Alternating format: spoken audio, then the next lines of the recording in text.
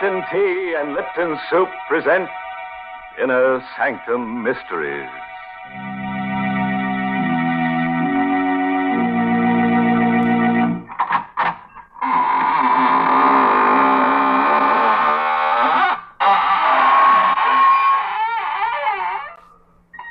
Good evening, friends. This is your host of the Inner Sanctum, welcoming you to another half hour of mystery and terror, guaranteed to take 10 years off your life. Don't just stand there. Come on in. We've been fixing up the place, making it more homey. Yes, you see that beam over there with the rope hanging down? You just stand on the table, put your head through the noose, and, that's right. It's for the convenience of anyone who feels like hanging around after the broadcast. I wish you wouldn't say things like that. Oh, you're right, Mary. I'm a bad host. Here, I invite everybody to hang around, and there's only one rope. I guess we'll have to hang together instead of hanging separately. Now, please. Unless, of course, we want to hang ourselves with a black ribbon that comes with that Lipton sterling silver medallion. We've got plenty of them, haven't we, Mary? Well, I don't know. Thousands of women are writing in every day for that special sterling silver medallion. So I'd advise all of you ladies who want to own one to send in for it tonight. Yes, they're going mighty fast, because this medallion is made of solid sterling silver, and it's decorated with the Chinese symbol for good luck. The medallion is just the right size, too, about 1 inch in diameter. You can wear it as a necklace or a choker because it's hung on a narrow black rayon satin ribbon. Or if you wish, you can simply add it to your charm bracelet. And here's how you get this handsome medallion. Listen, just send 25 cents and the box top from a package of Liptons, the tea with the brisk flavor, to Lipton Tea, Box 92. That's Box 92, New York City. All right, Mary. I'll write down the address on the cuff of my shroud. And now, friends, tell me, do you like holidays? Well, you won't after you hear tonight's story. It's called Dead Man's Holiday. And it's an original radio play by that cryptic mystic, Robert Sloane. Yes, and our star tonight is Myron McCormick, who plays the role of Eric. Not far from the waterfront, in a gloomy shack where death hovers near, a man stirs uneasily on a blood-stained cot. As he struggles for the last breaths of life, his tortured mind forces words to his lips. They don't have to tell me. I know I can't live more than a little while longer. And I don't want to live. I want this nightmare to end, as it should have ended long before that day I was hurt on the train. I remember it so clearly. Sitting in the coach, looking out the window, and then suddenly the train shuddered to a violent stop. The door lifted me clear out of my seat and threw me against the glass window, which broke as I hit it. For a moment, I was stunned. But in the back of my mind, I could hear the conductor quieting the passage. It's all right. Please, it's all right, I tell you. Nothing serious has happened. We struck an empty car on the grade crossing. The engineer had a jam on the brakes. Is there anybody hurt? Anybody need a doctor around here? Are you all right? The conductor was coming down the aisle, questioning passengers, looking them over. My head was clear now. And immediately, I thought of my wife, in the seat next to mine. I turned to see if she'd been injured. But there, in the seat which she had occupied, was a man I'd never seen before. He spoke to me. You all right? Oh, yes, I was shaken up a bit, but I'm all right now. You've got a nasty cut on your lip. I guess it was the glass. Will you excuse me, please? What's the matter? My wife. I'm looking for my wife. She was sitting right next to me. Eleanor? Eleanor, where are you?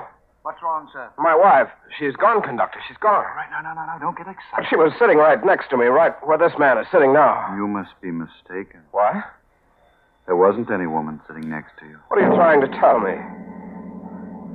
My wife was sitting in that seat. All right, sir. If she's on the train, we'll find her. In the meantime, you'd better come with me and have that lip of yours attended. Not until I find out what's happened. Nothing's happened, mister. You're just a little dazed, that's all. Your wife isn't on this train. That's a lie.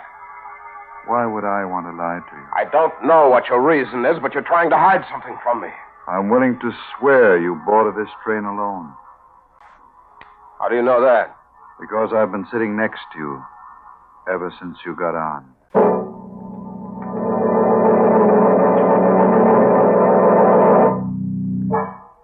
I was taken to a hospital and given an anesthetic. When I came to, a doctor was standing over me.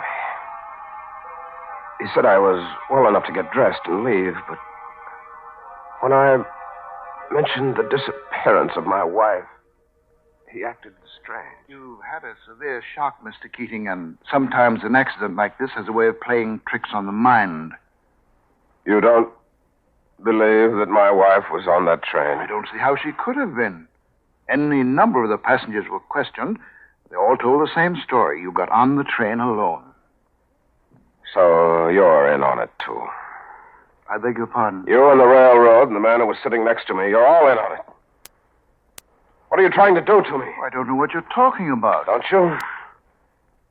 Are you sure this isn't some kind of a plot to try and drive me out of my mind? I think you need a rest, Mr. Keating. Just look at yourself in the mirror there. You see how drawn you are? I'm all right. Good heavens. Doctor. What's the matter? My face. What have you done to me?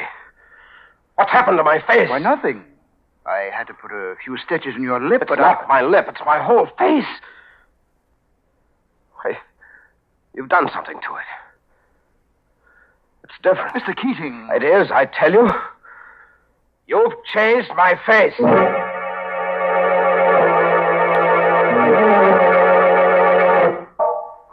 The next morning, I went straight to my house on Pine Street. I had no key, so I rang the bell, hoping against hope my wife would be there to answer it. But when the door opened,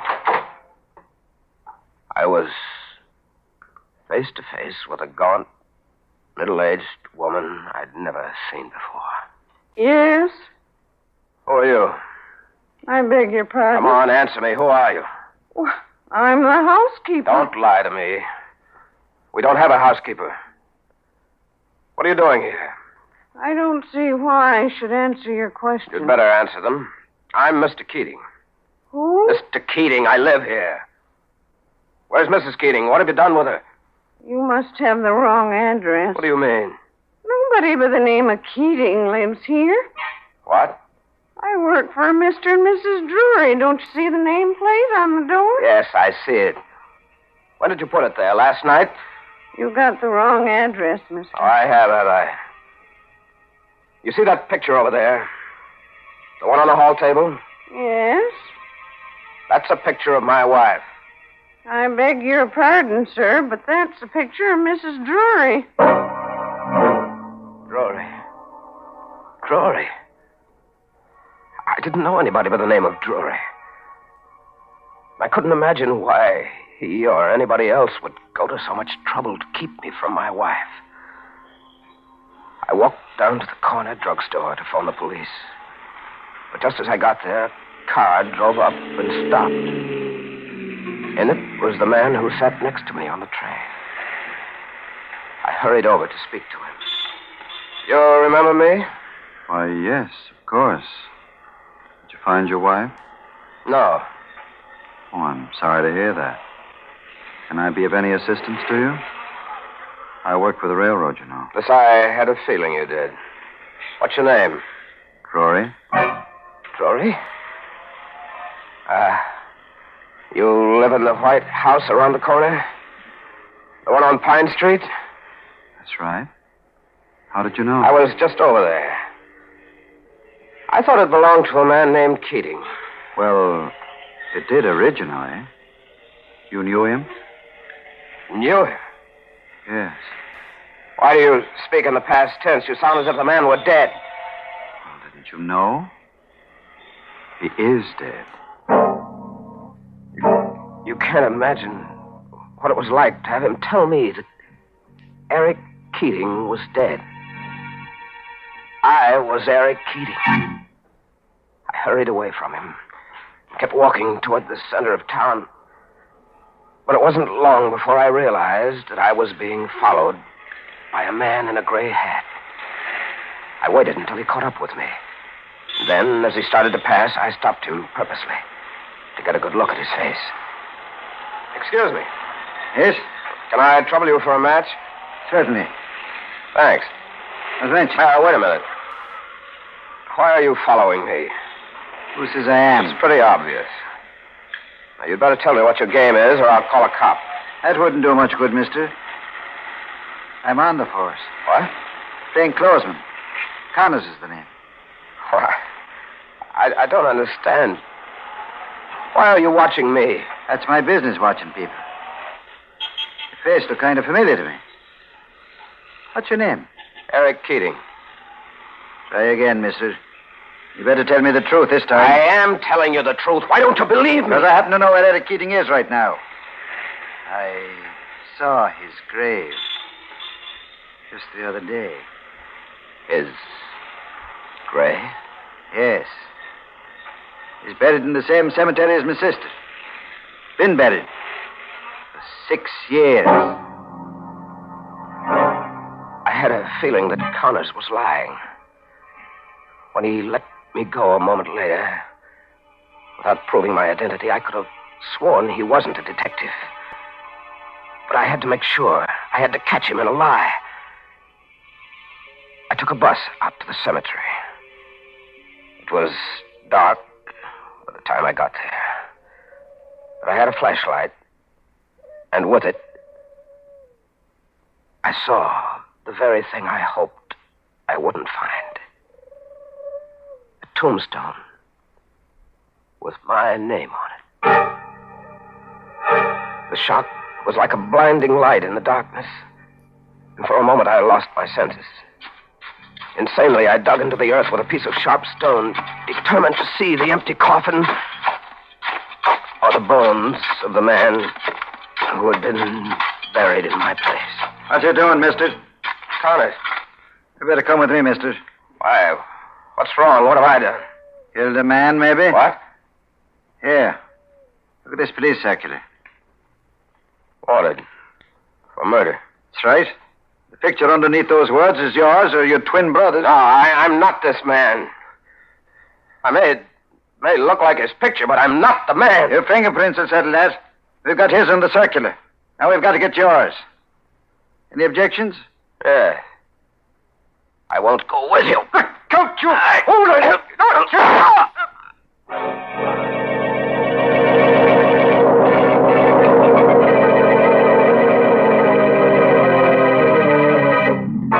Now, there's a case of being wanted for murder, dead or alive.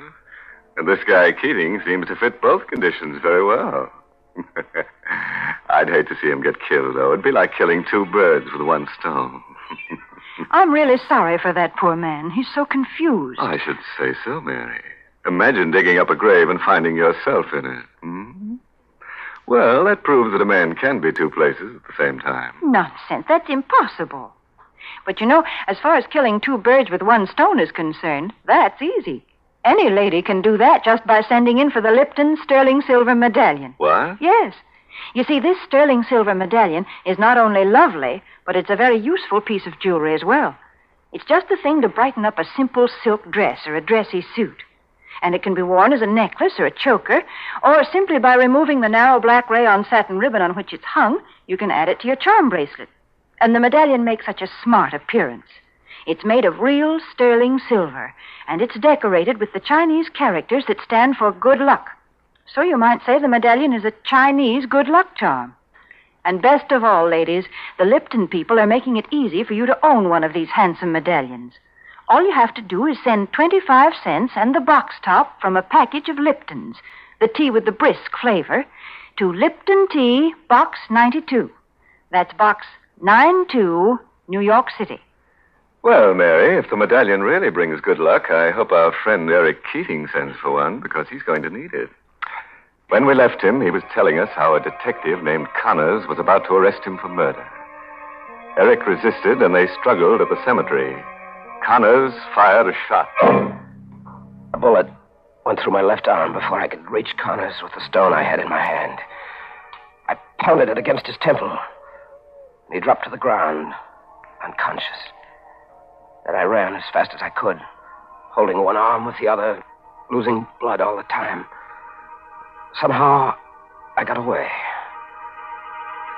I was exhausted by the time I staggered into the doctor's. Well, I guess you'll be all right now, Mr. Keating. Thank you, Doctor. Tell me, how did you happen to get this wound? I was carrying a jar, and I fell. You'd better not lie to me, Mr. Keating. The bullet was still in your arm. Who shot you? I don't know his name. Well, it would help a great deal if you did. I have to report this, you know. So you'd better tell me the truth. I will in a moment, Doctor, but first I'd like to ask you a favor. What is it? Do you know anything about fingerprints?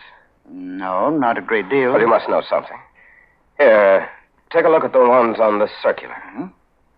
Why is the circular torn in half? Never mind about that. Just look at the fingerprints. Mm-hmm. Now, look at the ones on my hand. Yeah? Would you say they belong to the same man? Unquestionably. Of course, I'm not an expert. No, neither am I. But I can see that those are my fingerprints, all right. Somebody's done a perfect job of framing me.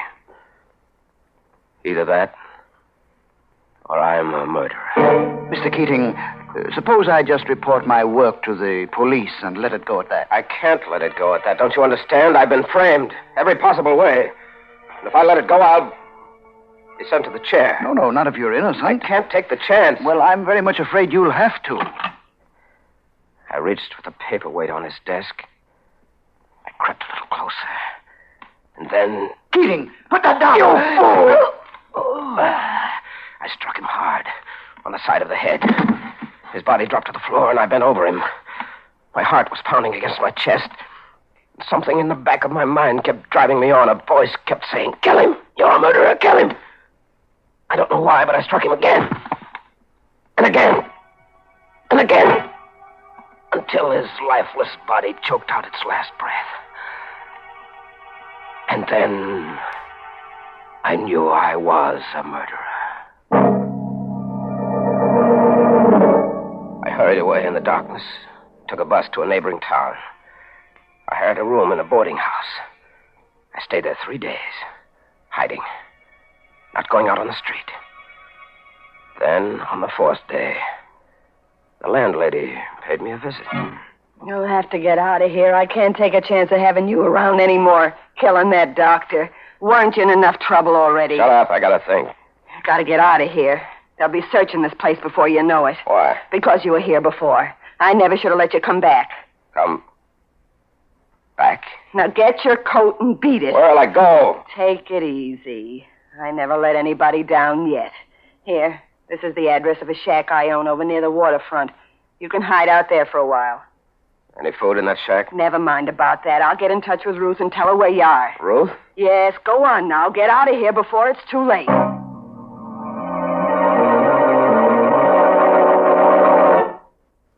I waited in the shack for 2 days before this girl, Ruth, showed up. When she did get there, the first thing she said was... Gosh, you look terrible. Yeah, I know. I've been through a lot. Well, start working on these groceries. You must be starved. Yeah, thanks, I am. I never thought I'd see you again. Huh?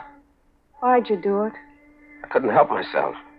He was going to turn me over to the police. I don't mean the doctor. I mean Richie. Who? Richie? What are you looking at me like that for?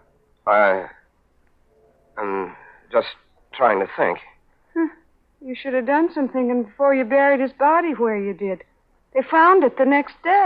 Stop it, will you? I'm going out of my mind. What's the matter? Richie, Ruth, Drury, the landlady. When is it going to stop? Hey, take it easy. I got to get out of here. I got to get out of here right now. Don't be crazy. You'll get I caught. don't care. Have you got a car? Yeah, but... Come on. Let go of me. Let go. You hurt me. Come on. Where? Where do you want to go? Back to my house. I've got to find my wife.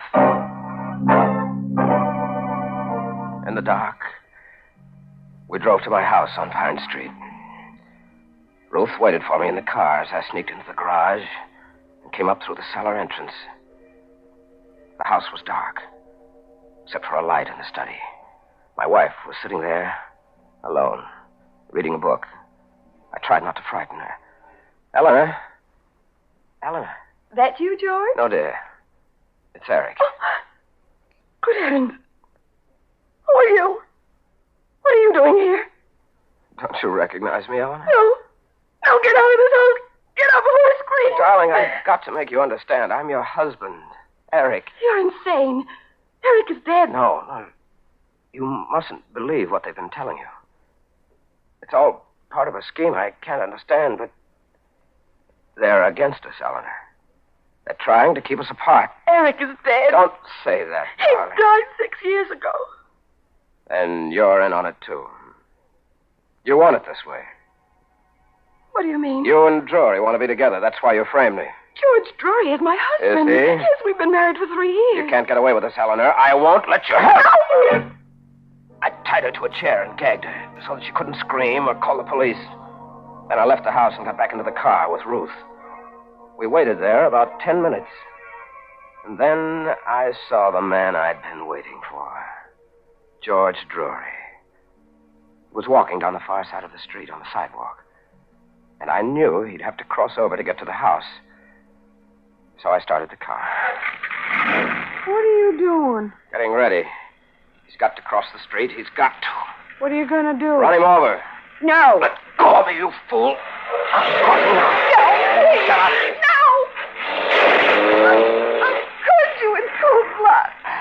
Where are you going? To pick up the body. Stay where you are. I'll be back in a second.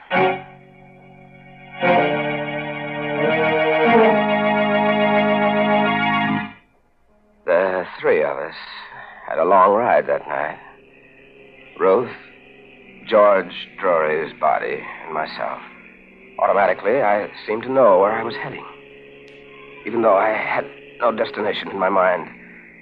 I made one turn after another, unconsciously almost, until at last I came to a dark stretch of road along a railroad track. I stopped the car and got out. What do you think you're doing? Don't ask any questions. I'm burying the body here. Are you crazy? Why? Don't this place look familiar to you? Yes, I think it does. Can't remember why. You lost your mind completely. Will you stop talking like that and tell me what's wrong with this place? Why can't I bury the body here? Because it's the same place you buried Richie. Richie. Who is Richie?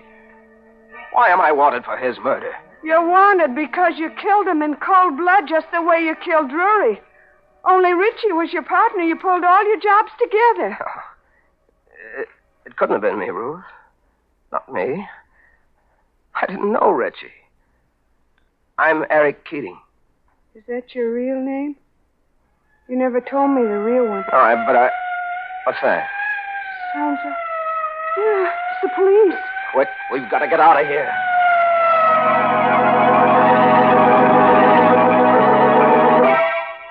We left Drury's body near the railroad track and drove back to the hideout on the waterfront, where Ruth had met me earlier in the evening. There, I began to sew the threads of a horrible story which had been my life for the past 6 years. The first time I saw you was about 5 years ago. And I looked as I look now. Yeah, more or less. You just had a plastic surgery job done. You told me it was because your face was burned, only I didn't believe you. Yes, that was true. My face was burned, badly. How? Yes, I'm beginning to remember. A railroad accident just about 6 years ago. The car I was in caught fire. I struck my head trying to climb out of a window. You mean you lost your memory from that blow? I must have. I must have wandered away from the scene of the wreck, not knowing who I was. And you began a new life with people like Richie, huh? Yes. I began to steal. But your wife and the railroad company give you up as dead. I can understand that. There were charred bodies in that wreck, charred beyond recognition. When I didn't show up, they must have listed me as one of them and buried another man's remains in my place.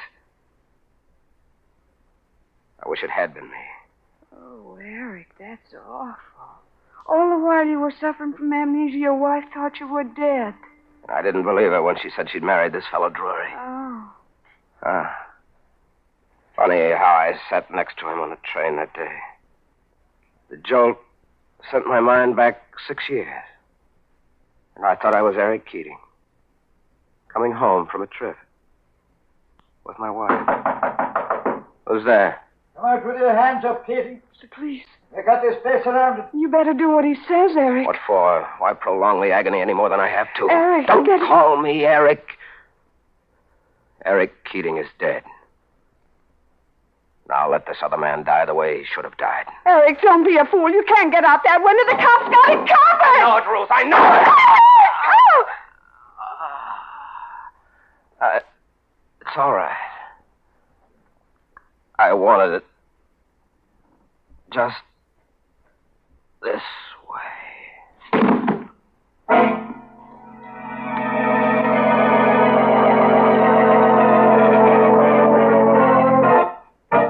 Well, they finally got him. And this time they'll give him a grave he can call his own. I just hope he stays put this time instead of wandering as a ghost. A guy like that might not remember where he was buried. I'm glad he's finally at rest now. Oh, don't be so sure, Mary. That guy needs a tag on him. Maybe you ought to send him one of those sterling silver medallions. Yes, and we'll get all his aliases engraved on it, too, so the other ghosts will know who he is. Don't be silly. There aren't any ghosts. And besides, that sterling silver medallion has just one purpose. It's simply a lovely piece of jewelry that the ladies will enjoy wearing. And ladies, to get the medallion, all you have to do is send 25 cents and the box top from a package of Lipton's, the tea with the brisk flavor, to Lipton Tea, Box 92, New York City.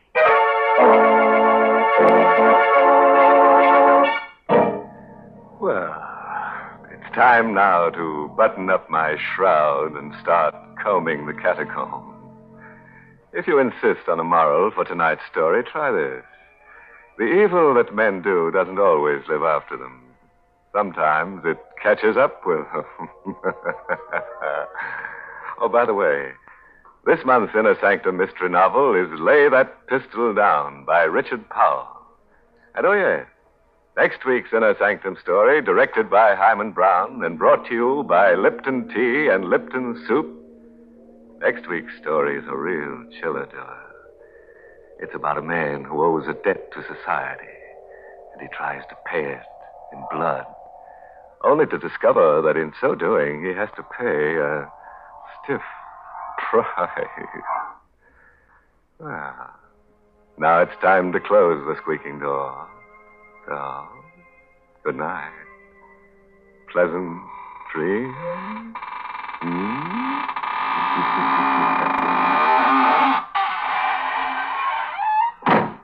Folks, here's a modern food with an old-fashioned, homemade flavor. It's Lipton's noodle soup. And now, especially when the weather's so warm, try serving Lipton's as the one hot dish in a cold meal. Your family will love Lipton's famous chickeny taste. Yes, it tastes just like the chicken noodle soup you make right in your own kitchen. And Lipton's has got the same good herbs and flavorings, too. The same tender golden egg noodles. But listen, Lipton's noodle soup mix comes in an envelope, and it only takes a few minutes to prepare. Of course, sometimes it's hard to get in some stores these days, but there's lots of good things scarce in wartime. So remember to ask for Lipton's noodle soup. And remember to tune in next Tuesday night for another Inner Sanctum mystery. This is CBS, the Columbia Broadcasting System.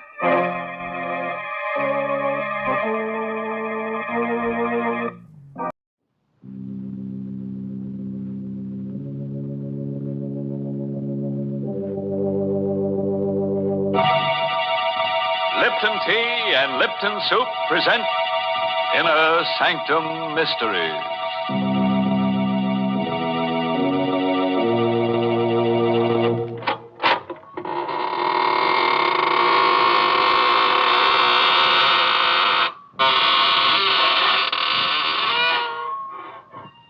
Good evening.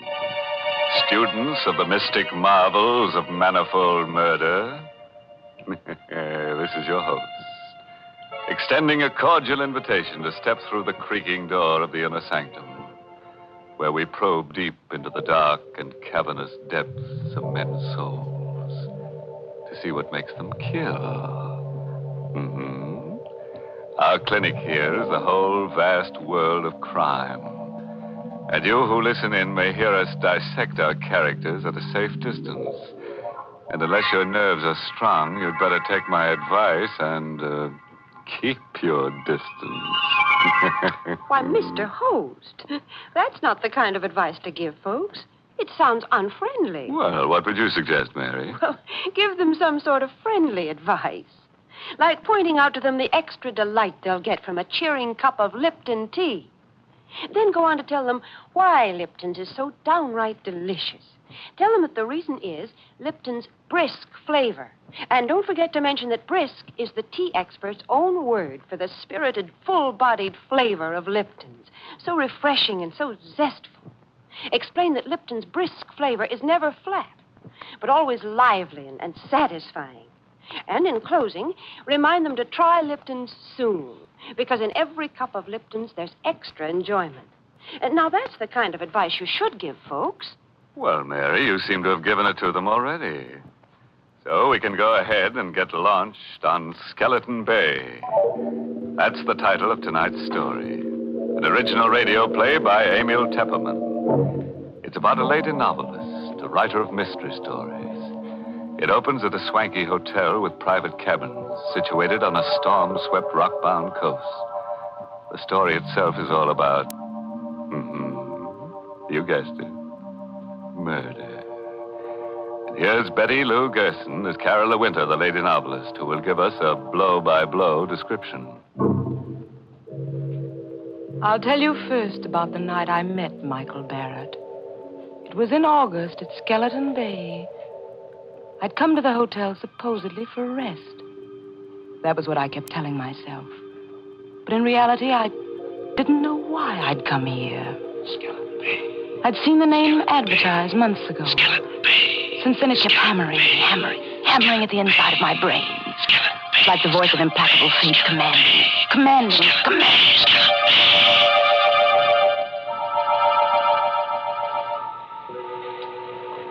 Because I didn't like crowds, the hotel manager had given me a cabin near the beach all to myself. It was the middle of the night, but I couldn't sleep. The wind came in from the ocean, howling like a hungry beast across the shoals. And the pounding of the surf mingled with the angry, baffled growl of the sea. I sat at the window in the dark, staring out at the beach. I was restless, excited. It was then I saw the signal. It was just a winking little light a few yards away on the beach. Someone was blinking a flashlight. On and off. On and off. I was able to make out the figure of a man in boots and a leather jacket. He was signaling toward the hotel. But to whom? I had the answer in a moment. A man moved past my window, going down toward the light. He had his collar turned up against the wind, his hat brim pulled low. But I knew who it was. Mr. Field. A small, furtive man who'd come up on the train with me. The two men met, barely a stone's throw from my window. I could hardly see them huddled closely together. This was excitement, mystery, intrigue, the stimulation I wanted and needed. I had to know what was going on. I threw on a raincoat, opened the cabin door. The wind swept my hair in a streamer, and the spray stung my face as I hurried down the beach. My blood began to race, my heart to pound. For those two men were not engaged in any conference. They were locked in struggle. It was a deadly, silent struggle with only a grunt now and then. I saw the flashing gleam of a knife, but I couldn't tell who had the weapon. The tall man in the leather jacket or the furtive Mr. Field. And then I saw the blade plunge home into the throat of the furtive Mr. Field. I felt a sudden surge of wild elation. This was murder. I had witnessed murder. The tall man let the body of Mr. Field slide down to the sand. Then he looked up and saw me. He stood there with a bloody knife in his hand, and we looked at each other. Who are you? I'm Carola Winter. I have this cabin here, number 5. You saw me kill him? Yes, I saw you. What are you going to do about it? I'm going to help you dispose of the body. He told me his name was Michael Barrett. He lived on the opposite side of the bay in the house high up on the cliff. It won't be so easy to get rid of the body. If I had the boat, I could take him out and drop him over, but it's too rough tonight. If there was some place to hide him for a day, I could come across on the boat tomorrow night. You can hide him in the closet in my cabin. Nobody will look there. Better lock the closet door. Yes, of course. You sure nobody will come snooping here? Nobody comes here but the maid. All right. I'll be back tomorrow night with a boat. Did you pick up the knife? Yeah. Got it in my pocket. Well, I guess that's all. Good night, Carola. Good night, Michael.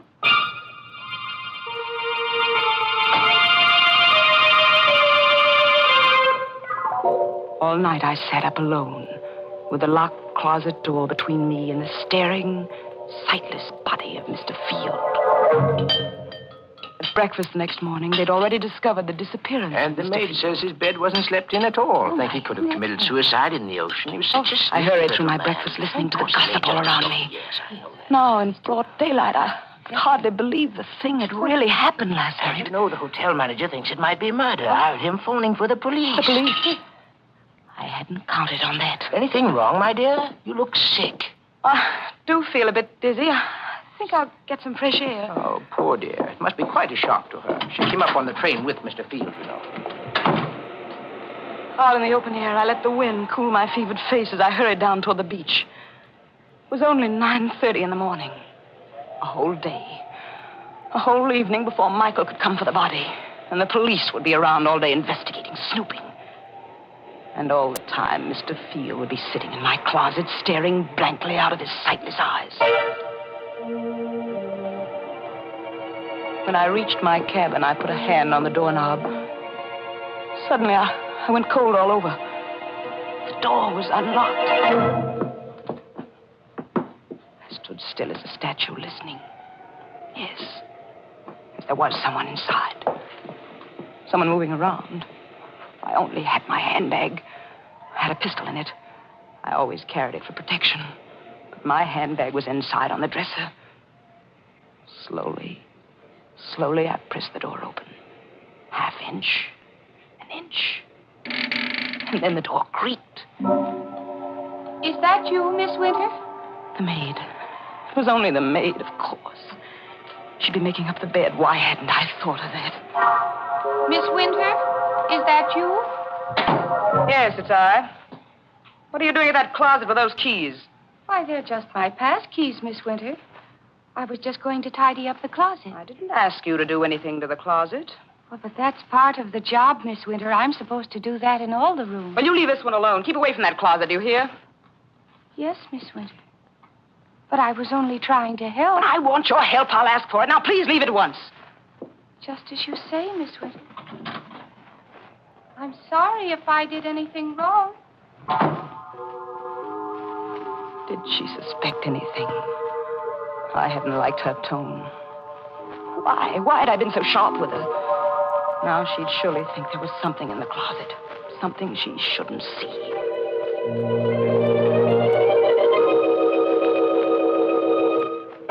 At lunchtime, I didn't want to leave the cabin. I sat at the window. And I could almost feel the sightless eyes of Mr. Field staring at me through the closet door. Someone at the door. Who? Just a minute. Miss Winter? Miss Carola Winter? Yes, I'm Miss Winter. I'm sorry to trouble you, Miss Winter. I'm Detective Sergeant Smith from headquarters. May I come in for a moment? Well, yes, please do. What can I do for you, Sergeant Smith? We're out here investigating this Field business. He hasn't turned up yet. Well, I'm sure he will in time. Well, I wish I could be so sure, Miss Winter. What do you mean? We've gone through his room. Found some mighty queer things. Queer things? It seems this Mr. Field's in some sort of racket. There's a good chance he may have been murdered. You don't say. I understand you came up on the train with him. Yes, that's true. Yeah. Did you have any conversation with him on the train? No, none at all. You're the Carolyn Winter who writes the mystery novels, aren't you? The same. Yes, I've read every one of them. They're darn good, Miss Winter. Why, thank you. Do you think you'll get a plot out of this? Mr. Field. Why, I can't tell yet. I wish you'd keep me posted on developments in case it does turn out to have a plot. Well, I sure will, Miss Winter. By the way, we found this picture among the papers in Field's room. I'm showing it to everybody around in case they might recognize it. It's an old newspaper item, about 10 years old. Can't figure out why he was carrying it around. It's about a guy named Wycliffe. It's wanted for murder in Canada. Here, take a look at it. I felt the blood racing in my veins, pounding at my wrists. The picture of the man named Wycliffe, who was wanted for murder in Canada, was a picture of Michael Barrett.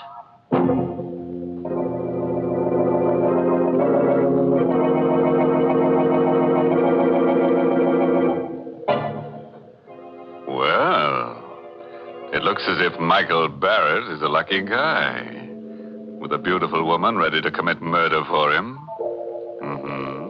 But what'll he do when she runs out of victims and begins looking at him with a calculating eye?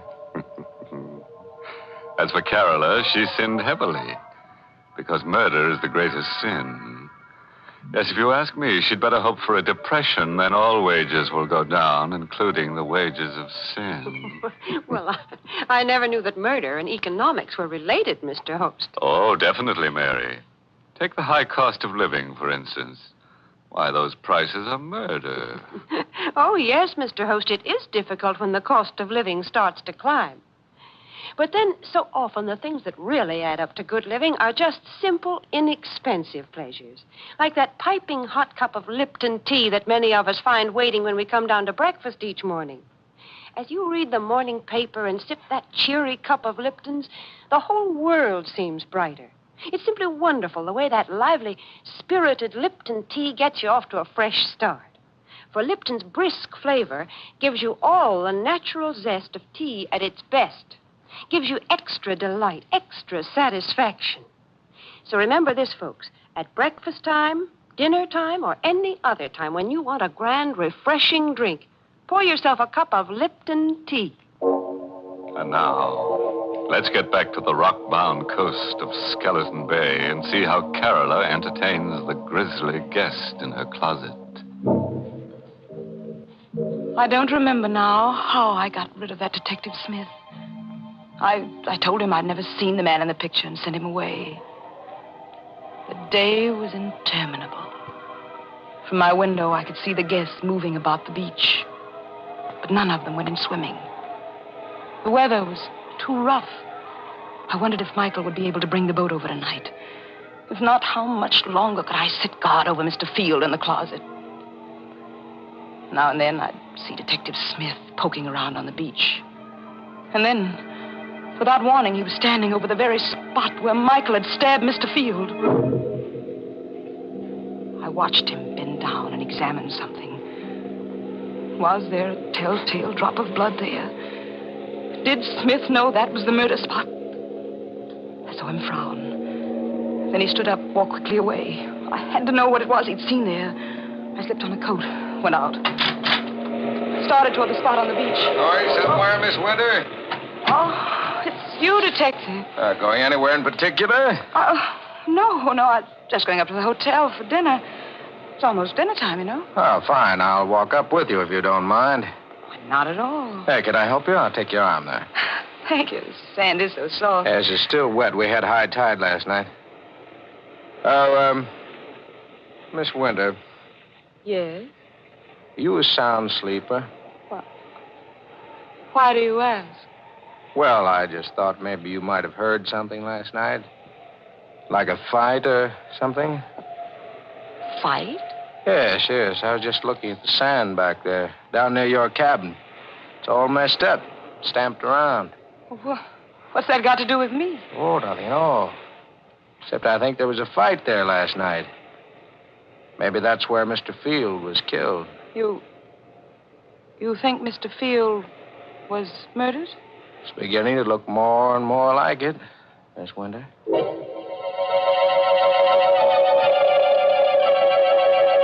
Somehow, I don't know how, I managed to get through with the dinner. I hurried back to the cabin. I stopped at the door, shocked and unbelieving. There was a light inside.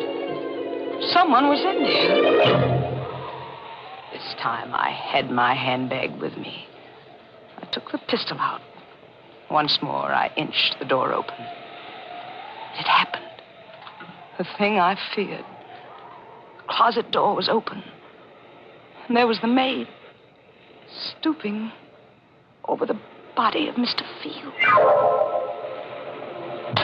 Oh! What are you doing there?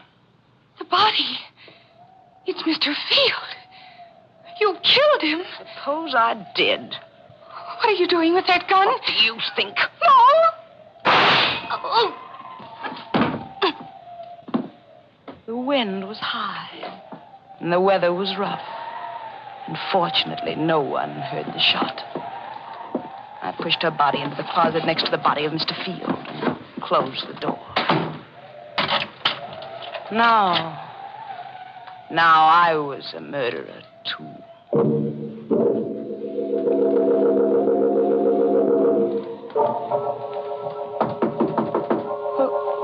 Who is it? Let me in, Carla, quick. Yes. Michael, I thought you weren't coming. It's been a terrible day. What happened? Come here, I'll show you. Is he still in there? See for yourself. Great Scott, a woman. Who is she? The maid. She opened the closet while I was out. You killed her? Yes, Michael. I had to kill her. There are detectives at the hotel looking for Mr. Field. I suppose if I was smart, I'd kill you, too. Then there'd be no one to talk. Yes, Michael, that would be smart. Go ahead. Kill me, if you can. I knew he couldn't kill me because I'd seen it in his eyes. We were two of a kind, both wild, both reckless, both eager for the thrill of danger. He, too, wanted to be like the wind. We'd both been brought together here by some force stronger than either of us. And we loved each other. Carla, darling. Michael. No more now, Michael. We have work to do. Yes. I'll take them down to the boat. I'll help you.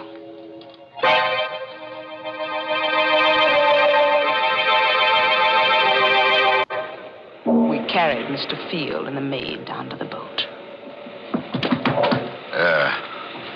I'll take them out away and dump them. And after that, Michael?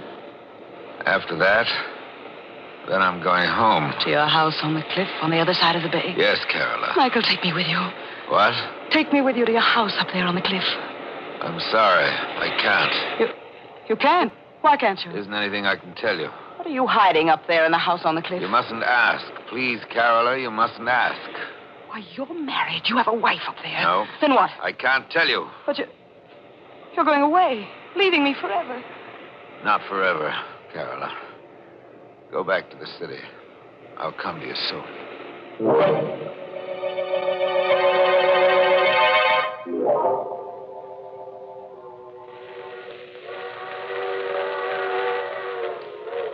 I returned to the city and waited.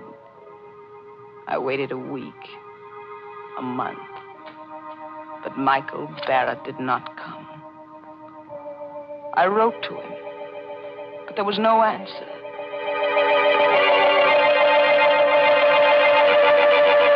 And then one evening, I saw him. I was returning home in a taxi, and I saw him standing across the street looking up at my window. He saw me get out of the cab. He turned and started to hurry away. Michael! Michael! Michael, don't go away! Michael! Michael, why did you try to run away? Don't you know? Well, you're afraid. Yeah, let's call it that. But you love me, Michael, don't you? Carola, it's no good. There's nothing but ruin for both of us if I stay. We'll be together forever. It's impossible. I won't let you go back to that house on the cliff. I don't care what it is you're hiding up there. I won't let you go back. Goodbye, Carola. Wait. I'm going. Better forget about me. Don't go yet, Mr. Wycliffe. So you know about that, too. I saw the old newspaper clipping Mr. Field carried. I see. Why are you looking at me like that? You know why I killed Mr. Field? Because it tried to blackmail me about that old murder. But, Michael, dear, I'm a good deal smarter than Mr. Field. You see, I write mystery novels. I know how to handle such things. What do you mean? Wouldn't do you any good to kill me. I've written out all about you. Your real name and about that old murder in Canada would be found if I should ever be killed. Oh. Michael, darling, I'm blackmailing you. There's only one thing I want from you. Your love. It shouldn't be so hard for you to meet my terms. All right, Carola. You win. We'll be married tonight.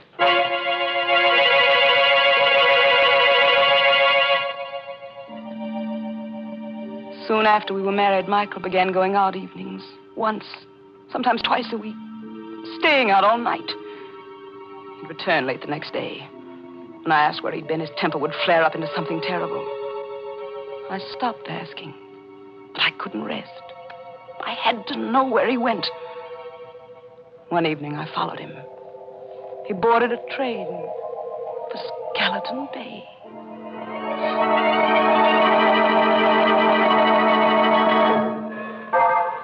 At Skeleton Bay, he set out to walk from the station, and I followed.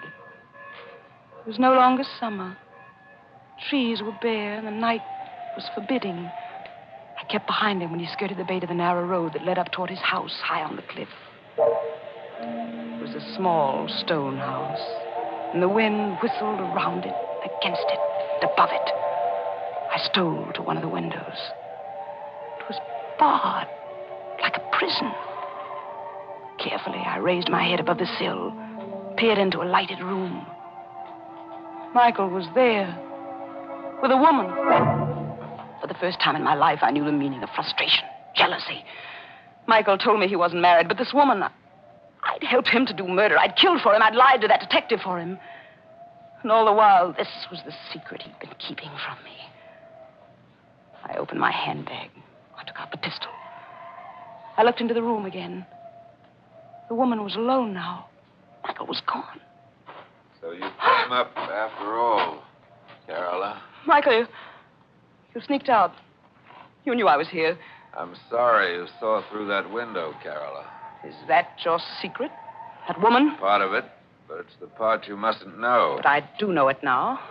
That's why I've got to kill you, Carola. That knife. You still got that knife? Yes, Carola. Well, I've got this, Michael. He fell at my feet. And I looked down and watched him die.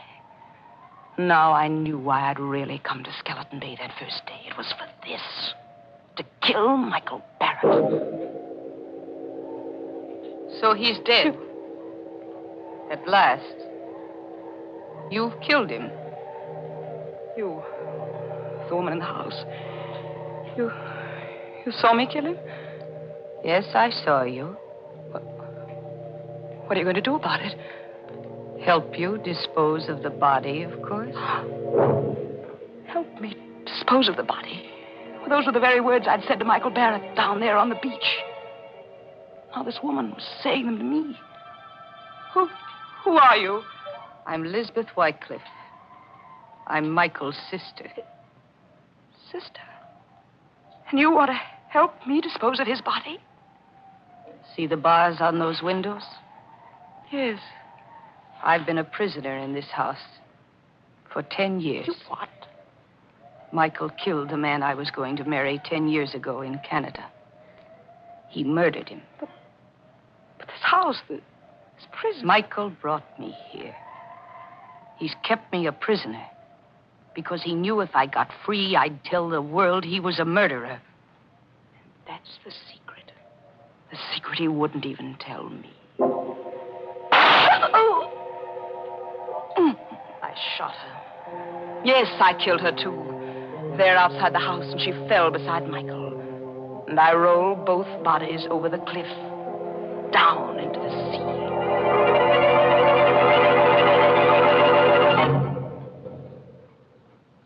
This is the end of my book. The best mystery novel I've ever written. I know that in writing it, I deliver myself into the hands of the law. But I can't stop. I can't help myself.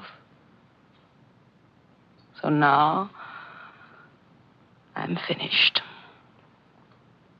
I will mail it to my publisher and wait for Detective Sergeant Smith to come and get me. Well,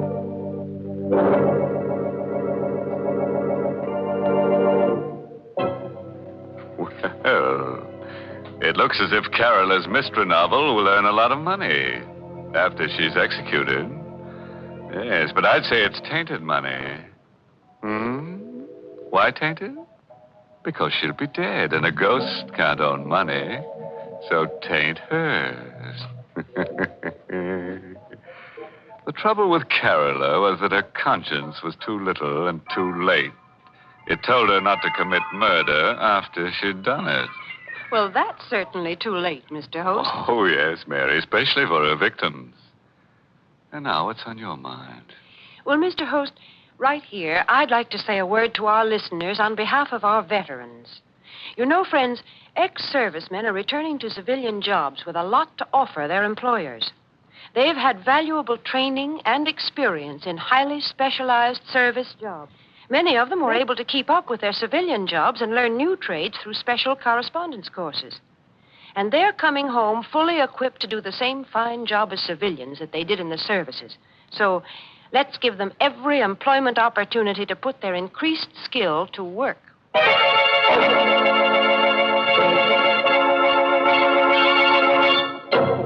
And so, friends, we take our leave of lovely Carola Winter. She would have been better off if she'd remembered that the pen is mightier than the sword, because the sword is leading her right back to the pen anyhow. Oh, yes, and remember, friends, when you go on a vacation, always insist on plenty of closet space, as you never know what unexpected guests might drop in or drop dead. By the way, this month's Inner Sanctum mystery novel is Death in the Limelight by A.E. Martin. And next week, the makers of Lipton Tea and Lipton Soup will bring you another Inner Sanctum mystery directed by Hyman Brown. It's about a young chemist who discovers the secret of perpetual life. But he made the mistake of getting involved with death. So, until next Tuesday, good night. Pleasant dreams.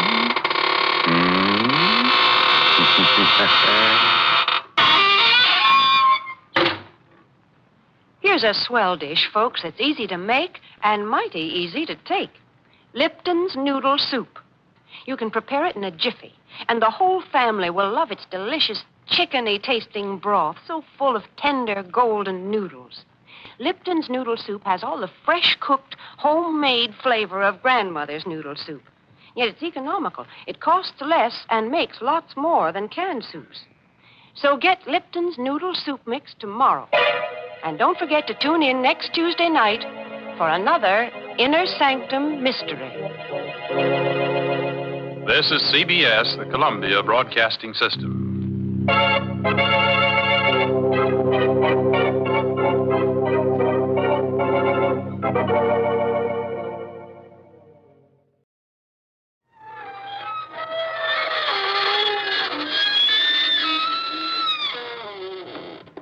Good evening, friends. This is your host to welcome you through the creaking door into the Inner Sanctum. Come in. I want you to see the changes we've made around here. Very, very smart. Now, this new morbid motif was designed by those southern decorators, Topsy and Eva. This three-part section of sofa was made especially for the wife of Harry the Hatchet Man. You see, Harry left his wife in pieces, so naturally we let the chip and dales fall where they may. Now, here's our new dropped living room. Just freshly dug. It's for rent, a real bargain. All you have to do is Slab on a down payment.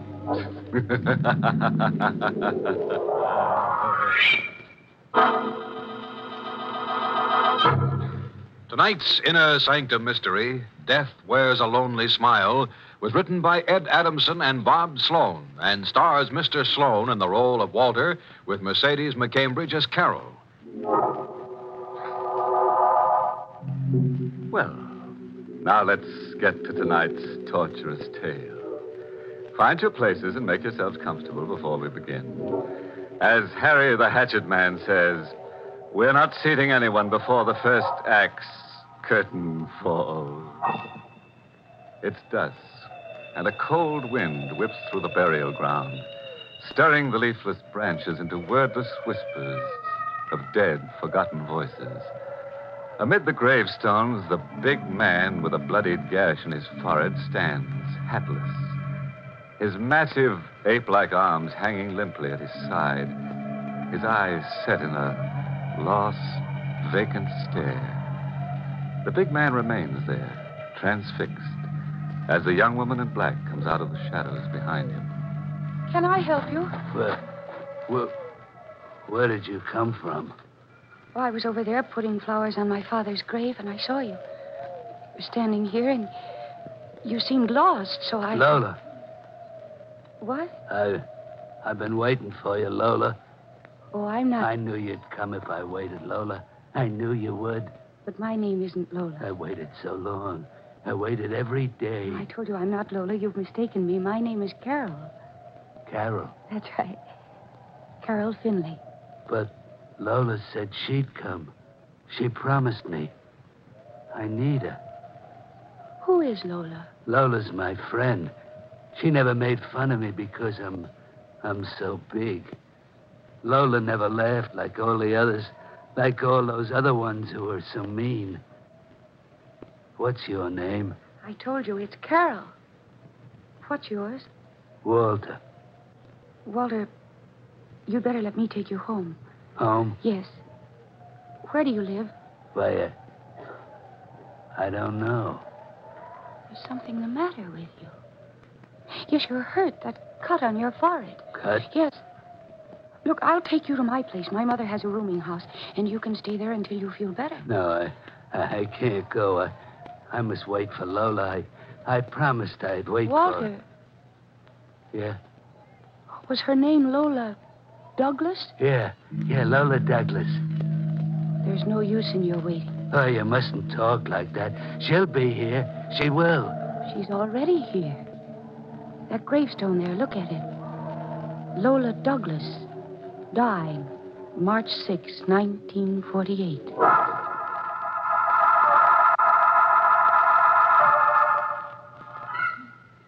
There you are, Walter. Now, that bandage will do for a while. You're nice to me, Carol. You're like Lola. You're not afraid of me, are you? Of course not. Why should I be afraid? Because I'm so big. I remember when I was in school, a boy made fun of me. I grabbed his arm and I told him to stop. He just laughed at me. I didn't mean to hurt him, but I broke his arm. I just squeezed a little and it broke. Then they were all afraid of me. They shouldn't have laughed at you.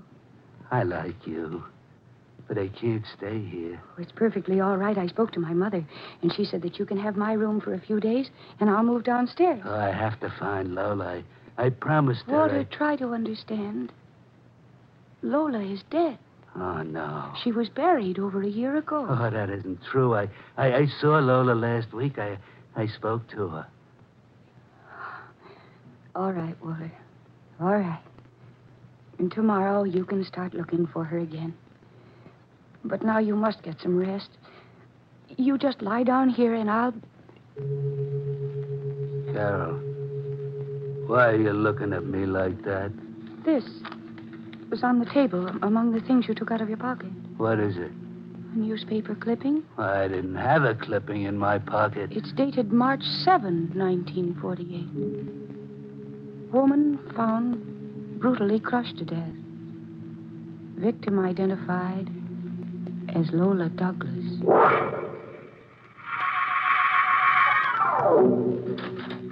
Carol, I just stopped by for a minute. Oh, I'm sorry. I thought Carol Finley was here. Carol gave me her... Lola. Lola? I knew you weren't dead. Oh, my name isn't Lola. I knew they were lying all the time, Lola. No, I'm Gladys Hart. I live down the hall. They were trying to keep me from you. Come in, Lola. No, let go of my hand. Come with me, Lola. Oh, please, let go. Oh, my hand. You're hurting me. I wouldn't hurt you, Lola. You know I wouldn't. Let go. Oh, you mustn't talk so loud, Lola. They'll hear you. They'll think I'm hurting you. Please. Please let me out of here. Don't try to get away from me, Lola. I might hurt you. I don't want to hurt you, Lola, but you might make me. You see, I'm hurting you. You're making me, and I don't want to. Open this door. Open it. What do you want? Well, I was downstairs and I heard someone scream. Who are you? Carol's mother, Mrs. Finley. The scream came from this room, I'm sure of it. Oh, no, Mrs. Finley. Nobody There was... she is. On the floor in there. Huh? Get out of my way. Gladys. What have you done to her? Well, she wasn't here before. Lola was here, but now she's gone. Gladys, are you all right? Oh, Mrs. Finley. Who is she? Oh, keep him away from me. Keep him away. Now, you're all right, my dear. I'm here. He tried to kill me. No, I wouldn't hurt anybody. Here's your pocketbook, Gladys. He probably wanted your money. I don't want money. There's money in it. How much did you have, Gladys? Well, I just cashed a check. $68. It was your rent.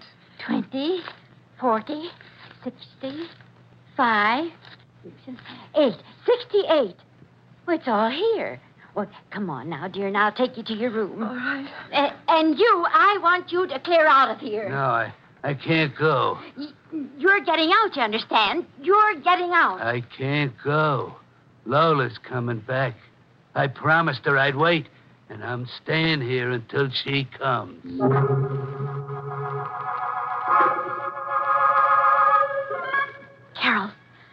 Carol. What is it, Mom? What's the matter? I can't find Gladys.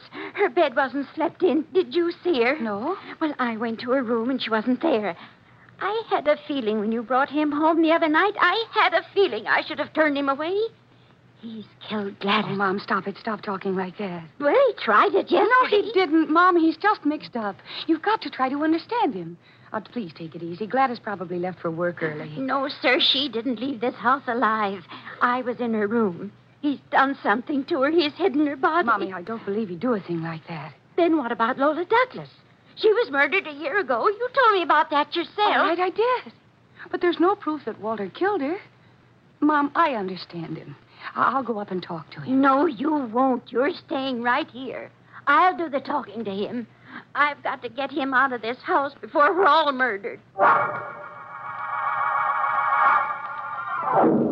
You've got to get out of here. Oh, please, Mrs. Finley, don't make me go. Lola'll come back. Lola Douglas was murdered a year ago. That's not true. Lola's alive. I saw her last week. She was murdered by you. No, I wouldn't hurt Lola. You killed her the same way you killed Gladys. Oh, you shouldn't say things like that, Mrs. Finley. You took Gladys out of here last night and murdered her. No, Mrs. Finley, I didn't leave. I was waiting for Lola. You're a monster, a horrible, crazy monster. You're saying mean things to me, Mrs. Finley. Well, I want you out of my house. I want you out right now. You're not like Carol. Carol's nice. Carol said I could stay here in her room. Yes, but not if you don't pay. Pay? Oh, I know you have no money. You can't stay here another moment unless you pay. And I want a month's rent in advance.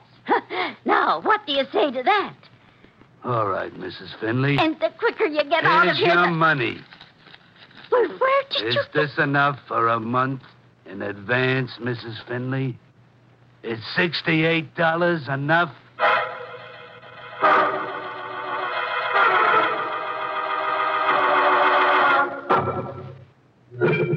$68, Carol. Here, look. He gave me $68. I don't understand it, Mom. Yesterday he didn't have a penny in his pocket. But don't you see what this proves? It's just as I told you. He's murdered Gladys. That's exactly what she had in her pocketbook last night. $68.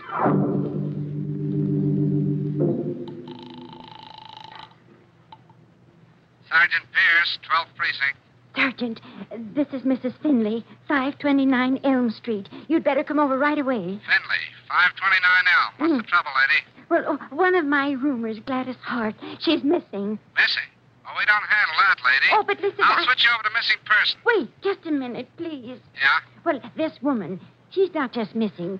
She's been murdered. Now, look, lady, which is it? She missing or murdered? For both. She hasn't been in her room all night. She had $68 in her pocketbook and... Ah! Hello? Hello? You! Good afternoon, Hello? Mrs. Finley. Hey, what's going on there? Hello? I'm sorry I troubled you, officer. I made a mistake. Gladys Hart's alive. She just walked in.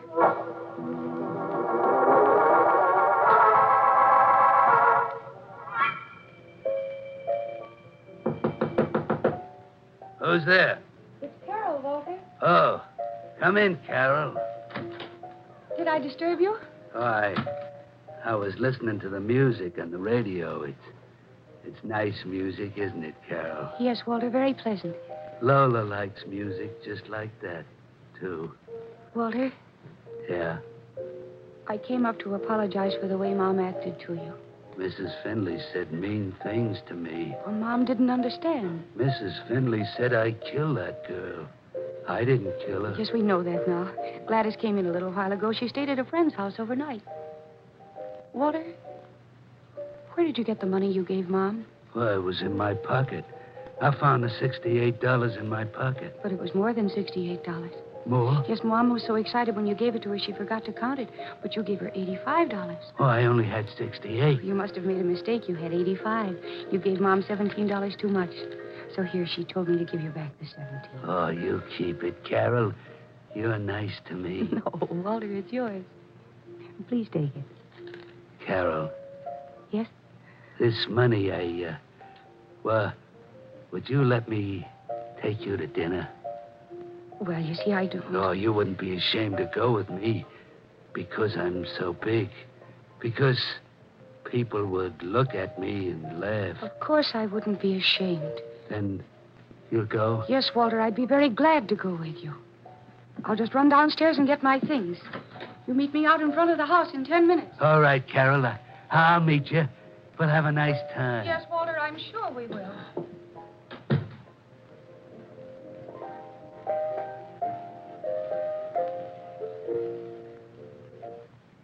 Here is additional information on the murder this afternoon in Washington Park.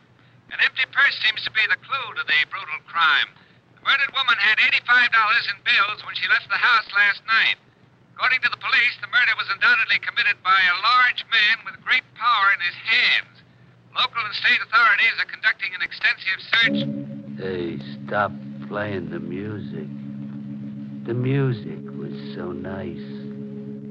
And they stopped playing it.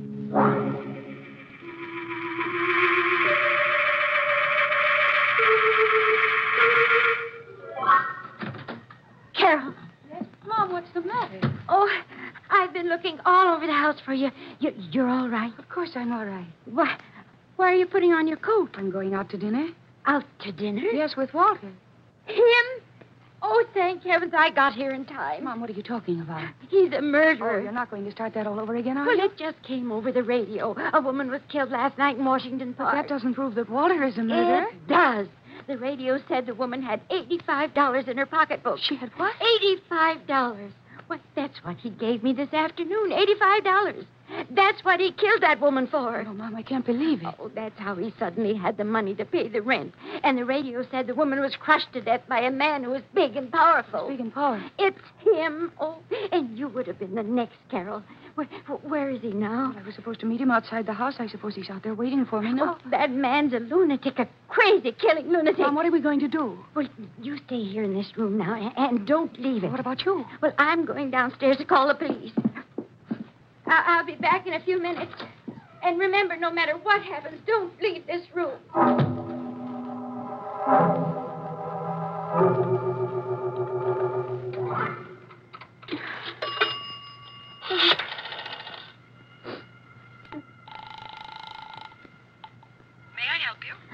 Operator, the police. Quick, get me the police. One moment, please. Hello, Mrs.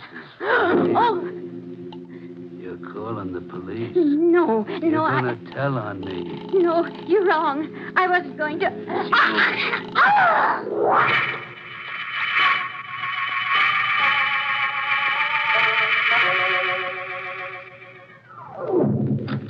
Mom, what took you so long? I was...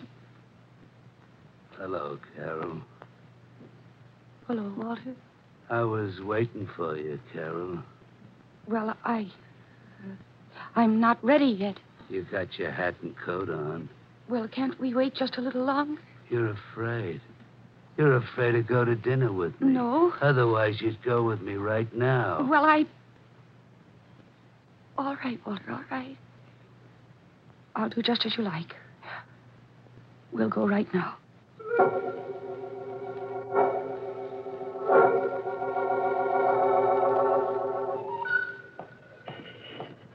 Carol, why did you change?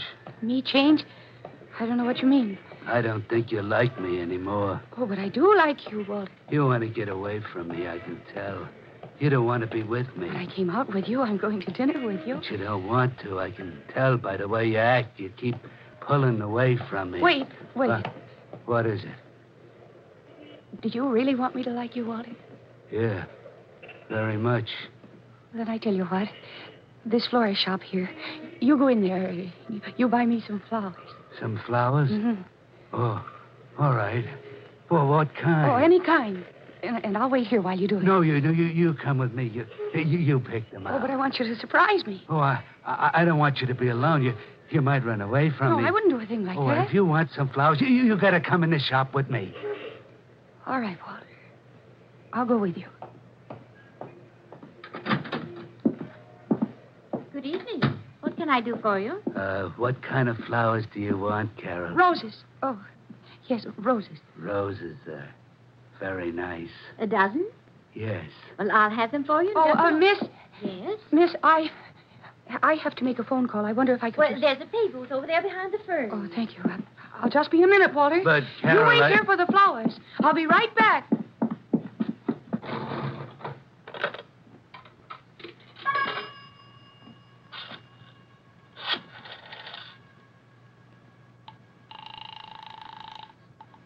May I help you? Operator, get me the police. One moment, please. Sergeant Pierce, 12th Precinct. Oh, listen to me carefully. I don't have much time. My name is Carol Finley, and the man who murdered that woman in Washington Park last night is with me. Where are you? In Kramer's florist shop on 6th Street, but we're leaving here in a minute. He's taking me to dinner at the Black Grotto down the block. Black Grotto, I got you. Please, hurry. Don't worry, we'll get there in no time.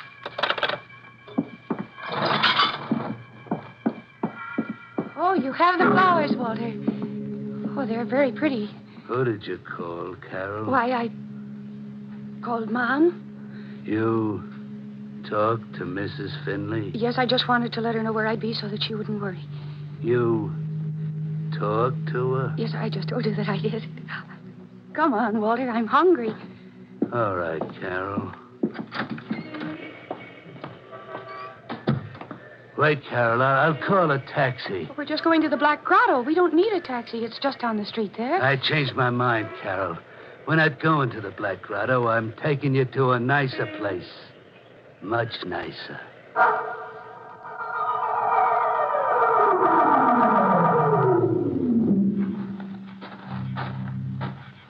Walter, why did you take me out here? Oh, there's something in this cemetery I want to show you. Walter, please, let's go back to town. We won't be long. It's right here. This is what I wanted to show you. It's an empty grave. Yes, Carol. And we have the flowers to put on it. But no one's in there. It's empty. You'll be there, Carol. Walter? It's for you. Oh, you don't want to hurt me, Walter. I'm your friend, remember? No, you're bad. You're like all the rest of them. I thought you were nice, but you're not. Don't you remember I tried to help you? You didn't call Mrs. Finley from the flower shop? Yes, I did, Walter. I spoke to Mom. That's not the truth. You couldn't talk to her. Mrs. Finley is dead. She's what? I killed her. She was going to tell the police about me. I put my hands around her neck and I squeezed, and she was dead. I put her in the cellar. Now I've got to kill you. No, Walter, wait. If you do anything to me, there won't be anybody left to help you find Lola. Lola? Yes. Lola? Lee, yes, Walter, I can help you find Lola. I think I know where she's hiding. Lola's dead. No. She laughed. She laughed at me. She said I was crazy, a big crazy fool. That's what she said.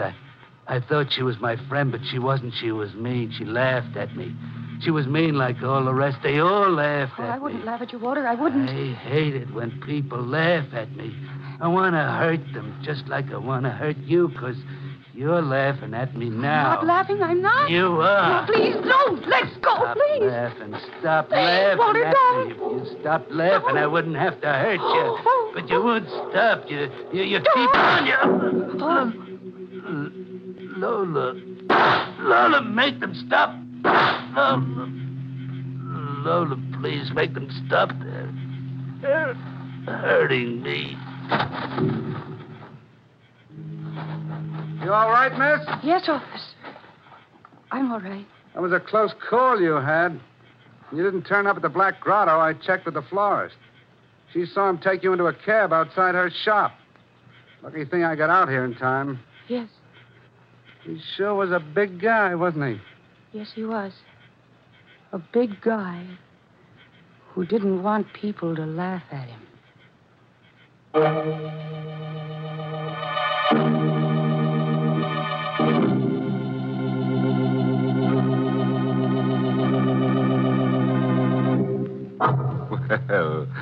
that closes the lid on tonight's little coffin of curious characters. And Walter certainly proved a point. The bigger they are, the harder they fall into a grave. Say, Carol certainly had a narrow escape, didn't she? The poor girl almost died, laughing. You know, that's the trouble with most people, no sense of humor. Some of them just can't take a choke.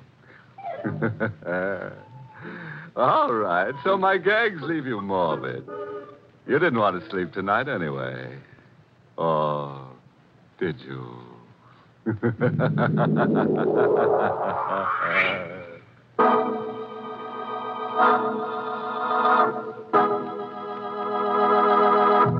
Good night. Pleasant dreams.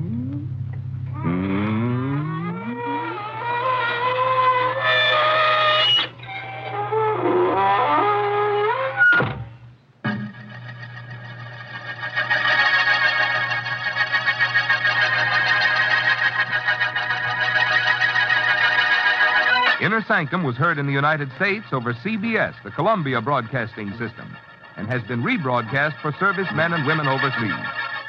This is the United States Armed Forces Radio Service, the voice of information and education.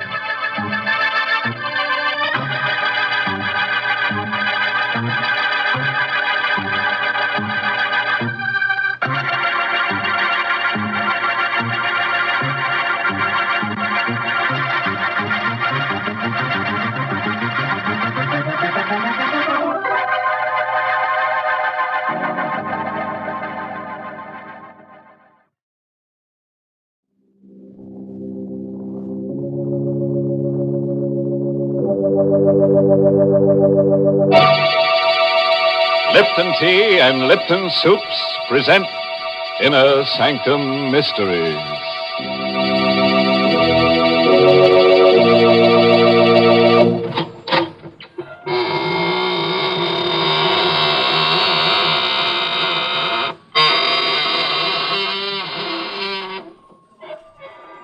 Good evening, friends of the Inner Sanctum. This is your host to welcome you through the squeaking door. What's that? You're scared. Don't be frightened. Why, we've been beating our brains out to make things pleasant for you. Yes, take that fellow lying on the floor. Now, that's a nice guy, really solicitous. He put a bullet through his head because he didn't want you to be bored. Oh, you don't like that pretty lady hanging from the chandelier? Well, we'll fix that. We'll cut her down and nail her to the wall. Then she'll be a pin-up girl. My goodness, Mr. Host. Sounds as if there's nothing you and your friends wouldn't do to oblige. Oh, but there is, Mary. You'd never catch us being nice to anyone to oblige. Not on your death would we do that. I can't believe you're so different from most people, Mr. Host. And most people enjoy doing nice things for others. Like what, Mary? Why, like always having Lipton tea on the table. That's one of the nicest things you can do for your family and friends. Why do I say Lipton tea? Well, there's a good reason for that. Lipton's has that wonderful brisk flavor. And brisk flavor is the thing that makes a world of difference between Lipton's and other teas. In fact, brisk is the tea expert's own word for that fresh, lively, full-bodied flavor of Lipton tea. And it's a word you'll agree just naturally applies to Lipton's the very first time you taste this delicious tea. For Lipton's has a zesty, full flavor that makes it stand right out.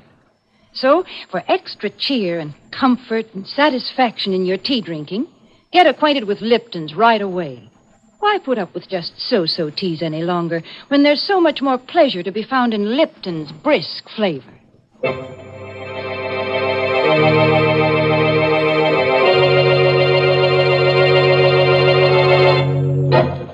And now, friends, do whatever it is that you do when fear fastens cold fingers on your spine. A cigarette, perhaps, or a handkerchief to twist? Anything to brace you against tonight's tale of horror. It's an original radio play written especially for Inner Sanctum by Michael Sklar and called Death is a Double Crosser. Our star tonight is Lawson Zerby, who plays the part of Harry Smith, murderer. I looked at the blood-splattered mallet, still gripped in my hand, and down at Marie's body. It was like coming out of a bad dream, only to go into a nightmare. Instead of using a mallet to cut the King Midas diamond, I'd used it to murder my wife. And the big diamond was still in the vise, still sparkling in the light of the work lamp, still tormenting me with the glow of its inner fires. The thing was evil. Anderson had warned me. Does the diamond frighten you, Harry? No wonder. The story of great diamonds is a history of intrigue, violence, murder. Anderson was right. My luck had been all bad ever since I came to his house. It was one of those old New York brownstones, big enough for several families, but only 2 people were living there when I came. Anderson and my wife. Marie was working as his housekeeper, and she gave me the layout. He's about 70 years old, Harry. He lives all alone here. It's perfect for you. No family? No wife, no children, no friends. He never goes out except on business, and no one ever comes to see him. Sounds good to me, Marie. Good. It's perfect. I'll tell him you just got out of the army. He won't ask questions. He'll never find out you were in prison. What does he do for a living? He's a diamond cutter. A diamond cutter? You don't say. He was famous once. Diamonds. He doesn't cut little ones, Harry. Only the great big diamonds worth thousands of dollars.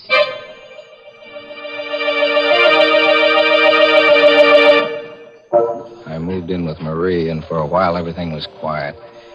I didn't mind the quiet after that 5-year forgery rap in Sing Sing. And then one day the peace and quiet ended. I met old Anderson on the steps going down to the street. Good morning, Harry. Oh, hello, Mr. Anderson. Hey, you look all excited. Some good news come your way? I hope so, Harry. Of course, I can well afford to be idle, but it would be pleasant to work again. And it's nice to know that people still remember you. Is it a job? A wonderful job. If I get the assignment, I'm sure I'll get it. He couldn't give it to anyone else. A diamond? One of the largest diamonds in the world. The King Midas stone, discovered last year in the Kimberley Fields. It was purchased recently by Johnson, the multimillionaire. I'm on my way to his home to discuss the cutting. Well, good luck. I sure hope you get the job, Mr. Anderson.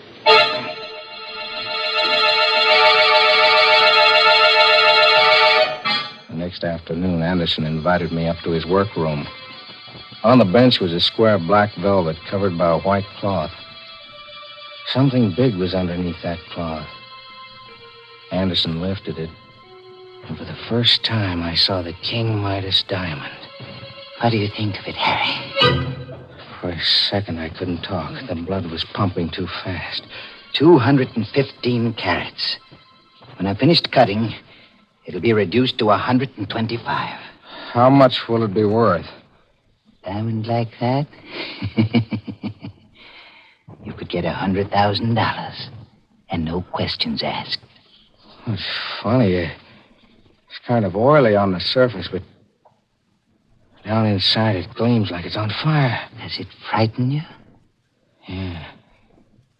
Stone like that does things to you. The story of great diamonds is a history of intrigue, violence, murder. You said something about cutting it. I'd have to study the King Midas until every detail of the task is clear in my mind. Then just a few light blows of the mallet on the chisel, and the result will be a flawless diamond. How long will it take? Oh, I should say about 2 months, Harry. I went downstairs to Marie. One look at me, and she knew something had happened. I told her my plan. If they catch you, they'll send you back to jail. They won't catch me. I've got it all figured out. This is our chance. He told me himself that the diamond will be worth $100,000 when he's finished. $100,000? Yeah. No more pots and pans and scrubbing floors. No more passing phony checks. We'll be set for life, Marie. How are you going to go about it? I'll wait until he's finished cutting the diamond. How will you know when he's finished? You'd have to know the exact time. If you waited too long, he might turn it over to the owner, Mr. Johnson. Then where would you be? Don't worry. I've got that figured out, too.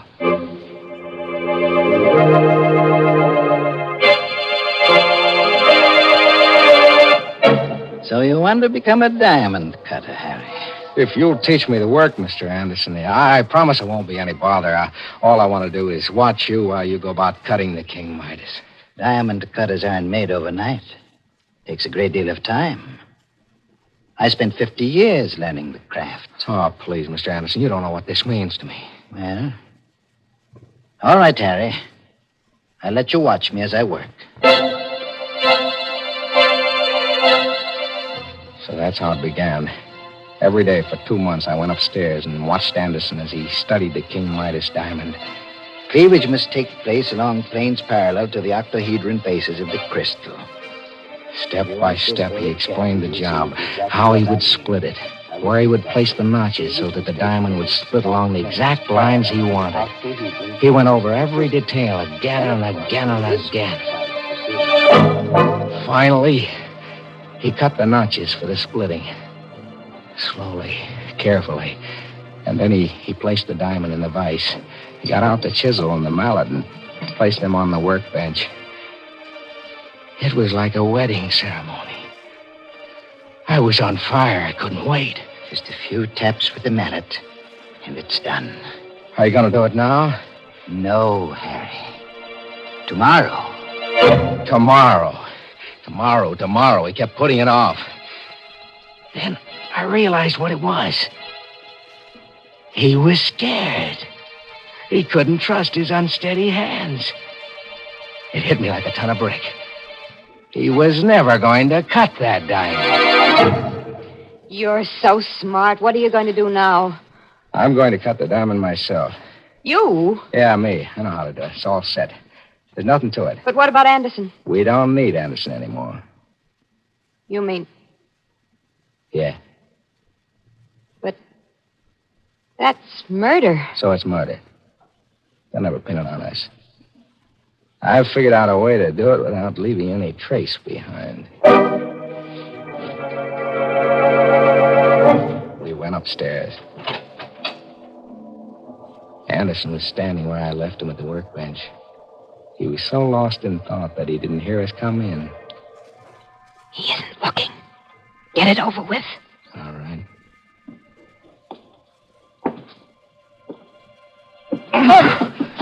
Harry, let go of me.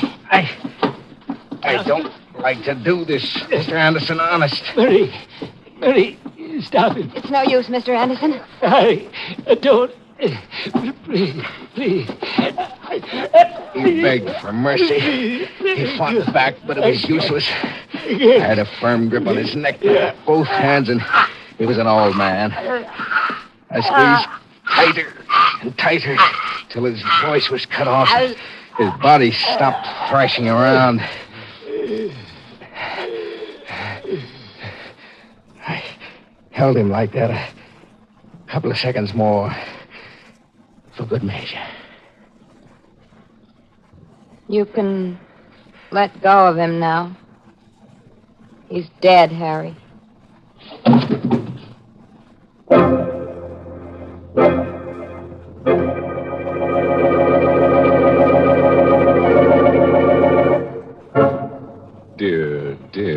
Dear.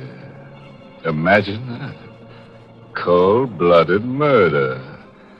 Killing a harmless old man like Mr. Anderson, choking him to death. Doesn't that slay you? And all because of a piece of ice. Why, it makes me hot under the collar. And that cool cucumber, Harry Smith. I'll bet he gets so hot that he'll burn before he's through. Brr, Mr. Host. I'd surely hate to look forward to such a fate. Oh, no danger, Mary. That is, unless you plan to embark on a crime career just for excitement. Oh, no, thank you, Mr. Host. I find enough excitement in the little everyday pleasures of life. Take yesterday, for instance. I was in the middle of the luncheon dishes when the doorbell rang, and in walked my cousin Betty, a whack just back from overseas. You can imagine that called for a real celebration. And in no time, I had the tea kettle on, and we were sitting down to a real gab fest over our friendly cups of Lipton tea. We were in the sunroom, and the sun was streaming in, lending its bright golden rays to cheer us on. We just sat there sipping and talking. Oh, it must have been for hours, because the sun was going down in a rosy blaze when we finally tore ourselves away. And believe me, Lipton's played a lively part in the fun we had. Even Betty remarked on it. When she got up to go, she said, "You know, Mary, it's tea like that makes a person glad to be home again." And, friends, that's really true. Lipton's grand, brisk flavor is worth hunting the world over to enjoy. It gives you such extra delight, complete satisfaction. Try it yourself. Tomorrow, start enjoying Lipton's, the tea with brisk flavor.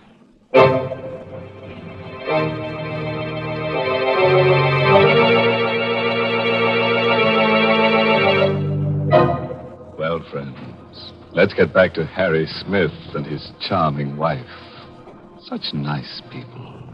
They killed old Anderson, the diamond cutter, to steal a piece of ice worth $100,000. And unless they have a lot of another kind of ice handy, they'll have to do something fast to get rid of the body. We carried Anderson's body down to the cellar and broke open the brick wall. Placing the old man's body behind it, we bricked it up again. Then we went through my plan. I wrote a suicide note. To whom it may concern, I, Olaf Anderson, because I failed in the task of cutting the King Midas diamond, have decided to take my life. When this note is found, I will be dead. It was easy for me, a professional forger, to fake the suicide note in Anderson's handwriting. I had him say he was going to end it all in the river and that he was taking the diamond with him to his death. And that night, Marie and I took a walk across the footpath over the Hudson River Bridge. When we reached the middle, You got the suicide note in Anderson's overcoat pocket? Yeah. No cars coming from either direction. Now's a good time to drop it. Yeah. The cops will find the coat and figure that he took it off before he climbed the rail and jumped. All right. Come on, hurry. Let's get away from here. We went home. Marie telephoned police headquarters and asked for the Missing Persons Bureau. Hello?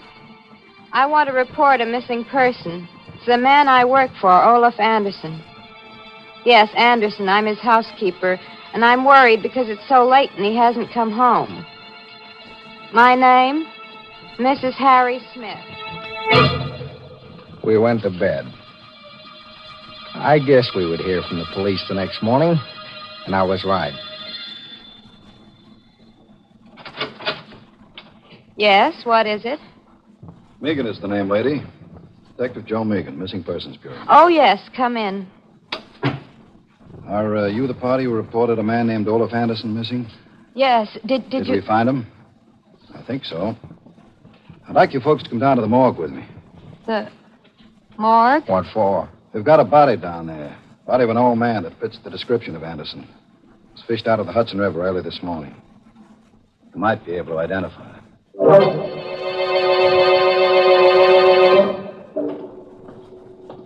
Here we are, folks.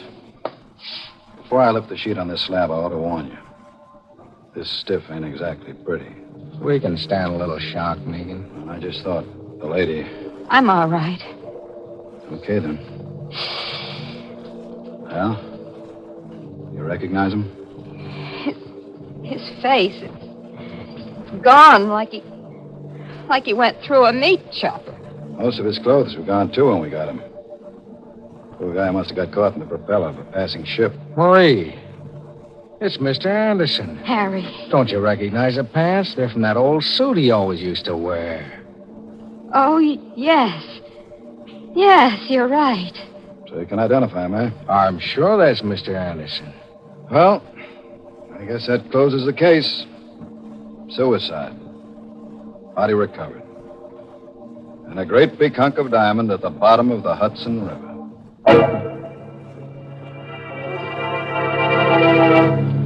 It was a lucky break for us. We were in the clear, and the King Midas diamond was ours. We went back to the house. I took the diamond up to the workroom, and I placed it in a vise. I got out the mallet and the chisel. I thought it would be easy to cut the stone until I tried. Well, what are you waiting for? My hand is shaking. I'm kind of nervous. Things have been coming too fast.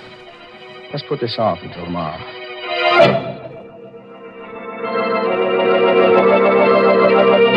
I know I said I'd do it tonight, but... But what? I don't feel so well tonight, Marie. You're lying.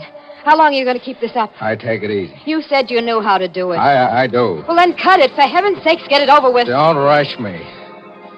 If I make a mistake, it'll cost us $100,000. You've been putting it off for 3 days now, Harry. First this and then that. There's always something. You've always got a reason for not cutting that diamond. Now, listen, Marie, I've got to be careful. Knowing how to cut the diamond is one thing. Doing it is another. You're scared. That's what's the matter with you. Don't say that. You're frightened. Look at your hands. See how they shake. Well, you can hardly hold the mallet and chisel. You're as bad as Anderson was. She was right. My hands were shaking, just like Anderson's before I killed him. I tried for control. I told myself the diamond was nothing but a chunk of carbon crystal. I placed the chisel against the stone. I raised the mallet.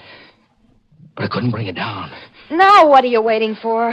I don't know how hard to strike. A gentle blow. That's what you said Anderson told you. I can't do it. You can't do it. Of course you can. Don't be a stupid fool. There's nothing to it. She went wild. She began to shake my arm and scream at me. But her voice seemed to come from a distance. I kept staring at that diamond as though I were hypnotized. My throat was dry as dust. I was dizzy. Pinpoints of fire shot across my eyes. The diamond was doing things to me, and it was driving Marie crazy. Suddenly, I couldn't stand it. Her voice snapped something in my mind. You fool, you stupid idiot. Don't stand there like a silly fool. Shut up. Don't you dare shout at me. Shut up. I've had all I can take from you. Why, of all the nerve, you... Harry, put down that mallet. Stay away from me. I didn't mean those things I said. Take as much time as you like. Don't. Harry! Marie. I'm sorry. I lost my head. Marie, say something. She's dead. I killed her.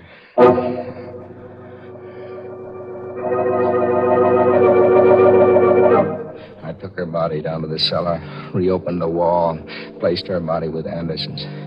I'd hardly finished putting the bricks back into place when the front doorbell rang. I cleaned my hands, went upstairs, and opened it. Hello, Smith. It was Megan, the detective. He came in, looked around suspiciously, and closed the door behind him. What's the matter with you, Smith? Me? Yeah, you. You look sick. Me sick? I never felt better in my life. Maybe it's the light. Is your wife at home? No, she isn't. Expect her home soon? Why, no. No, she went to Baltimore to visit her mother. Left kind of suddenly, didn't she?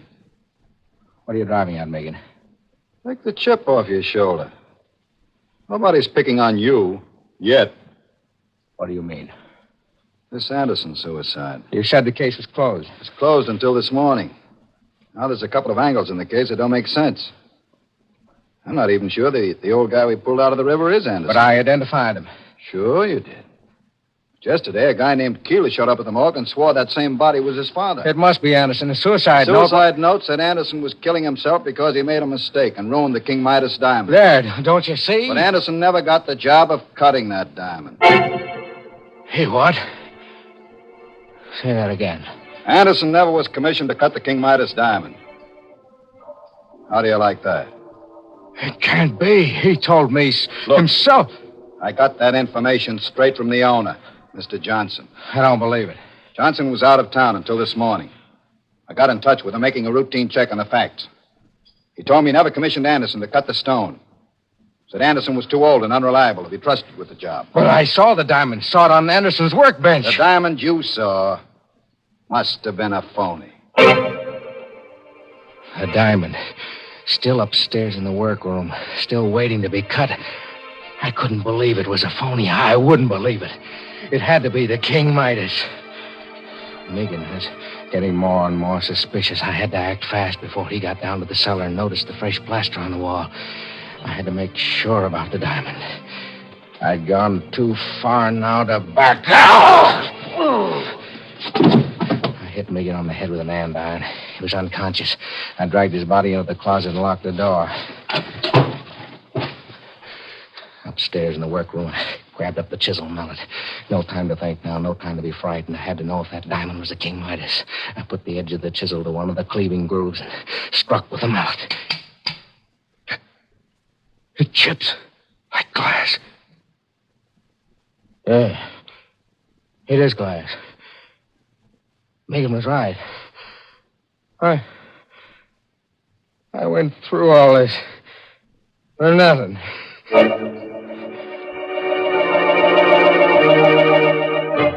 The whole thing was clear now. Anderson had lied to me. He had lied even to himself. Yeah, that was it. He had been unwilling to admit even to himself that he was no longer good enough to be trusted to cut the King Midas diamond. He was nuts. And he made up that crazy story. And I swallowed it.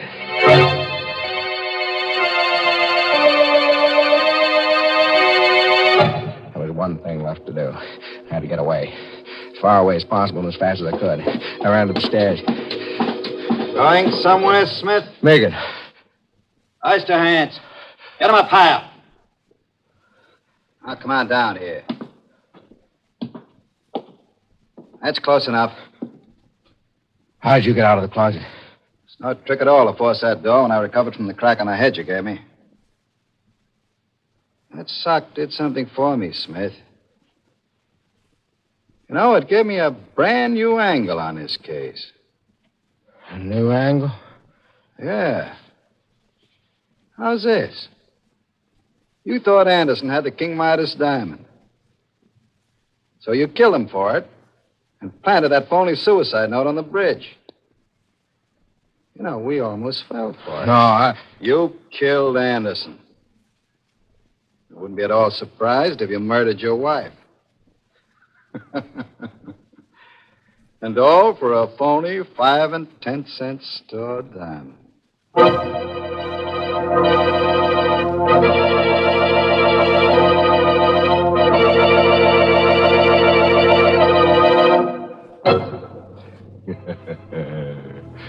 Poor Harry Smith. What a life. A Smith caught between the hammer and the anvil. You know, he never should have lost his head and murdered his wife. No, because now it looks as though he's going to have to lose the rest of him. Yes, right now, Harry is really harried.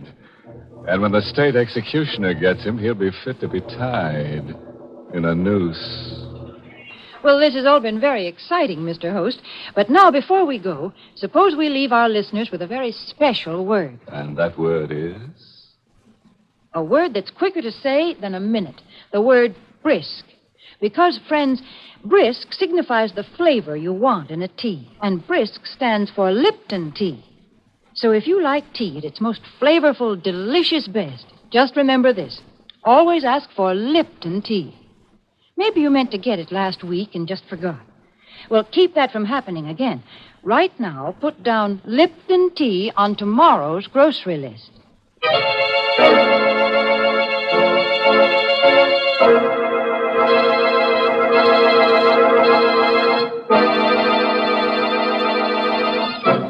And now, friends, a few parting words of advice culled from the case history of Harry Smith. Remember, you can't afford to cut up when you cut diamonds. And don't put off until tomorrow what you can do today, because someone might do you in tomorrow. Oh, by the way, this month's Inner Sanctum mystery novel is The Lying Ladies by Robert Finnegan. And next week, the makers of Lipton Tea and Lipton Soups will bring you another Inner Sanctum story, directed by Hyman Brown, and called Night is My Shroud. Where would you least expect to meet the man of your dreams? You know, tall, good-looking, well-groomed. In the movies? Tending the soda fountain? Or right in your own dumbwaiter? You'll be listening to Inner Sanctum at the same time next week to see how your dream may come true as only dead dreams can. Until then, good night. Pleasant dreams.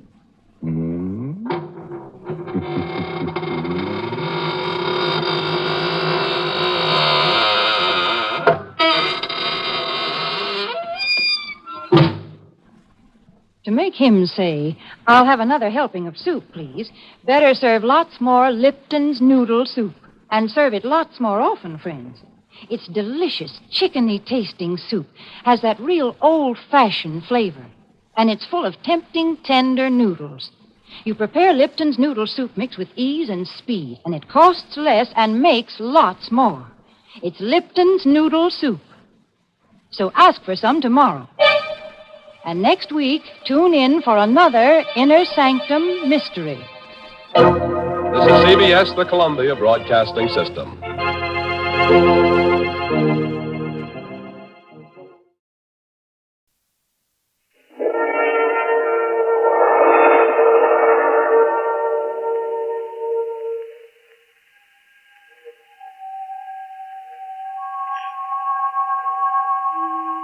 This is the Man in Black.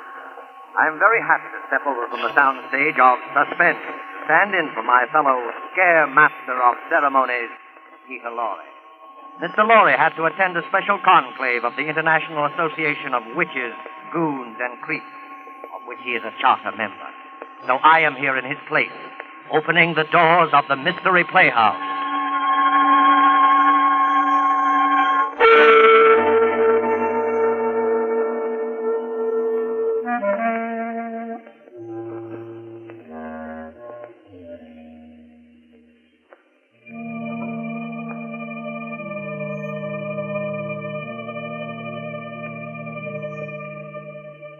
Tonight, the Mystery Playhouse has been fortunate enough to secure the services of that light-hearted raconteur of murder, horror, and the supernatural, the laughing boy of the Inner Sanctum, Raymond. Raymond's been telling about the horrible things that happen to other people for a long time now, and getting a huge bang out of it. But tonight the tables are turned, and he finds himself on the receiving end, which seems like poetic justice indeed. I think it might prove interesting to find out how Raymond's much vaunted sense of humor survived the acid test. So follow me to the home of the squeaking door, little house of 1,000 horrors, the inner sanctum.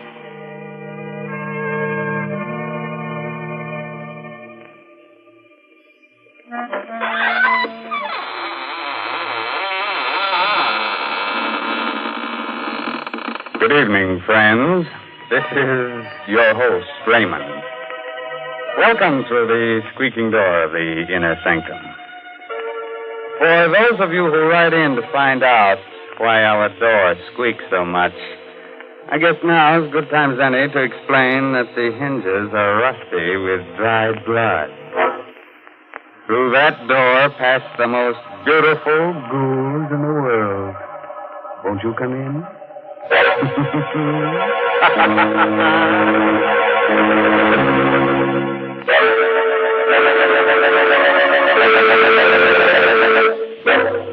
Well, friends, are you ready? Good. Now remember, if you must scream, do it with your mouth closed, so you won't annoy the rest of your family.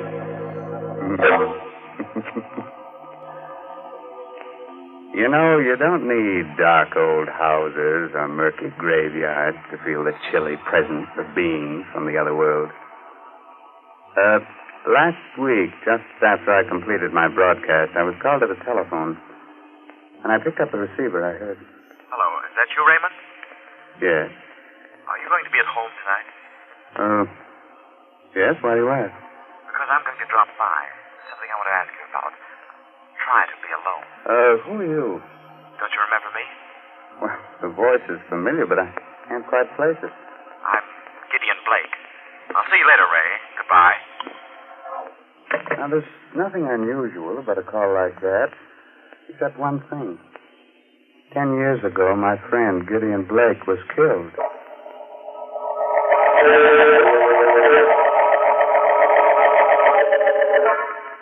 I was sure that call was some joke. I remember laughing about it as I sat down in my living room with sandwich and glass of milk. But later that night, I must have dozed off. I remember being awakened by the tower clock chiming. It was midnight. Somewhere a cat howled against the moaning wind that had sprung up. Strange chills and a shudder through my body. Front door must have blown open. I went to see. Standing there was Gideon Blake. Good evening, Raymond. Blake. You shouldn't be so surprised. I told you I was coming. Yes? You've changed so. It's been a long time. More than 10 years, I believe. But I don't understand. You were burned to death. How on earth did you come back? There are many things which you will never understand while you're alive and on this earth. Why'd you come here? To give you this piece of paper. Huh? What's on it? The names of 4 persons. They are alive now. In a short time, they will all be dead. I looked at him carefully as he talked. He looked hideous, ugly, with horrible burns on his face. The man had the look, touched the very smell of death. Good night, Raymond. I looked at the slip of paper my friend Gideon had given me. There were 4 names. Stella Marlowe, Robert Lane, Amelia Cardway, Raymond Edward Johnson. The first 3 names I didn't know. The last was very familiar to me. It was my own name.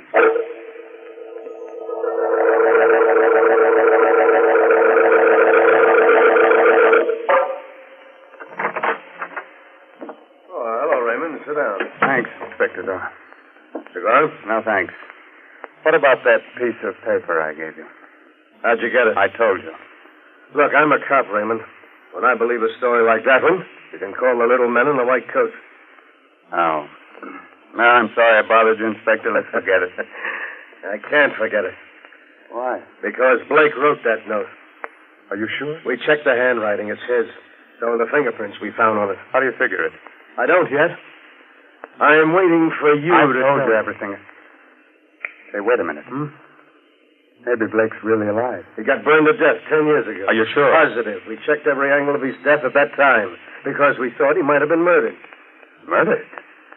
I never heard about that. Oh, Blake was with the department, you remember, working on a homicide case. The Laura Wilcox case, you remember? Oh, vaguely. We figured someone might have polished him off, but nobody did. It was an accident. Was this Wilcox murder ever solved? Well, no. Maybe those names I gave you have something to do with the Wilcox case. Why don't you check them? I did. None of your names figure. These people never heard of the Wilcox murder. Hey, Inspector. Yeah, what do you want, Gibson? Weren't you interested in some information about a dame named Stella Marlowe? Yeah. She was the first name on that list you gave me, Ray. What about her? I just came through on the ticker. Stella Marlowe was found dead. Murdered.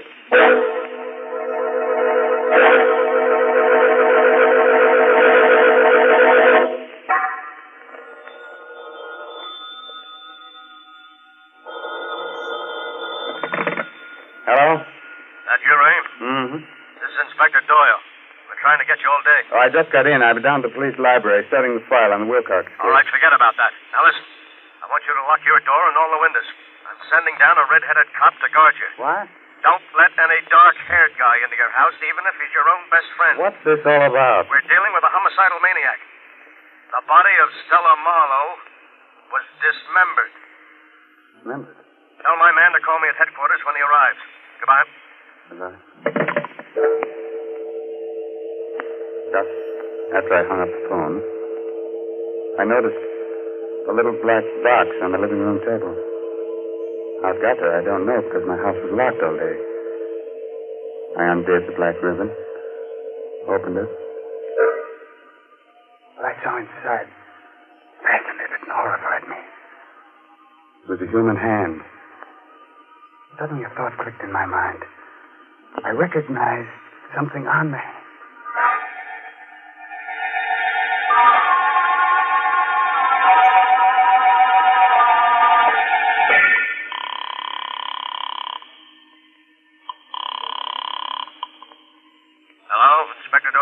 Inspector, this is Ray Johnson. Yeah, what is it? Did you ever find out what happened to Stella Wilcox?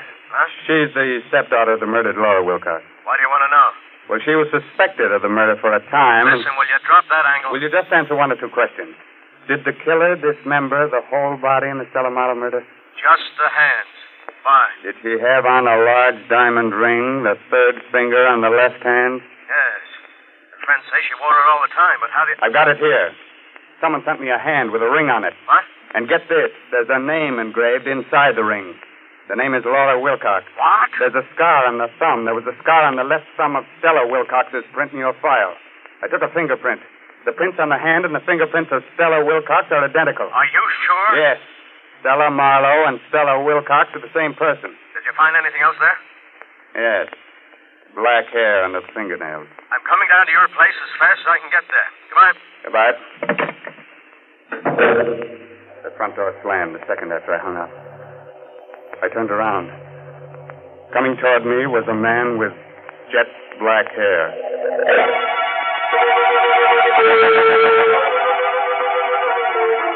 You know, I can say sudden, horrible death when it happens to other people, but when it happened to me... Well, the man with the jet black hair looked quietly at me and said... I'm Robert Lane. You're Raymond Edward Johnson, I believe? Yes. Inspector Doyle spoke to me about you. Now, sit down. What do you make of all this? I don't know what to make of it. You heard what happened to Stella Marlowe? Yes.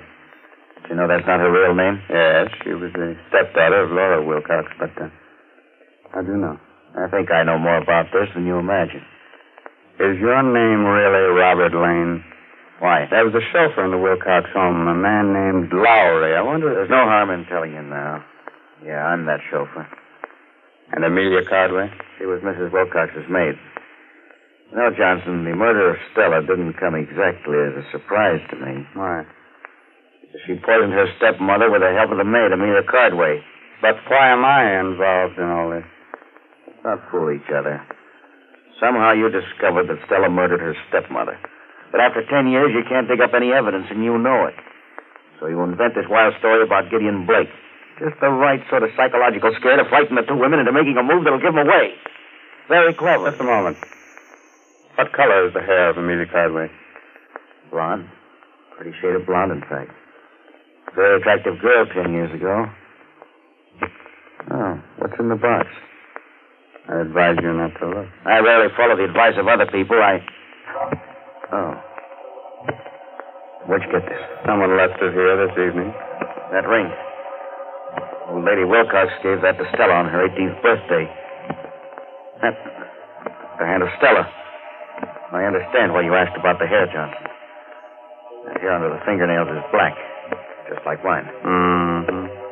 I wouldn't be surprised if an analysis showed that it was mine. And you killed it. The point is that I don't intend to give up my life to amuse you and your little crime hobby. What do you mean? You're going to learn about crime, Raymond, through a direct personal experience. I'm going to kill you. Let go of me,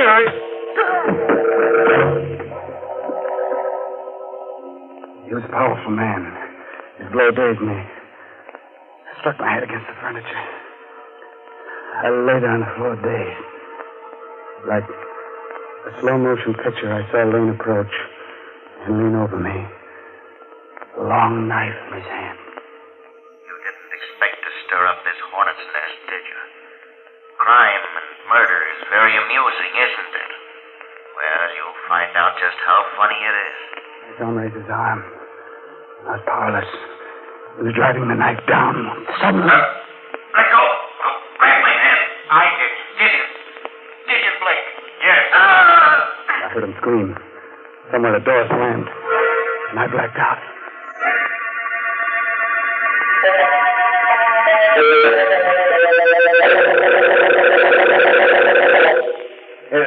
Here, get up, right? There you are. You're okay now. Come on, get up. Inspector Doyle. Hey, what happened here? We found you on the floor, out like a light. It was Lane, the Wilcox chauffeur. He tried to kill me. Lane? Lane's dead. There's the body. Huh? Did you kill him, Ray? No. Where does Amelia Cardway live? A few miles from here. Why? We've got to get over there right away. She killed the old lady, and she might have killed Stella, too.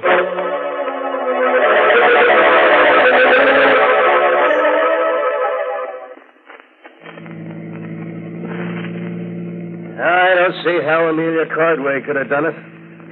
Maybe you'll tell me next that Gideon Blake did it. I don't know. Gideon Blake didn't have a hair on his head. Besides, he's dead. I never arrest a dead man for the crime of murder. You can't get confessions on him. Perhaps Lane did go to see Stella shortly before she was killed. They were all in this together. Yeah? They told you they didn't know each other to protect themselves. Now, that still doesn't explain how the hand got to your place, or why Gideon Blake came back from the dead, or why we found those black hairs under the fingernails. I've got an idea about the hand. Yeah? I think it was dismembered so that you would never know that Stella Marlowe was Stella Wilcox. Huh? She changed her appearance, but she couldn't change her fingerprints. Well, then, who left it at your place, and why? And why should you be on the murder list? Don't remind me of that, please. Well, here's Amelia Cardway's cottage. Maybe we'll get some of the answers here. Come on. What? Inspector. Help! You hear that? Yeah. Come on, follow me, Ray. Inspector Doyle had his gun out and was running into the house. I followed a few steps behind. In a moment, I was in the living room. Doyle was standing there. Well, what happened? Why did you scream for help? In an old chair sat what was once an attractive woman. The blonde hair was streaked with gray, but the face was a mask of terror. I recognized her from the picture in the police file. It was the former maid of Laura Wilcox, Amelia Cardway. Yes, Mrs. Wilcox. In just a minute. Come in, Mrs. Wilcox. What's the matter with her? Yeah, she's cracked or delirious. Just keeps sitting there like that, mumbling. You can't live with secrets. Someone will find out. I'm glad they found out. Now she'll never come to see me again, never. Yeah, well, who came to see you? Mrs. Wilcox. I didn't want to give her that medicine. I knew it was poison, but Stella made me. She made me. And so did he, the chauffeur. Getting out of the chair, Inspector. Look, there's a knife in her back. Miss Cardway. There she is, at the top of the stairs. Mrs. Wilcox. Where? At the top of the stairs, Inspector. Look, it's Laura Wilcox. I'll tell everything, Mrs. Mrs. Wilcox. We were all in on it together. Stella, the chauffeur, and me. I didn't want to do it. Forgive me. I'm going upstairs. You look after Ray. The moment he reached the bottom steps, Mrs. Wilcox disappeared. I stooped over the Cardwell woman. She was dead. A burst of pistol fire came from the upstairs part of the house. A moment later, Inspector Doyle came tumbling down the stairs, the gun still in his hand. He was unconscious. I looked up. At the top of the stairs stood Mrs. Laura Wilcox. She said nothing, but calmly came down, holding the poker she had struck the inspector with. She bent down, took out the knife from the body of the dead Amelia Cardwell. I was too startled, too frightened to move. Suddenly the woman took off her hat, her wig, and there stood Gideon Blake. You'd better go now, Raymond. I don't understand that disguise. Look there. The entrance to the dining room. Fire? Yes. Fire. You'd best leave at once. Those flames are spreading rapidly. Take Inspector Doyle with you. Blake, hurry. Yours is the last name on my list, you know. He didn't have to say any more. I dragged the inspector through the door. Gideon Blake turned, smiled at me, and walked directly into the flames. That was the last I ever saw of him.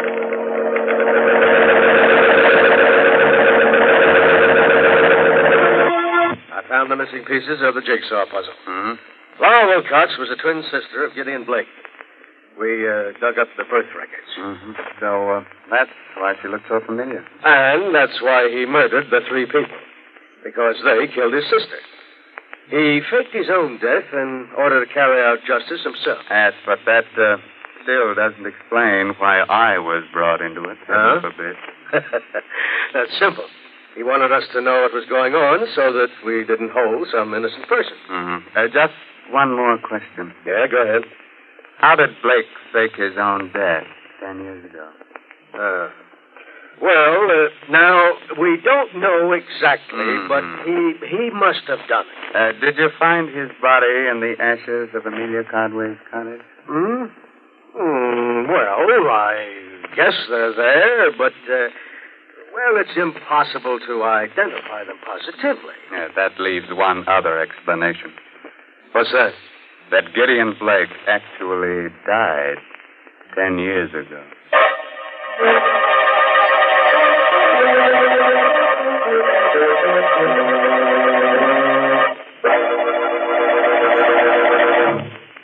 A word of advice, naturally.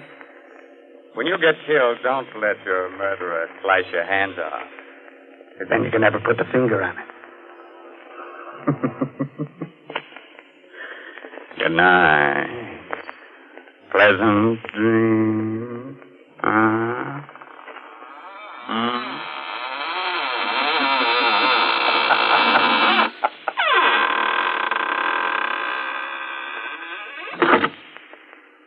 You have been listening to an Inner Sanctum mystery starring Raymond Edward Johnson. Tonight's presentation in the Mystery Playhouse. At this point in our program, Peter Lorre tells me we usually go to the green room for a preview performance of our next Mystery Playhouse attraction.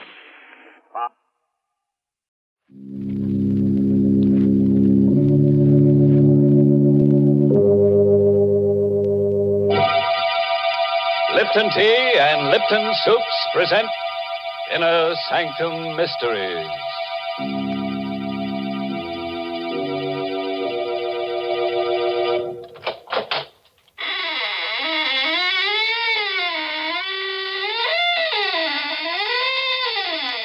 Good evening, friends. This is your host to welcome you once again to the Inner Sanctum. Do come in and join our circle, but watch out you don't get double-crossed. What's that? Oh, you're disturbed by those bodies dangling from the ceiling. Well, you know some people, they just die to come here. Then they hang around week after week and never say a word. Well, I have a theory about that, Mr. Host. What's that, Mary? Maybe the reason they're hanging around is because they think we're going to serve refreshments later on. Hey, that could be, all right. You know, lots of folks are like that. And who can blame them? When there's good food ahead, they just won't leave. And that's especially true if there's a chance that Lipton tea is on the menu. Now, the reason for that is simply this. Lipton tea is tea at its delicious best because Lipton's has such grand brisk flavor. In fact, brisk is the very word the tea experts themselves use to describe Lipton's full, hearty taste. You'll agree, I'm sure, the very first time you try it, for Lipton's is so lively and full-bodied and satisfying. Yes, it's that brisk flavor that makes more people buy and enjoy Lipton's than any other brand of tea in the world. So whenever you ask for tea, make sure you ask for Lipton tea.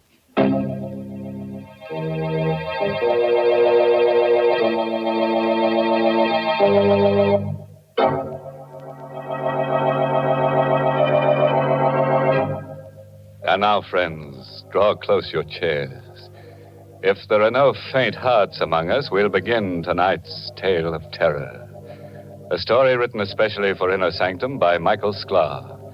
Our star tonight is Santa Ortega, who plays the role of Elwood Fitch in You Could Die Laughing. We wanted to escape our problem, to forget about it, so we went to the movies. But there was a doctor in the story, and every time he appeared on the screen, I remembered. Halfway through the picture, I couldn't sit there anymore. I nudged Catherine, and we got up and walked out. The street was cold and dark and empty. Elwood, what do you want to do now? I just want to go back home. All right, dear. Get in the car. Elwood, I want to talk to you. All right, there's time for that. Please, dear, let's stop being silly about this thing. Let's face it. I am facing it. But you're not. Don't argue with me. For heaven's sake, don't you understand? The doctor said you only got a year to live unless we move to Arizona. Doctors are human. They can make mistakes. Not 3 doctors. I don't care. Oh, why are you so stubborn? Why are you so dead set against Arizona? You ought to know why, Catherine. Me? Yes, you. Because of me? Yes. I haven't given you much, Catherine, not even children. But I've been able to make a living. We've been able to get along. What would I do in Arizona without a job and without money? Elwood, slow down. I can still drive a car, Catherine. You're speeding. Let me alone. Passing through a red light. Elwood, that man crossing the street. Look out!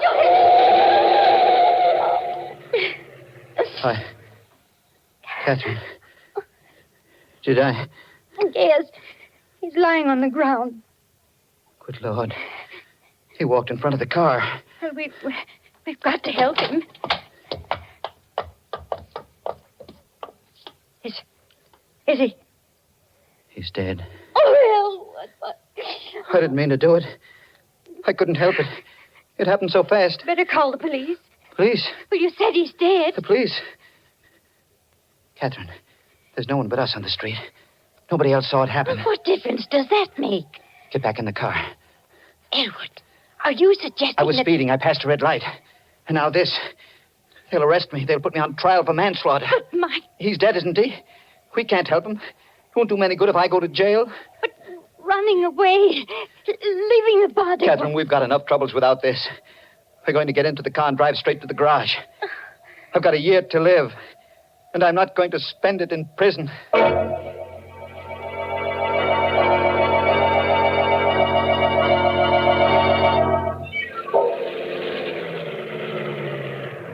Good evening, Mr. Fitch. Want me to put the car away for you? Yes. Show must have let out early, huh? We didn't stay to the end, Ann. I didn't care for the picture. Ah, them pictures. I always tell my wife. Say, what did you hit? Hit? Yeah, your front bumper. Blood on it. That blood. A dog ran in front of the car. Do me a favor, Dan. Wash it off before you put the car away. Sure thing, Mr. Fitch.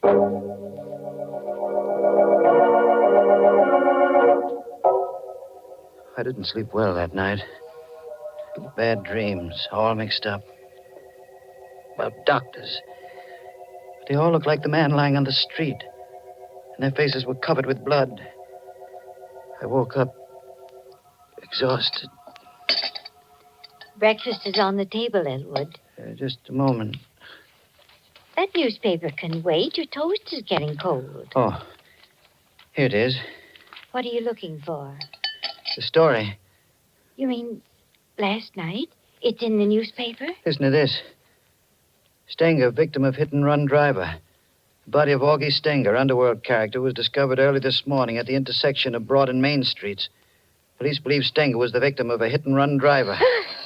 The front door. Yes. Do you think it's the police? I don't know. Get a grip on yourself. I'll see who it is. Morning. You, Mr. Fitch? Yes. What can I do for you? I don't like to talk business on the front doorstep. Business? It's about last night, that accident. What accident? Don't try to act innocent. I saw that hit and run. Now can I come in? Let me handle this, Catherine. Who are you? The name is Chandler. I was sitting in my car last night at Broad and Main Street. I saw the accident and I followed you home. Thought I ought to talk to you about it this morning. What do you want? The cops are looking for that hit-and-run driver. I'm the only guy that knows you're him. It ought to be worth something for me to keep my mouth shut. You want money? Yeah. Blackmail. Don't talk to him, Elwood. Send him away. No, we can't do that, Catherine. He'd go to the police. But Elwood... Leave this to me. All right, Chandler. I'll give you the money. How much? $500. That's chicken feed. 1,000. Ah, now you're talking sense. When do I get it? I'll give it to you now. It's in my coat pocket. Here. Here it is. You'll find exactly $1,000 in $20 bills. Thanks. Now, get out of here. Now, wait a minute. Don't get nasty, Fitch. I'm doing you a favor. You got your money. Now get out. I'm going. But I'll be back. We'll call this the first installment. Elwood, where did you get that money you gave him? Money? Last night you said we couldn't go to Arizona because we had no money. You just gave that man $1,000. Where'd you get it? I was ashamed to tell you. I took it from Stenger. Stenger? The man we hit. I put my hand inside his coat to see if his heart was beating. The money was in the inside pocket. Elwood, how could you? Don't look at me like that, Catherine. We've been married a long time. Long enough for you to know that I'm not a crook or a murderer. But to kill a man and then take his money. Try to understand. All day long I've been thinking. A year to live. A year to live. When you know you're going to die, it does something to you. You forget what's right and what's wrong. I thought, with that $1,000 and the few hundred we've got in the bank, I thought we might be able to go to Arizona after all. Well, the money is gone. Yes. Don't think about it anymore. How can I stop thinking? You heard what Chandler said? That $1,000 is the first installment. He'll blackmail us out of everything we own.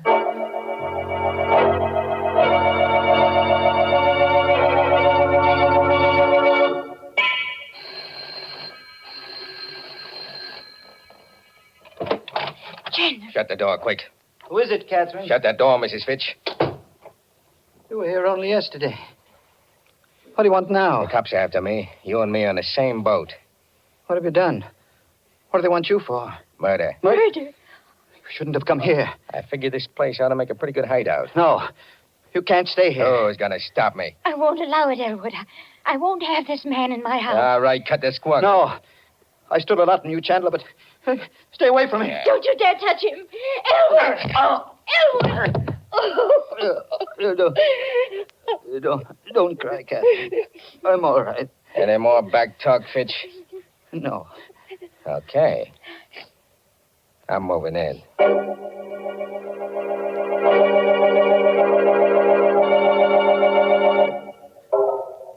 took over the house. He used Catherine and me as servants, treated us like dirt. There was nothing we could do about it. Just the three of us, cooped up in that little house. We couldn't go out. Food and cigarettes were sent up from the store. Went on like that until Tuesday morning. Hush, Elwood. Chandler will hear you. He can't.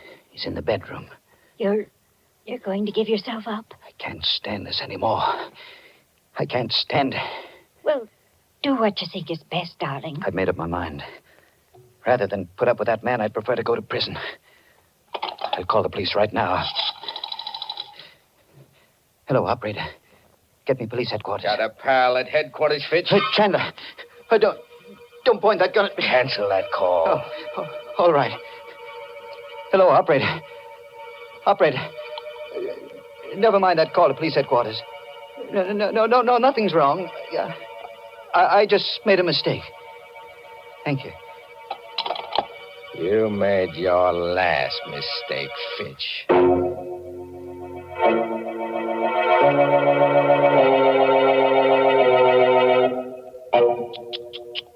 Imagine that black villain, Jack Chandler. First he blackmails Elwood, then he blackjacks him, and now he blackballs him from using his own telephone. You know what I'd do if I were Elwood? I'd apply for a writ of habeas corpus. That is, if Chandler doesn't turn Elwood into a corpus first. Things do look bad for Elwood, I must admit, Mr. Host.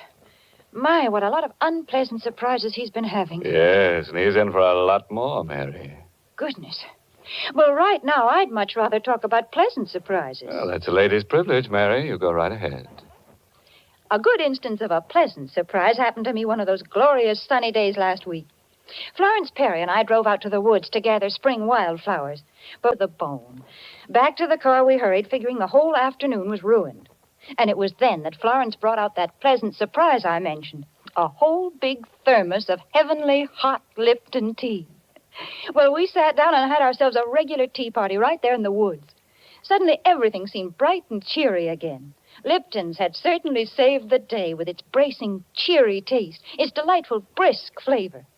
The same thing happens so often with so many folks. Any time during the day, Lipton's is a pleasant, refreshing treat. Tea with a glorious, full-bodied tang that adds extra zest to every occasion. The reason? It's worthwhile remembering, friends. Lipton tea has brisk flavor.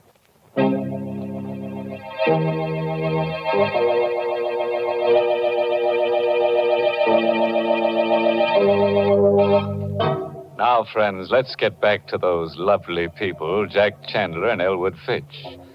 Chandler the murderer and Elwood the hit-and-run driver. It's quite a pair. Together, they make a full house.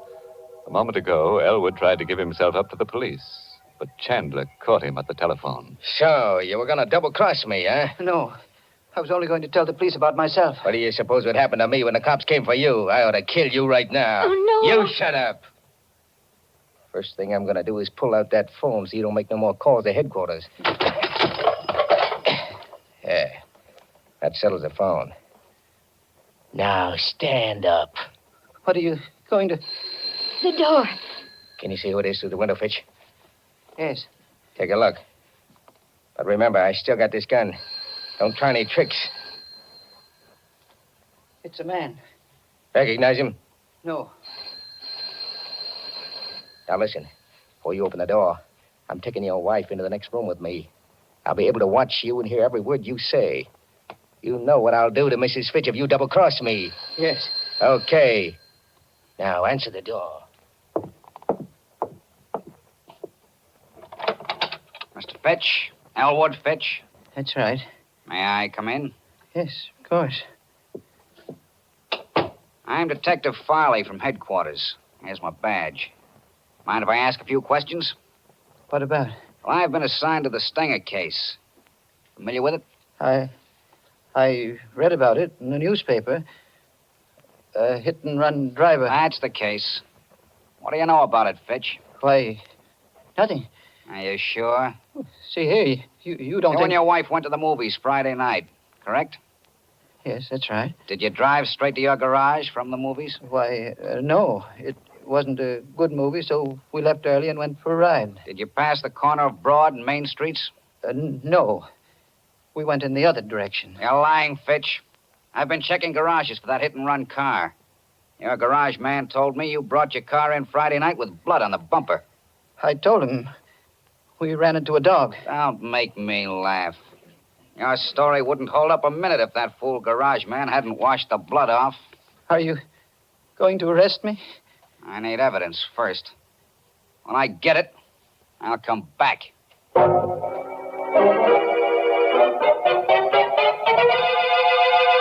Blood on the bumper. That cop is wise to you, Fitch. He said he'd be back. Sure. He'll be snooping around looking for proof. Yeah, this is one heck of a hideout. I'm leaving. You're going away? Glad of that, ain't you? Well, you got nothing to celebrate. What do you mean?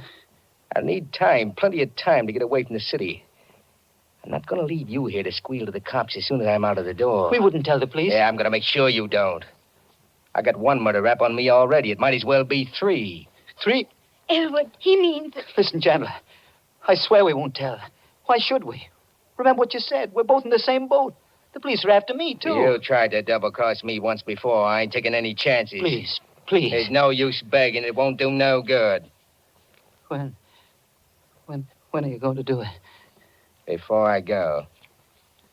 Sometime after dark.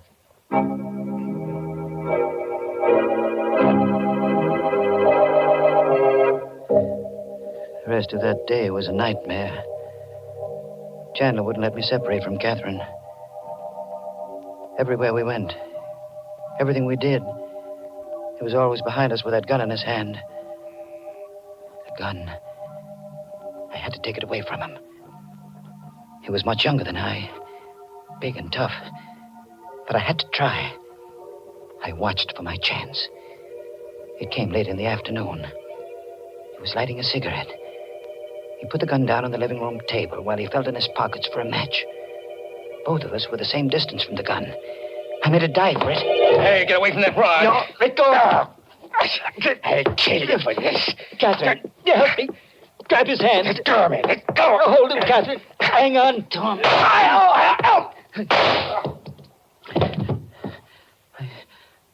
He's dead.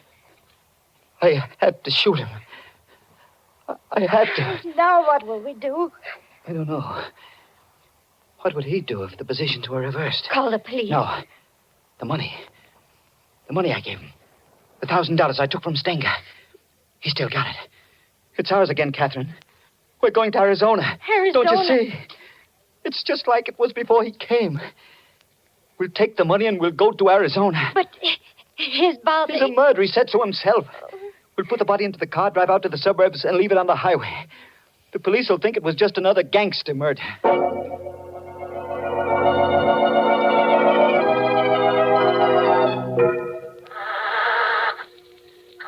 I was just able to squeeze the dead body into the luggage compartment. Hurry, Elwood. Let's get away before one of the neighbors sees us. Oh, my gosh. Now, what's the matter? The gasoline gauge. It's almost empty. Oh. We'll have to stop at the garage.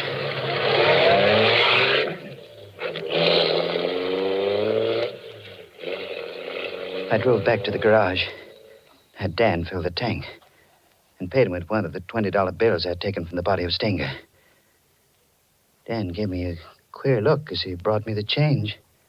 Here you are, Mr. Fitch. 13 gallons out of a $20 bill. Thanks, Dan. Oh, by the way, did a detective come around to your house the other day? Yes, he did.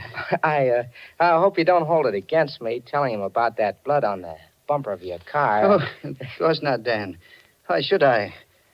After all, I had nothing to hide. No, that's right. Well, you know, to tell you the truth, Mr. Fitch, I was a little suspicious of you. I thought you really might be that hit-and-run driver. Not that it matters much now.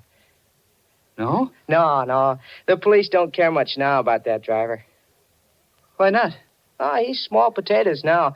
I just heard over the radio that that guy Stenger was just about dead even before that hit-and-run driver hit him. How could that be? Well, the way the radio explained it, Stenger was shot in the back, and he staggered out into the street, and then the car hit him. But you said he wasn't killed by the car. Yeah, that's right. The coroner's inquest showed that he died of a bullet wound. He'd been murdered. The police even know who killed him. They know the killer's name? Uh-huh. I heard it over the radio just a minute ago. Oh, yeah, Chandler. Jack Chandler.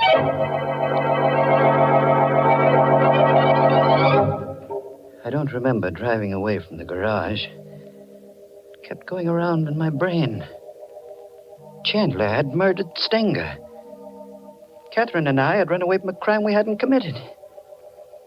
No wonder Chandler had seen the accident. No wonder he feared the police. And now he was dead. His body packed into the luggage compartment of the car.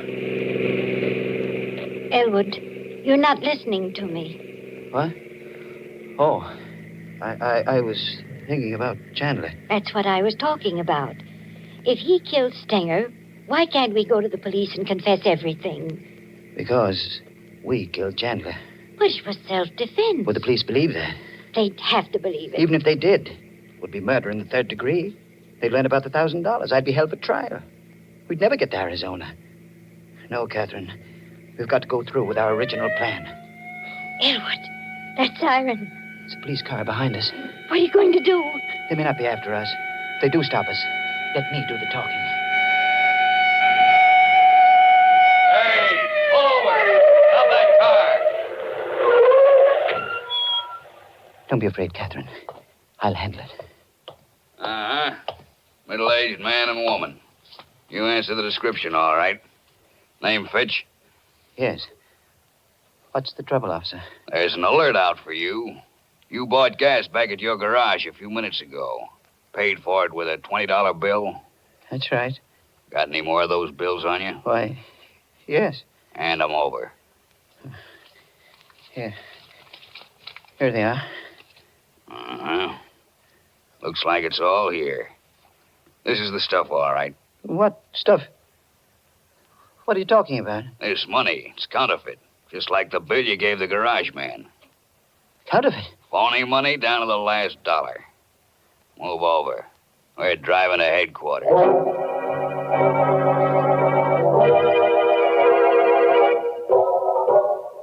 Well, that's the story, Detective Farley. You'll find Chandler's body in the back of my car. Willing to put your signature to this confession, Mr. Fitch? Yes, I'll sign it. Oh, you could have saved yourself a lot of grief. I knew you were the hit-and-run driver when I came around to your house. But I needed the proof, and you gave it to me when you broke one of these phony $20 bills. Well, did you know then about the money? Sure. Stenger had a long record as a counterfeiter. His girl told us he was carrying $1,000 in bad money the night he was killed. Naturally, when we didn't find the money on his body, we knew it had been taken by the hit-and-run driver. And the blood on the bumper of your car was the giveaway. Well, now that you've caught me, what's going to happen to me? Well, depends on the jury. You might get 20 years. Might get life imprisonment. You might even get acquitted.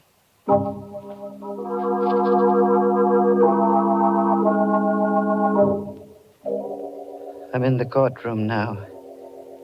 Catherine beside me, waiting for the decision. The jury just filed in. The judge has asked if they reached a verdict. The foreman of the jury is rising to his feet. Your Honor, we find the defendants not guilty. Oh, Catherine. Oh, Elwood, thank heaven. I don't know whether to laugh or cry.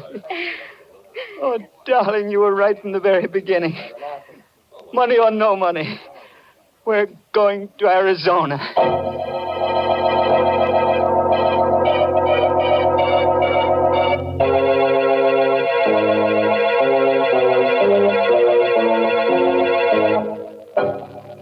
Well, fooled you that time, friend. Slipped you a happy ending when you weren't set for it. But that jury decision, I don't know. It sounded a bit fishy. But seriously, friends, do you like happy endings? I don't, but then some people do. You know, someday, just to make sure, I'm going to have some research organization take a gallows poll. Well, Mr. Host, that seems a lot of trouble to go to when there's plenty of proof right in front of your nose that says people love happy endings. And what is that proof, Mary? It's the way thousands and thousands of families every day top off delicious meals with delicious Lipton tea. There's a real happy ending for breakfast, lunch, or dinner, folks. Try it and see. In fact, so that you won't forget it, add Lipton tea to your grocery list right now, this very minute. It's the world's favorite tea, and you're always sure of getting tea at its tastiest when you get Lipton's. Because remember, Lipton tea has that marvelous brisk flavor.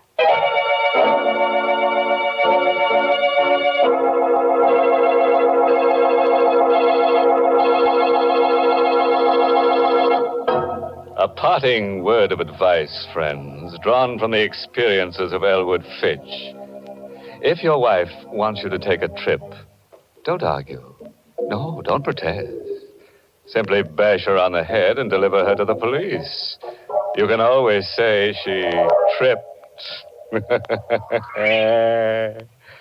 Oh, yes, this month's Inner Sanctum mystery novel is I Hate Blondes by Wolf Kaufman. And next week, the makers of Lipton Tea and Lipton Soups will bring you another Inner Sanctum story directed by Hyman Brown and called Screams in the Night. Of course, there'll be lots of screams. The kind you like, blood-curdling. And there's the usual triangle. A man, his wife, and another girl. But the joker is, he who grasps best gasps last. Don't get it? And for the details, better be listening to Inner Sanctum next week. Until then, good night. Pleasant dreams.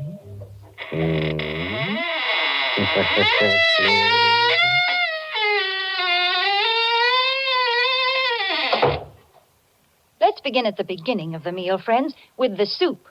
If you want soup to be both delicious and easy to prepare, make it Lipton's noodle soup. Here's a soup that has real honest-to-goodness chickeny flavor. It's full of tender noodles, and because it comes in modern soup mix form, it saves both time and money. Lipton's noodle soup mix is quick to make, and it makes lots more than canned soups, yet costs less. Try Lipton's noodle soup. And tune in next week for another Inner Sanctum mystery. This is CBS, the Columbia Broadcasting System.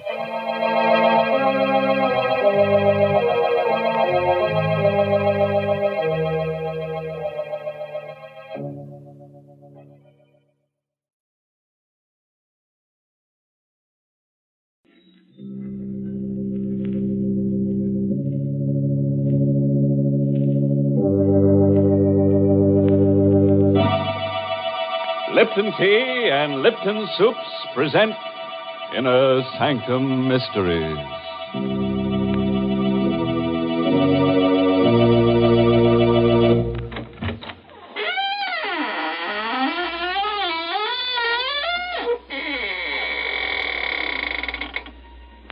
Good evening, friends of the Inner Sanctum.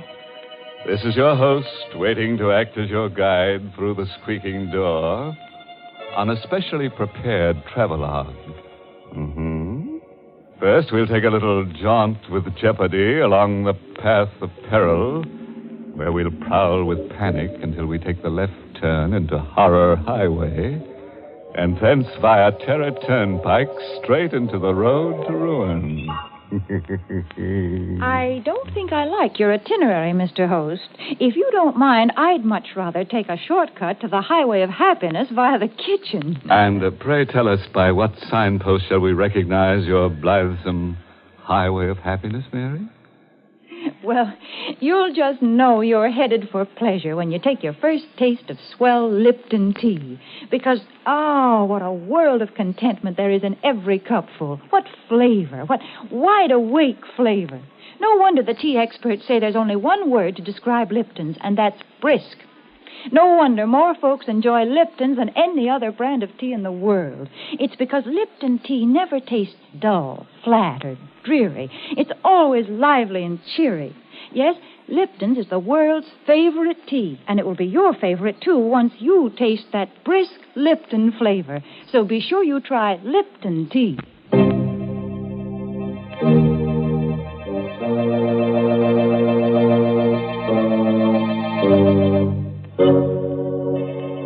Listen now to the strange tale of a boy and his twin sister, and their dog, and the wreckers of Hurricane Cove. It's called Detour to Terror. An original radio play written especially for Inner Sanctum by Emil Teppelman. And here is Mason Adams as Jerry Watson to tell you the story himself. I had a strange, uneasy feeling all evening after Linda left to drive to Hurricane Cove. Somehow I had a presentiment of danger. Linda and I were twins, and always, in some uncanny way, each of us had been able to sense when the other was in trouble. Tonight, the feeling was very strong. Butch sensed it, too. He was only a mongrel pup, but he was smart. I shouldn't have let Linda go alone, but she had insisted. She was a feature writer for the Manhattan Magazine, and she'd run across the trail of a story about an old family of wreckers who lived down by the shore near Hurricane Cove. The tale went that this family had made a living in the old days by placing false signals on the shore in order to lure ships onto the rocks and then loot them. It was this story that she'd gone to investigate. Unwilling to go to bed with that uneasy feeling lying heavy upon me, I dozed in the chair by the fire with Butch's whine in my ears. It must have been a dream, because I saw Linda's white face floating in a sort of haze. And then I saw the fear in her eyes as she called to me. Jerry! Jerry, help me! Help me! I came awake suddenly with a cold sweat on my face. Butch was on his haunches by the fireplace, nose in the air and howling as if for the dead. I felt myself trembling. Linda in danger. Somewhere out in that storm, Linda was calling to me for help. She needed me terribly. Come on, Butch, we're going after her.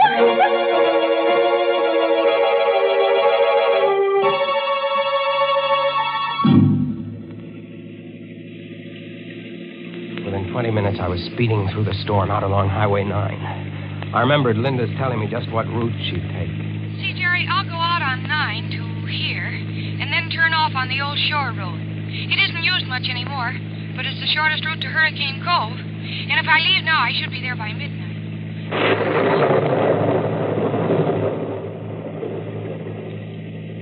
The mist lay heavy on the old shore road, and the rain drove against the windshield, and the swirling fog played strange tricks with my eyes. But I knew I was almost an hour behind Linda, and I had to make time. Now, don't worry, Butch. We'll catch up to her. We'll find her. If I could only go faster. It's fog. I can't see 20 feet ahead of me. Hey! It's a red lantern on the road. What? It's a detour sign. Bridge ahead, washed out. Detour. What'll I do, Butch? How do I know what Linda did? Did she drive straight ahead or did she take the detour? I've got to know. I can't sit here waiting. We'll take the detour, Butch, and pray it's the right choice.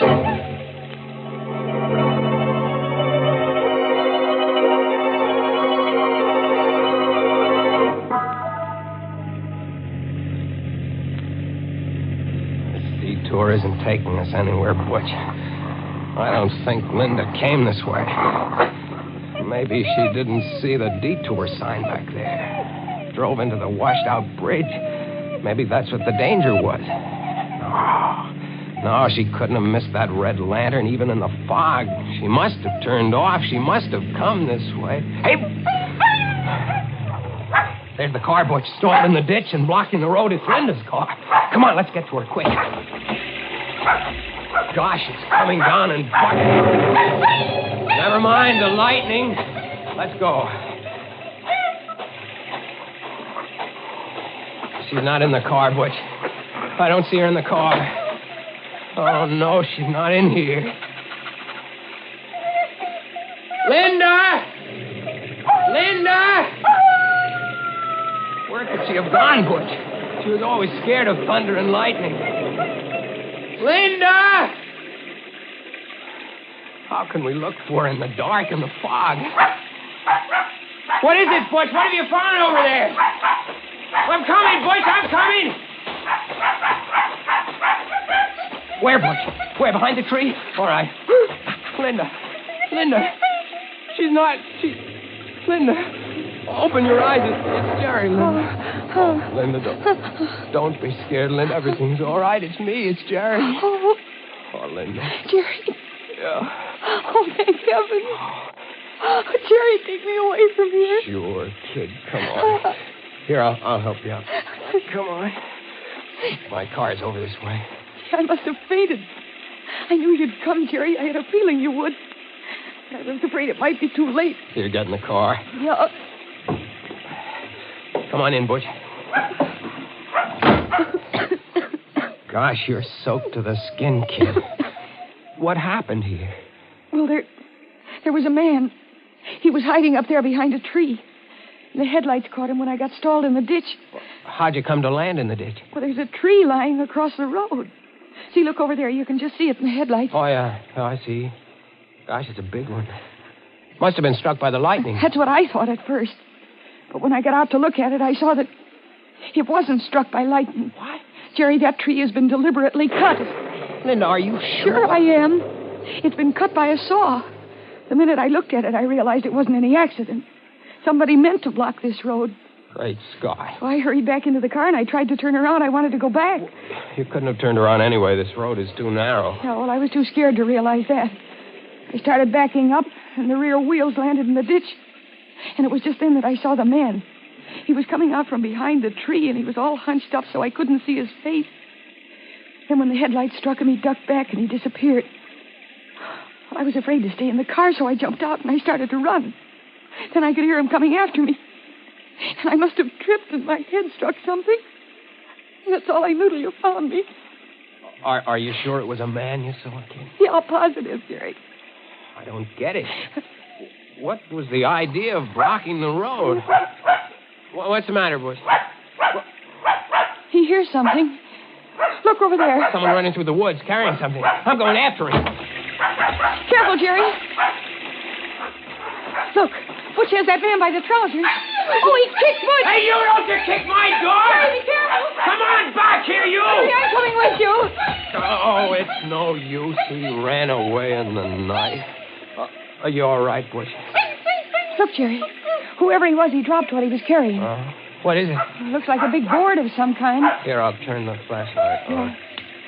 Oh, it's a sign. It has lettering on it. What's it say? What's that? Great Scott. What is it, Jerry? It says, bridge ahead, washed out.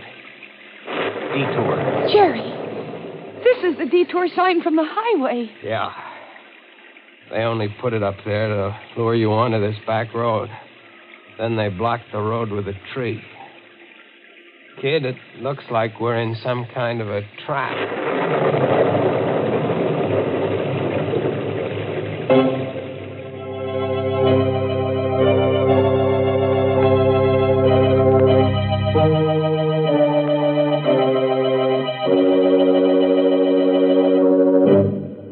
Now, what kind of a mess have we got these poor people into?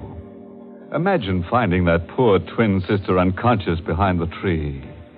And it took Butch to find her, too. I wonder what kind of a tree it was. Oh, probably a dogwood tree. As you can always tell a dogwood tree by its bark. There's poor Linda in all that trouble, and here you go, making puns. I can't help it, Mary. That's my nature. I ought to know it's your nature by now. And I ought to know, too, you can't change people. Take those of us who like to start each day off with piping hot Lipton tea. Why, nothing in the world could change us. In fact, breakfast just wouldn't be breakfast without Lipton. Lipton tea just seems to go with a bright bowl of gay yellow jonquils, a sunny checked gingham tablecloth, and, of course, the morning paper. Part of the reason is Lipton's deep amber color and tempting aroma. But the big reason breakfast wouldn't be right without Lipton's is Lipton's grand, brisk flavor. It's so lively and tingling with zip. Just a cup or two of Lipton's and your spirits catch on and your day's off to a bright start. Yes, breakfast time or any time is the right time to enjoy Lipton tea. So for real tea-drinking pleasure, ask your grocer tomorrow for brisk Lipton tea.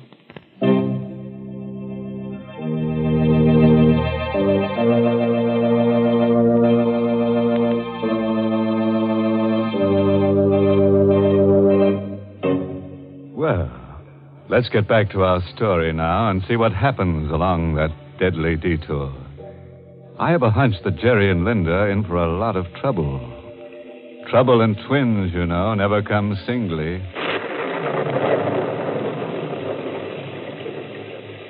We got back in my car, wet and shivering, Linda, Butch, and I. And we tried to figure out what to do. Don't you see, Jerry? This is the way those old-time wreckers used to work. They'd place false signals on the shore so that the ships would be lured onto the rocks. Mm-hmm. You think that phony detour sign back It was there... just like a false signal to a seaman. It lured us onto this back road. When they get good and ready, they'll come for us. Maybe you're right, kid. Well, Jerry, we can't just sit here and wait to be murdered. Look, Linda, up there in the hill through the trees. See those lights? Looks like a big house. Hey, maybe they've got a phone. We could call the police. Uh-huh. And maybe... Maybe what, Jerry? Nothing. You think maybe they're the ones who lured us here? We'll have to take the chance, Linda.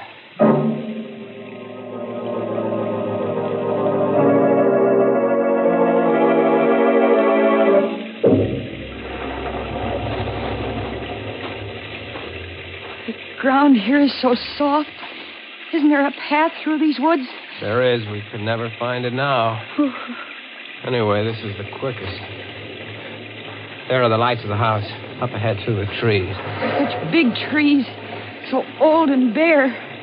They look like evil things, like they're waiting to twine their arms around us and crush us. Quit it, kid. You'll work yourself up for nothing. We'll be at the house in a minute. What? What is it? The lights, they went out. The house, it's all dark. Quiet, Butch, Why did they quiet. put the lights out, Jerry? Maybe they went to sleep. What'll we do? We'll go up and ring the bell. That's what we'll do. Jerry, What? you hear that?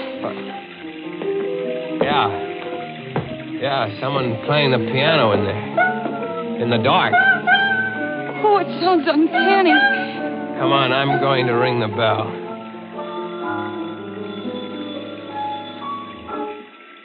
Piano stopped. Yeah.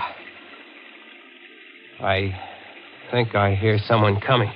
Still no lights. It gives me the creeps. Someone's opening the door. Good evening. Caught in the storm, eh? Won't you come in? Your lights, aren't they working? How stupid of me. I'd forgotten. There. That better? Yes, thank you. I'm Jerry Watson. This is my sister, Linda. This is Butch. How do you do? My name is Considine. Gregory Considine. And you're quite welcome, I assure you. Mr. Considine, there's been a tree cut across the road down there. Tree? Cut? You mean struck by lightning? Well, I don't think so, sir. I think it was done deliberately. I'd like to use your phone to call the police. I'm so sorry. The phone is out of order. The storm, you know. I'm sure you must be mistaken about the tree. You must be soaked through and through. Please, follow me into the library. I'll get you some dry clothes. Jerry, did you see his eyes? He's blind. That's why I was playing the piano in the dark. Right in here, please. It's a nice crackling fire. You can warm up while I ring for my handyman. Matt will be here in a moment. I heard what you said to your brother, Miss Watson. Oh, I'm sorry. Not at all. I managed quite well. You live alone here, Mr. Considine? Just my brother Vincent and I, and Matt, of course. We seldom see strangers here. No one uses this old back road.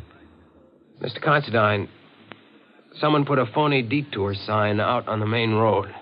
Really? Sounds almost incredible. Ah, here's Matt. You ring for me, Mr. Gregg? Matt, this is Miss Watson and her brother. and Butch. They've been caught in the storm. I think there's some dry clothing in the west room. Yes, Mr. Gregg. Here, this way, please. Are you in there, Greg? What have you done with those people? Oh, dear. It's my brother Vincent. I'm afraid I'll have to ask a favor of you. Please overlook anything Vincent may say. He's, shall I say, a bit strange. Oh, here you are. Well, introduce me to your friends, Greg. Go upstairs, Vincent. Go upstairs, Vincent. Is that all you have to say to your brother? What are you going to do to these people? What are you planning for them? Vincent. You can't shut me up. Look here, mister. And young lady. Take a bit of advice from me. Don't stay in this house overnight, or you'll never live to see the morning. Get out, quick. Matt, you know what to do. No. Yes, Mr. No, Gregg. please, keep away from me, Matt. Keep away. I warn you, mister, get your sister out of it. No, hey, let go of me, Matt. Hey, he knocked him out. I regret that it was necessary, Mr. Watson. Vincent is difficult at times. Please pay no attention to what he said. I'm very sorry that you had to witness this painful scene. Matt, please carry Mr. Vincent upstairs and lock him in his room.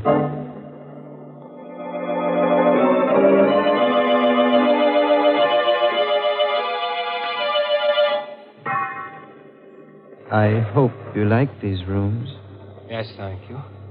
Yes, I'm sure we'll be comfortable, Mr. Considine. They're adjoining rooms, as you see. And these doors bolt on the inside. I advise you to keep them locked all night. We surely will. Thank you for these dry clothes and for the tea. You're quite welcome, I assure you. Now just try to get a good night's sleep. Everything will be all right in the morning. Oh, Jerry, I'm scared. So is Butch. And so am I. What'll we do? First thing to do is bolt the door. He's blind. Yet he frightens me, Jerry. The way he ordered his brother knocked down. Jerry, there's something I've got to tell you. What is it, kid? The name of that family of old-time wreckers is Considine. You mean these are the people? Their ancestors used to loot ships. And now they're working on motorists. Poor Vincent tried to warn him. Jerry, what are we going to do? We've got to get out of here before they come up to finish us off. Let's take a look out the window. Oh, it's pitch black out there. Look, by the streak of lightning. Did you see? Yes, I did. That man, that Matt, standing under the tree with a rifle. We're stuck. No escape. What's that? Someone tapping against the wall. In there. Can you hear me? Who is it? It's Vincent. I'm in the room next door to you. It's locked on the outside. Can you get me out? We'll be right there. Quiet, Butch. Oh, Jerry, maybe there's a chance if Vincent will help us. Come on, kid. Yeah. No noise.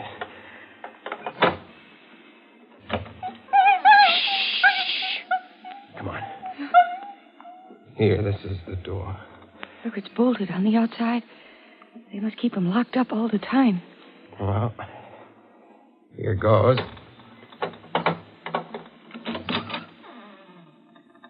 Vincent? Here I am. Don't make any noise. My brother has ears like a cat. And don't let him fool you. He may be blind, but he's more dangerous than any man who can see. How are we going to get out of here?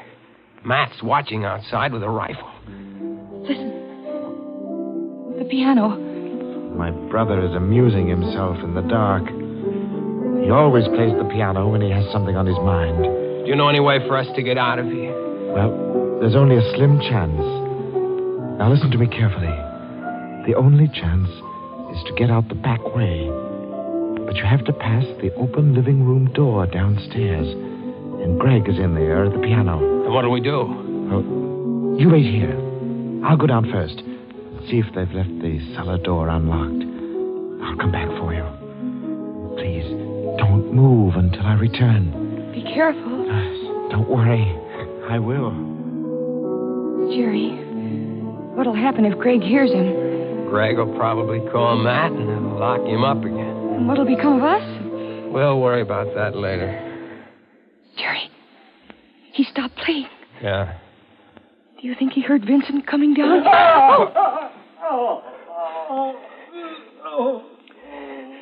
Jerry, Greg caught him. What'll we do? Come on, we're going down.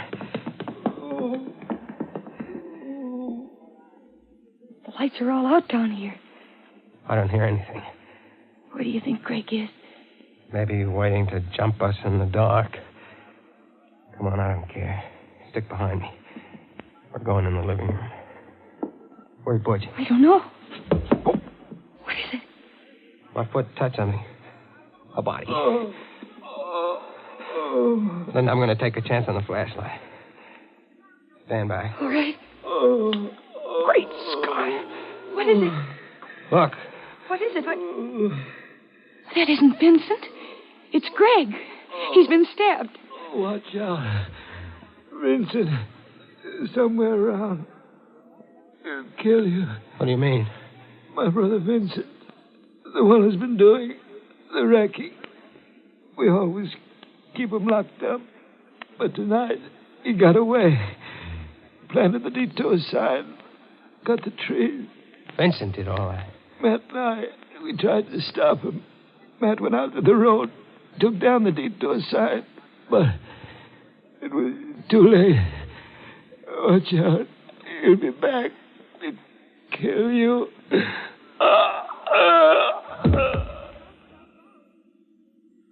He's dead. Jerry. Poor Greg. And we thought of... Oh, the lights. Thank you for waiting for me. Vincent. Where'd you get that rifle? From Matt. He won't need it anymore. What are you going to do? What do you think? You're crazy. Well, aren't we all? Now, my good friends, if you'll just say a prayer. Any little prayer will do. Point that gun at my sister. It won't do you any good to stand in front of her. This rifle is a 30-30. Now, if you're ready... Jerry, he's mad. Look out! Butch! Attaboy, Butch! Let go of the gun!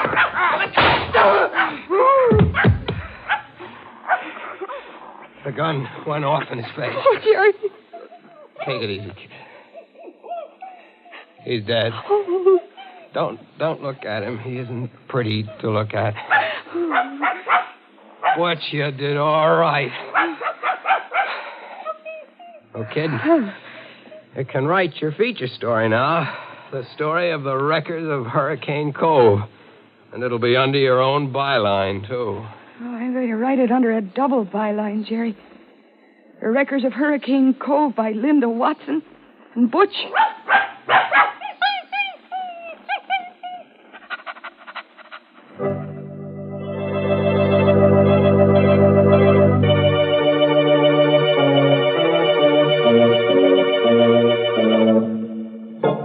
Well, Butch, how does it feel to have a byline? You like it. You like collaborating, don't you? Especially with a pretty girl like Linda, huh?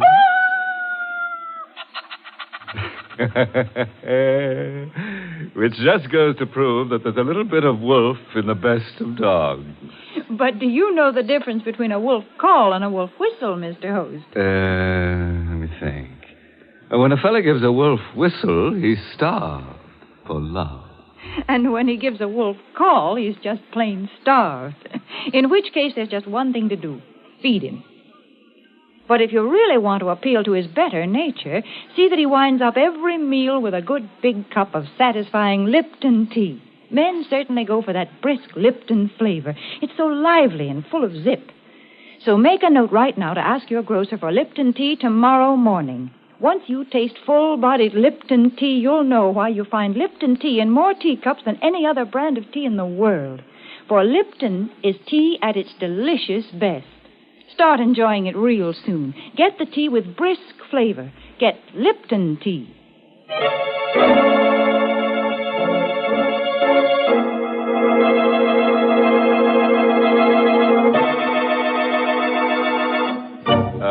Parting word of advice, friends.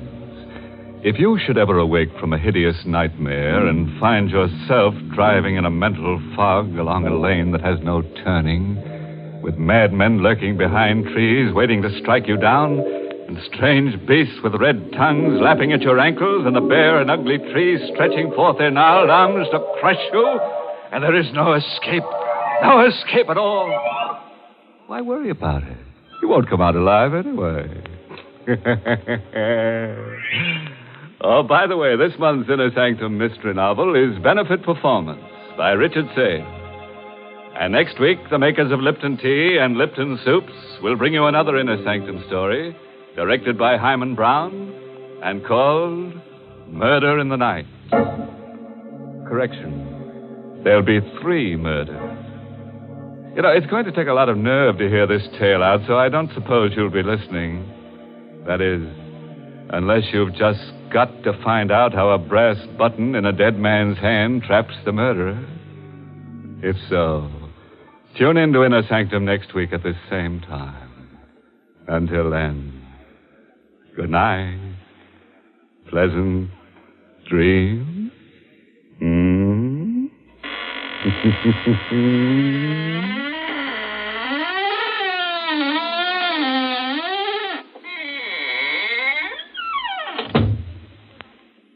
Friends, here's a good way to lead off a meal. Serve quick, grand-tasting chickeny Lipton's noodle soup. The first taste of Lipton's noodle soup takes you back to Grandma's own country kitchen. But you get Grandma's results in a jiffy, because Lipton's noodle soup is a real old-fashioned noodle soup with oodles of tender noodles in savory golden broth that's easy to fix and costs little.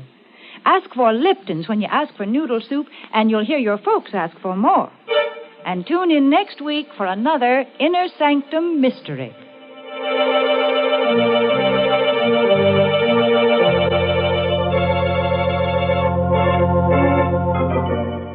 This is CBS, the Columbia Broadcasting System.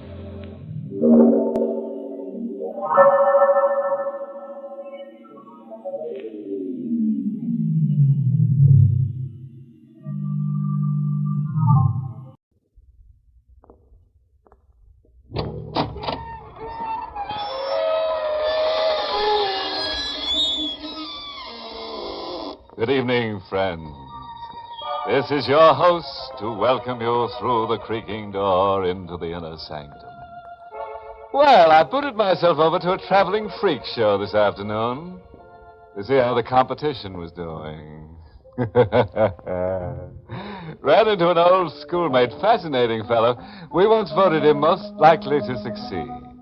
He did, and how. He's a high man in the snake pit. A frightful accident happened near the squirrel cage. The peanut concessionaire went up in flames. Yeah, some joke had given him a hot foot. Well, before I left, the owner offered me a very lucrative job. Pick any cage you like, he said. I told him I'd think it over sometime when I got my mind back.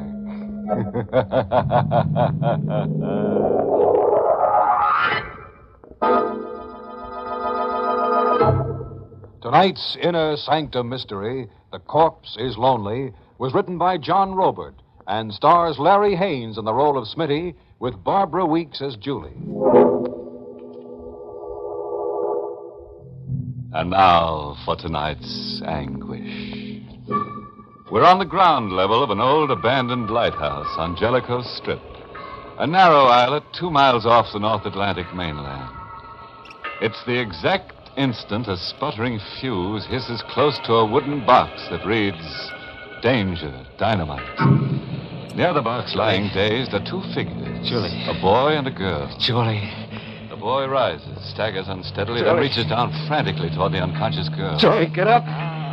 Julie will be blown to bits.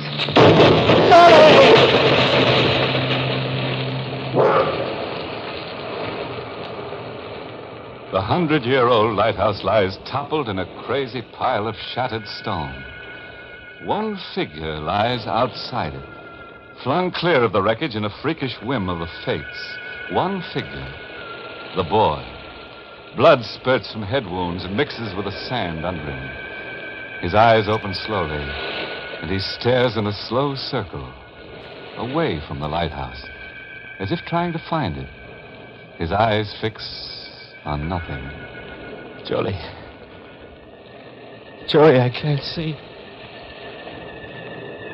I can't see. I'm blind.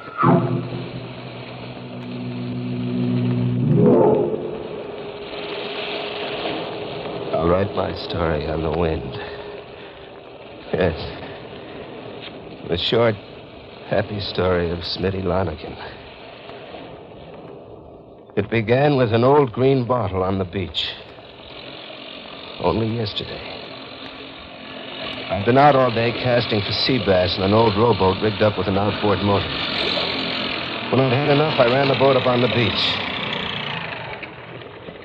Except for the seagulls, I was alone, I thought. It was a beach at the tip of nowhere, a 4-mile walk from town. I just dropped my anchor when I saw the old green bottle lying on the edge of the beach like it had just been washed ashore. There was something inside it, rolled up. And a metal stopper that took every ounce of strength I had, trying to pull it free. Let me give you a hand at that, kid. Who are you? Sharky. You don't need to look so green. I ain't gonna bite you. Well, where'd you come from just now? I didn't see I was any... watching you from up on the dunes. Hand me that bottle. There, just takes a little muscle. Now, let's see what you found, kid. Yeah. Sheet of paper. Looks more like old parchment. Yeah, it does. There's a coin with it. Old green coin. Looks Portuguese to me. No. It's American. It's an old gold coin. Well, what do you know? $50 gold piece at that. Yeah, what does the paper say? Well, it's old script, hard to make out. Don't give me that stall. Make it out. Well, read it for yourself, why don't you? I don't read. Oh, come on, kid. Come on. No need getting your back up. I can make out the words 1/3 to the Lady Jane, 1/3 to the Croaker, and 1/3 to the sea. 1/3 to the Lady Jane, 1/3 to the Croaker, 1/3 to the sea. What does that double talk mean? I don't know. There's a signature on it. Captain Crow. That's all there is. Lie sticking out all over your face, kid. Well, what do you mean? There's more on the back of that paper. Give it to me. Part of a map. This is the third of the map that went into the bottle you fetched out of the sea. The second piece went to some Lady Jane, and another third to the Croaker. You get the 3/3 together, and you got a map leading to a lot more of that gold. Now, look, Mr. Sharkey, I found the bottle, and you're horning in. No, kid, I'm not horning in. I'm taking over. Map, gold piece, right in Sharky's jeans. Hey, you don't like it, huh? You're a cheap crook. Gonna hike to town. Tell the sheriff. You bet your life I am. Kid, I never yet saw a dead man walk to town. Any town. Yeah. You gonna kill me? Sure. Like that. No. Sharky. No, the map is all yours. Not while you're blabbing around town, it isn't. Oh. Not. Kid, I'm shot. Jolie, she shot me. You're laughing. Yeah. But I don't see anybody. She'll show from over the dunes when it's safe. Sharky. Sharky was dead. And Julie showed. I watched her come down over the dunes, holding a rifle aimed and ready. A girl gotten up like a beachcomber. Was wearing fisherman's pants slit along the thigh, with long hair flying wildly. Sharky done for? Yes. Yes, he's dead. You saved my life. All I did was kill Sharky. Get the stuff he stole from you out of his pocket. Yeah, sure. What's all this? Oh, just some old junk I found in an old bottle. Sharky wasn't killing you because of some old junk. I don't like liars, mister. Sharky was a liar. All right. It's an old gold coin. There's a letter and part of a map. Part of a map that leads to more gold coins. Was that the way Sharky figured it? Yes. Then that's how I figure it. We're partners, mister. What's your name? Smitty. We're partners, Smitty. Now help me dig a hole for Sharky. Partnership is out, Julie. I'm on my own. This rifle says otherwise. I just traded in Sharky for you, handsome. Now dig that hole and then start chasing down the gold. The gentler sex. Whoever coined that phrase never met Julie. Well, I went right to the one source that could tell me the most about Captain Crow, the signer of the old letter I found. My informant was a peg-legged old man called Uncle Cale, the village record keeper. Captain Crow, huh? Funny you should come inquiring about him. Well, I'm writing a book on New England history. There was a Captain Crow, eh? Yeah, was until the county hung him 20 years ago, about the time I lost this leg. Hung him, you say? Why? Well, piracy was only one of the reasons. Crow had put out the signal flare lit off an old Jellicoe lighthouse so that passing ships would ram into the rocks and sink. Oh. I guess Captain Crow's scheme netted him quite a lot? Yeah, I reckon it did. Everything floating to shore was salvage, and Crow knew just where to lay waiting for it. What went down, Crow went down after. Diving suit? Yep. And grappling irons. Oh, I suppose he came by a lot of gold that way, huh? Well, I can't say he didn't. There was talk once about a gold shipment that never got past them rocks off in Jellicoe Lighthouse. Uh-huh. I ran into a couple of funny names connected with Captain Crow. I wonder if they make any sense to you. Yeah, fire away. Lady Jane and the Croaker. Lady Jane and the Croaker? Now, where did you come by them? Around. They mean something? Why, they're right here in my records, in the last will and testament old Captain Crow made out before they hung him. I remember reading them names like it was only yesterday. Can I see the will? Yeah, I guess you can, you being a book writer. I'll go scout it up. And I got it right here. Penned by old Captain Crow himself. Now, let's see what it says.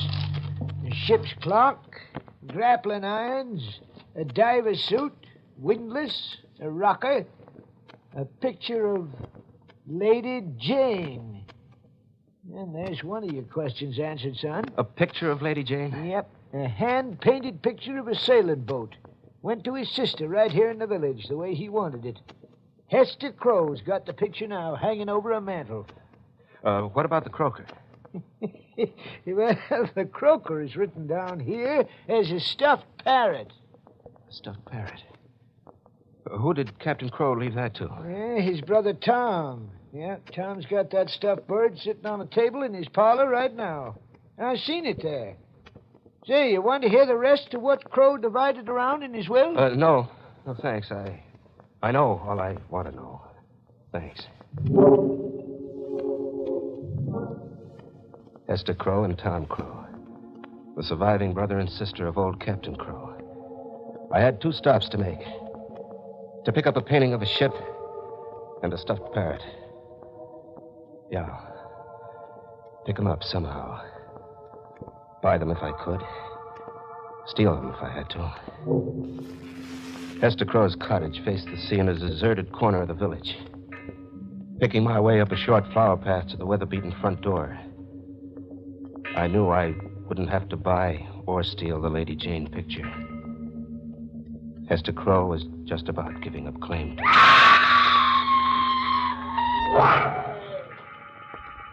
Inside on the floor with a face splotched green and purple and twisted as if she'd just screamed at the devil was Hester Crow.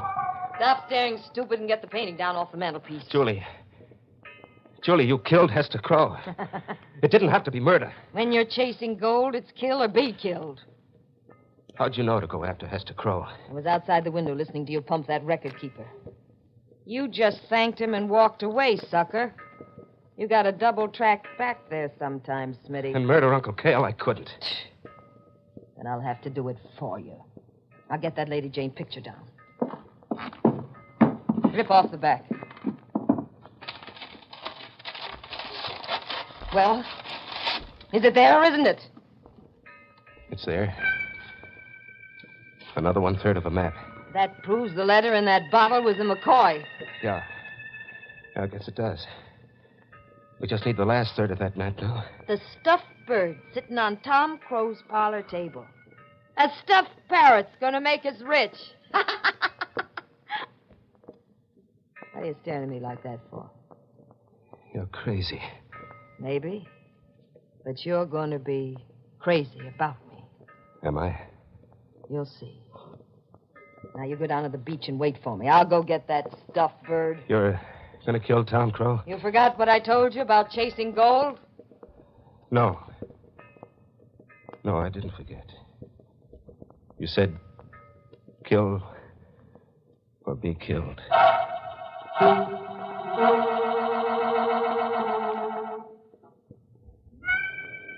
I hiked 4 miles back to the beach as Julie had ordered me to. And I waited for her to come back with the stuffed parrot. Oh, I was in deep. Playing patsy to a crazy murderess. With no way out. The hours went by and the dawn came up.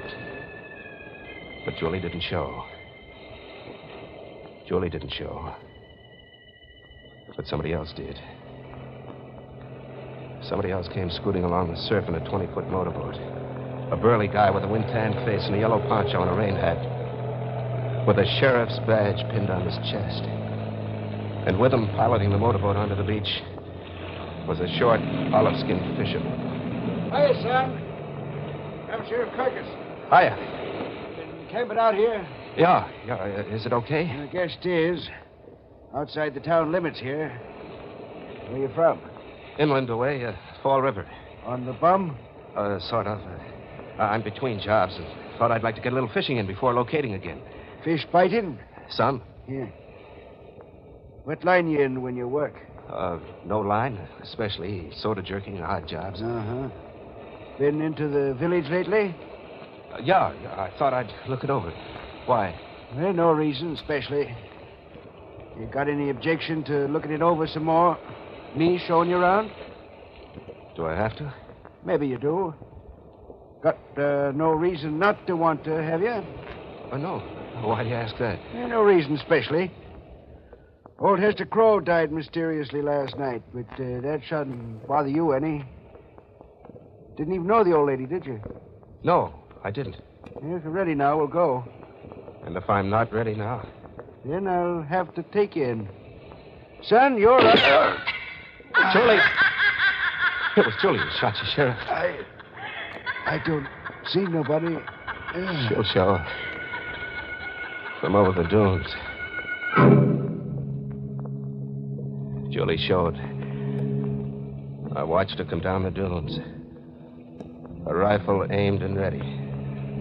Pointing at the olive-skinned little guy who piloted the motorboat for the sheriff. Sheriff changed his mind, handsome? He's dead. He came to arrest me for the murder of Hester Crow. I saw your knees knocking from up there. Good thing for us the sheriff came along. Good thing. And how? We got a real motorboat now and a pilot with it. You there, what's your name? Pedro, senora. What do we need a motorboat and pilot for? Get to Jellicoe Lighthouse and get that gold. Jellicoe Lighthouse? Yeah. Here's the third of that map that was sewed in the stuffed parrot. Put the 3 pieces together and read it for yourself.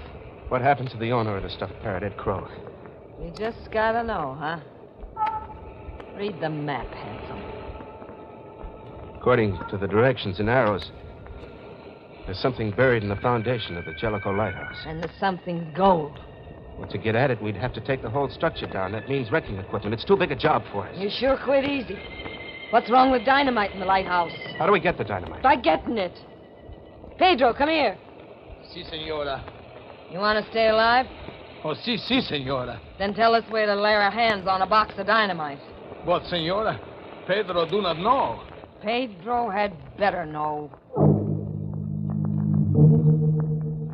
Pedro did know. We watched Pedro steal a box of dynamite from the private pier of the county construction company. I have stole the box of dynamite, senora. Now, let's get out of here. Head straight for the Jellicoe Lighthouse, Pedro, as fast as you can push this tongue.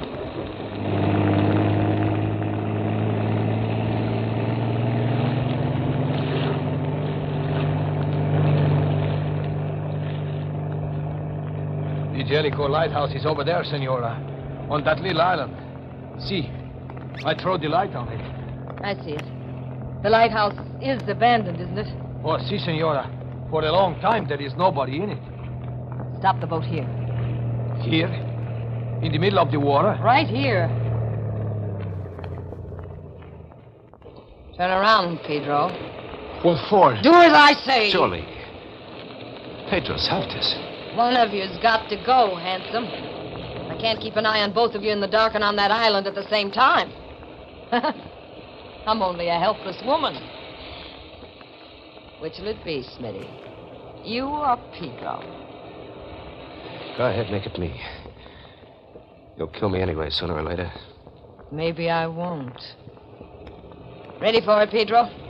Si, senora. If I have to die, I am ready. Thank you, senor, for trying to save Pedro. Oh!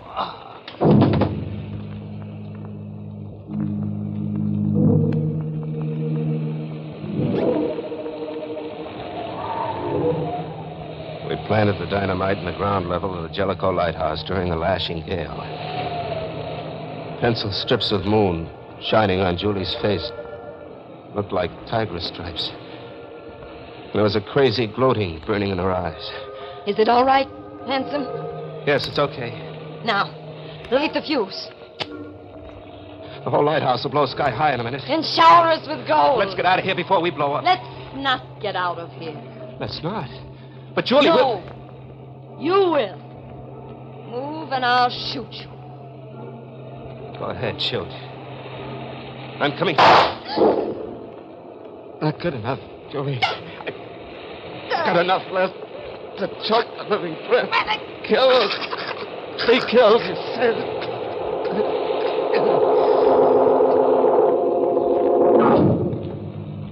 She sagged in my hands and fell over unconscious. I couldn't bring her to or drag myself out in time.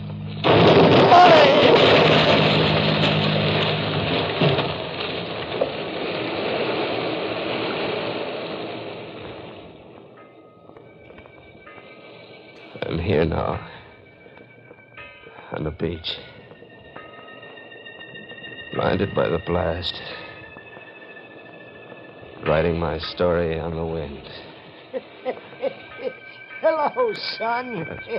You find that gold yet? Uncle Kalo, how'd you know to come here? I was the one who sent you here. You sent me here? Oh, sure. You gave me the lead on what Lady Jane and the croaker meant. More than that, I was the one who drew up that letter and map and put it into that old rum bottle for some scavenger to find on the beach. I don't get it. Old Captain Crow never had any gold. It was me that made you think he had by forging them writings on an old paper I tore out of a book, by hiding pieces of a map in the back of that picture and in the stuffed parrot. Why did you do all that? Payment for my leg. The leg I lost. Oh, sounds crazy. I lost my leg in the service of the county, but not a cent come to me for the loss. And I was to get my pension from the county board, except for 2 votes going against it. 2 votes? Hester Crow and Ed Crow voted against you. They did. May they squirm everlastingly in their graves. So, your scheme was to get them murdered by someone who was after the pieces of map you planted in their homes. Yeah, and it worked. Jim Dandy. Why did you come here now? To laugh at me for playing sucker? No, son. To make my peace with you before you die. I left the story behind me all written out, and they'll be coming here after me. I've had my revenge. And I allow I'm touched in the head some, but I wanted to make my peace with a good lad like you before you die. You scared? Not of dying so much. And then of what? Of someone waiting to meet me where I'm going. She swapped Sharky in for me. You hear her? I got rid of her once. But I'm afraid she's going to get me this time.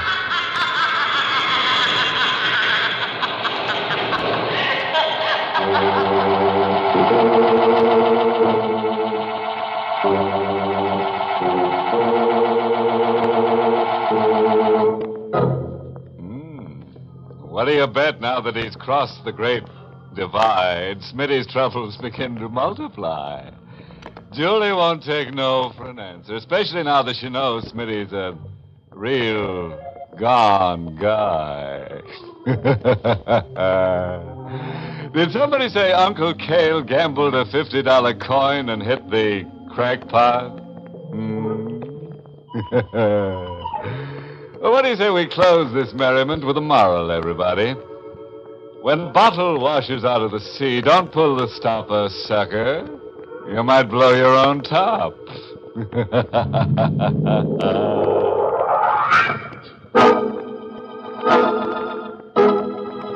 Be with us again next week at this same time for another Inner Sanctum Mystery.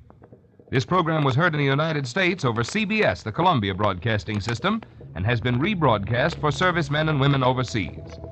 This is the United States Armed Forces Radio Service, the voice of information and education.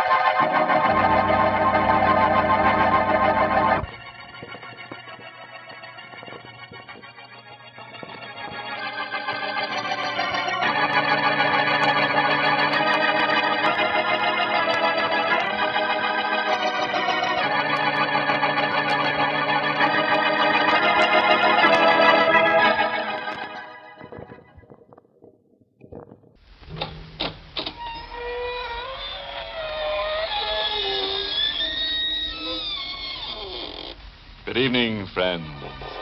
This is your host to welcome you through the creaking door into the inner sanctum. Come in, come in. You mustn't mind that covered body over there in the corner. That's Oscar, our bashful corpse.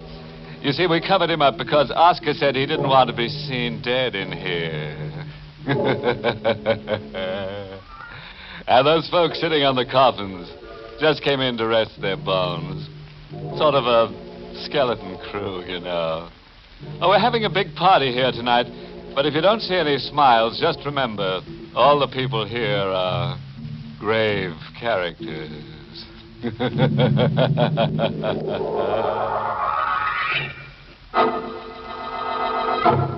Tonight's Inner Sanctum Mystery, Corpse Without a Conscience, was written by Ed Adamson and Bob Sloan, and stars Carl Swenson in the role of Charles, with Everett Sloan as Bellini. As they so often say, the line that separates the dead from the living is very thin. Now take tonight's character, Mario Bellini. Bellini crossed that line so many times he almost wore it out. Like the strange, mystic man that Mario Bellini was in life, the small mosque-shaped tomb in which his body reposed was strange and mystic, too. In the hillside cemetery, it stood alone and aloof, above the other tombs. On a stormy, windswept night in the large granite house whose grounds border on the graveyard, the elderly, wrinkled-faced woman stands at her bedroom window, staring out at the hilltop tomb. The elderly woman, troubled by a hidden fear, bites nervously at her lip. Then, suddenly... Ananda, what happened? Charles. What happened? Why did you scream? He's come back. He's returned from... Huh? What are you trying to say? Who's come back? Mario Bellini. Bellini? Yes, he was here in this room. It's ridiculous, Bellini's dead. He's buried in that tomb up on the hill. I know, but he's returned from the dead. Nonsense. The dead can't return. Bellini can. He has strange powers. He was here in my room. Can't you tell he was here? Tell? How? That odd incense he always had burning in his place. Don't you smell it? This room, it's filled with the odor of Bellini's incense. It's just your nerves. There's no odor of incense in this room. What? Not a trace of it. Now go back to bed. You think I'm crazy. Just because I'm old, you think I imagine things. Bellini is up on the hill in that tomb. His casket is in the crypt under the stone floor. Even if he could rise from the coffin, he'd be locked in that crypt. Not that the dead can rise. Bellini has strange powers. For your own peace of mind, I'm going to prove to you that Bellini's body still rests in that tomb. Going to wake up Horton, and he'll help me unseal that trapdoor on the stone floor. It's no use, Charles. You won't find Bellini there. What makes you so sure? Because of this note. What note is that? I received it from Bellini the day before his death. I never told anyone. Here. Read it. Mrs. Ferguson, you have won in life. I will win in death. I shall return for my victory on the first anniversary of my death. Bellini. You see, the prophecy in that note has been fulfilled. Mario Bellini died just 1 year ago tonight.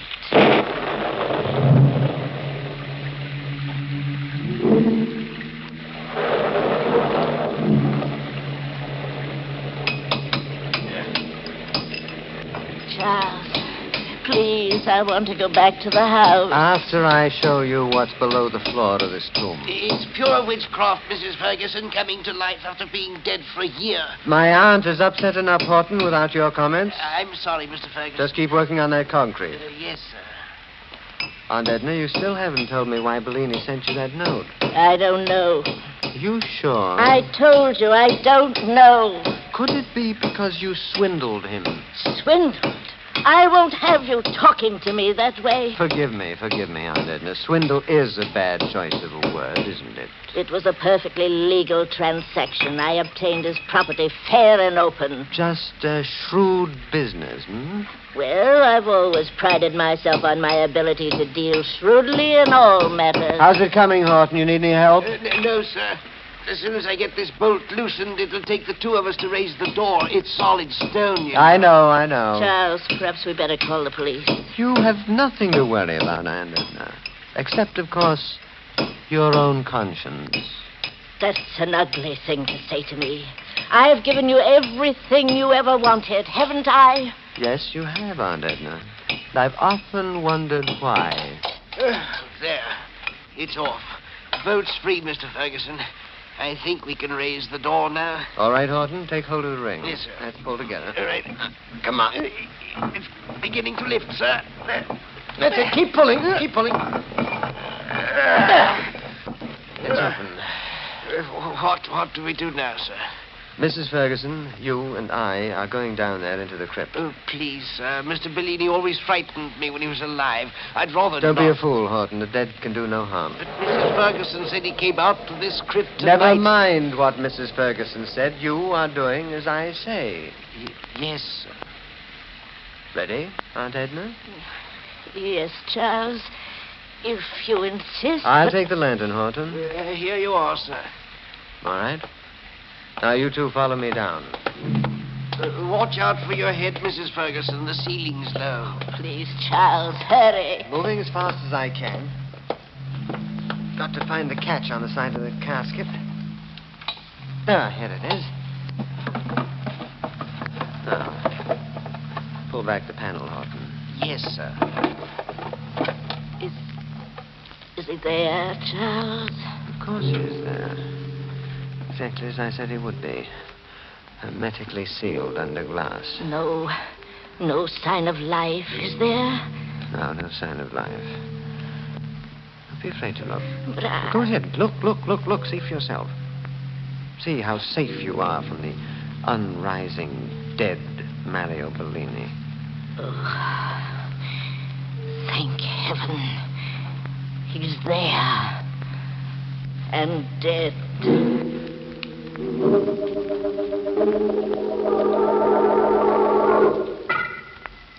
Charles, did you lock all the windows on the first floor? Yes, Aunt Edna. What about the shutters, Horton? I bolted them all, ma'am. Really, Aunt Edna, this is ridiculous. You saw his body still sealed in the casket? It's not his body. It's the spirit of him, his evil spirit. I know he'll try to kill me, but I'll fool him. I'll live through this night. Why, of course you will. I was just thinking of what the doctor said about your heart, about overexciting yourself. Never mind my heart. Get out of here. Both of you. Yes, ma'am. Good night, Aunt Edna. Good night. And Horton, make sure to lock the door behind you. Yes, Mrs. Ferguson. If you need me, Aunt Edna, just call out. I'll be within hearing distance. Make sure that you are.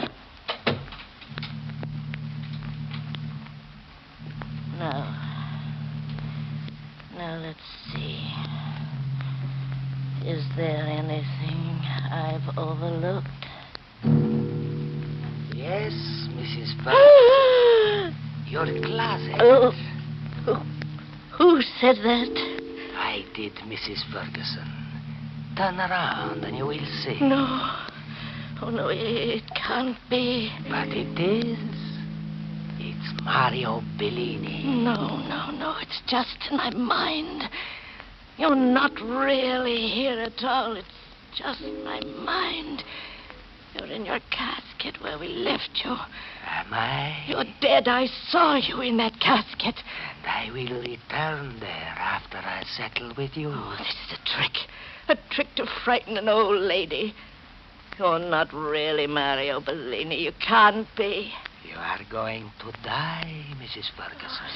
Stay away from me. You are going to die for what you did to me in life. It was all legal. I can prove it. I am not bound by the law now, Mrs. Ferguson. I am taking you with me back to the grave. No. Please, stay away. Don't come near me. You foolish old woman. Do you think I'm afraid of that knife in your hand? Do you think a knife can protect you from the dead? Don't come near me. No, let go.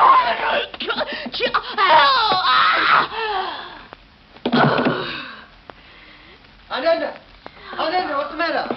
Charles. Mrs. Ferguson.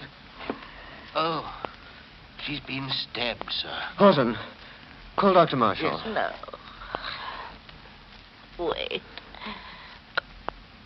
Bellini. What? Mario Bellini. Return from the grave.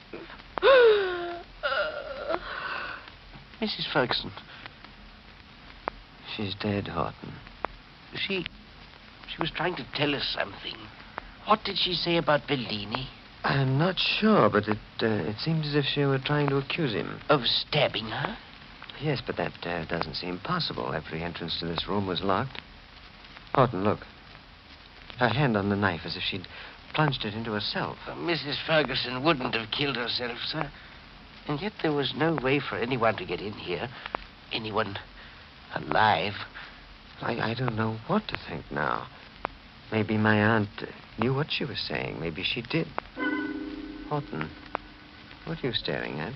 Look, sir. This was on the floor. What is it? A ring, a gold ring, with the initials MB engraved on it. I saw that ring tonight. I saw it on Mario Bellini's hand while he was in the casket in his tomb.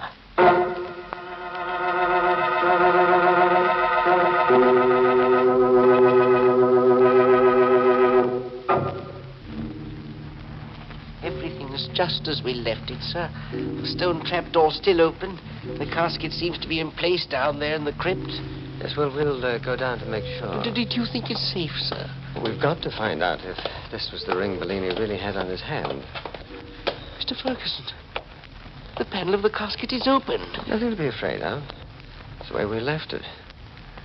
Let me have your lantern. Here you are, sir. Is he still in the casket, underneath the glass? Yes, he's here. I guess we must have misunderstood what my aunt meant when she spoke his name. Of course, sir. Nobody can return from the grave. Good heavens, Mr. Ferguson, his hand, there's no ring on it. Look for yourself, it's gone, sir. There's no ring on his finger. Oh, yes, no ring. But it's not possible. Are you sure you saw the ring on the corpse? Couldn't you be mistaken? I guess I could be, but... Well, I guess I must be, because No, you were right. Mrs. Ferguson was right, too. Mario Bellini did return from the dead to kill her. Horton, what are you talking about? Look at the other hand. It's stained with blood, sir. I can't understand it. I can't understand how blood could be on his hand unless it was there when he was put into the casket. But it's fresh blood, sir. We must call the police immediately. Yes, I guess we'd better. We'll go just as soon as I pull the panel back over the top of the coffin. We'd better leave everything the way it is and hurry out of here. It may be dangerous for us to stay a moment longer. No, all right. Mr. Ferguson. What is it? I thought I heard something stirring down there. Where? In the casket, sir. Listen. It's your imagination, Horton. No, there is something moving in that casket. Quick, let's get out of here. No, wait. The casket. Bellini's getting up from his coffin. Get out of your mind. He's there, standing up in the casket, sir. Wait, where are you going? For the police. Come back, you fool! No, sir. You, Mr. Ferguson. I had no choice, Horton. It was your life or mine. That was a foolish thing, Charles. Isn't one murder enough for tonight? What did you want me to do, Mario? Let him go to the police and have them find out that you're still alive? What difference does it make? They'll probably find out about me anyhow. It's a good chance they'd have, after the way you botched everything tonight. Why didn't you do what you were told instead of killing my aunt with a knife? The knife wasn't my idea. I had to kill her or she would have killed me. I wish she had. Would have fitted my plans better. You and your plans, making out a false certificate of my death, burying an empty casket, and hiding me away for a year, all so I could scare your aunt to death. Ah, what a plan. It would have worked if you had followed orders. I did as you ordered, but it did not work. The shock of seeing me wasn't enough for her. Her heart was a lot stronger than you thought it was. Well, then why didn't you leave? Instead of stabbing her? Why? Because it was such a wonderful opportunity. I waited over a year for tonight. I waited long enough for my revenge. So now you may have to pay for your revenge. Then I will pay for it. It will be well worth the price. Well, not to me it won't. I wanted her out of the way, to inherit a fortune, not to go to the chair for it. That is your problem. After all, Charles, I am officially dead, you know. Shut up, will you? Horton could have been my alibi. If you hadn't gotten blood on your hands and made him suspicious. Then why did you bring him back here? You know something had gone wrong. He found your ring. I had to prove that you were still in your grave, didn't I? All right. What are we going to do with his body? I was just thinking about that. And? Maybe I can save us yet. We'll put his fingerprints on that knife. And we'll make it look as if he had a fight with my aunt. It might work. It's the only thing we can do. I'll say there was an argument between them. And in the struggle, my aunt was stabbed and Horton was shot. What about this tomb? We'll close it up tight till the investigation's over. There's no reason for them to suspect that you're still alive.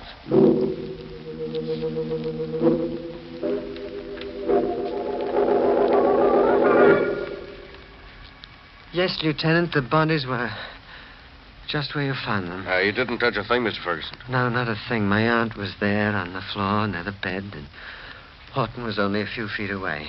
Tell me, Mr. Ferguson, where were you when you heard the first shot fired? Downstairs in the library. Mm-hmm. And you couldn't hear anything of the argument that went before it? Didn't hear a thing. That's why I'm not sure they were arguing. All right. Well, I won't take up any more of your time tonight. I'll be back in the morning. Oh, very well, Lieutenant. By the way, this window here faces the hillside cemetery, doesn't it? Yes. Did you happen to notice anything strange going on out there about the time your aunt was killed? No. I told you I was in the library. Oh, yeah, so you did. Why do you happen to mention the cemetery, Lieutenant?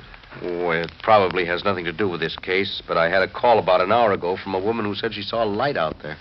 A light? Yeah. Oh. Probably just a crank call.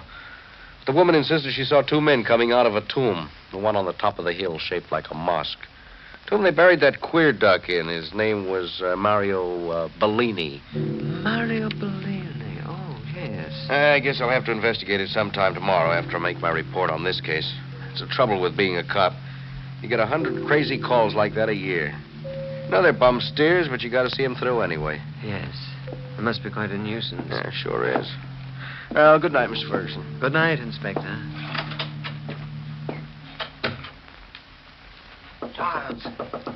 Charles, what do you want, Mario?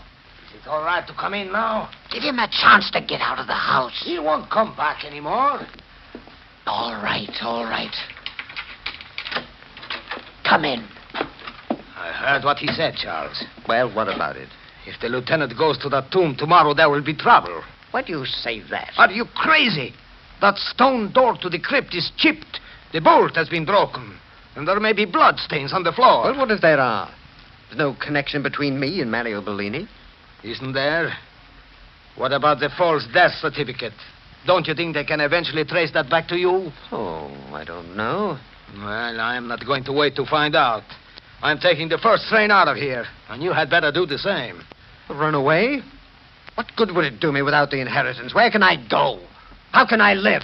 That is your problem, not mine. I am dead, remember? No matter what happens now, I will be in the clear. Oh, that's right. If you go, you'll be in the clear. And if you stay, then I'll be in the clear. What do you mean? There's only one flaw in my story, Mario, the false death certificate. But that certificate doesn't have to be false. What? It doesn't really have to be false at all. If you're dead when they open that casket tomorrow, then my hands will be clean. Charles. Yes, that's the only way out. No, Charles, stay where you are. I can't let you live. You've got to die. No, Charles, wait. No, you've got to die, Bellini. I can live. Killing you is the only solution.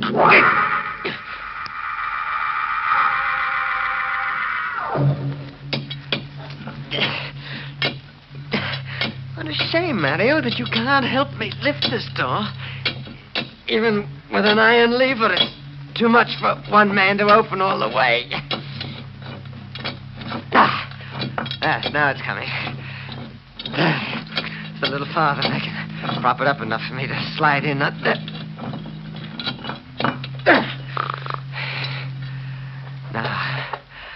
Now I can slide through. If I do it ever so carefully.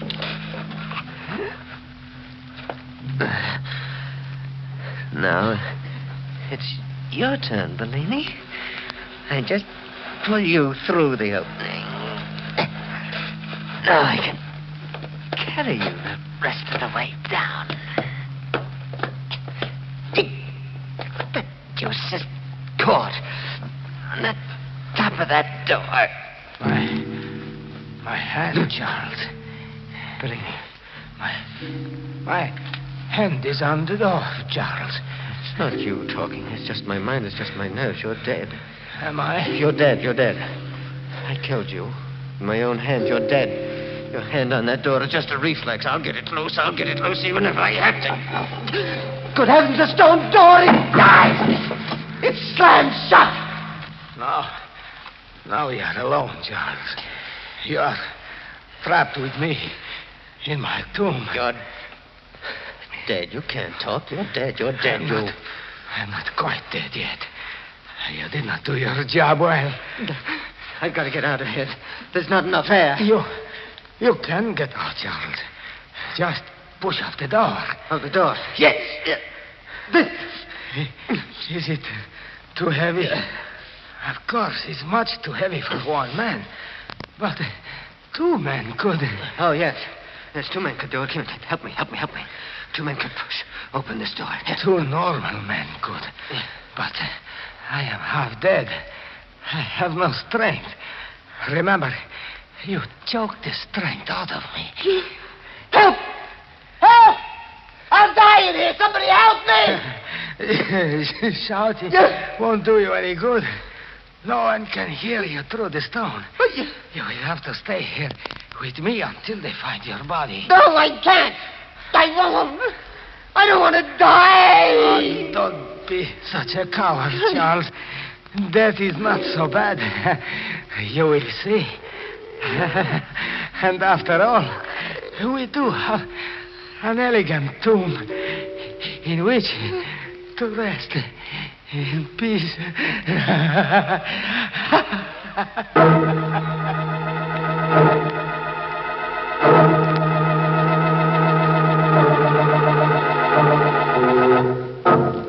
That's what we mean when we say the guy died laughing. No sense of humor, that Mario Bellini. Just couldn't take a choke. Oh, well, I'll have to get along. Now, Bellini and I have a date with a couple of ghoulish girls. We're going out tonight to paint the town black. Oh, you didn't know that Bellini and I were pals? Why, of course. I've known that stiff ever since he stood knee-high to a grave hopper.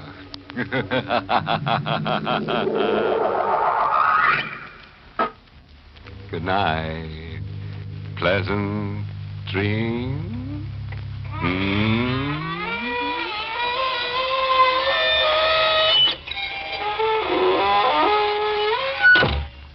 Inner Sanctum was heard in the United States over CBS, the Columbia Broadcasting System, and has been rebroadcast for servicemen and women overseas. This is the United States Armed Forces Radio Service, the voice of information and education.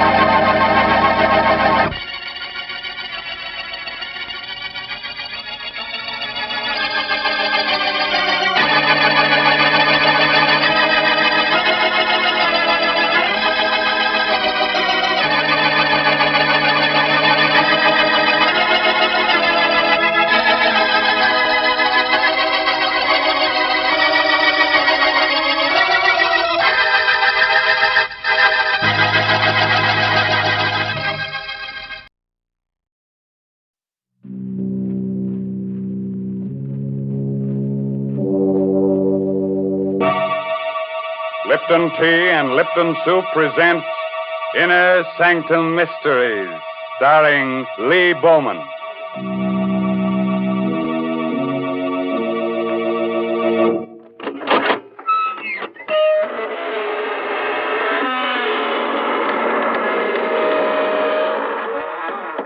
Good evening, friends. This is your host, Raymond. Welcome to the Inner Sanctum. Come in, won't you? What are you staring at? The walls. Well, you know that old saying about walls having ears. Well, these walls have eyes and a nice assortment of fingers and hands. One of them has a heart, but you can't beat that.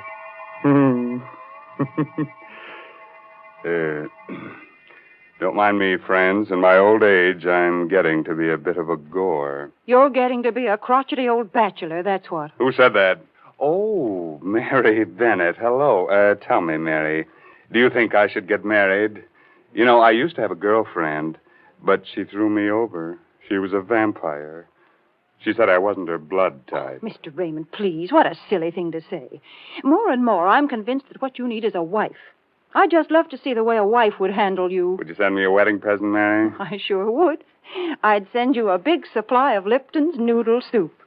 You know, I'll bet your wife would appreciate that. My goodness, in the old days, it took a woman all day to make a pot of noodle soup, whereas nowadays it only takes a jiffy. That is, when you use Lipton's noodle soup mix. But Lipton's has got the same homemade taste, believe you me. It's got the same chickeny flavor. Yes, sir, a hot plate of Lipton's noodle soup is a grand welcome home for the whole family. One whiff of that savory Lipton's noodle soup, and folks feel relaxed and ready for dinner with a rousing good appetite. Well, now, that's a very pretty picture, Mary. Which reminds me, our story tonight is about one of the fine arts, murder. It's called Death is an Artist, an original tale by Frederick Matho. And our star is from Hollywood, Lee Bowman, soon to appear with Rita Hayworth in the Columbia Technicolor picture Tonight and Every Night. So, curdle close to the fire and turn the lights down real low. By the way, if you have a little spook or two in your home, looking behind your shower curtains before turning on the water is the courteous thing to do. Otherwise, you might be dampening your spirits. Now let's get on with our story. I'm Stevie, a reporter. I'm what's called a police reporter, because I hang around police stations for my stories. But tonight, I'm the best reporter in the world, because I've got that kind of a story that's only given to one writer in 1,000, once in a lifetime. This story begins with the end of a man's life. Yesterday, an old man living alone with his 5 cats on an abandoned barge under the Brooklyn Bridge cut off the heads of 4 of his cats, then expertly slit his own throat from ear to ear. At 6 o'clock on the morning we got the flash about this old man, I was playing cribbage with Mike, my police pal, at the station house squad room. Burke, the desk captain, was snoring his head off. Okay, Mike, there it is. Go, 121 points. That last run made it. You're the luckiest jerk, Stevie. We're both lucky. Not a call the whole night. Sure hate to drive out to anything in this blizzard. Police, 84th Precinct, Brooklyn. What? Yeah. Wait, say that slower. You haven't seen him in a week. His cats ain't around. Oh, but lady... Huh? Blood in the snow. Well, that's different, sure. Yeah, okay, thanks. What's up, Captain? Some dame passes an old barge down the foot of the bridge on her way to work every day. Says an old bum lives there with his cats. Don't tell me I got to rescue a cat now. No, this coot talks to her real polite every morning. But she ain't seen him in a week. Today she goes to look close like and finds blood in the snow near the door. So we go see. Probably went south for the winter. Coming along, Stevie? Yeah, but I don't like it. Burke mentioned cats, and I hate cats. And I hate people who keep cats.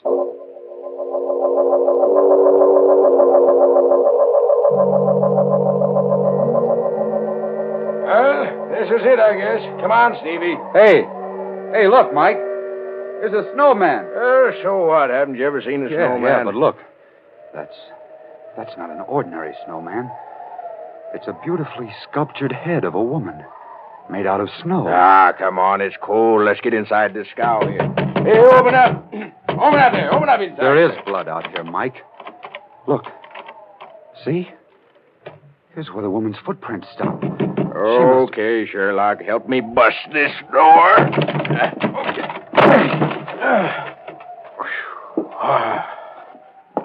What's the matter with you? Look on the floor. Holy mackerel.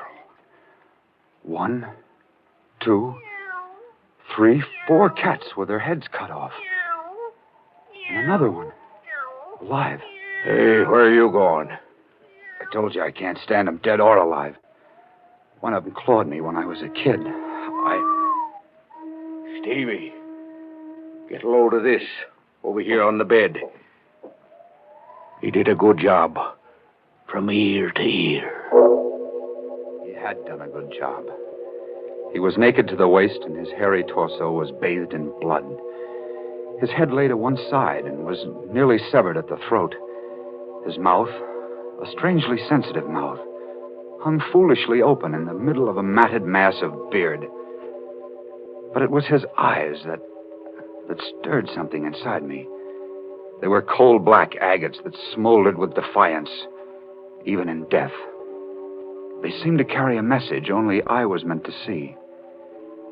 I turned away and stumbled over a small wooden box. It contained clay fragments. An impulse seized me, and I carried the box outside. What do you want that box of trash for? I'm not sure. I just felt I ought to take it along. Mind? Just junk. These bums collect the screwiest stuff. Come on, I'll drop you off at your paper. You'll get a news beat on this anyhow.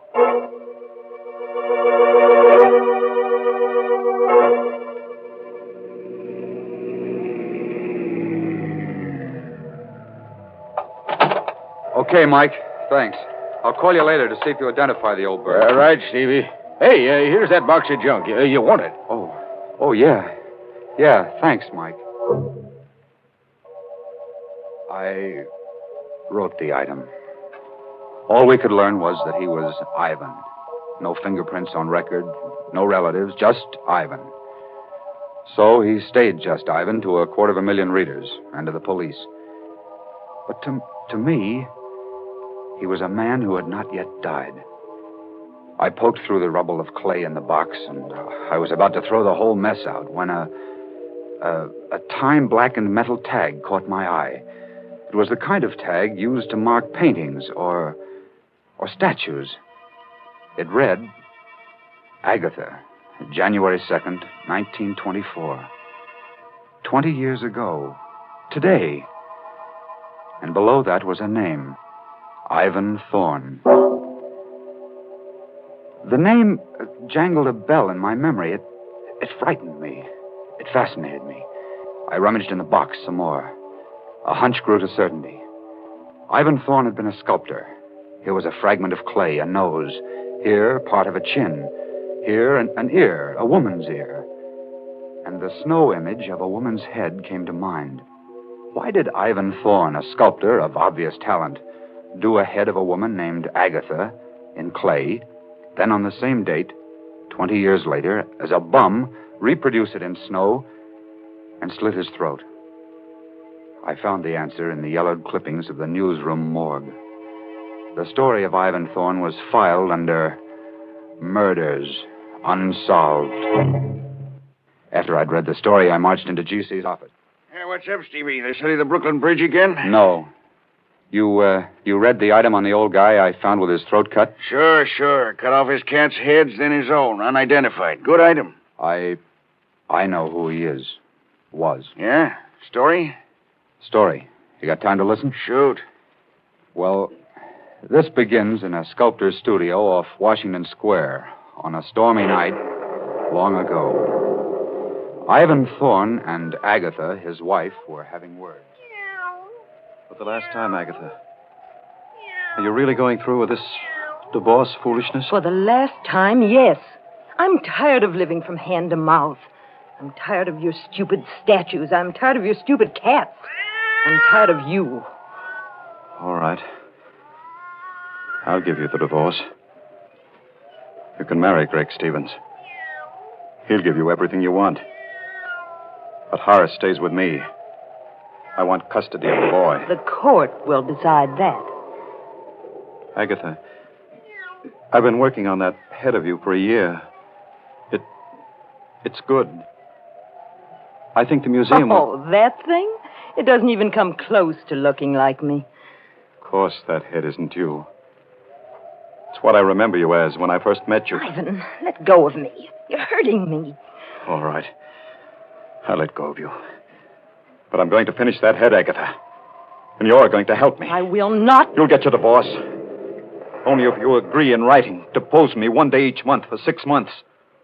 I must finish it. 6 months, hmm? And what about Horace? He's away at school all the time. We'll let the court decide a decent arrangement. All right, Ivan, I'll do that. Give me that pen. Here.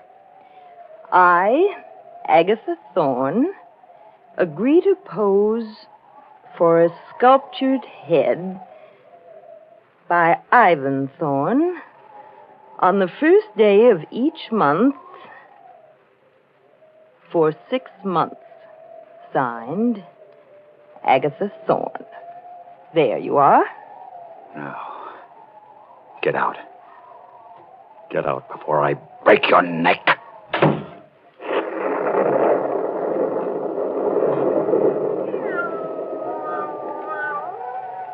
She's gone. She's gone. But I'll see her again. 6 more times. That's all I need. 6 more times.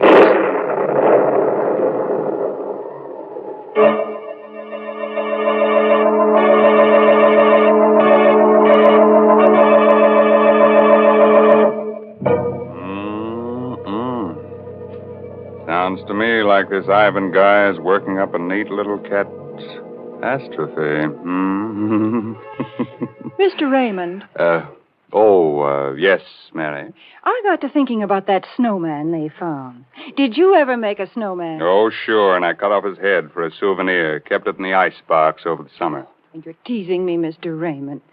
But you know, when I was a child, we used to spend all afternoon making a snowman. And then we'd go in the house for supper with our cheeks red as a frost apple and with a real country appetite. The house was so warm and cozy. Yes, and filled with all the exciting smells of good cooking.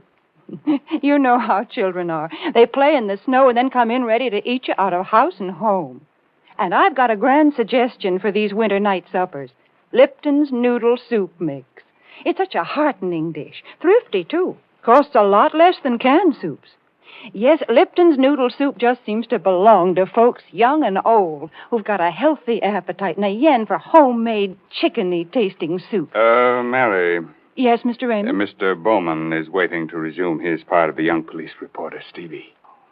That's right. You remember, Stevie told his editor that Ivan was divorced by his wife, Agatha, 20 years ago, and how the events that followed turned the sculptor into the tired old bum he was when he slit his throat under the Brooklyn Bridge. Well, Stevie, did Agatha get her divorce? Yes, and the court gave her custody of their 6-year-old kid, Horace. She married Greg Stevens, and according to these clippings, she kept her agreement with Thorne.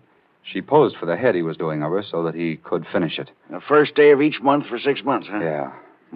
How'd he take the divorce and losing his kid and all? Beautifully. So everybody thought. It got to be the talk of the town. The 3 of them, Agatha, Greg, and Ivan, seemed to get along fine together. The Stevenses were frequent callers at Thorne's studio. Oh, I say, Thorne, why won't you show me the head you're making of Agatha? It isn't fair, you know. Not till it's finished, Greg. You wouldn't appreciate it as it is now. It really is good, Ivan. When will you finish it? Yes, Ivan, when? I want to finish it on New Year's Day. That will be the last time you need pose, Agatha. Can you make it that day? Well, I'll just have to, won't I? Yes. At 3 o'clock? At 3 o'clock. Come on, Greg, darling. Good night, Ivan. Good night, Ivan. My goodness, 6 months goes by so fast, doesn't it?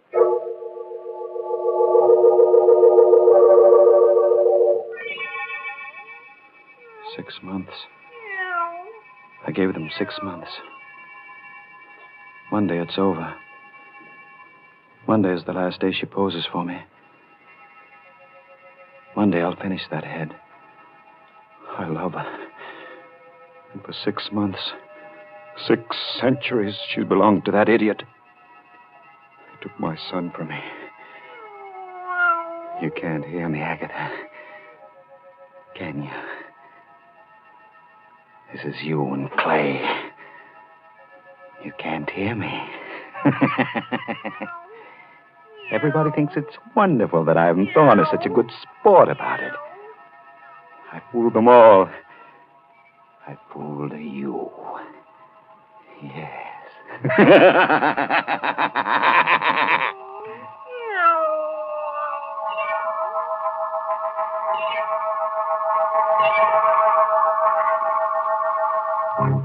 Then he really was out of his mind, Stevie, the Ivan guy. Sure, but with a madman's cunning, he disguised it well. At that point, only his cats knew it, I guess. New Year's Day, 1924, was a howling wintry day. Neighbors later testified to seeing Ivan's massive frame, coat flailing open in the wind, eyes staring, unblinking, as he turned into his building. It was the last time they saw him. In his studio, Ivan kicked his door shut and began talking to Agatha's statue, as he'd gotten into the habit of doing now for some time. I'll set the table by the fire, Agatha, just as we always did. You like that. And I'll set a place for little Horace. Oh, I know you don't want him to come here, but we'll just make believe, huh? Agatha, I must pull myself together. Happy New Year, Agatha. Come in, come in. And the same to you, Ivan. Oh, let me get to that fire quickly. I'm frozen up. Why are you bolting the door? The draft rattles the door. Here, give me a coat. Now, how about a bite? By the fire? Why, Ivan. How quaint. Just like old times, hmm? This is the last time you'll come to pose. Have you minded living up to our agreement? No, Ivan. You've been very decent about it. But tell me, why are you so set on finishing the head you're doing of me? Have you ever seen a human skull, Agatha? Ugly thing. Long after that pretty head of yours becomes a skull, the head I'm making of you will live in ageless bronze. That's why I'm so anxious to finish this work. I see. Well, shall we start, Ivan?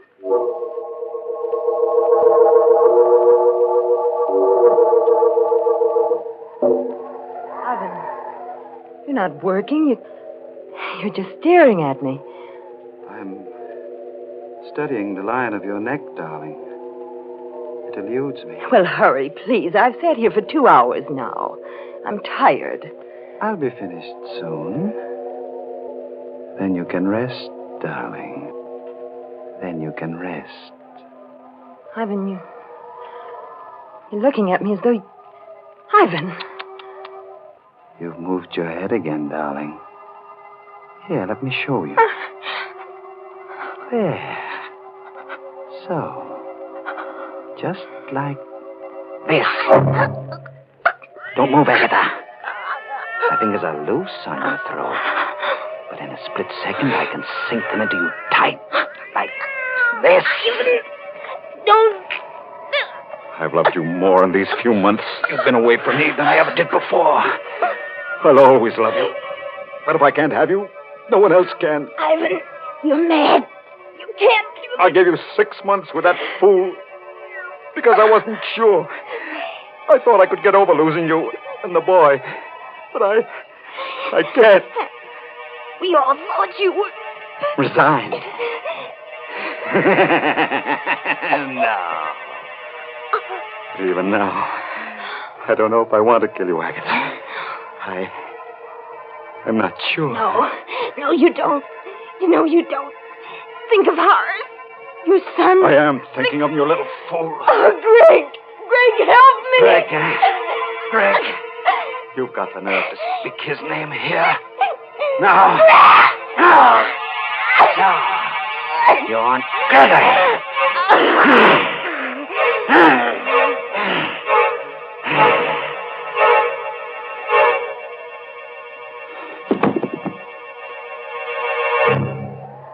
Agatha, I did it. But you made me do it. How beautiful you are. Dead. Look at this clay head.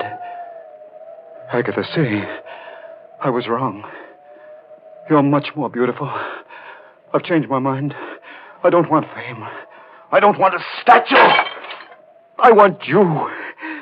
See, Agatha, I've broken it, smashed it. It's Greg Stevens who should die. He did all this to us. I'll go see Greg. That's it. But I must be careful now. I must make Greg suffer. Oh. I have it. Yes. He must know that he, too, has lost Agatha.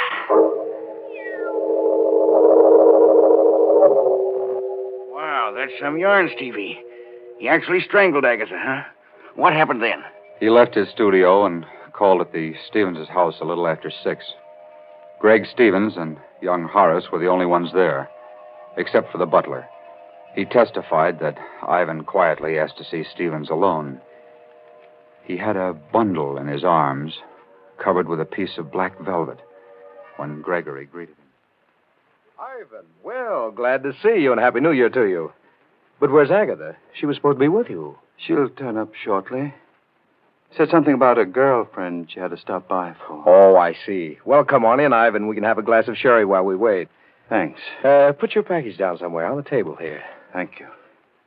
Did you get a lot done today? On the head, I mean? Yes. I've finished it. Oh, good. Say, that wouldn't be it in that box, would it? Yes, as a matter of fact, it is.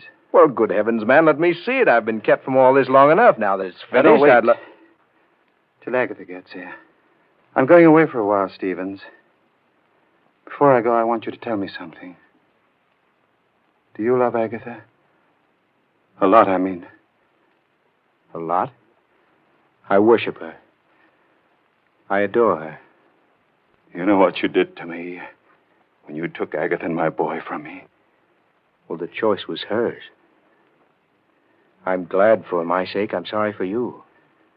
But I thought you were resigned by now. Resigned? You poor fool. I've lived a life of raging hate for you. Ivan, sit down. You don't have to be sorry for me anymore, Greg. You can start feeling sorry for yourself. Thorne, what are you driving at? Everything comes out even, Greg. Come over here. What's in that box? Come closer, Greg. Here. I'll take the cloth off. See for yourself. Agatha! You fiend! You beast, I'll kill you! Hurts, doesn't it, Greg? Hurts to lose Agatha. Doesn't it? I'll kill you! I'll kill you! Oh, you won't! Get away from me! You won't kill me. I won't kill you. We'll both live to remember. Thorne didn't kill Stevens? No, G.C. He knocked him out. They found his footprints in the snow along with the kids. He must have stopped to say goodbye. What a story. He slit his throat this morning as a bum on a barge. Yeah. Took his cats with him. The clay fragments I found in that box on the barge were all that was left of the clay head of Agatha. Nobody even found out how he got away or managed to stay hidden for 20 years? No. That's his secret. Well, write it up, stupid. I can't. I won't, G.C.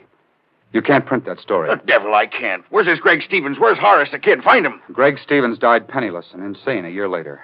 His kid was raised in an orphan asylum. Well, find the kid. Now, let's see. He'd be about 26 today. Maybe he doesn't know any of these things. What a scoop. Get busy. Look, you can't print this story. Why do you think I didn't write it up and hand it in? I feel sorry for the kid. I was raised in an asylum. A story's a story. What do I have to do? Draw you a diagram, G.C.? Why do you call me Stevie? Well, because your name is Stevens, I guess. And, good heavens. You don't mean it. Yes. My name is Stevens. I never use my first name. I don't like it. It's Horace. That's right. You're Horace Stevens. Yes. My father was Ivan Thorne.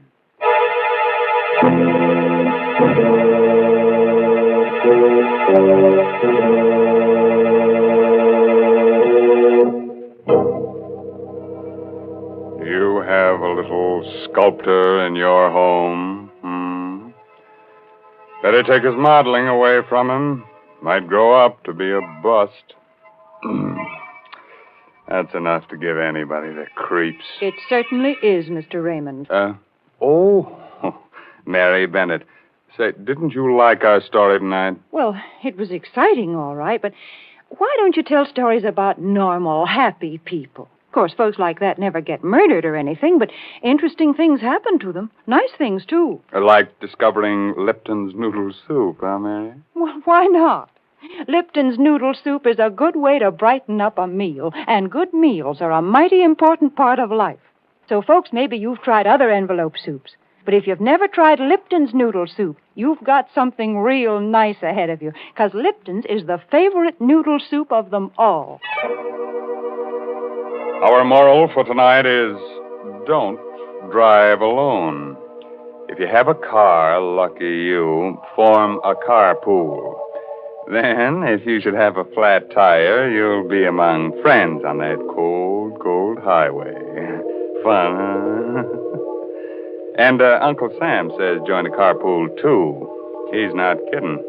He says your carpool will help save gas and tires, so look to it, Max. Yes, this month's Inner Sanctum mystery novel is Net of Cobwebs by Elizabeth Sanksay Holding. Oh, yes, and you won't forget to look for Lee Bowman with Rita Hayworth and the Columbia Technicolor picture Tonight and Every Night. Well, now it's time to say goodnight until next week at the same time when Lipton Tea and Lipton Soup again present another Inner Sanctum mystery directed by Hyman Brown. Good night. Pleasant dreams.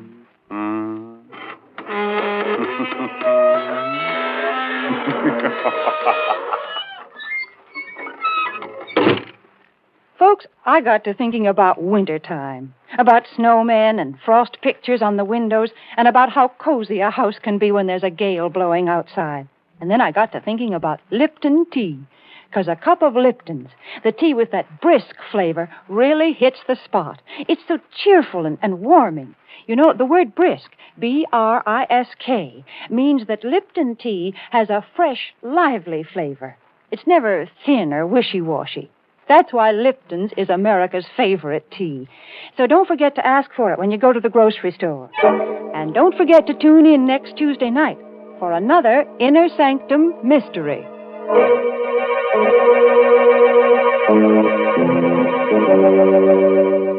This is CBS, the Columbia Broadcasting System.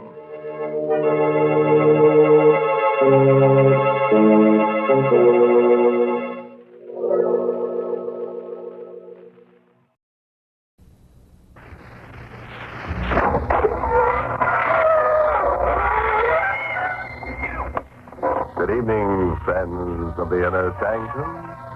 This is your host to welcome you through the portals of the Creaking door for another delightfully horrible half hour with a delicious assortment of obnoxious people. Friends, I've just come from a formal dinner that was given by the Society for the Prevention of People to raise money to buy a blood bank for toothless vampires. All the gay ghouls in town were there. As for the first course, they served an ectoplasm salad with astral dressing. But the best part of the evening was the entertainment. They had a ballet of dancing skeletons doing a rumba to the beat of their own bones. It made everybody grin from ear to ear. Wouldn't you have liked to have been there?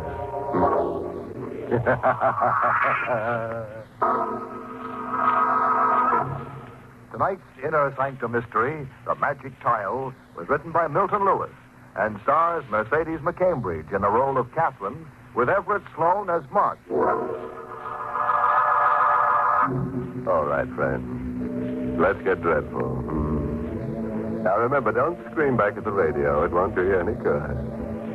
All set. Then listen as we hear Catherine Brine tell us this story in her own words. A flash of lightning, like a giant white electric light, lit up the sky that night as I went up the walk. And Brine Mansion looked like a huge gabled tomb standing there on the hill, its towers, two huge skeleton arms, stretching up into the black, sullen sky. For a moment I wanted to run, to run as far and as fast as I could from this house where I was born. And I wish now that I had. But much as I hated it, I had come back.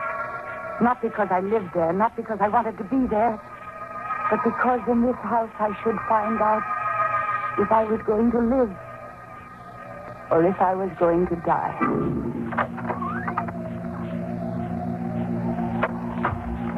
I let myself in quietly and made my way to the living room. Then there was a rustling of skirts, and my mother suddenly appeared in the dim, shadowy light. Cassie. Cassie, dear. Hello, Mother. You're so late, I was becoming worried. Oh? Was my stepfather worried, too? Why, yes, dear. Mark is still up. Here, you've got to take your coat off. It's soaked through. No, don't you touch me. Cassie, darling. And don't start sniveling over me again, Mother. I can't stand it. I was just trying to help you. Yes, you're always trying to help me, aren't you? Why didn't you think of helping me before you married that man upstairs? No. You're such a pretty woman, Mother. You couldn't possibly be without a husband. What would people say? Catherine, please, you can't go on like this. No, I can't. I can't go on very much longer without destroying myself. You mustn't say such things. And why not? It would make you and Mark very happy if I should die, wouldn't it, Catherine? Nobody in this house wants me to go on living. Good evening, Catherine. Mark, I didn't know you were here. I'm aware of that. I heard you. Mark, she didn't mean it. She didn't mean a word of it. Oh, but I did. And now that you're both here, there's something that I've got to find out tonight. It's very important. What is it? 10 years ago, my father died. Catherine, we can't discuss that now. We've got to. I've got to know certain things. Why? Because if I don't, something dreadful might happen to me. Now, Catherine, you're exaggerating. Dr. Wells doesn't think so. I've been going to him for months now. And he knows that there's grave danger that I'll go completely out of my mind if I don't find out about this. My poor No, darling. don't pity me, Mother. Help me. Tell me how my father died. You know. You were there. Catherine. Don't try to put me off. You've lied to me about my father's death ever since I was a child. But, Catherine, there's nothing to tell. Your father was killed in an accident. He was a doctor. That will be enough, Laura. But, Mark. We'll call Dr. Wells the first thing in the morning and discuss this matter with him. Why don't you let her tell me? What have you got to hide? We're not going to discuss this until I speak to Dr. Wells. Lola, I suggest you come upstairs as soon as possible. Good night, Catherine. Mother? He's gone. You were going to tell me. Where was this accident, Mother? How did it happen? Who was involved? Cassie, you're in no state to hear anything right now. Mark was right. We should speak to Dr. Wells about it first. Yes, speak to him. So that you can both make up an appropriate lie to tell me. Well, I don't want any lies. I want the truth about it, Mother. And I'm prepared to go to any length to get it. Look at this, Mother. No, Catherine. Look at it, I tell you. Look at it. What is it? A woman told this to me today. A strange little woman. It's a sort of tiny painted tile. It's not just an ordinary tile, Mother. Comes from the Orient, the woman said. And you see this odd design? Well, if you look at it long enough, a strange thing will happen. You'll find yourself able to talk to the dead, to see them wherever they are, and to touch them. Catherine. And I'm going to talk to my father. You can't be serious. If you won't tell me what I want to know, then the dead will.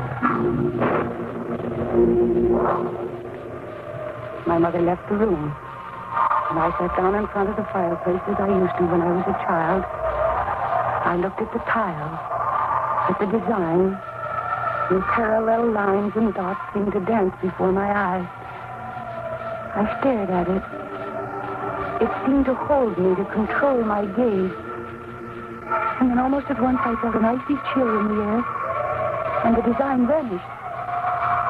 In its place, there was black, infinite space filled with shadows. and still shadows beyond shadows.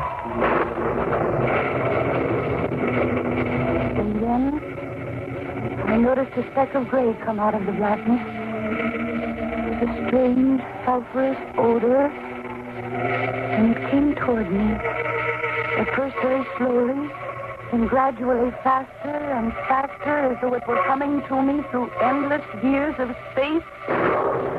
Suddenly there was an ear-shattering thunderclap. A streak of lightning zigzagged through the room in an insane dance. And then I heard the front door close. I heard footsteps approaching. I turned around, faced the doorway, and then I saw him. Don't scream. Who are you?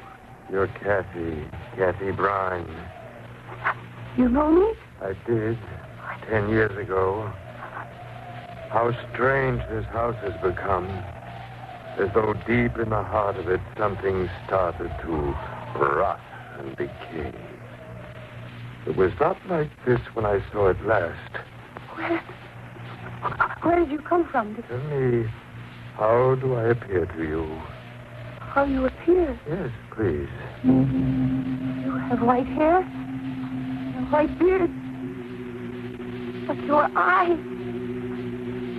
No, it can't be. What can't be? That my eyes are the eyes of a corpse? That I look more like a dead man than a living one? Yes. That should not be so strange. Oh. Who are you? Where did you come from? Where is your mother? Upstairs. In her room. And her husband, I heard she'd remarried. He's upstairs, too. Did you know my father? Dr. Brine? Very well indeed. How did he die? I want to know that. He was murdered. Murdered? Yes, murdered. How do you know? I saw it all. You saw? I was punished for it. You murdered him? No. I did not kill him. He was the only friend I had in the world. That's why I came back here tonight, you see. Didn't you ever know how your father died? No. Would you like to know? Yes, more than anything in the world. He was the kindest of men. And that's what led to his destruction. He took a man under his care, a man who'd been given up as a raving maniac. And rather than see this man placed in an institution, he kept him in the guest cottage of his house. Wait. I remember now. That man was a poet. Yes. His name was Dennis D'Amour. Your father believed this man was a great poet and struggled to save him. Did this man murder my father? No. One evening, when your father came in to treat D'Amour, there was a third man in the darkened cottage. This man leaped at your father and drove a knife into his back. The poor madman, frightened, ran over the countryside until he was caught by the police. And he was charged with the murder of your father. You said that you saw all of this. I did. Then you're the madman. Dennis D'Amour. You're dead? Perhaps I am. Oh. And the murderer. Who was the person who murdered my father? You know him quite well. He's the man who's now married to your mother, Mark Weldon. Hi. Can you prove this? Your father is the only one who can prove this. My father? Can you bring my father back here? Bring him back? You came back. If you could only bring him and prove this. Prove it? Perhaps I can. Perhaps I will bring him back tonight. Just then there was a tremendous thunderclap, and the electric light failed. I tried to see him by the firelight, but he wasn't in the room. I ran to the door, stumbling over furniture in the darkness and screaming for him to wait. I opened the front door, but he wasn't there. So when I came back into the living room, my mother was there, and with her was Mark Weldon. Just say we heard you screaming. Did you, Mother? What happened? I found out how my father died. Really? How? He was murdered. Did you tell her anything? No, not a word, Mark, I swear. Cassie, how did you find out? I told you how I'd find out. That tile? Yes, that tile, Mother. It works. That's impossible. Of course you'd say that. But I discovered tonight that you, Mark, you murdered my father. You cleverly arranged that a poor patient of his named Dennis Damore would be arrested for the crime that you committed. Who told you this? Dennis Damore. Damore? Was he here? Yes. And he told me everything. And you believed him? Why shouldn't I? Why, the man's a maniac.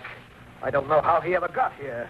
He should be at the State Institution for the Criminally Insane. Number, please. Hello, operator.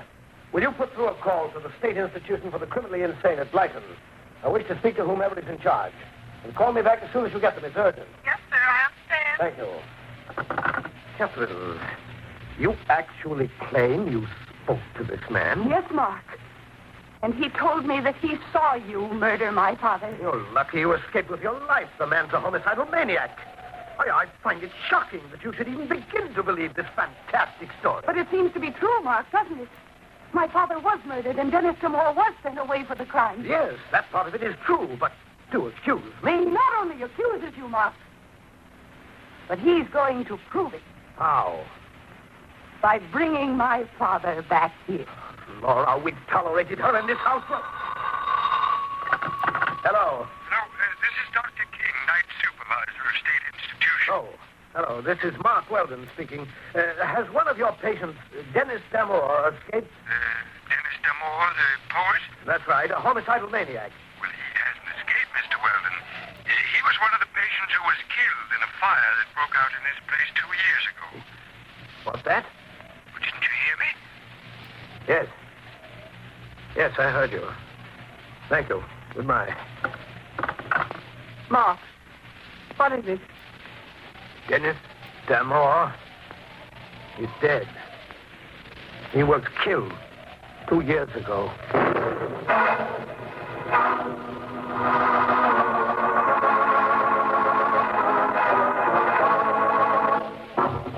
Well, friends, how'd you like to have a little Chinese tile that can produce dead men for you? Or don't you think that Dennis Damore is a ghost? Maybe you think he's just an old pop-eyed poltergeist. Well, we'll know in a moment, as we hear Catherine Bryan tell us the second half of her weird story. My stepfather's hand trembled as he hung up the phone. Even in the red glow of the firelight, I could see that his face had suddenly turned snow white. My mother said nothing, but she stared at him as he went to the desk and lit one of the kerosene lamps which we use when the electricity fails at Bryan Mansion. It's impossible. The dead can't come back. Unless you're making up this whole thing, Kathy. Why should I invent a story like this? Because you've always been insanely jealous. You've always hated your mother for marrying me. Isn't that true, Laura? Isn't it? Yes, it's true. There. You see, Catherine? Your mother loves you. She wouldn't lie. Now, tell us the truth. You made up this whole wild tale about Dennis Damore, didn't you? No, Mark, I didn't invent it. Dennis Damore was here. He couldn't have been. He's been dead for 2 years. Then how would I know the things I told you? I don't know. That's what you've got to explain. Mark, why does this upset you so? If you didn't murder my father, what difference does it make about Damore? Why are you so frightened? I'm not frightened. I'm just determined to get to the bottom of this thing. What was that? Just the thunder, Mark. Laura, why are you looking at me like that? Like what? Staring at me. As though you've just seen me for the first time. Do you believe this mad story Catherine's told us? Do you think I murdered her father? I just remembered certain things, Mark. I can't help it if I think of them now. What thing? Tell me what thing? 2 days before the murder, you told me you were in love with me. I sent you away. I told you never to come to this house again. Yes, go on. On the night of the murder, I saw you standing in the moonlight near the guest cottage. You did? I thought I was mistaken, especially since you claimed you were at home that night. Mark, now don't be angry with me. I can't help thinking of these things now. It's only natural. Natural? Is it natural for a man's wife to accuse him of a crime like murder? And on the basis of what? The word of a psychopathic girl who should have been confined long ago. She talked to a man who's been dead for 2 years. I suppose you believe that, too. And who is this man, even assuming that he is alive? A madman, a homicidal maniac who took your first husband's life when your husband tried to kill him. Well, I've had enough of this.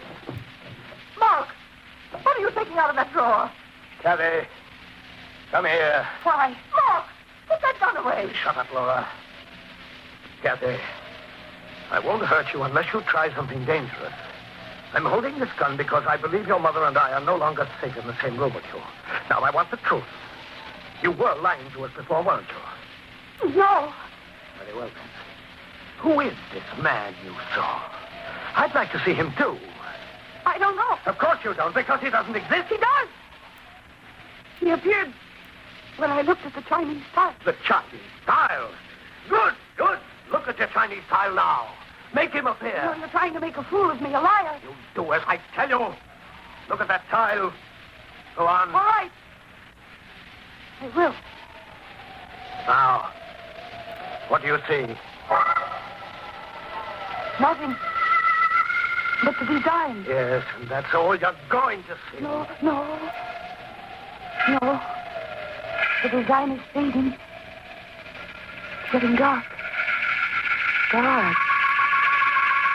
Nothing but blackness.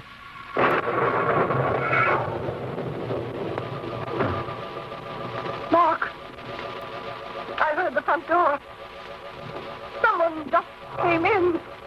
Yes. Those footsteps. That's just how he came in the last time. Perhaps, but I doubt it. Good evening. Oh, it is Lamar. Do you remember me, Laura? Yes. You've changed a great deal, but it is you. Mr. Weldon, it's been 10 years since I've seen you. More. Then you're not dead. There must have been some mistake when they identified you. Not dead. You escaped. Someone must have been identified instead of you. That's the only explanation. It depends on what you choose to believe, Mr. Weldon. I brought a guest with me. My father. That's Brian. I'm sure you know these people quite well. Of course you do. What's he saying? He's talking to my father. That's right, Kathy. Unfortunately, you cannot see him. But he is here. Aren't you, Doctor? Demore, what are you up to? What do you think? If you come back here to make trouble... Trouble? No. I've come back because someone wanted to know the truth. And I brought the doctor back for the same reason. Doctor, before these others, I want you to tell us who murdered you. Who murdered you? Look! You shot him! Yes. Why?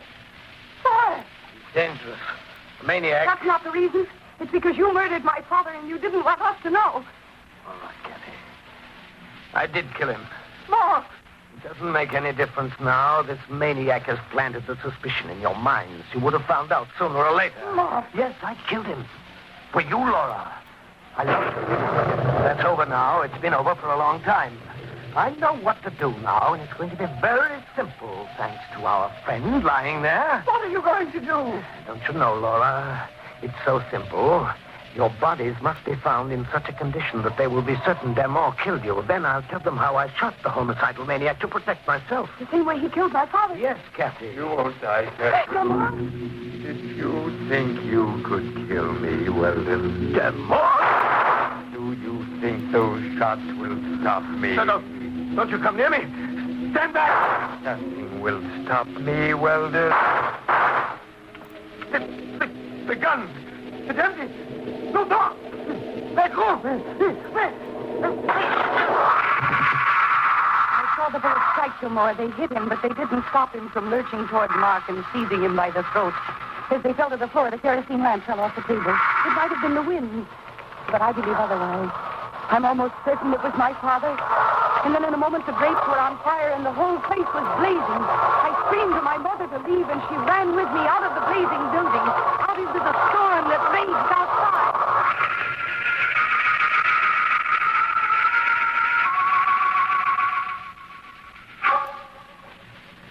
2 weeks later, my mother came into the hotel room where we were staying. I've just come from the police cafe. Well, Mother? Only one body is positively identified. Whose? Mark's. The other body? They haven't been able to find it amongst the rubble. I don't believe they ever will. But, Kathy, the police checked with the authorities at the state institution. It seems that some of the patients did escape at the time they had the fire there 2 years ago. It's possible that Demore was among them. It's possible, but I doubt it. You think Demore died 2 years ago? Yes, Mother. Don't you?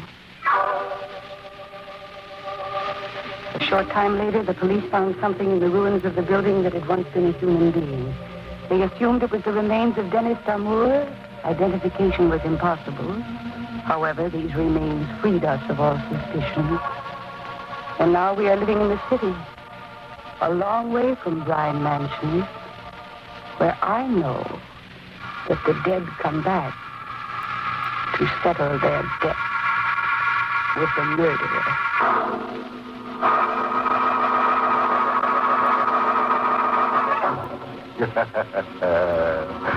Well, friends, I guess you've met ghosts before, but I'm sure this is the first time you've ever met a crazy spook.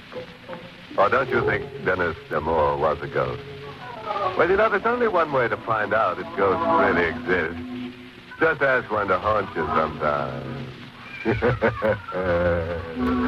And that, of course, brings us to the moral of this story, which is taken from the gibberings of Graveyard, the wise old lunatic who said, if you wake up screaming in the middle of the night, close the window, don't bother the neighbors.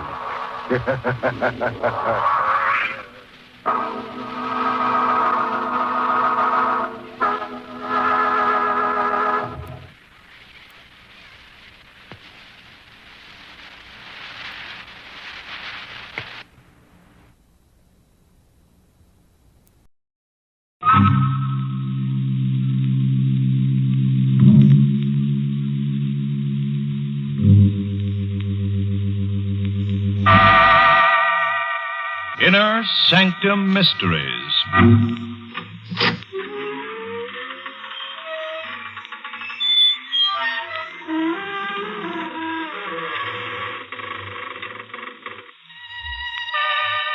Good evening, friends of the Creaking Door. This is your host to welcome you again into the Inner Sanctum. Come in. Huh? Kind of dead, did you say? Well, yes, but we have our grisly little amusements. For example, our museum has the only authentic copy of the Moaning Lisa. In music, we're very fond of Mendel Groen's Overture to a Midsummer Night's Scream. As for the movies, what really rattled our bones was The Razor's Edge.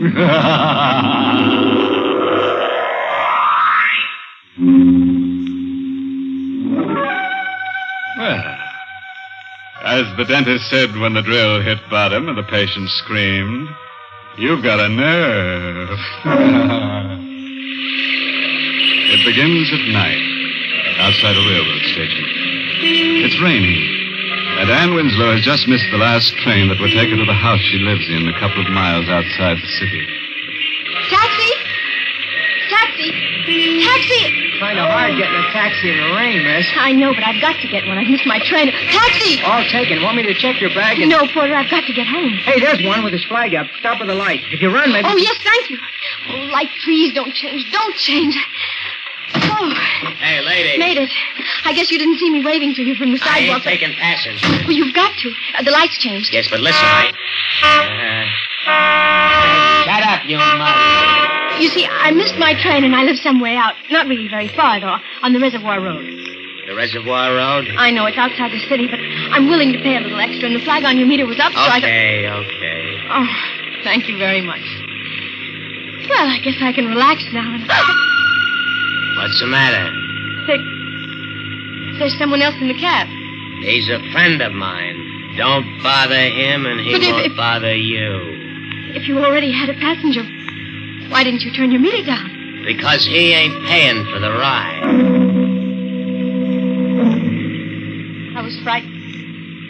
man on the back seat of the cab with me didn't say anything or do anything, but I was frightened. His overcoat collar was turned up around his neck, and his hat was pulled forward over his eyes. And I was frightened. Driver, Yeah, I think you passed the Reservoir Road. I did. It was the road that turned off to the right just a little way back. I didn't notice it until after you'd passed it. Or I would... Okay, sit tight. Hey, what's eating you back there? I have to turn around, don't I? The man, when you stopped short, he slid over. He's leaning on me now. So what? He won't bite you. He's just tired. But I don't know him. Believe me, lady, if you did, you wouldn't be any happier. He leaned against my shoulder without speaking, without moving. His hat was still over his eyes and the upturned collar of his coat still around his neck. My shoulder began to hurt and the weight grew heavier. And somehow from the silent body beside me there came a feeling of cold. Of deadly, paralyzing cold. I straightened up and pushed him away. He fell the way a dead body falls. On his back across the seat, and his hat fell off. And the collar of his coat parted. And I saw that his throat had been cut. Hey! Yes? What are you yelling about now? Nothing. I fell asleep and had a nightmare. Well, stay awake. I don't like that kind of music. All right. I'll stay awake. This it? Yes, this is where I live. Kind of isolated, ain't it? How much is it? Couple of bucks. Here. Thanks. Good night. Yeah. The key. The light. Oh, he didn't know I knew. He didn't know. The door. I forgot to lock it. Who is it? Me. And little pal here. He wants to sit down. Yeah, this ought to be nice and comfortable for him. You can't... I did. You see, lady, he got kind of fond of you on the long ride together. He don't want to go back to the city with me. He wants to stay here with you. No. Yeah. He's a very headstrong fella. I wouldn't care to argue with him. You can't leave him here. Hey, I better hurry. Looks like the rain's coming back. Take him with you. You don't want to go. Besides, you wouldn't send him into the storm, would you? In his condition? Good night, lady. No, come back! Come back! No. He's gone. And I'm alone except for... No, the phone. The phone. Of course. I'll phone the police and they'll take him away. Hello? But... It's dead. The phone is dead. And I'm alone. And in the room I'm coming to, there's a man whose throat has been cut. And he and I are alone in this house. I won't look at him. If I turned my head, I could see him. But I won't. What? He's moving. He's moving out of the chair. Great!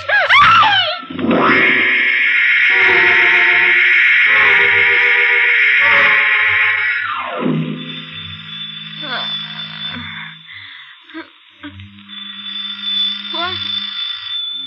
Oh. Doorbell. I'd better get up. I was on the floor. And the man whose throat up. The door. Good morning. It's morning. Yes, I would have come earlier, but... Morning, then I must have been unconscious all night. I beg your pardon? Who are you? Manson, detective, 2nd grade, county police. From the police? Yes. Oh, but I couldn't reach you. Last night the phone was dead. I tried... Well, the lines were out all through this area. That's why Mrs. Blaine didn't get through to us till this morning. Mrs. Blaine. The old paralyzed woman down the road. Yeah, that's right. As soon as the telephone lines were working again, she phoned us. She was worried about what she'd heard during the night. She'd heard something during the night? A woman screaming, miss. From this house? That was me. Well, you seem to be all right. Why did you scream? The dead man in the living room moved. The dead man in the living room? I see. Suppose we go take a look at him, huh? You don't believe me, do you? Well, it's not an easy story to believe, is it? But we don't have to argue about it. All we have to do is go into the living room. All right, come in. I feel sort of shaky. You see, I fainted when he moved, and I've been on the floor all night. This is the living room? Yes. I think I'll stay out here if you don't mind. I'd rather not look at him again. There's nothing to be afraid of now. A policeman's here. And it's daylight, and they'll take him away. Well, miss. You saw him? I guess you must have been dreaming. Dreaming? Mm-hmm. Because, you see, there is no dead man in the living room. There's nobody there at all. Try looking under the sofa next. What? Oh, you weren't looking around for the corpse. Uh-huh. You were just hunting for that collar button you lost last spring. All right. Have it your own way. But if you happen to reach in under a hunk of furniture and your hand touches something cold and wet, that won't be a collar button, friend. Well, let's get back to Anne Winslow, who was a nice girl, but who had corpses walk out on her. No dead man in the living room. But he must be there. I don't believe Now, it. look here, miss. He was in that chair in that... Now, miss, it was just a dream. Or maybe a shock you had of some kind. Don't call me miss. My name is Anne Winslow. Well, it's a pretty name for a pretty girl. He was there. I took a taxi in the city last night when I missed my train, and he was on the back seat, and when I pushed him, he fell over, and I saw that his throat had been cut. And when we got here, the taxi driver brought him into the living room and went away and left him here with me. Well, sometimes it's hard to tell the difference between what you dream and what really happened. Stop trying to be kind to me. He was here. If he was, he'd still be here. Corpses have a habit of staying where they're put. Oh, wait. There was blood on him. There'll be some on the chair. On the back, maybe, or the seat cushion. Well? Nothing. How'd you happen to miss the train last night? I was at a party. Did you get the taxi's license number? No. The driver's name or number? No. I was too frightened to think I... Would you recognize the driver if you saw him again? I'm not sure. It was dark, and I might, but You're not giving me anything at all. There are thousands of cabs, thousands of drivers, and I've got nothing to go on. I'm sorry, Mr. Manson. Well, forget it. The drive out here wasn't bad, and I met someone nice. Thank you. I just wish I could be of more help. Well, if anything comes up, don't be shy about yelling for me. It's my job. You don't think I'm crazy? Of course not. This whole business, well, it was just one of those things, huh? Well, I'd better get back to headquarters. Yes. You've been very patient. That's all right. So long. Goodbye. Just one of those things. One of what things? He was in that chair. Oh, it's all right now. There's nothing. Nobody in it. But I can't sit in it. Seat cushion's getting shabby. Maybe if I turn it over. From the other side. Someone already had turned it over because it wasn't a dream. It wasn't a dream because there's blood.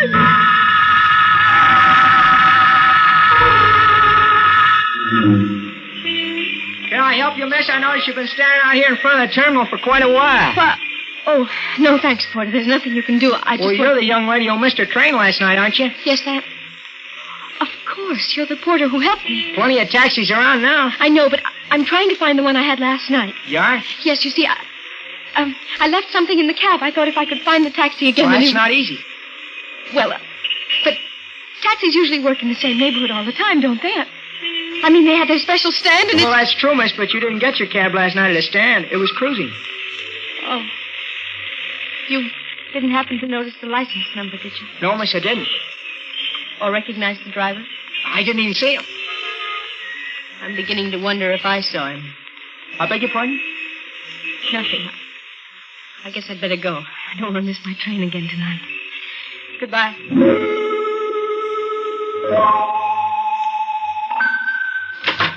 tonight I locked the door. It's funny. Must have left the lights on. Hello. You... The cab driver, what are you I doing? heard you were looking for me, miss. You're the same... Yeah, I'm the cab driver who drove you out here last night. And a friend of mine. Hey, I notice he ain't around. No. Where is he? I don't know. I was awful fond of him. I wouldn't like to think of him wandering around cold, maybe, and, why were you looking for me? The police didn't believe it. Policeman, huh? Didn't believe what? That there had ever been a corpse. Too bad. So, no harm's been done, and you haven't anything to worry about because the policeman probably thinks I'm crazy. Maybe he'll change his mind. Maybe one of these days you'll spot me and call a cop. Maybe the cop will start asking questions, and I ain't good at answering questions. They won't. Once you put the finger on me, they will. I won't do that. I'll forget the whole thing, honestly, I will. Maybe. But will the cop you called? He thinks I'm crazy. You're a good-looking girl, miss. Which means the cop's gonna be back, and if he comes back, he's gonna find out you're not crazy. Because you're not crazy. Stay away from me. There was a corpse, and he had his throat cut, and he was in this room, and you saw him, and if a cop starts believing you, he'll look for that corpse, and he'll find it sooner or later, and then he'll ask me questions. So it'd be a lot better if you went away. I'll go. I'll do anything you say. Don't touch me. You'll go. But further than you think. Your hand! You're choking me! That's the idea. In a couple of seconds, you won't have to. No. Hey. Let me go. That was the doorbell. Maybe you better go bye-bye for a while till I can get rid of the guy at the door. That'll keep you for a while. Okay. Yeah. Oh, you. For a minute, I thought maybe it was a cop. Hey, what's the matter? I don't like the way you're looking at me. Listen, maybe things were loused up a little bit last night, but I'm cleaning it up. Hey, what's that in your hand now? Now get away from me. Hey! Don't. I'll do anything.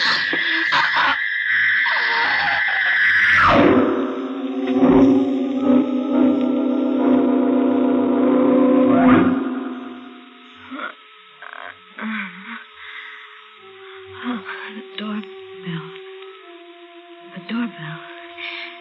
Yes, the door. No one. I thought... Or was it last night? I thought the driver...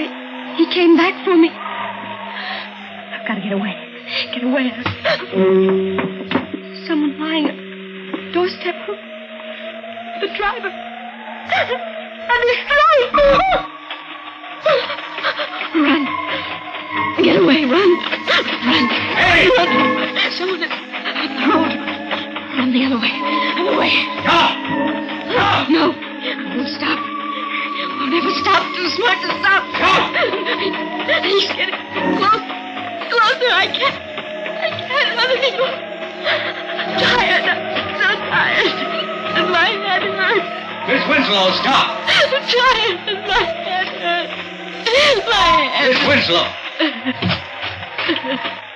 No. Miss Winslow, what's the matter? Mr. Manson. Yes. I thought you were... Who? I don't know. Let me help you out.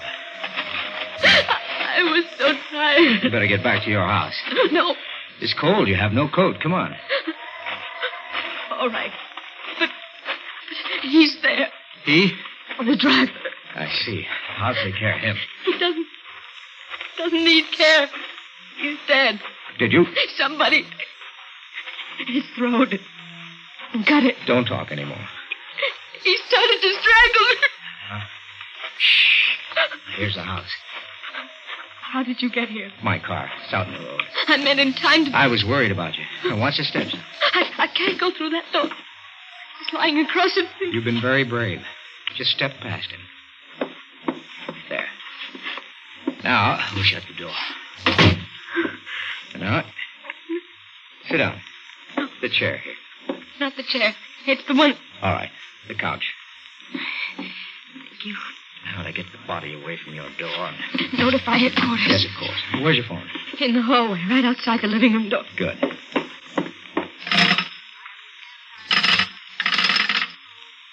The phone's dead. The lines? They're all right. But the wire on this phone must have been cut. By the driver, maybe. I gotta get word to town, though. Yes. Can you drive? No. That's too bad. Otherwise, you could hop into my car and... Look, I'll be gone only a little while. No, don't. Our man was murdered. And his murderer must be found. We can't waste time. You're right, but please... When I leave, you lock the door of this room behind me, see? Nobody can get at those windows, so with the door locked, you'll be perfectly safe. All right? All right. Now lock it. And don't open it for anyone but me. Yes. Then I'll be seeing you. Lock the door. And don't open it for anyone but Mr. Manson. All right. And I'll be perfectly safe. Perfectly safe.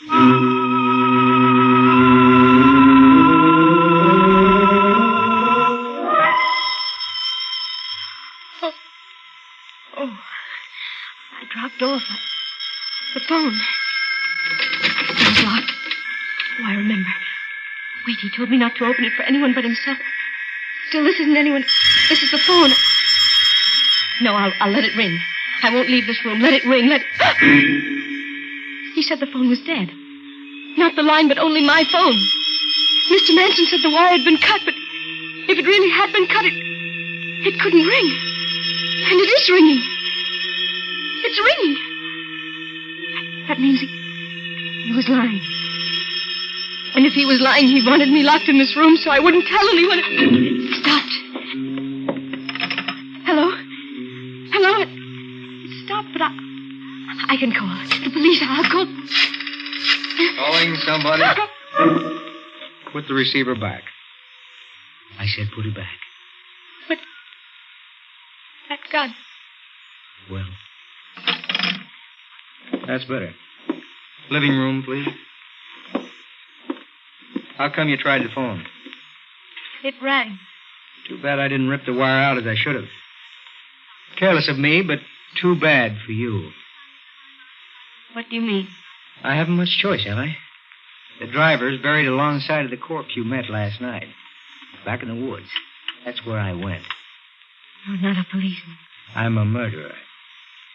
The corpse you saw last night was an old friend of mine who had ideas about sharing my profits in a little racket I run. I cut his throat and fixed things with that cab driver to take the body out into the country and bury him. You hopped his cab, and the goon didn't have brains to get rid of you before you spotted the corpse. He got panicky and left it with you, and told me about it. I rushed out here to sell you a bill of goods. You bought all right, except the cab driver got scared when he spotted you watching for him at the railroad terminal. He decided to shut you up. I trailed him, and realizing how easily he lost his head, I took care of him. And now I'll have to take care of you. You can't go around killing... I've done all right so far. What's that? The door. You did call somebody before I got back. No. The door. I forgot to lock the door. I gotta get out. It's a state trooper. He won't get...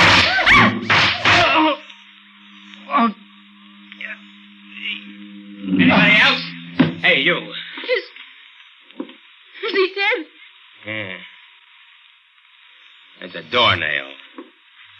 He was a murderer. He was. That's why he started shooting without waiting to find out. All I wanted was to tell him to move that car of his. It was blocking the road.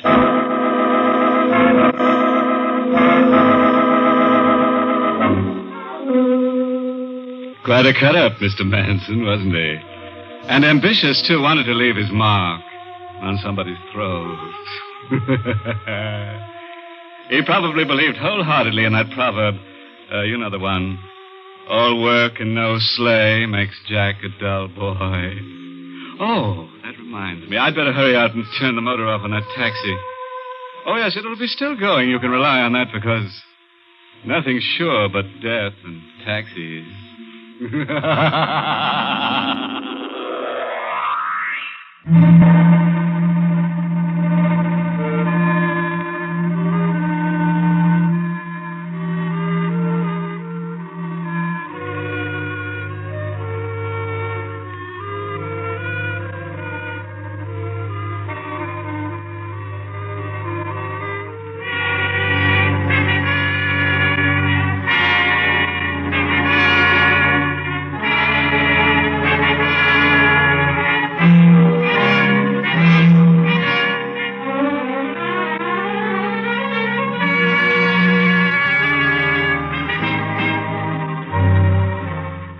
Inner Sanctum has come to you through the worldwide facilities of the United States Armed Forces Radio and Television Service.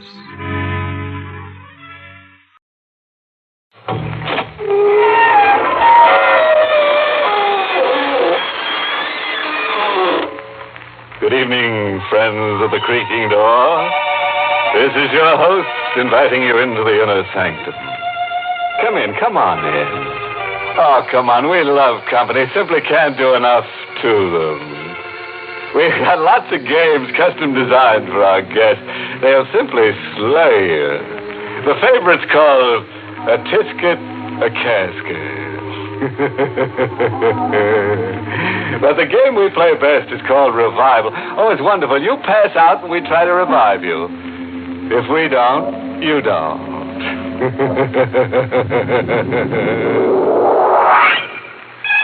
And now for our eerie spell. The hitchhiking corpse. Climb up in the driver's seat. Sit close to the driver. Sean O'Hara, a bewitched man with deep-set eyes. Hear what he has to tell about the beautiful corpse of Madoc County. The girl who lost her head over him. Eileen. The last time I saw her, she was standing where she always waits for me. In the rain on the little white bridge where the road takes a bend around Moon Hollow. I could hear her call for me to stop. No, I'm right with you. No. But I wasn't going to stop for her. Not anymore. My mind was made up to that. And then the lightning flash burned over her like a million lighted candles. And she was standing there where she always waited for me, without her head. Eileen had lost her head. Am I right in my mind now, I'm wondering?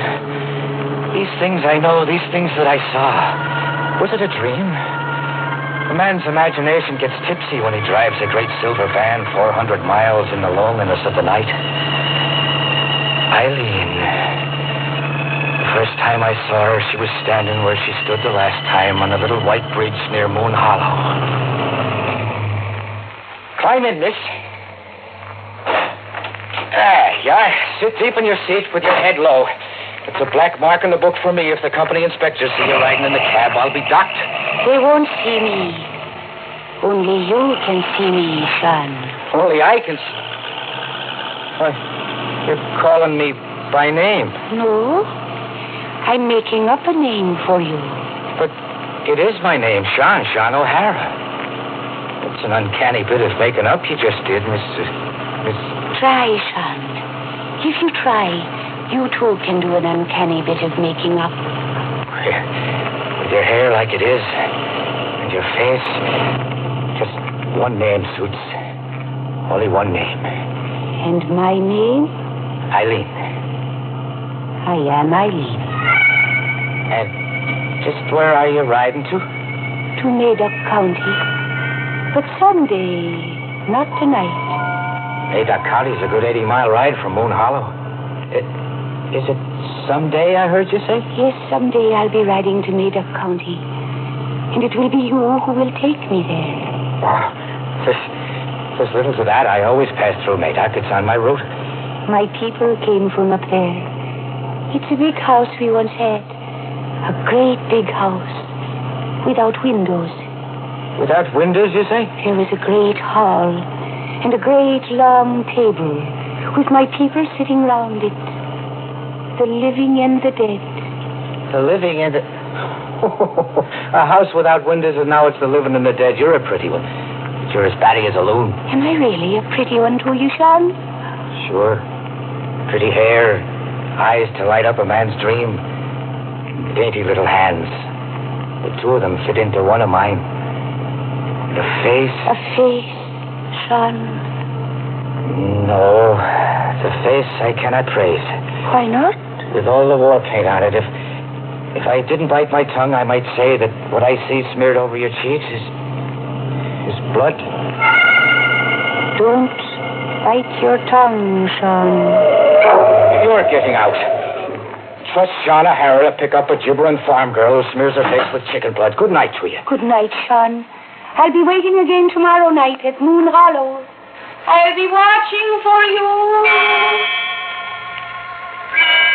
I watched her go, sailing off on the mist. As high as my eyes could go, I could see her riding into the sky like a night witch, and then blowing into the smoke of the moon. There had been no Eileen. I dreamed her up in my fat head. A man's imagination gets tipsy when he drives a great silver van in the loneliness of the night.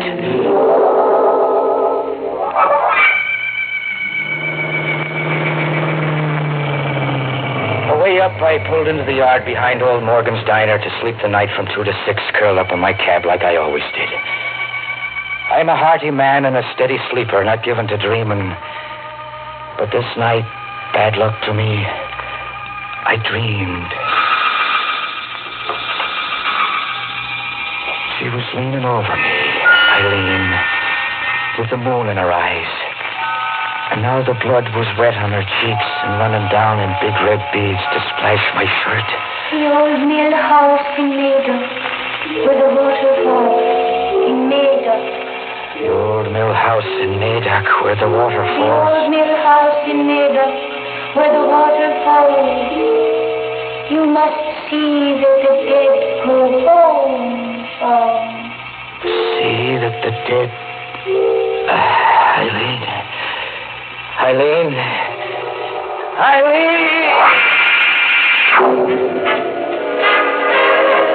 But there was no Eileen. I've been dreaming. Dreaming, but the radio was playing loud enough to wake the dead. The dreaming man doesn't turn on the radio. Eileen! You always wake up like a roaring lion, O'Hara. What? It's me, Morgan. I guess you've had all the music you need to wake you up. It was you who turned my radio on? Me it was. Were you thinking the radio turned itself on? I had a dream about a girl. A nightmare's more like what you had. From the looks of you were thrashing about in that seat and beating yourself on the face with your fists. Beating myself? Why is that? For the blood all over your shirt. Blood? Stop looking bewitched, O'Hara, and look in your truck mirror to your nose. You gave yourself a nosebleed in your sleep, and that, my boy, was no dream.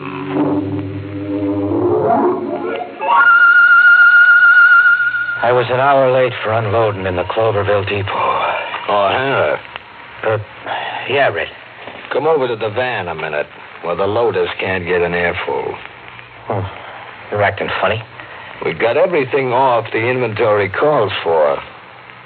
But there are 3 other items. I threw a canvas cover over them before the boys got a look at them. Did you look into your van? What's under the canvas cover, Red? Coffins, O'Hara. 3 old pine wood coffins. Want to tell me something? To tell you?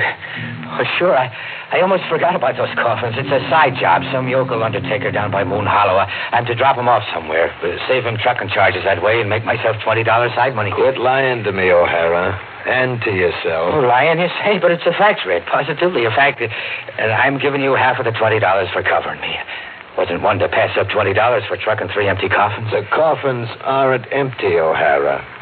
And you never took a job from any local undertaker either. You seem to know a lot about something. I know Route 266. I was born and raised here. What is there to know? For one thing, the red-headed witch of Moon Hollow, maybe. You might be trucking the dead for her. Eileen? Or any name you give her. She was Katie to a trucker named Conway who had your run once. To hear Conway tell it, Katie, or Eileen, was always trying to get him to take her dead out of Moon Hollow to somewhere else. To Maida College, to the old mill house. Or somewhere. Anyhow, that's how the story usually goes. But what she's really out to do is drive you crazy. How do you know there is such a girl? Those pine boxes in there. I saw them on Conway's truck once, like they're on yours now. Conway dumped them right back in Moon Hollow. Take my advice. From now on, pass the redhead up. Jam your accelerator to the floorboard and go past her at 80. I don't know what I'll do.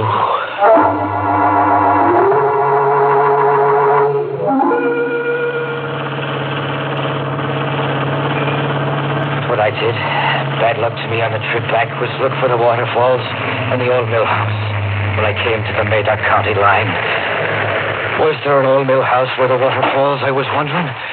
Or was I a man looking hard to lose his mind? I brought one of the caskets to the ground. It wasn't empty, but there wasn't much weight to it either. I opened it. It held the dead, all right, but not the face or the body of the dead. It was only the skeleton. The skeleton of someone dead more years than the mind can imagine. And there was a waterfall in the deep woods. The music of water, and Eileen's voice splashing in it.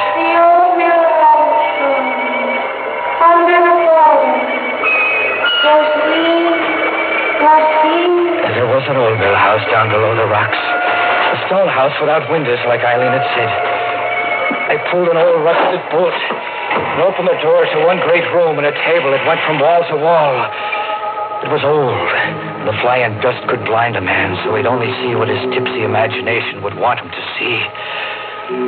I saw Eileen. Eileen standing before me with her arms out. Like a thin shadow my eyes could see through to the wall. Go bring the casket, son. Go bring the dead home. Here's something terribly new in thumbing a ride. A witch hiker. And a neat switch, too, on the old boy meets girl formula. This one's boy meets school. Eileen, now there's a bonny lass dead set on getting ahead. And if she keeps up the pace, she'll have O'Hara shorn of his sanity any mile now. But let's get back beside our bewitched trucker. A man's imagination gets tipsy when he drives a great silver van in the loneliness of the night. But there was an old mill house where the waterfalls, as Eileen has said. And it was there I left 3 caskets of the old dead. Passing Moon Hollow on the way back, I stopped in at Morgan's Diner for some warming coffee. It was just old Morgan putting his profits into the screaming jukebox. O'Hara, it's you. Nobody else. I've been waiting all night for you to come. I stopped for a time in Madoc. Well, agitated the way you look. Have I slipped out owing you for a meal? No. I don't understand the looks of you. The shoebox. It's for you, you see? Your name's written on it. Sean O'Hara. And left by whom? The devil's own daughter. O'Hara, her face was enough to send the man hiding in his coffin. A face all smeared with blood, was it? You have seen her, too. We are old acquaintances by now.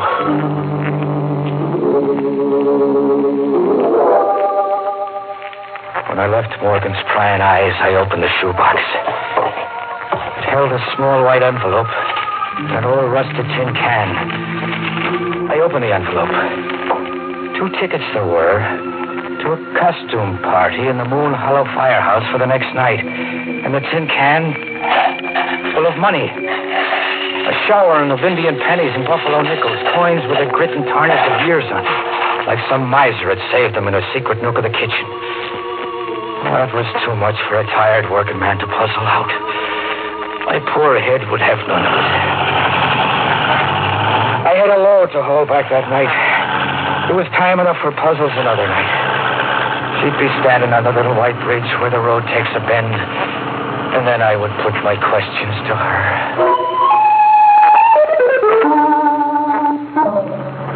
She was standing there the next night, watching for me, calling for me to stop. Sean!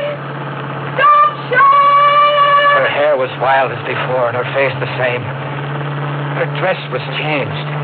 It was a costume now she was wearing. All silk and gaiety, like she was dressed up for a party. Yes, Eileen. You weren't going to stop? For a fact, no. You'll not be riding in my cab. And I'll not be trucking your dead ancestors anymore. Not for a barrel of nickels and pennies. Here, take your money back. No. It was Grandmother's savings. She wants you to have it. Oh, so there's a grandmother, too, is there? Yes. And when will she be riding along to the old mill house? Tonight, Sean. She will ride with you tonight. And after that, I'll be riding with you to Madoc, too. And that settles the count of your people? No. It still leaves you, Sean. Me? Am I hearing you say me? Yes, you two will sit at the long table in the great hall of the dead. You will sit beside me. Alive is it to be, or dead? Dead, Sean. Like us. And what will snuff me out, a hardy man like me without a sickness? You will just die. Your heart will just stop. My heart will stop. You don't want to sit beside me? It's not by way of wooing a lady. Sean? Yes, Eileen. Do you like my costume? I do. And what's it for? The dance at the firehouse. I thought you would take me. I think not. Then I will go alone. Good night, Sean. Compliments of the evening to you, miss.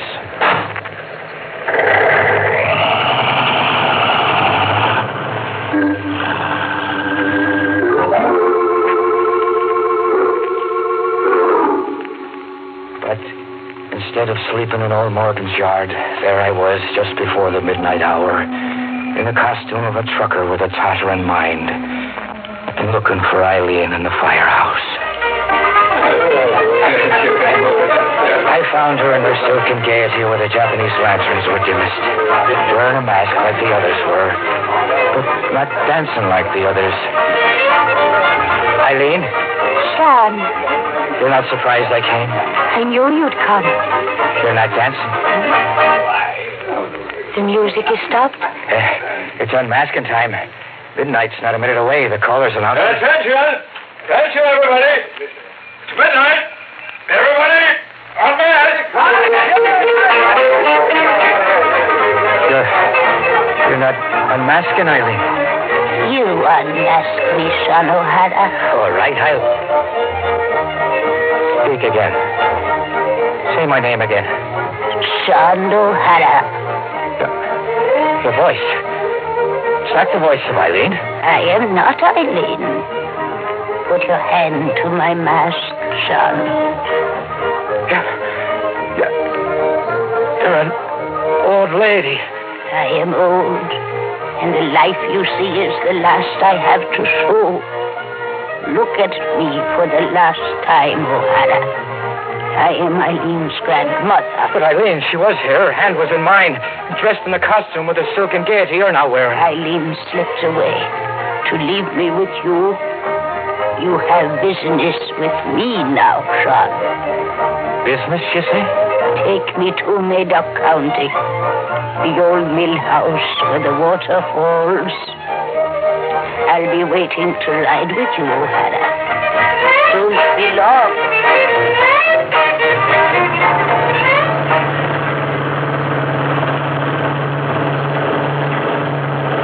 I drove the lonely night to the Madoc County line with my freight of storage eggs and canned goods, and the dead in a pine box. The old grandmother in her silks was in her casket.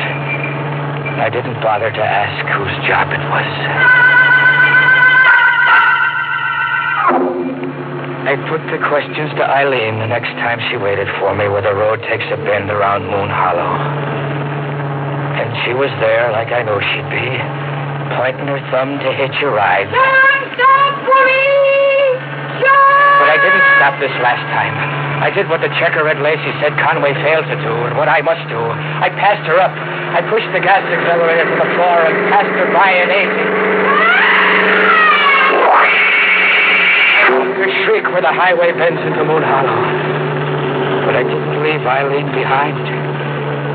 She was on the seat beside me. You didn't want to stop, Sean. She was beside me. Without her head. I'm dead, Sean. Dead. Now drive me to Made-Up County.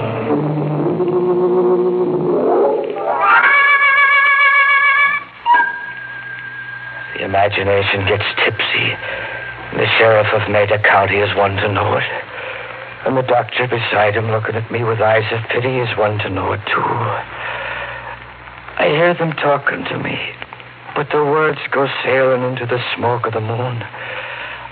I listen, but I do not understand. You ran over her on the bridge down in Moon Hollow last night. A 20-ton truck, O'Hara. Her head was severed.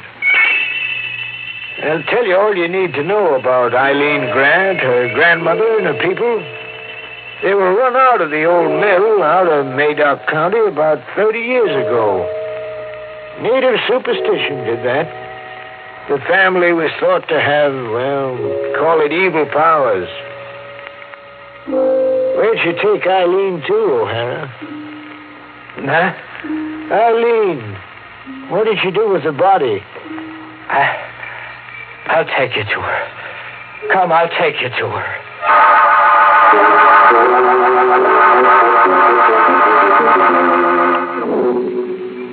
I took them, the sheriff and the doctor, to the old mill house where the water falls. Here, Sheriff, is Eileen and her people sitting around the table in the great hall of the dead. O'Hara, to do this, to set them around the table like that, you couldn't be in your right mind, man. No, I couldn't be. And I'm the one to admit that. I'm not in my right mind to sit here beside Eileen now. What can there ever be between a man and a girl? Sitting and rotting in an old mill with their ancestors looking on. O'Hara. Say, Doc, take a look at him. O'Hara's dead. Dead? To sit down and die? Just like that? Just like that, Sheriff. O'Hara's heart just stopped. As if he willed it to stop.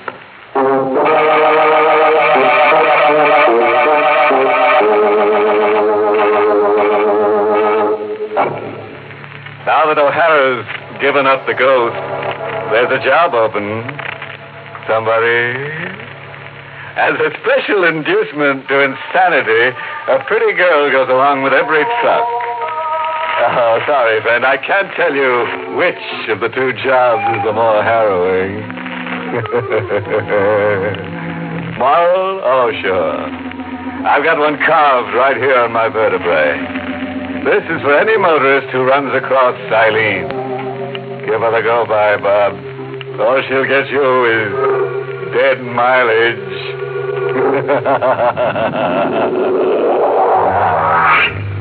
Pleasant dreams.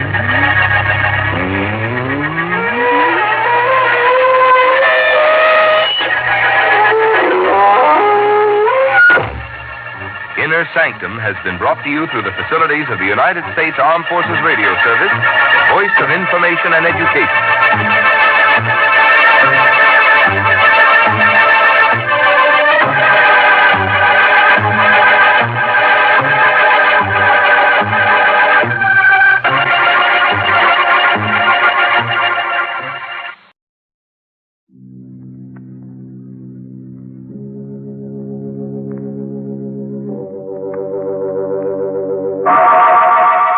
Inner Sanctum Mysteries, brought to you by Bromo Seltzer.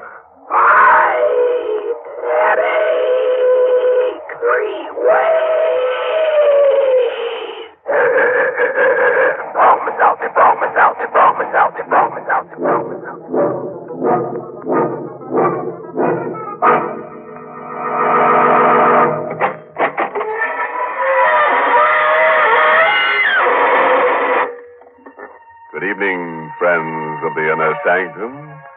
This is your host bidding you welcome through the squeaking door. We're having a class reunion here tonight. Perhaps you'd like to meet some of our alumni. Oh, yes, everyone here has a degree. Third degree, to be exact. You see that fellow over there riding the hobby horse with his head tucked under his arm? Well, he was decapitated on an inner sanctum play a few weeks ago. Now he's auditioning for the part of the headless horseman. And that little chap over there, the lonesome-looking fellow. He's a pickpocket. Yes, poor chap. Whenever he gets real lonely, he goes out in a crowd for a little change. By the way, have you heard our class yell? It's just one word. Ouch!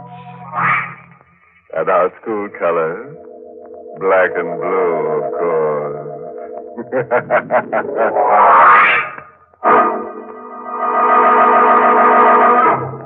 Tonight's Inner Sanctum Mystery, Till Death Do Us Part, was written by Emil Tepperman and stars Everett Sloan in the role of Joe, with Mercedes McCambridge as Nancy, and is presented by the Emerson Drug Company of Baltimore, Maryland, whose registered pharmacists compound Bromo Seltzer, the headache product that's both fast-acting and pleasant tasting. No wonder in a representative survey, druggists from coast to coast report that Bromo Seltzer is the favorite relief for headache pain at their drugstore fountains. In fact, 5 times as many of these druggists said that the leader is Bromo Seltzer.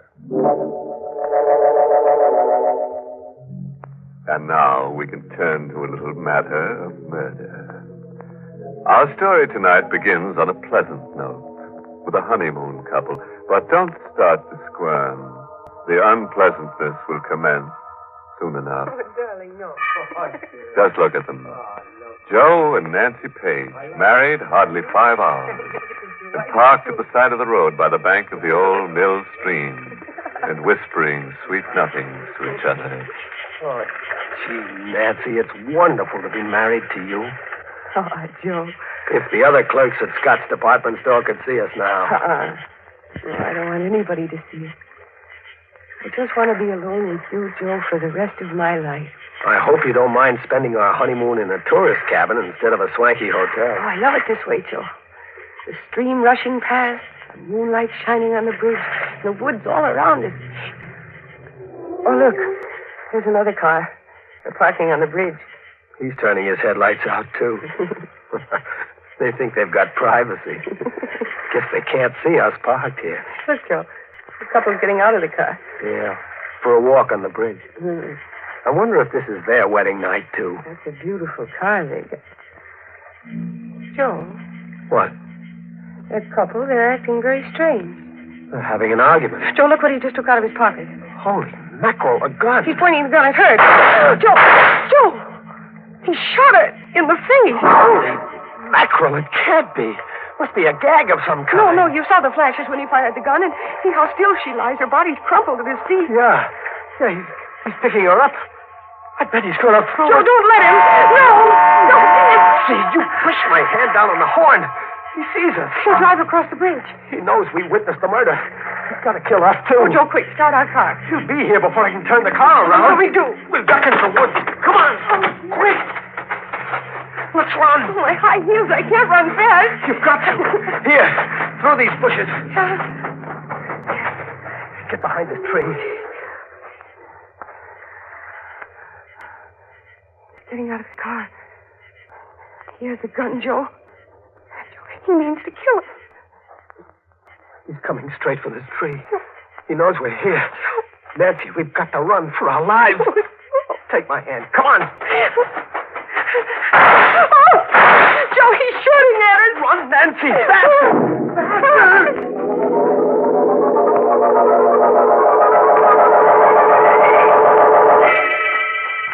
I'm tired, Joe.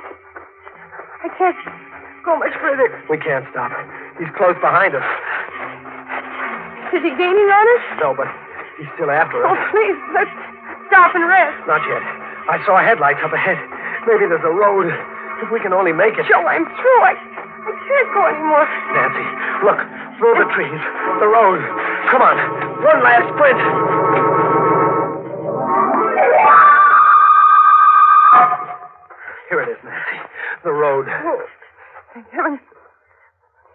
I thought we'd make it. Is he still after us? Is he still coming through the woods? I don't know. We'll stop the first car that comes along. No.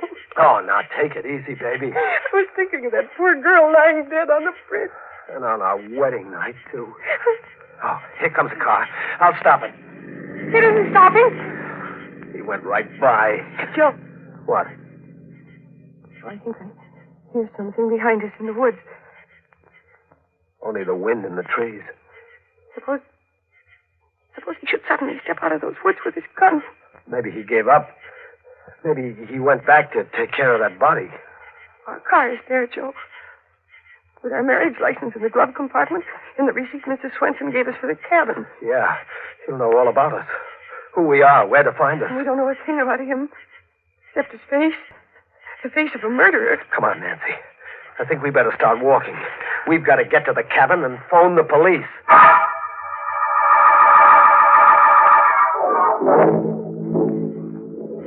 How much further, Joe? It's just around the bend.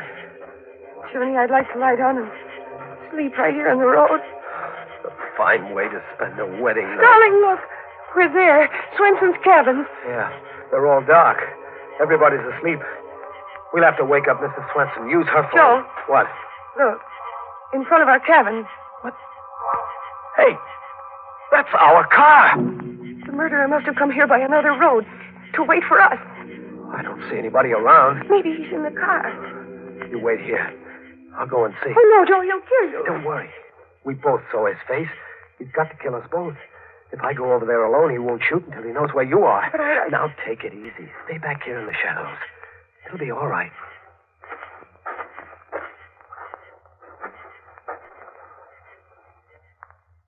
It's okay, Nancy. The car is empty. Maybe he's hiding somewhere close by. No, he must have skipped out. Why would he bring our car back? He wanted to get it away from the bridge. Don't you see? He must have dumped that girl's body in the river, and then he took our car away. No trace. Oh, Joe, I'm scared. Maybe he's hiding inside the cabin, waiting for us. He'd be a sap. One shot would wake up all the people in the other cabins, and Mrs. Swenson, too. He'd never get away with it. Come on. We're going into our cabin and get cleaned up. Then we'll use the phone. The switch is right here. There, you see? Nobody hiding here. Holy mackerel. Wait, what is it? Over there. On the bed. Joe! It's the girl's body with her face shot away. Just like we saw her on the bridge.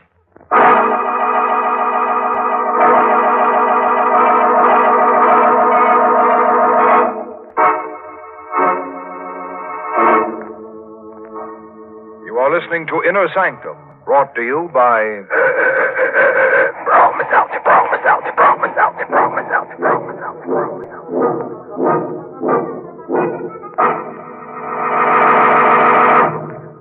From time to time on this program, you've heard from folks who told how they got speedy relief from headache pain by taking a refreshing glass of bromo seltzer.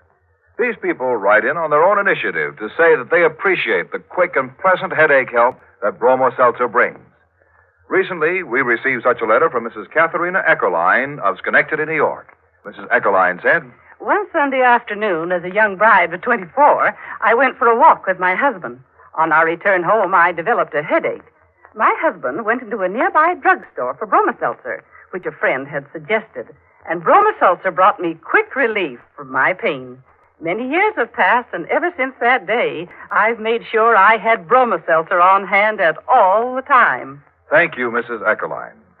It's no wonder that you and thousands of others always turn to bromo seltzer for headache help. For bromo seltzer not only relieves headache pain, but also helps the stomach upset and jittery nerves that may go with an ordinary headache. So remember that, friends, and... Fight headache 3 ways. Bromoseltzer, bromoseltzer, bromoseltzer, bromoseltzer, bromoseltzer.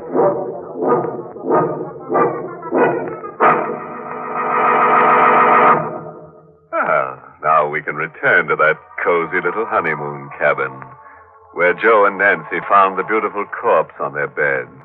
The corpse who'd had her face lifted. Well, that's what you get for shooting off your mouth. But don't worry. Before the night's over, the murderer may have his face lifted, too, on the end of a rope. Now, if that murderer were an Oriental, he might try to save face. But you can't save your face if you lose your head, can you? In the meantime, I wonder what Joe and Nancy are going to do with the uninvited corpse in their wedding bed. Don't you? Oh, now listen, Nancy. We have to think this over. We're in a jam. Oh, for the love of Pete, Nancy, this is no time to faint. Oh, Joe, it's awful. Her face shot away. Don't look at her. Here, sit down. Joe, what'll we do? I don't know. I gotta think. On our wedding night to have a thing like this happen. Why did he leave her here, Joe? To put us in the spot. The cops will never believe our story now. They'll think we killed her. Joe, we never saw her before in our lives. Nancy, we've got to get rid of her. What? We've got to take her back to the bridge and dump her right back on the murderer. Oh, no. It's the only thing we can do. Suppose the cops come here and find her. They'll grill us for hours. They'll hold us for the inquest. It might take a week, 2 weeks. A fine way to spend a honeymoon in jail. Oh, I never thought of that. We've got to do it. We've got to take her back. That means we have to lift her up and carry her. I'll carry her, but you'll have to help. Oh, I couldn't. You've got to, honey. I couldn't. What must I do? You go out and get the back door of the car open, then I'll bring her out. Joe, they'll find us here with the body. Quick. Throw the blanket over her. I'll see who it is. Oh, no, I can't go near her. Do as I say, quick. I'll try. Give me a minute. Who is it? It's I, Mrs. Swenson. This blanket is too short. Just a minute, Mrs. Swenson. Her feet are sticking out. Get those clothes out of the valise. Throw them on top of her. It's the best I can do. All right. Sit on the bed in front of her feet. Please hurry, Mr. Stone. Coming, Mrs. Swenson. Everything okay, Nancy? Yes, but I feel faint. Bite your lip. Do anything, but don't faint now. Oh, good evening, Mrs. Swenson. Good evening, Mr. Stone. I hope I'm not intruding. I saw your light, so I knew you weren't asleep yet. Yeah, we were just going to sleep, weren't we, Nancy? Oh, yes. I should have thought you'd been asleep long ago. See, I brought you a jug of my own homemade apple cider. I'll put it right here in some glasses, too. Oh, well, thank you, Mrs. Swenson. It's awfully nice of you. Oh, not at all. It's so nice to have a honeymoon couple. I wanted to do it earlier, but my heart was bothering me. I've a bad heart, you know. Oh, I'm terribly sorry to hear that, Mrs. Swenson. Thank you for everything. Aren't you going to try my cider? I thought you'd like to drink a toast. Well, we're not very thirsty right now, Mrs. Swenson. Are we, Nancy? Oh, no. Of course not. Well, now I'll run right along and leave you both strictly alone. Good night, Mrs. Swenson, and thank you again. Good night, Mrs. Swenson. Oh, you poor dear. You look all tuckered out sitting there on the bed. I bet you don't even know how to make up a bed. Here, I'll make it up for you. Oh, no. Well, it's the least I can do. Now, you just sit over there on the chair, my dear. Please don't. Why? Well, she means, please don't bother. Oh, it's no bother. What's this? We can explain everything. Shot! She's been shot in the face. Murdered. Oh, please, Mrs. Swenson, it isn't what you think. Murdered! You're no honeymooners. You're murderers. Oh, my. Stop that. Let me go. Shut up! Stop that! Joe, look out. You're smothering her. Your hand. I'm just trying to stop her yelling. Please, Mrs. Swenson. Joe, what happened? I don't know. She just went limp and slid down on the floor. Mrs. Swenson? Mrs. Swenson, are you all right? Joe, what is... She's dead. Joe, you killed her. Smothered her to death. I'm a murderer. Me, Joe Stone. A killer. We started out on a honeymoon. And now I'm a murderer. Oh, dizzy for a second. Joe's ghost, you're trembling. Nancy. Where's she? Look at her face. She's dead. And that one on the bed. We're in a jam, Nancy, in a jam. Oh, Joe, I wish I were dead. They'll hold us for murder, Nancy. It was an accident. You didn't mean to kill Mrs. Swenson. Yeah, but how will we ever prove that we didn't kill the other one, too? We'll never be able to find that guy with the black roadster. The cops will pin the rap on us. Joe, take me out of here. I can't stand it. Her on the bed and Mrs. Swenson on the floor. Please, let's go away. Let's go far away. You mean run away? Anything, Joe, anything. But let's not stay here. I won't go to jail, Joe. I won't. Please take me away. Yeah, we'll get out. We'll keep going. Nobody knows our names. They can't trace us. Come on. Get the clothes packed.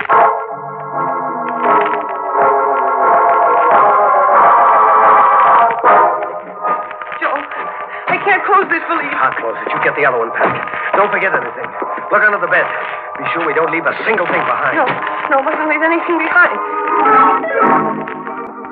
Everything's packed, Joe. Hurry. All right. I'll take the bags. You put the lights out. Joe. Hey. What, Joe? What's wrong? I just thought. Our fingerprints all over the place. Oh, what'll we do, Joe? Gotta wipe them off everything. Grab a towel. We'll wipe everything in sight.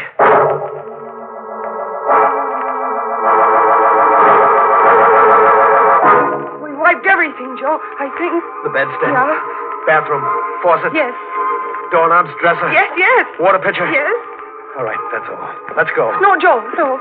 The cider jug. We didn't wipe that. We didn't touch it. I'll wipe it anyhow. Well, snap it up. All right. Come on, then. I'll feel better in the car. Out on the road.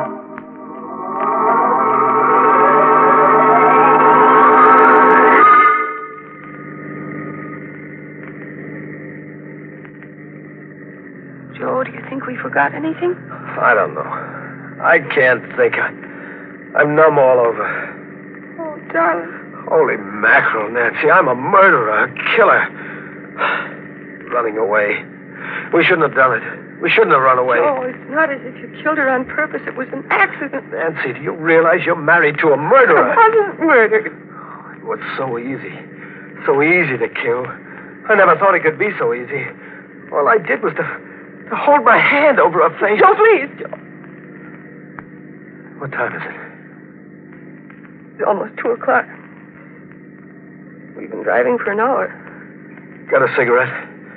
I think there's some in the glove compartment. I'll get him. Joe. What? Our marriage license, it's gone. What? Are you sure? It's gone, Joe. It was right here. The murderer. He took it. Why would he take our marriage license? I don't know. I can't think straight anymore. Joe, he knows our names. He knows everything about us. Oh, Joe, there's no use our running away. He knows who we are. We'll always be at his mercy. Gosh, I feel all in. I can't drive anymore. I gotta rest and think. We'll pull up at the side of the road. Look, up ahead, the gas station. It's closed for the night. We can park there. Yeah.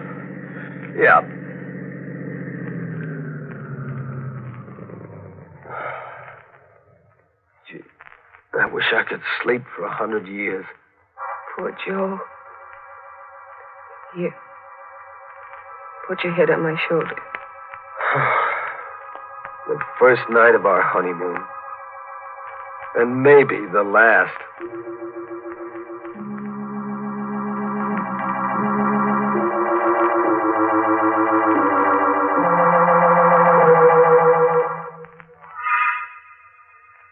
Joe. Huh? Joe, it's 6:00. Hey, it's daylight. I slept all through the night. I guess I fell asleep, too. It's chilly. Yeah. We should have closed the windows. Mm-mm. Gee, honey, you look pretty with your hair mussed up. Gosh, your hands are cold. Here, let me warm them. This is our first morning together, Joe. Yeah. Our first morning together. But this isn't the way I used to dream about it. Oh, baby. How did we ever get into a mess like this? We're back where we were last night, in the same jam. Nothing's changed. Those two corpses still in the cabin. What'll we do? Joe, let's not think about it for a while yet. Let's go and find a place for breakfast. Our first breakfast together. And after that, we can go back thinking about it. But at least let's have those few minutes. A sort of stay of execution. Yeah. Okay.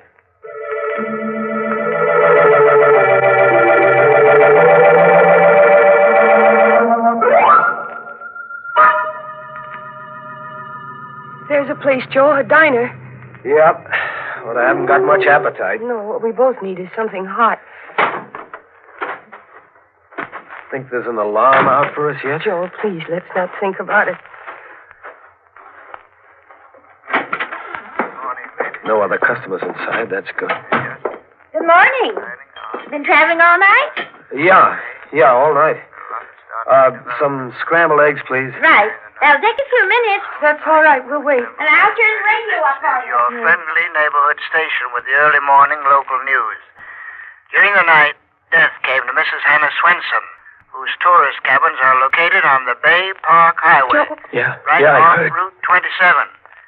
Mrs. Swenson's body was discovered by Oscar Jansen, the handyman, who was awakened by the sound of a car driving away from one of the cabins. Investigating, he found Mrs. Swenson lying on the floor of cabin 3. Dr. Macklin, who was summoned immediately, announced that Mrs. Swenson had died of a heart attack. He had been treating her for a severe heart ailment. A heart attack? He didn't seem to respond. I didn't kill her. Joe, he didn't say anything about the other body. Police are anxious to contact a couple who occupied the cabin and who apparently left during the night. They are traveling in a blue 4-door sedan. License number 8N1637. Their names are not known as yet.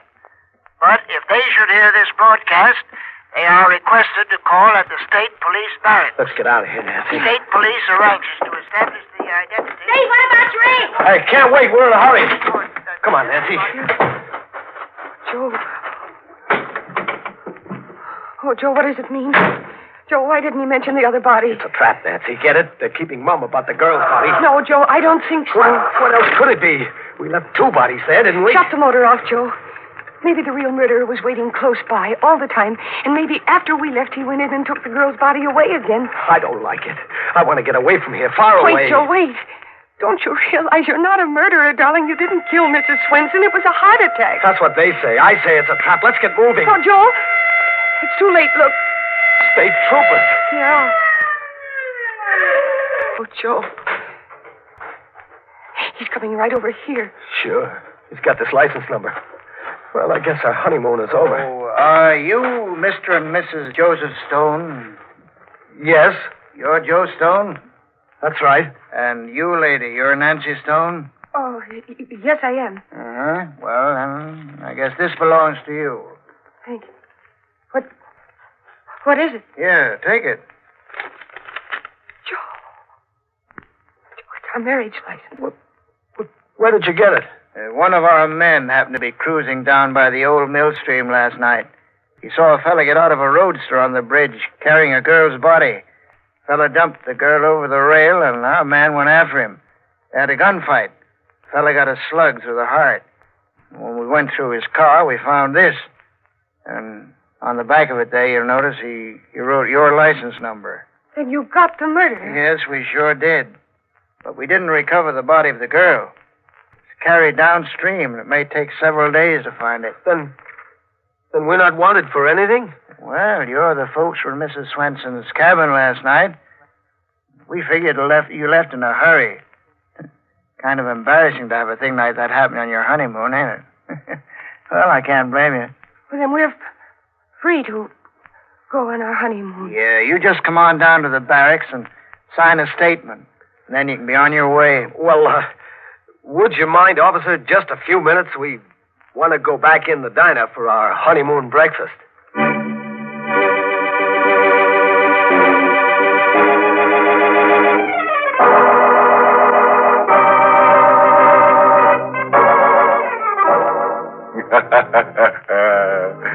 Fooled you again, didn't we?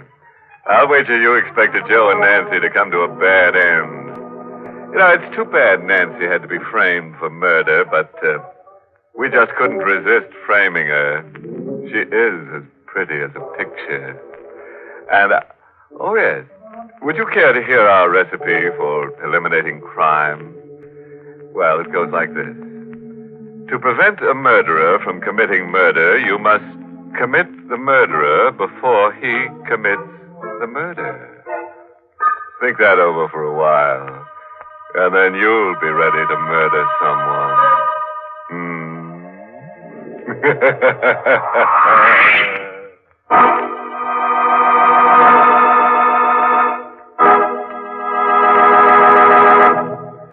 If you're at work or out shopping during the day and suddenly a headache hits you, it's no trouble at all to step up to a drugstore fountain and ask for bromo seltzer. But if you get a headache while you're at home, for example, late at night or first thing in the morning, now that's another thing altogether. You need and want headache help in a hurry. And that's when it pays to have bromo seltzer in the medicine cabinet, ready to bring you the fast headache help you need when you need it. Thousands of people keep bromo seltzer in their medicine cabinets because they find it relieves headache pain quickly and pleasantly and helps the jangled nerves and stomach upset that may team up with an ordinary headache. You see, bromo seltzer is compounded by a special process under the supervision of registered pharmacists. Caution, use only as directed. If headaches persist or recur, see your doctor. But for ordinary headaches, just be sure your medicine cabinet always contains... Bromo seltzer, bromo seltzer, bromo seltzer, bromo seltzer, bromo seltzer, bromo seltzer, bromo seltzer.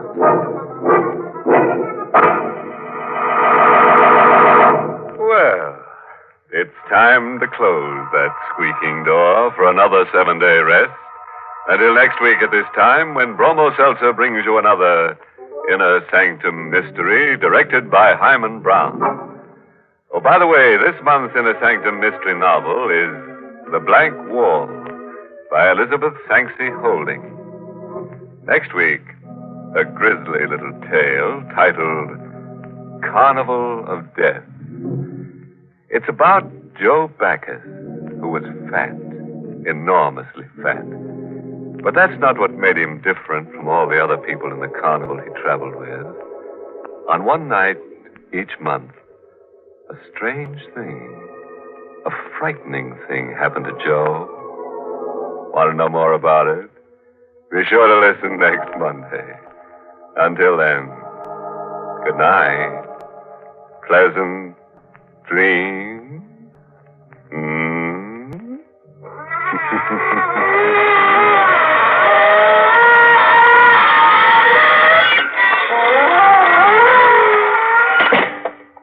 This is Dwight Weist inviting you to tune in again next Monday at this same time to Inner Sanctum, which is brought to you for your entertainment every Monday by...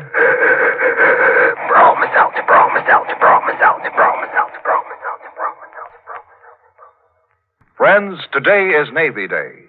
We salute the United States Navy and pause to remind America's young men that the Navy offers great opportunities for career advancement. Find out about the special benefits of a Navy career at your nearest recruiting office. This is CBS, the Columbia Broadcasting System.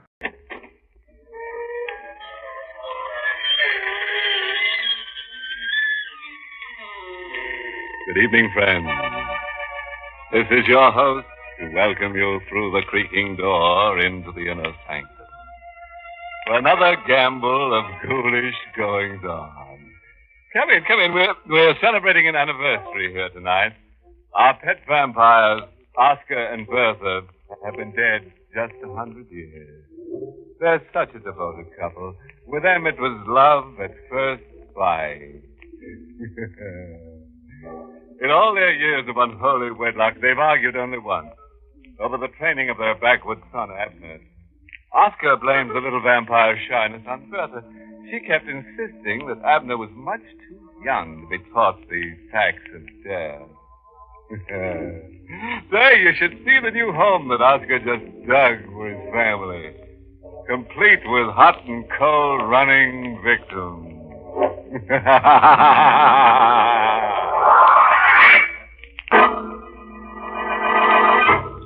Tonight's Inner Sanctum mystery, Fearful Voyage, was written by Ed Adamson and Robert Sloan, and stars Arnold Moss in the role of Steve, with Elspeth Eric as Rita. All right, folks. Set for another saga in the sanguinary. Well, make yourself comfortable. Sit right next to me. Here, in this coffin. And don't worry about the price of the seat. There's no cover charge. Now let's get to the story as it's told to us by Steve Chapman. Flashes of lightning rip through the black sky in angry silver streaks. The snarling wind whips the sea into a jagged, tossing mountain range of gray water. The fishing boat founders on the reef, its wooden sides crying out against the punishment of the lashing waves. And there on the deck of the dying ship, the lone fisherman faces the relentless fury of the elements. Doesn't have to be this way. She can save me, but she won't.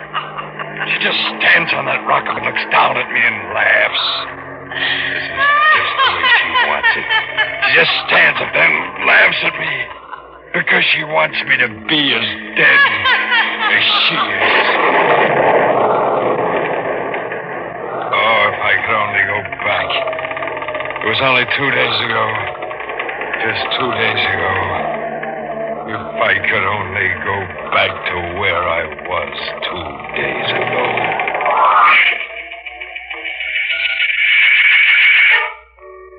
The tuna were running, and we were getting the boat ready to go out for the catch. I had 2 men in my crew, both good fishermen. Carlos was weaned on tackle, and he could smell out a school of fish 100 miles away. My other hand, Johnny Martin, could handle a line with the best. The engine's in good shape, Steve. All right, Johnny. Carlos, how about the supplies? All stored below, Steve. This time I bring extra bottle of wine. Import stuff. Yeah, it's fetch me a girlfriend's cellar. No, Johnny. This real import stuff. Come from Lisbon. Cost me $8 this much fine wine. I'll show you later. Okay, Carlos. Okay. Hey, look. Why don't you two go over to the cove for a drink? We won't be getting underway for an hour. Hour? But Steve, we are ready now. Rita's coming down. Oh. We're going up the coast to Goldwater before we head out to the banks. Steve, we'll lose 6 or 7 hours. Oh, we'll make it up, Johnny. I'm dropping Rita off at Goldwater. She's going to stay with her sister while we're out. Oh, Steve, you not do that. What are you talking about? A woman on board. It is bad luck. Yeah, but Rita's my wife. Make no difference. It's bad thing, Steve, to bring a woman on fishing boat. This I know. It bring much bad luck. Listen to him, will you, Johnny? Yeah, it's an old fishing superstition. Please, Steve, you hear what I say. Please. It's truth. Sure. Like breaking a mirror. 7 years back. Oh, you make fun, but it is truth, I say. Come on, Carlos, forget it. Let's get that drink now, huh? No drink, Johnny, yet. Steve. Yeah? You bring wife on boat? Sure I will. You don't think I fall for that hokum, do you? You bring wife? Then Carlos does not go. Now, wait a minute. Carlos does not go. Will be bad trip. He does not go if you bring woman on this boat. Carlos wasn't kidding. And Carlos was too good a hand to lose. I quieted him down, and he and Johnny went over to the cove. I was down in the cabin when Rita came on board. Hello, Steve. She stood in the doorway holding a suitcase. Every time I looked at Rita, it was like I was seeing her for the first time. She was always new and more beautiful than ever. Young, alive. That's why I tried so hard to hold on to her. What are you looking at? You? Just you, Rita. Something wrong with me? Wrong? You're about perfect. Oh, aren't you going to take my bag? Rita. Yeah? You can't come on the boat to Goldwater. Why not? Carlos. Carlos, what's he got to do with it? He won't sail with me if you come aboard. He says it's bad luck to have a woman aboard. Now, I know it sounds foolish. Okay, that's the way it is. Rita, it isn't that I don't want you. All right. I said it's okay. Rita. What? You go to your sister in Goldwater like you promised? Sure. You promise? Oh, will you stop it? Will you let me alone with that promising business? Well, Rita, it's only because I love you so Yeah. much. I just want to get you out of this town while I'm away. I know you're young. I know it's no fun waiting weeks while I'm away. I don't blame you for going to those dances. You don't blame me. That's nice of you. Real nice. What do you expect me to do? Sit home and knit? Well, it's just that I don't want you to meet someone else who might Look, wait. Eve. About time I told you something. I did meet someone. I know, Rita. Huh? That's why I asked you to go to your sister's. Won't do any good. I wasn't going to stay in Goldwater anyway. I won't be around when you get back, Steve. Oh, Rita, Now please. don't. Now don't. Let go. Now, Rita, you gotta wait for Stop. me. You're knocking me all out. Now let No, go. not until you Get promise your hands me. off of me. I said I can't stand it when you touch me. Oh, Get Rita. your dirty hands off of me. Look at the way they smell of fish. Always pulling me, always grabbing. Makes my stomach turn. All right. I promise you I'll give up fishing. This will be my last trip. I promise. Only you gotta wait. Wait! I wouldn't wait another 2 minutes. I always hated you. And the first time you put those hands of yours on me, I only married you because I needed somebody to take care of me. Oh, no, don't Well, what do you you say that. think I married you for? Because you're young and handsome? Stop it. Young and handsome. Ooh, that's a laugh. Did you ever take a look at yourself in the mirror? A good look? Stop it! I had to make her stop talking that way. So I hit her. She staggered back across the cabin up against the beam. Then she slumped to the floor. I stood over her. A ribbon of blood flowed out of her blonde hair, moved toward my feet. I touched her and I spoke to her. But she was motionless and silent. And dead. Rita was dead. And I killed her. But I didn't mean to. I loved her, but what could I tell them? They wouldn't believe me. I knelt there looking down on her. And then I heard the whistling. Carlos and Johnny were coming back. Lifted Rita in my arms and carried her across the cabin to the chest. I put her in there. I slammed close the lid of the chest just as Carlos and Johnny come down the stairs to the cabin. Well, Steve, Rita get here? Yeah, Johnny. She does not come with us, Steve. No, Carlos. It's better that way. Maybe it is. Hey, Steve. Huh? That's Stu's suitcase over there. That's Rita's, isn't it? She forgot it, maybe. I bring it to her right now. Oh, no. What you got? We're shoving off right now. What, the bag of Rita? But she brought some stuff down for me, some things I forgot. Get the motor started, Johnny. Okay, Skipper. Well, Carlos, what are you standing there for? You heard me. We're shoving off.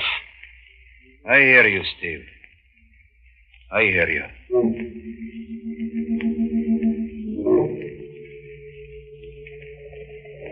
I didn't leave my cabin. I didn't sleep. I just sat there for hours, my eyes fixed on that chest. I wanted to open it and look at her again, but I couldn't. I just sat there. We were only out 10 hours when things began to happen. The radio's shot, Steve. Well, fix it, Johnny. I can't. The power supply's burned out. It's a funny thing about that. I just put a new condenser in day before yesterday, a brand new one. It's funny. For no reason, it should burn out. I was never a superstitious man, but peculiar things like that. And that was only the first. What do you want, Carlos? Any empty. Steve, this compass. Johnny said I should show it to you. Why? Well, look at it. We are headed north. But the needle points this way. Oh, no. Now, you see? Give me that compass. Sure. Steve, what are you doing? This'll fix it good. Steve! You brakes, why? Get out of here. What, you can't... Go on, do as I tell you. Get out. Go on, get out! I never was a superstitious man, but peculiar things like that. Carlos was right. But there was something Carlos didn't know. A woman can curse a ship even after she's dead. Rita's body was in that chest. And that's just where that compass needle pointed. Right straight to Rita.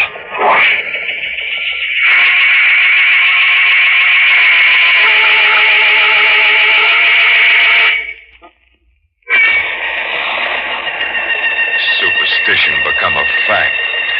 A real living thing. I had to get Rita's body off that boat before something really bad struck us. I put the body into my seat bag and carried it up on deck. It was a bright moonlit night, clear, except for one dark cloud that hung just above our mast. Hello, Steve. Carlos. Oh, you come on deck, Steve. I'm glad. You feel better, eh? Thought you were in your bunk. No, I do not sleep, Steve. Sit back. What about it? What you do with it? Well, why? Is it any of your business? Why, you only ask, Steve. Well, it's, got some of my old clothes in it. Yeah, some old clothes. I was going to dump them overboard. Will you let me see what you have in the bag, Steve? Well, I told you I only got... But you all the time give me old clothes. Some very good. This coat I wear. I take before you throw it away, you remember? There's nothing in here you can use. Well, how do you know? You don't let me see. I told you there's nothing in here for you, nothing that's any good. Now, will you get out of here? Huh? Look. What's the matter? Look on the deck. It comes from that bag. Blood. Steve. You're dripping from the back, you hold. I made some kind of an excuse. I told Carlos I cut my shoulder, then I threw the bloody shirt into the sea bag. After Carlos went up to the deck house where Johnny was at the wheel, I threw the bag over the side.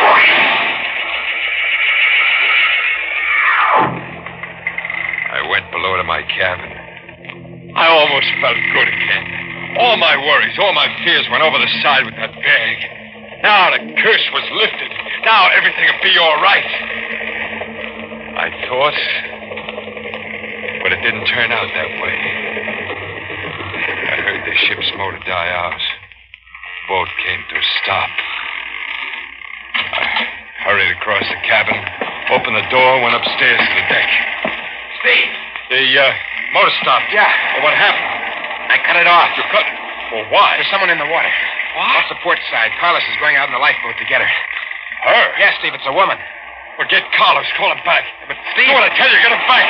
And you start that motor. Steve, you can't do a thing like that. I said we're getting out of here. That isn't right. You can't let that woman drown. We can't let her die. But she is dead. She's dead, No, John. Steve, she isn't. Come on over to the side. You can see her swimming out there in the water. It's only the moonlight. It's just the way things look in the moonlight. Plays tricks on your eyes, Johnny. Steve, I saw her. She's alive. It was Rita. I knew it was Rita out there. I knew she was dead. Johnny left me and crossed to the port side of the boat. I looked up. The same black cloud was over the mast, and then I heard it. I wanted to believe it was the wind, just the wind, but it wasn't. I knew it was Rita. It was her voice. I clapped my hands to my ears to shut out the terrible sound, but it struck through my fingers like a knife and jabbed into my brain. And then I blacked out.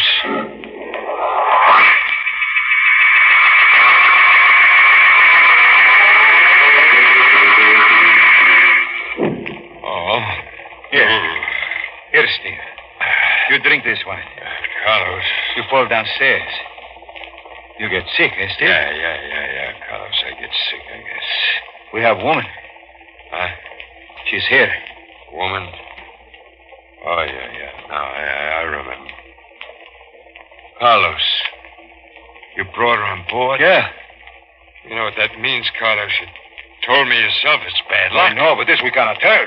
We cannot let the woman drown in the sea. Yeah, but she couldn't drown. She was dead already.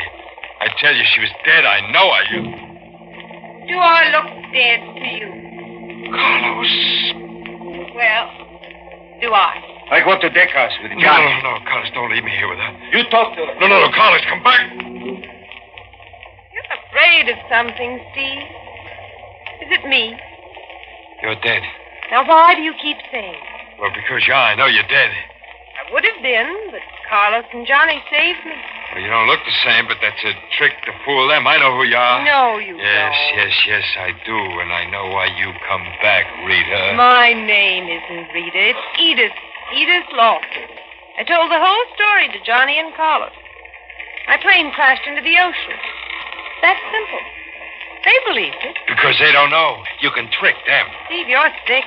I know why you come back from the dead. You want to see me destroyed. You can't fool me because I know who you really are. You seem so sure of that. Sure. It's that dress you're wearing. I remember it, Rita. I gave you that dress for your birthday. I had to get her off the boat again. Some way. Johnny, that fool Johnny, told her to rest in his bunk. If I could only made him understand somehow. I went up on deck.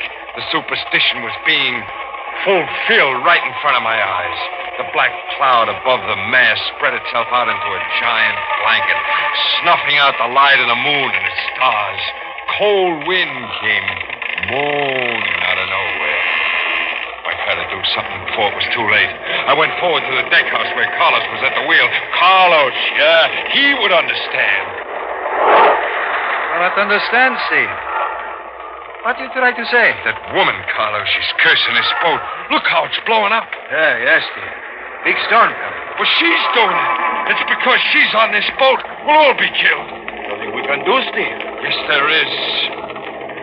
We can get rid of her. Steve! Don't you see we gotta? If we're gonna come out of this storm alive, we gotta get rid of her. Oh, not a thing like that, Steve. Carlos, listen to me. I'm gonna tell you something. That woman, she's not who you think she is.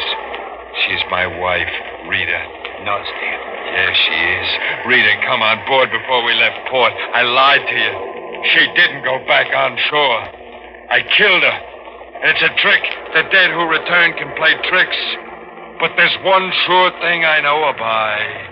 That dress she's wearing, I gave it to her as a birthday present. Steve, I gave the woman that dress. What? She was wet. I look in your closet and cabin for something for her to wear. I find the dress in Rita's suitcase. What? In the suitcase, you say, Rita, bring your things, Steve. Well, then... I knew when I see the blood fall on deck from that sea bag. Well, you never said anything. She was a bad woman, Steve. No good. But she's come back, Carlos. No, Steve. Rita's dead. She's come back. I tell you, she's down below in Johnny's bunk. She's bringing this storm on. She's going to have us all killed. I know what we'll do, Carlos. No, Steve. You want to die? This bad thing to kill. I have it all planned. You throw a blanket over her so Johnny won't hear us scream. Steve, please, I cannot do this. I have a piece of lead pipe in the cabin. I'll take care of the rest with that. No, Steve. I will not help you. No matter what storm brings, I will not help you kill. I had to do it myself. The passageway to Johnny's bunk was dark. As I got closer, I could hear her breathing. Then I threw the blanket over her. As I held the blanket down, she started to kick and struggle. Then I raised the pipe and...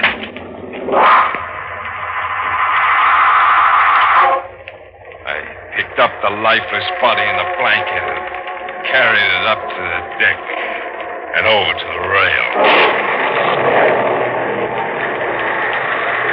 For a while, I stood on the deck and watched the storm grow and grow.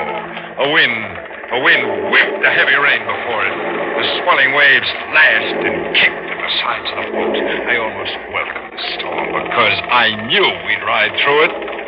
She was gone. This time, forever. You enjoying the storm? I wheeled around. She was standing at the top of the stairs. The light from the cabin below made devil shadows on her face. Mind if I stand here with you? Oh, no, don't you come near me. You're still afraid of me. Stay away. You mustn't be afraid of me, Steve. I'm not going to die. I'm not going to be dead like you. Why do you think I'm dead? I just killed you again. Again? How can you come back again?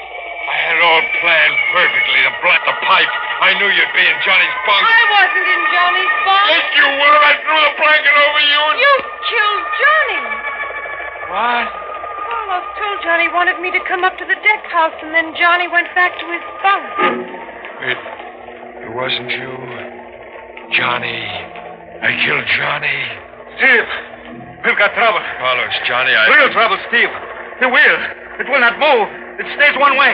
I can do nothing with it. The Carter Reef is ahead. We are coming to it soon. We will go up in the reef. You must get Johnny quick. He can fix the wheel. Johnny is the one who can save us. Johnny was the one who could save us, and Johnny was dead. I killed him. I went to the deck house. Carlos played the light beam on the darkness ahead. Well, I tried the wheel. It wouldn't budge. It was as if an invisible hand was holding the boat on a fixed course. Steve! Up ahead! The reef! We've got to get out of here! We're going on the raft. Hurry! I go with him, but something held me in the deck house. It was what I saw at the top of one of the rocks. Rita. It was Rita. She was standing there waving to me. Steve, hurry! It will be too late! I stood there looking up at Rita as the rocks come closer and closer.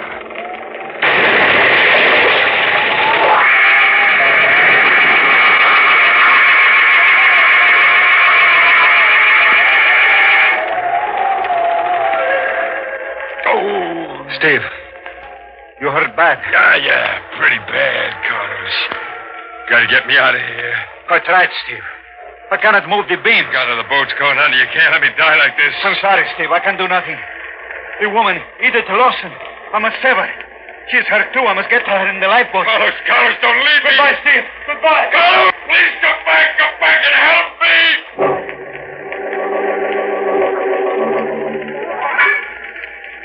I've been waiting for you, Steve. Rita, help me. Come down here and get me off this boat. Oh, I couldn't do that, Steve. Don't you remember? It'll bring bad luck if a woman comes aboard a fishing boat. She can save me, but she won't. She just stands up on that rock up there and looks down at me and laughs.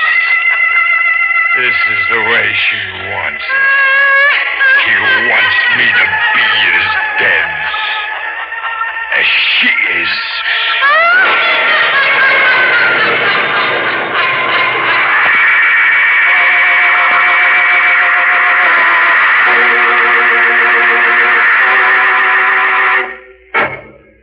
Well, that about packs in Steve Chapman, like a salted mackerel. Now you see what can happen when you let your wife go into a dive.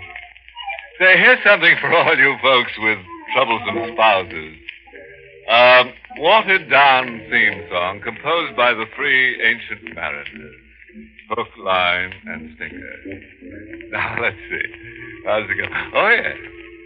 Pack up your wives in your old sea bag and drown, drown, drown.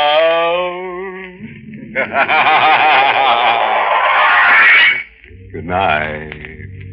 Pleasant dreams.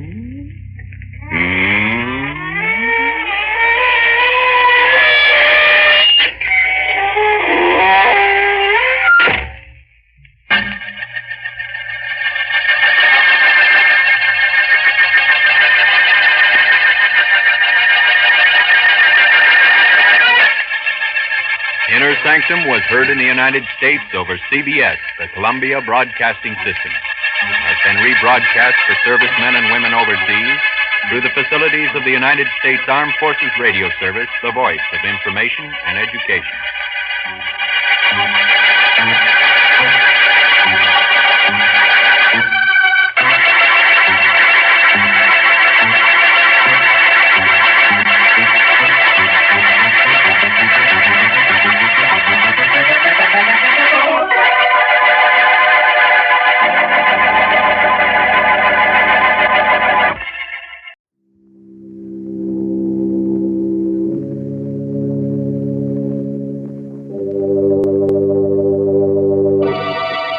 Lipton Tea and Lipton Soup present Inner Sanctum Mysteries.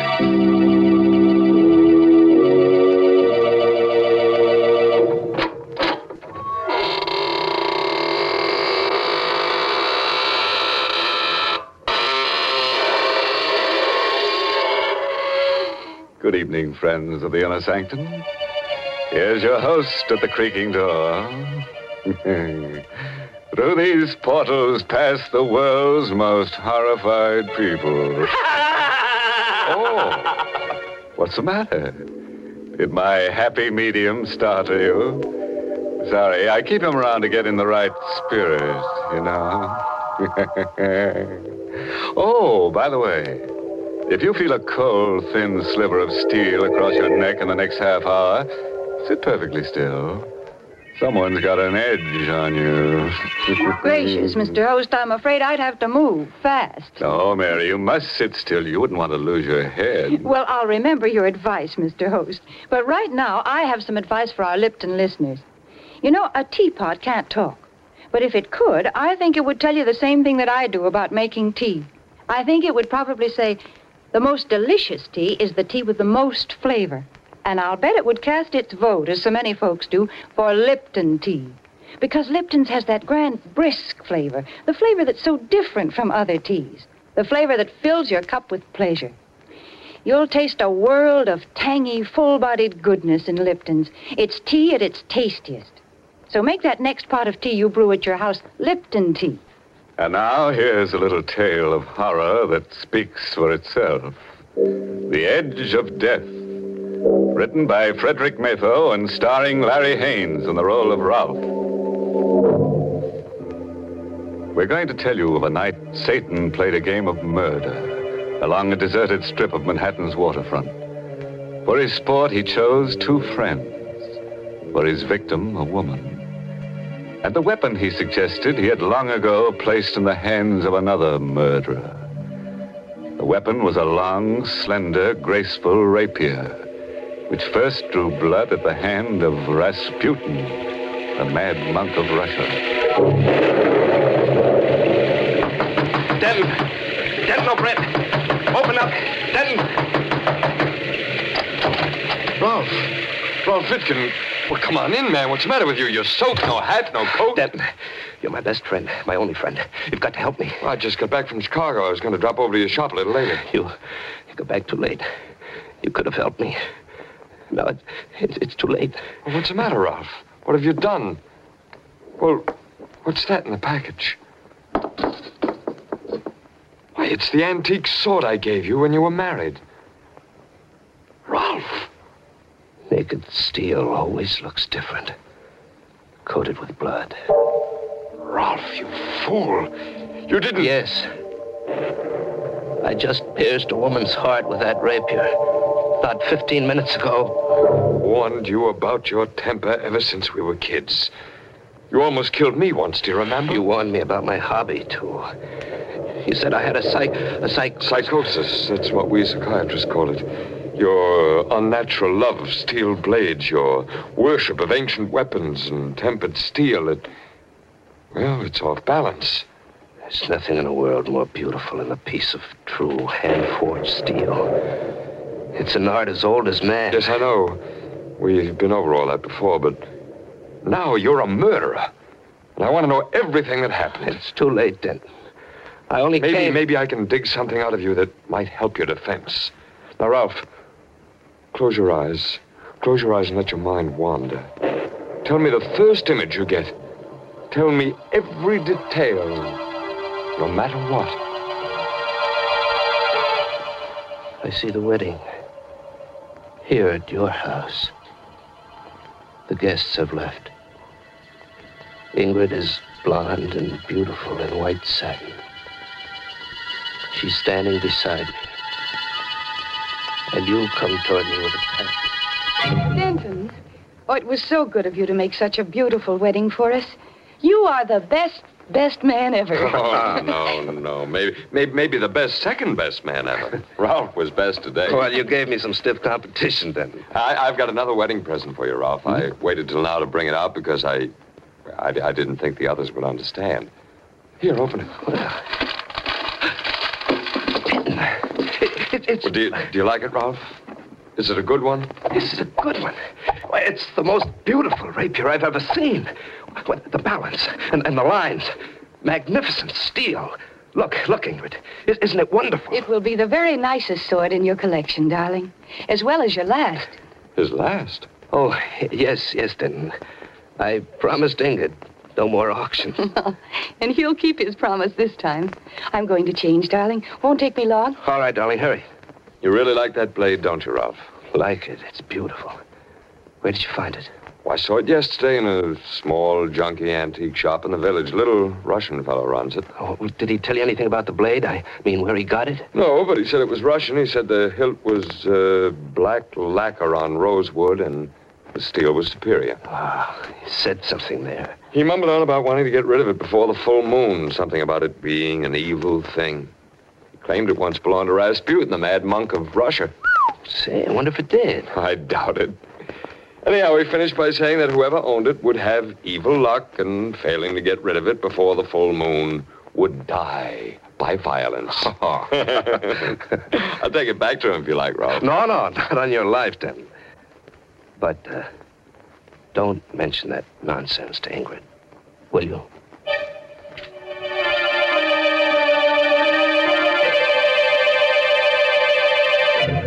I remember all that myself, Ralph. I left for Chicago that night. Now, what's the next thing that comes to your mind as important? Well, about 3 weeks ago, I was working on some knives in the shop. Ingrid had left. I was alone. The shop door opened, and she was there. She? Who, Ralph? Stasha. She was beautiful. Tall. White as marble. Dressed in black. And beautiful. I beg your pardon. What did you say? Oh, I'm sorry. You said beautiful. There's no cause to be embarrassed. I have heard this said before. What can I do for you, Miss... Kasov. Stasia Kasov.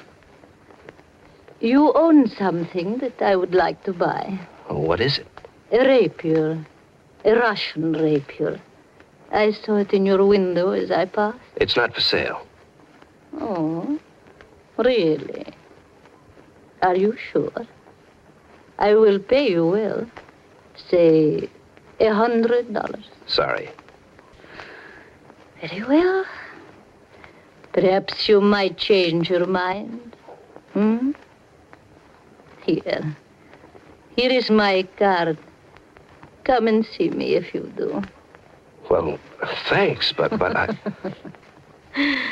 Shall we say before the next full moon, Ralph?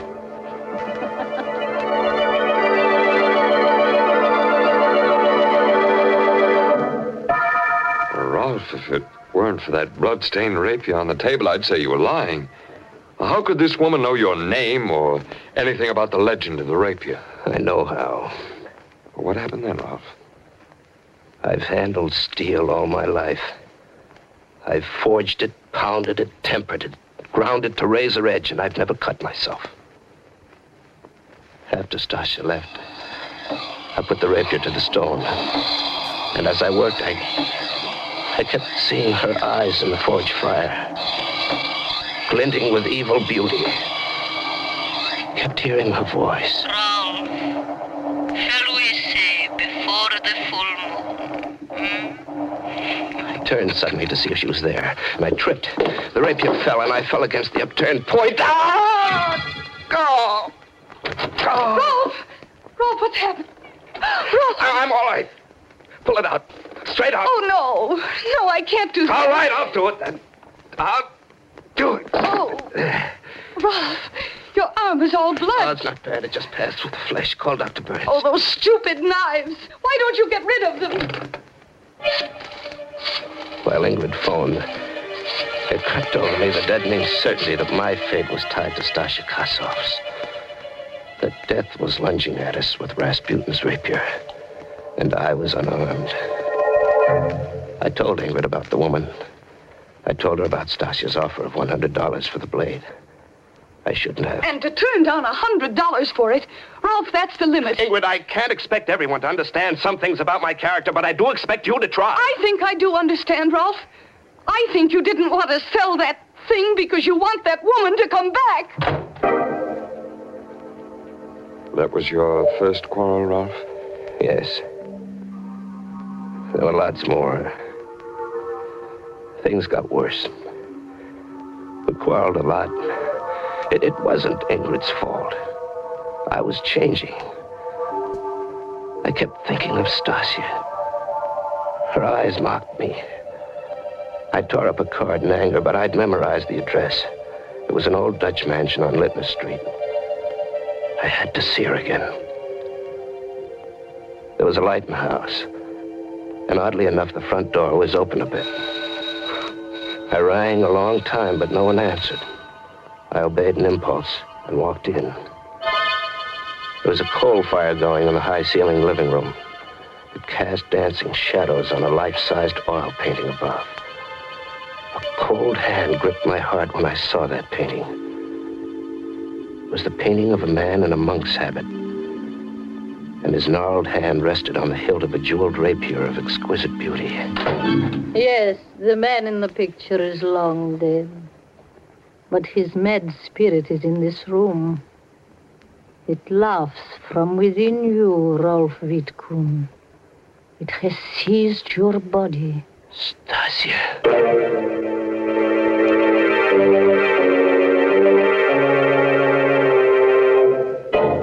You know, if I were Ralph, I wouldn't be seen dead with somebody else's spirit.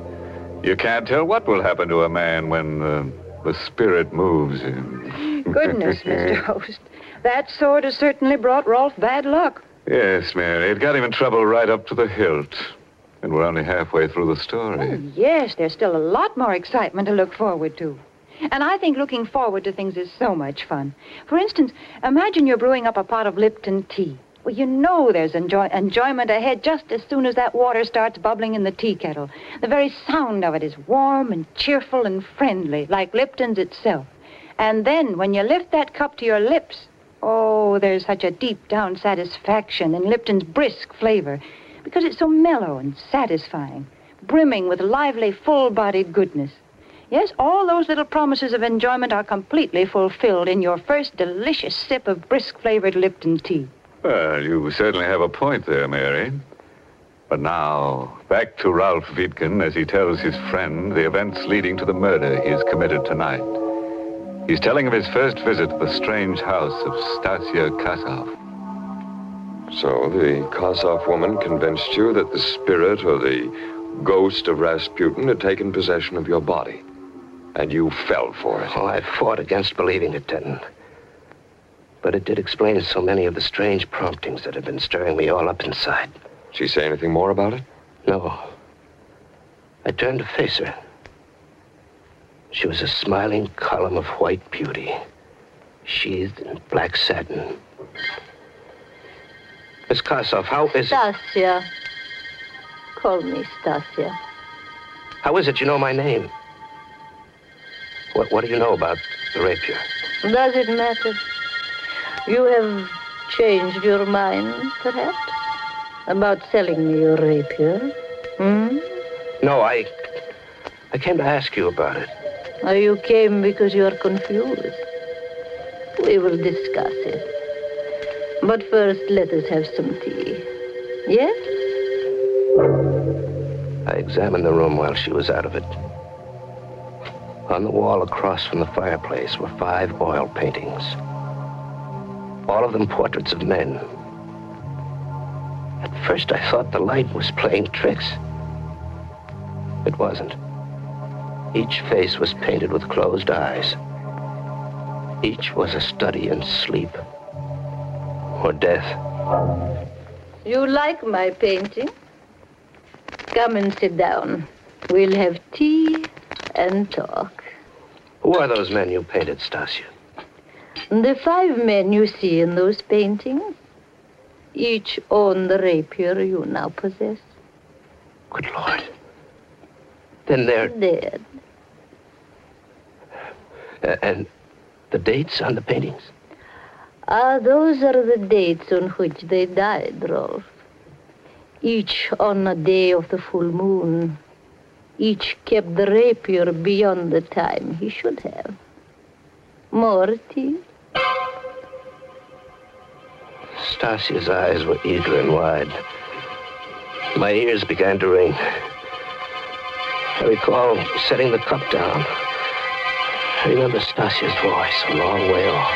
Russian tea strong, my friend, and so are Russian legends.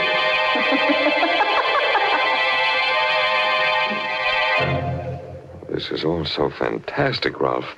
Are you sure it wasn't something you dreamed? Something I dreamed? No, she drugged me. It was no dream. Those portraits were no dream.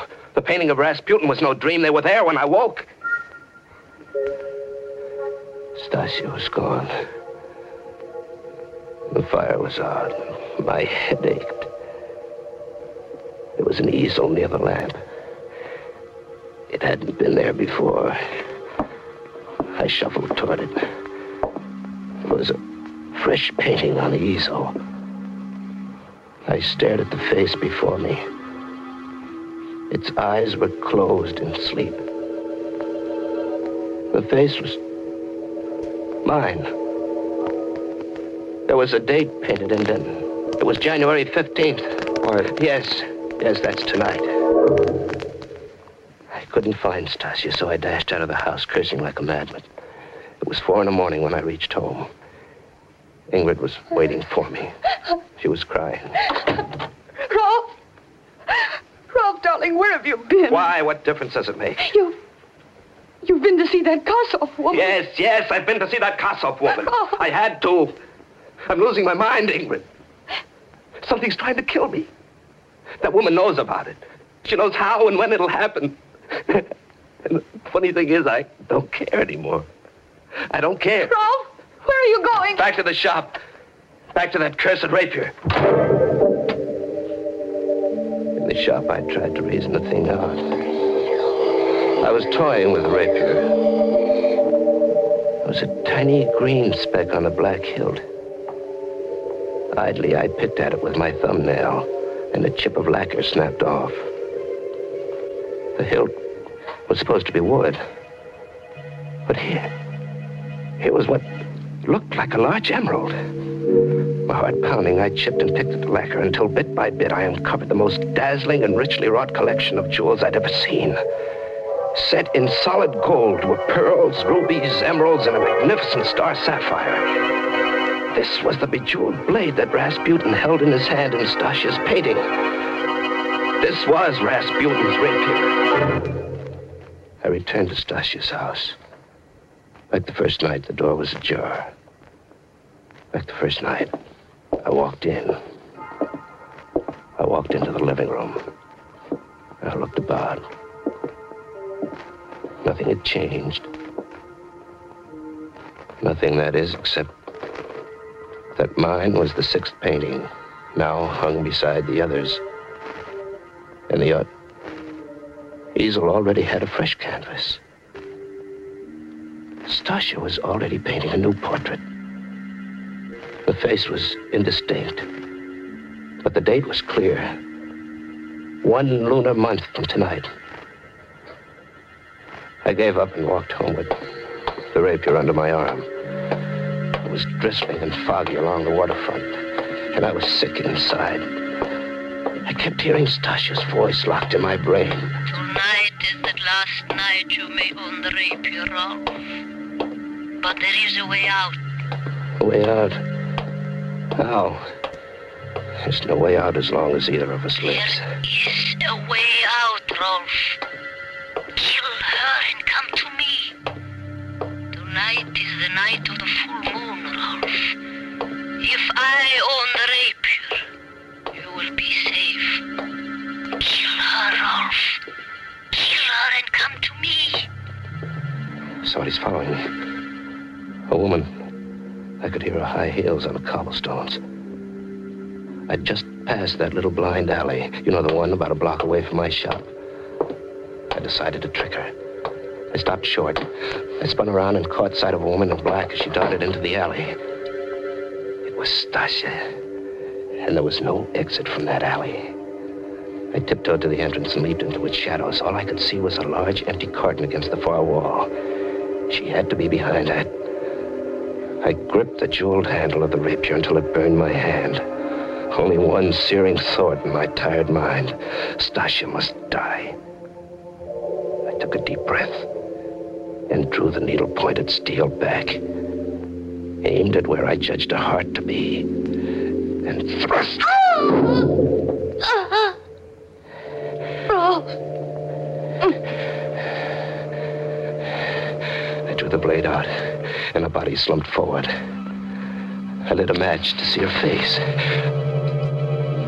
But it wasn't Stasia Karsov I had killed. It was Ingrid. My wife. Ingrid.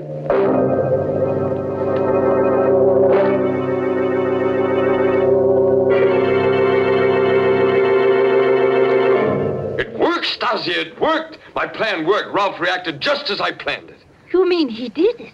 Killed A her? psychological masterpiece. He told me the whole story at my office 10 minutes ago. He killed her thinking it was you. And now that she is gone, you are happy. You will love me and forget her then. Oh, perfect, perfect. She picked that stupid fool instead of me. Now she's dead, and he'll die too. Oh, Denton, I'm so glad. I would do anything for you. Everything went like clockwork. This rapier I found in your attic, the legend I made up, the phony paintings of former owners, your flirtation, Yes. perfect. The perfect murder, I've done it. Did my acting please you, Denton? Oh, you were magnificent, but there's only one weakness to my plan, Stasia. What is it? When Ralph is picked up, there must be no way for anyone to find out that you and I know each other, Stasia. I know, and no one will know, darling. Ralph's fingerprints are still on this rapier. He'll be electrocuted for one murder. Might as well be for two. Denton! No! I love you! I'm Denton. sorry, Stasia! I love you. Still. I will wait for you. Very neat stroke, then. Ralph! I heard everything you said, Denton. But I didn't have to, I knew. No, don't move. The gun is faster than a rapier. How did you know, Ralph? Something I said tonight? No. No, something I saw. Stasia loved you. The painting I saw on her easel tonight, the one I told you she'd begun, was your portrait. The only way I knew was because, as an artist, she was conscious of the scar on your forehead. She painted that in first. The scar you gave me as a kid. Oh, you've a lot more brains than I gave you credit for, but at least we'll burn together. Sorry, Denton. I'll have to decline that honor. Ralph! Ralph, am I too late? Ingrid, no, you're dead. Ralph, everything you told me at my house tonight was a lie. No, Denton. Your plan almost worked. I told you the truth. Except for the part about murdering Ingrid. You should have studied psychiatry, Ralph. I did, Denton. I had a good teacher. You.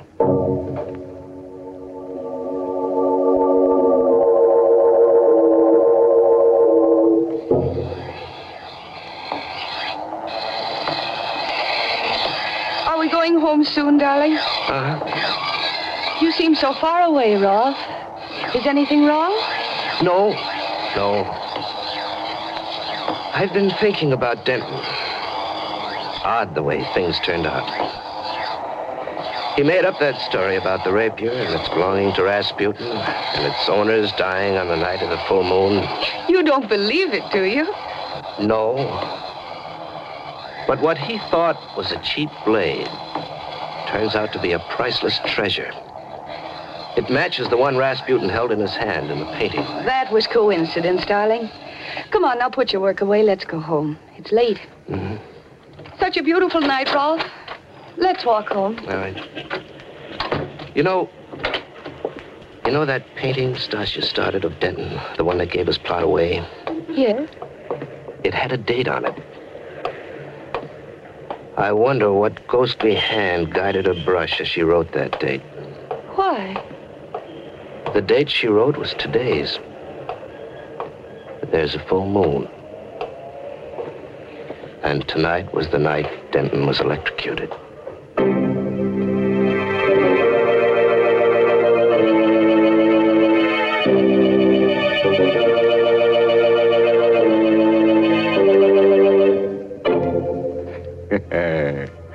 Well, wouldn't you say that's a story which gets down to fine points?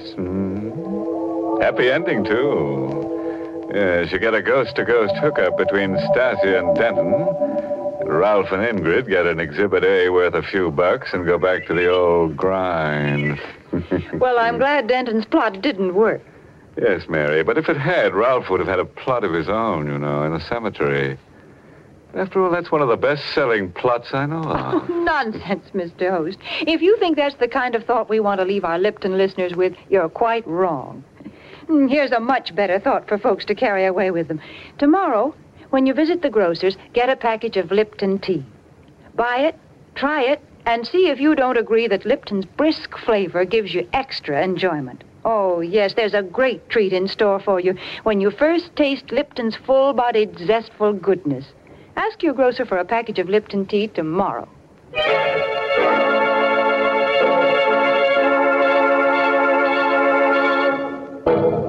And now, friends, in case you're wondering, we do have a moral for tonight's story. It's short and sharp. Knife can be beautiful if you keep your temper. And look out for people with an axe to grind. They may be trying to get ahead of you.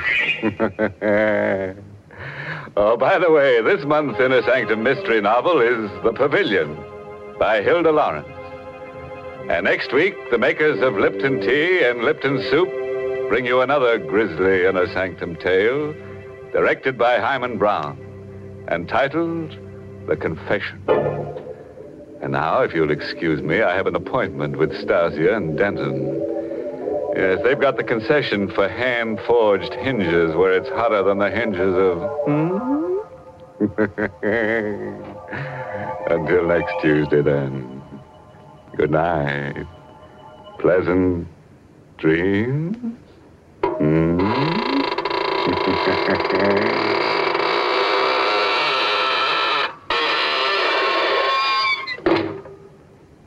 Got tomorrow's meal on your mind? Well, how about letting me make a suggestion? Now, here's a real menu masterpiece that the whole family will love. It's Lipton's Noodle Soup, a grand soup chock full of wonderful, fresh-cooked, chickeny goodness. Lipton's Noodle Soup is prepared with ease, ready to please in just a few quick minutes. It's economical, too. It costs less and makes lots more than canned soups. So ask your grocer for Lipton's Noodle Soup Mix. And don't forget to tune in next Tuesday night for another Inner Sanctum mystery. This is CBS, the Columbia Broadcasting System.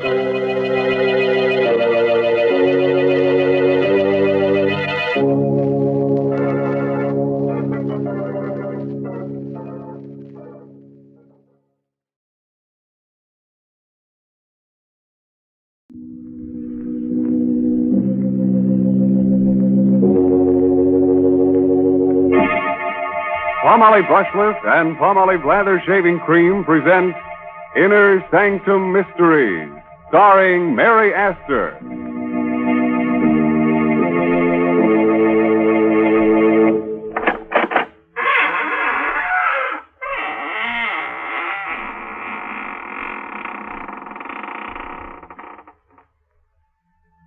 Welcome, friends of the Inner Sanctum. This is your host, Raymond, inviting you to come in through the squeaking door and catch your breath. Now, don't be embarrassed. Many of my guests here are out of breath. But they won't tell on you. I assure you they won't breathe a word of it. You see, they were warm, too, when they came in, but they've cooled off now. You see, I've kept them on ice. Now, if some of them seem a bit unfriendly to you, don't mind. They can't help being stiff.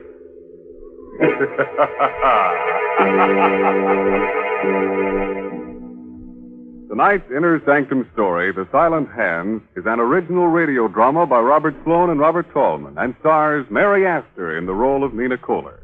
Miss Astor is soon to appear in one of Metro-Goldwyn-Mayer's 20-year anniversary pictures, Meet Me in St. Louis. Tonight's Inner Sanctum drama is directed by Hyman Brown. Men, Inner Sanctum Mysteries ask you to shave with Palmolive Brushless or Palmolive Lather Shaving Cream. Either Palmolive Brushless or Palmolive Lather Shaving Cream gives you a clean, comfortable shave every time, free from razor burn, or mail the carton top to us, and we'll refund your money.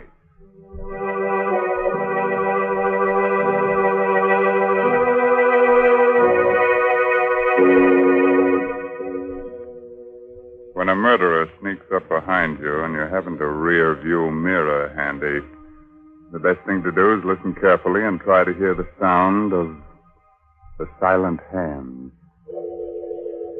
High up on the bluff, overlooking a West Coast harbor, police cars feel their way through the fog on their night patrol. They're on the lookout for a mysterious woman in white who has already strangled 3 men and pushed their bodies over the cliff. Attention all police cars. Attention all police cars. Woman in white evening dress reported walking with middle-aged man in Overlook Park. Investigate right away. Investigate right away.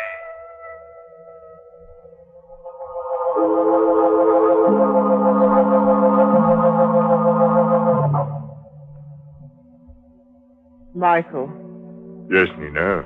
it's getting chilly. Oh? Finish your cigarette, will you? Let's go in. Of course, Nina. Here, take my coat in the meantime. Put it over your shoulders. Thank you. What?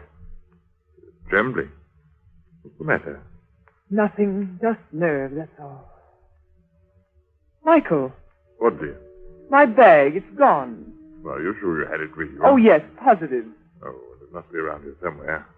Go on ahead, Nina. I'll find it for you. No, Oh, all right. But be careful of the cliff. Now, don't you worry, dear. Go on ahead. I'll catch up with you in a moment. Don't be long, Michael. Don't be long. I won't. Always losing a bag. I'm always finding it for her. There it is. Is it? Oh! Let go of me. Let go of my neck. Throat. No. Cliff! Don't push me over.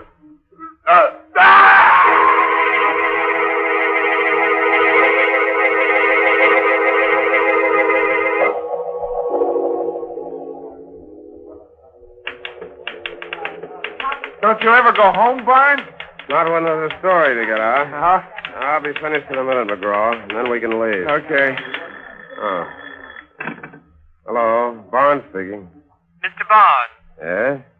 you want a good story for your paper. Get into a cab and drive to Overlook Park right away. The 4th victim of the woman in white has been found. What? Tell me that again, please. I didn't catch the address. Quick, McGraw. Get on another phone and trace this call. I'll stall as long as I can. Okay. Did you say that was Overlook Park, madam? Hello? Hello? Never mind, McGraw. She rang off. Well, who was it? Some dame trying to give me a tip on a murder. She said the woman in white had taken care of another victim. The woman in white? Yeah. We'd better get over to Overlook Park right away. There may be a story. Well, wait a minute, Barnes. What's the matter? You scared? Well, sure I am. You don't know who that was. It might be a trap. Come on. Look, don't be a fool, Barnes. You might be the next victim. You gotta call a cop. And tip off every other newspaper in town? Come on, McGraw. Every second counts.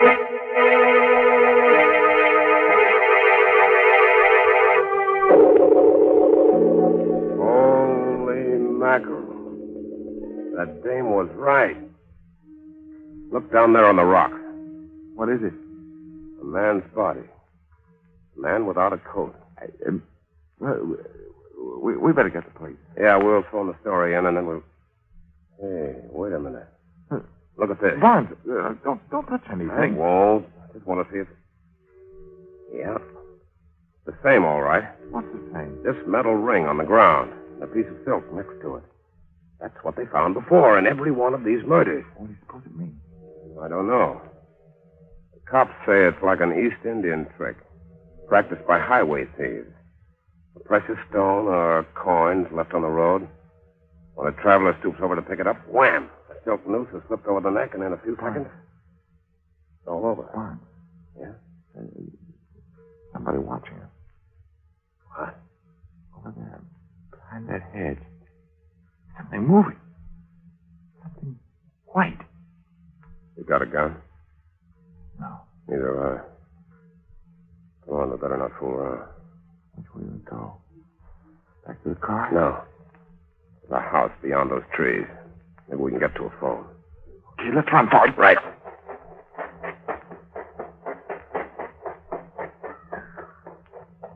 What the devil's that? Sounds like some kind of a tropical bird. You mean here in the park? This isn't the park, gentlemen. That tropical bird you hear is in the aviary next to the house. It's part of my private collection. You live in that house? Yes, with my sister.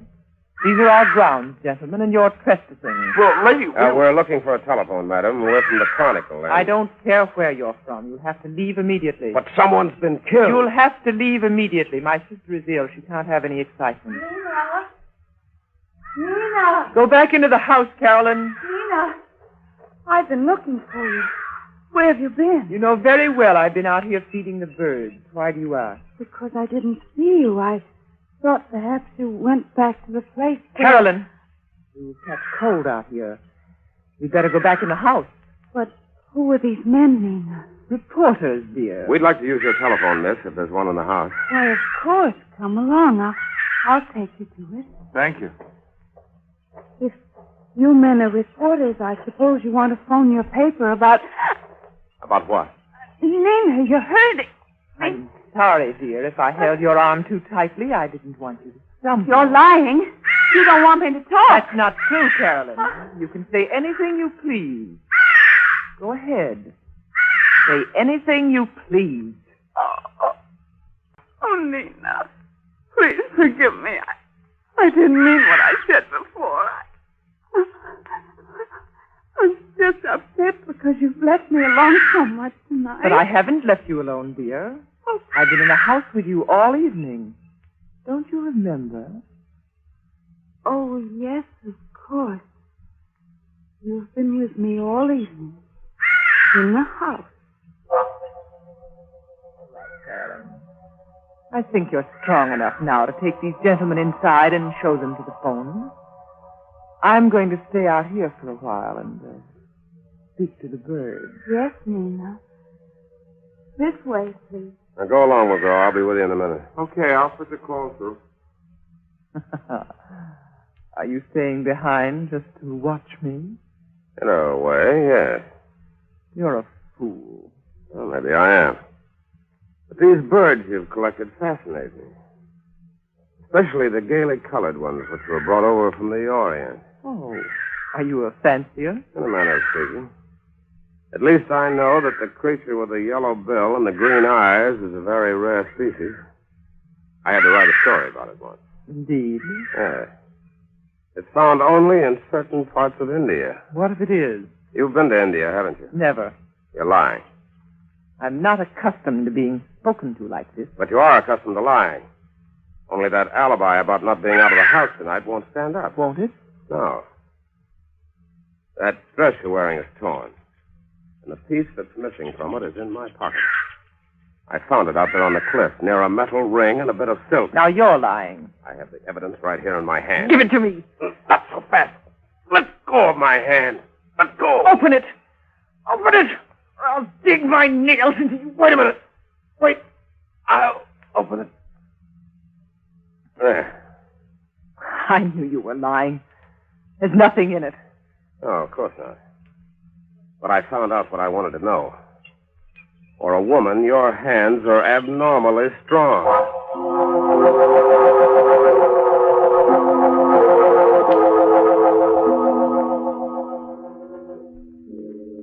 So now it's your turn to watch me and follow me around, huh, Mr. McGraw? Oh, not necessarily. Your friend must think I intend to run off before the police arrive. But he's wrong. I have nothing to fear from the police. Of course not. Don't stand there and grin at me. I'm cold and miserable. If you had any manners, you'd take off your coat and offer it to me before I freeze to death. You can have my coat. Here. Thank you. Wait a minute. Where are you going? Back to the house. There's a police car there now. Well, good. I'll go back with you. Just a moment. What's the matter? My watch. I've lost my watch somewhere along the path. Who are you kidding? I just saw you throw it over in the grass. Here it is, right over here. What's the devil? Where'd she go to? Where'd she... Oh! My stuff! No! That's wrong! Just pushing me up!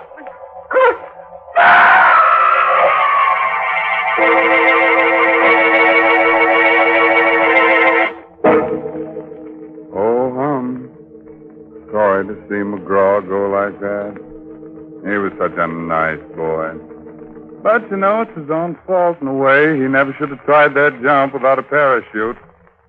He may hurt himself someday, like the fellow who, when shaving, gives himself a good case of razor burn. Men, when you torture your face with razor burn, don't just blame your razor blade. Instead, try Palmolive Brushless. That smooth, easy to spread, won't clog your razor shave cream.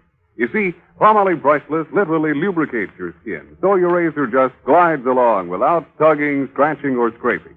Yes, mister, even the toughest beards lie down and wilt when you use Palmolive Brushless. And your face is cool, comfortable, not drawn or dry.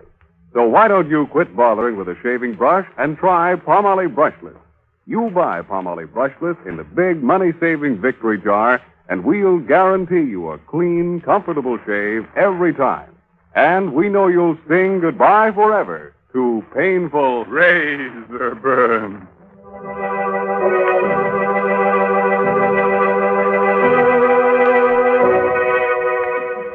Let's get back to Nina and that beautiful Indian rope trick.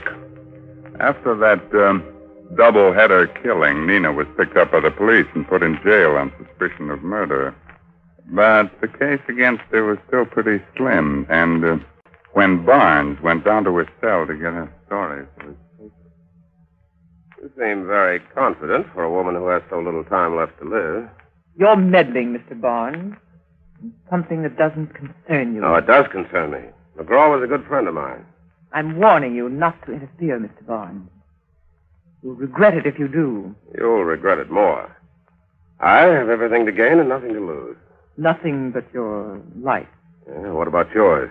They'll never convict me. Don't be so sure. I'm innocent. They can't even keep me here another 24 hours. So your lawyers are going to spring you, huh? I have influential friends, Mr. Barnes. And when I'm free, I want to be left alone. You understand? You don't frighten me, Miss Kohler. I'll get the goods on you if it's the last thing I ever do. If you try, it will be the last thing you ever do. Miss Kohler, the sister's here. Oh, thank you. Nina, you're free. You're free, darling. Yes, I know. George told me he was getting out a writ. You see, Mr. Barnes, I have influential people. Well, they won't always be able to help you. No? Come along, Carolyn. I have so much to tell you. Yes, dear. Mr. Barnes, you've got to help me. What? It's a matter of life and death. Come to the house tonight at 10 o'clock. I'll be feeding the birds in the aviary. Right. Carolyn, what are you doing? I'm coming, Nina. I'm coming.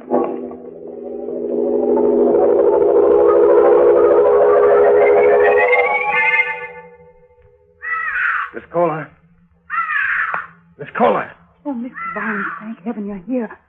I was afraid you wouldn't come. You said it was a matter of life and death. It is. It is. My sister's been lying to the police, and she's made me lie for her, too. What do you mean? Well, that night you were here, that night Michael was killed, she told you she was in the house with me all evening, but she wasn't. She was out with him, walking through the park. Why didn't you tell the police? I couldn't. I was afraid of what she might do to me. You don't know her, Mr. Barnes. She'd kill me if she thought I was telling you this. But I've got to tell somebody. I've just got to. Wait a minute, kid. Get hold of yourself. The night this fellow Michael was killed, your sister made you say that she was home with you all evening. Yes, that's right. Did she tell you why she wanted you to lie for her? Yes. I don't believe it. She said she had nothing to do with Michael's death, but there was no way of proving her innocence. She was afraid that police might convict her on circumstantial evidence if I didn't give her an alibi. I see. One more question, Miss Kohler. You've been to India, haven't you? Yes, we lived there a number of years. I thought so. When I saw that bird with the yellow bill and the green... Well, by the way, where is that bird? I don't see it. It's gone. The cage is empty. Your sister must have taken it away. I had to, Mr. Barnes. He was dead. Oh, Nina. Why are you so frightened, Carolyn? Have you been talking out of school? Oh, no. What have you told him? Nothing. Nothing. I haven't said a word. You're lying. Go into the house, Carolyn. Just a moment. Are you meddling again, Mr. Barnes? I'm more than meddling. I'm going to protect the state's key witness in its case against you. So you have told him? Yes. Yes, I told him everything. I don't care what you do to me. I don't care. I don't Be quiet. Be quiet, I say. How long do you think you can keep this up, Miss Kohler? Aren't 5 cold-blooded murders enough for you? You're a fool, Barnes. Phone the police, Carolyn. Hurry. I'll keep her here until they arrive. Carolyn, don't you dare. Phone the police, I tell you. She'll kill you if you don't. Yes, I'll call them. Carolyn, come back here. The jig's just about up, Miss Kohler. You think you're clever, don't you? Not especially. But I know who committed those murders. You don't. You're wrong, Mr. Barnes. I can prove that you're wrong. You're wasting your breath. But I'm innocent, I tell you. And I can prove it if you give me half a chance. What chance did you give McGraw? I wasn't anywhere near McGraw when he was killed. And Michael was my best friend. Yeah, tell that to the cops. Give me a break, Mr. Barnes. I'll admit I was with Michael that night he was killed, but I didn't do it. I couldn't have done it. You couldn't have done it. No. I'll show you why if you let me go back to the place where it happened. What do you think I am? I think you're a gentleman, Mr. Barnes. And I know you want to find out who murdered your friend. But you never will find out if they convict me. You'll never find the real murderer. Won't you believe me? Won't you give me this one last chance? I don't know. Please, let me prove that you're wrong. Okay. Where do you want to go? Back to the edge of the cliff.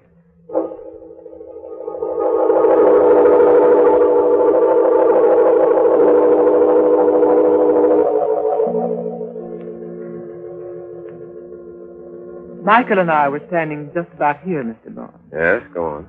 We were talking about the mysterious murders that had taken place on these bluffs overlooking the harbor. We were joking about the fact that I was a woman dressed in white. You're in white again tonight, Miss Kohler. Yes, it's my favorite color. I see.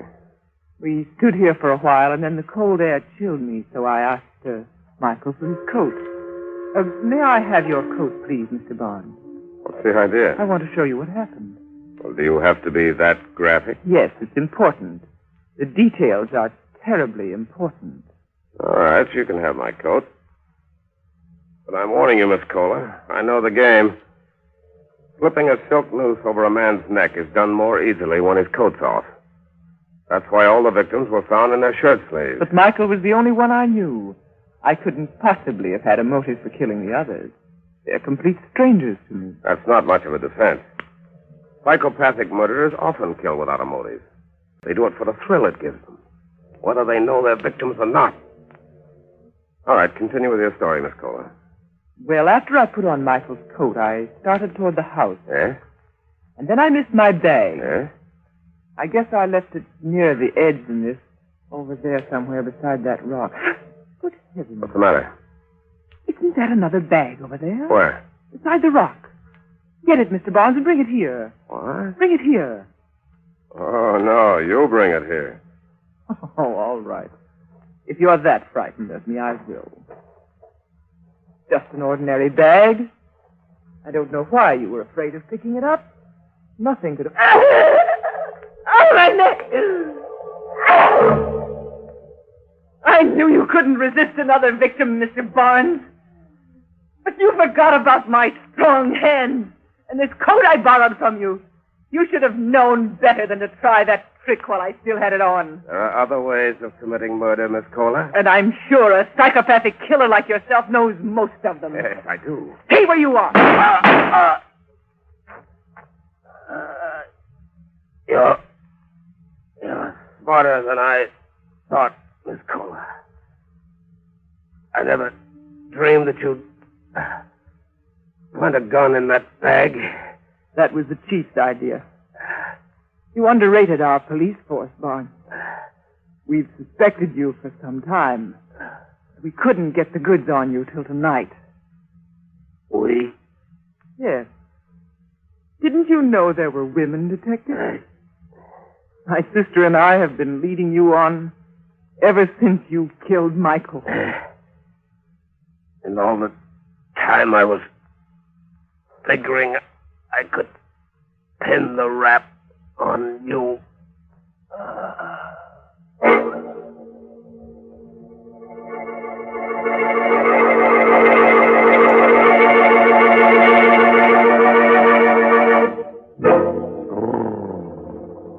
That Barnes boy gave me the willies. And that, of course, leads to the gimmies. Well, look here. Here's Laptop with the wanties. I want lots of lather. I want lots of lather. Okay, you men who use a brush when you shave, you want lots of lather. And you'll get lots of lather simply by using Palmolive Lather Shaving Cream. For an honest whisker wilter, millions of men prefer it. In fact, more men use Palmolive than any other lather shaving cream. Here's why. First, Palmolive Lather Shaving Cream gives lots and lots of lather. He-Man lather with millions of moist bubbles to blitz your beard. Second, Palmolive Lather lubricates your razor, speeds your shave, and leaves your skin smooth, cool, comfortable. So, if you're a lather and brush user and want to avoid razor burn, get Palmolive Lather for a smooth, easy shave that you'll whistle your way through. Get Palmolive Lather Shaving Cream, knowing it's going to leave your skin smooth, your face clean and comfortable, or your money back.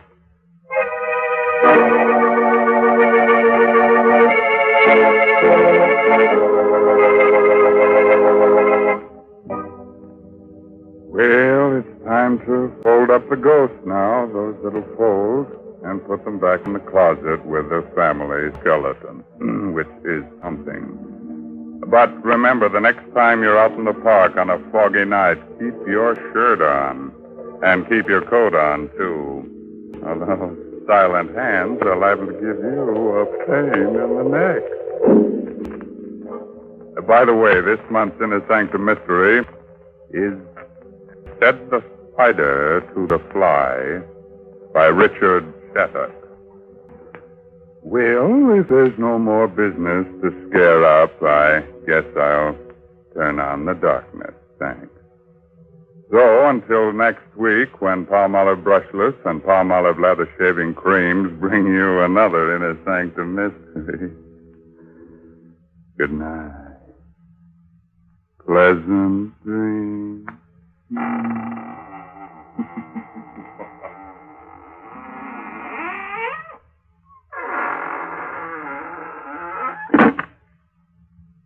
What is the 14-day Palmolive plan? Yes, what is the 14-day Palmolive plan? It's the biggest beauty news in years. Doctors tested this plan, proved it brought lovelier complexions to 2 out of 3 of all the women tested. Here it is. Wash your face with Palmolive soap. Then massage for a full 60 seconds with Palmolive lovely soft lather. Then rinse. Do this 3 times a day.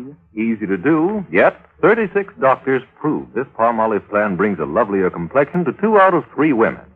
No matter what type of skin you have, dry or oily, the 14-day Palmolive plan works. So get Palmolive. See what Palmolive can do for your skin in only 14 days. This is CBS, the Columbia Broadcasting.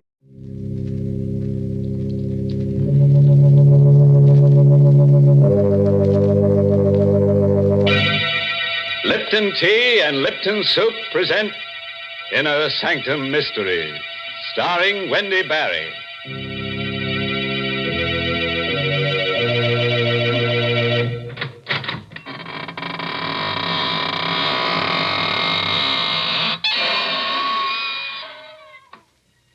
Good evening, friends of the Inner Sanctum. This is your host to welcome you through the squeaking door into a gay little world of homicidal maniacs, vampires, ghosts, werewolves, and assorted forms of sudden and gory death. Friends, if you ever walk through a cemetery at midnight and see a girl whose hair is on fire and is carrying her head under her arm, you know what to tell her, don't you? Just say, keep a cool head on your shoulders, Toots. And run like crazy. I suppose you think that kind of advice will help her. Why, of course, Mary. What else could you say to a girl whose hair is on fire? Wait, I know what you'd tell her. You'd say, my dear, why don't you cool off with a glass of Lipton's iced tea? I declare, you sure think of Lipton's at the strangest times. But you know, folks, come to think about it, this is a strange time of year. The days are hot, and yet the nights are apt to be a bit chilly. Yes, this is the time when people keep cool with a refreshing pitcher of Lipton's iced tea while the sun's on the rampage, and then later, after sundown, a hot cup of Lipton seems to taste just right. And do you know the reason why Lipton's, hot or iced, is always so welcome and satisfying? Well, it's because Lipton's has that famous brisk flavor. That word brisk, B-R-I-S-K, means that Lipton tea tastes fresh and full-bodied. It's never flat or wishy-washy. That's right, folks. You just don't know how good tea can be till you've tried Lipton's. And now, friends, get ready to try a new kind of Inner Sanctum story. It's called The Murder Prophet, and it's an original radio play by Milton Lewis, who copied it from a tombstone. Yes, and our star tonight is that glamorous Hollywood movie star, Wendy Barry, who plays the role of Claudia Dale. All right. Clear the floor and give your flesh room to creep. Ready? Now let's hear Claudia tell us the story in her own words.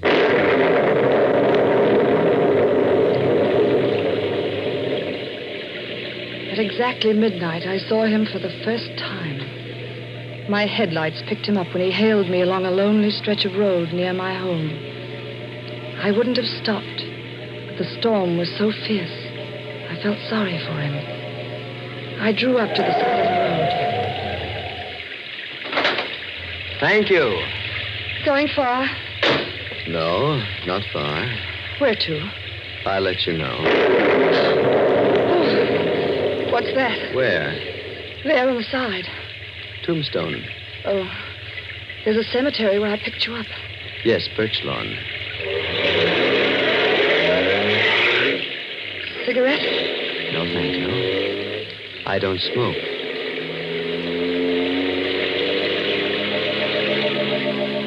He said nothing for a few minutes.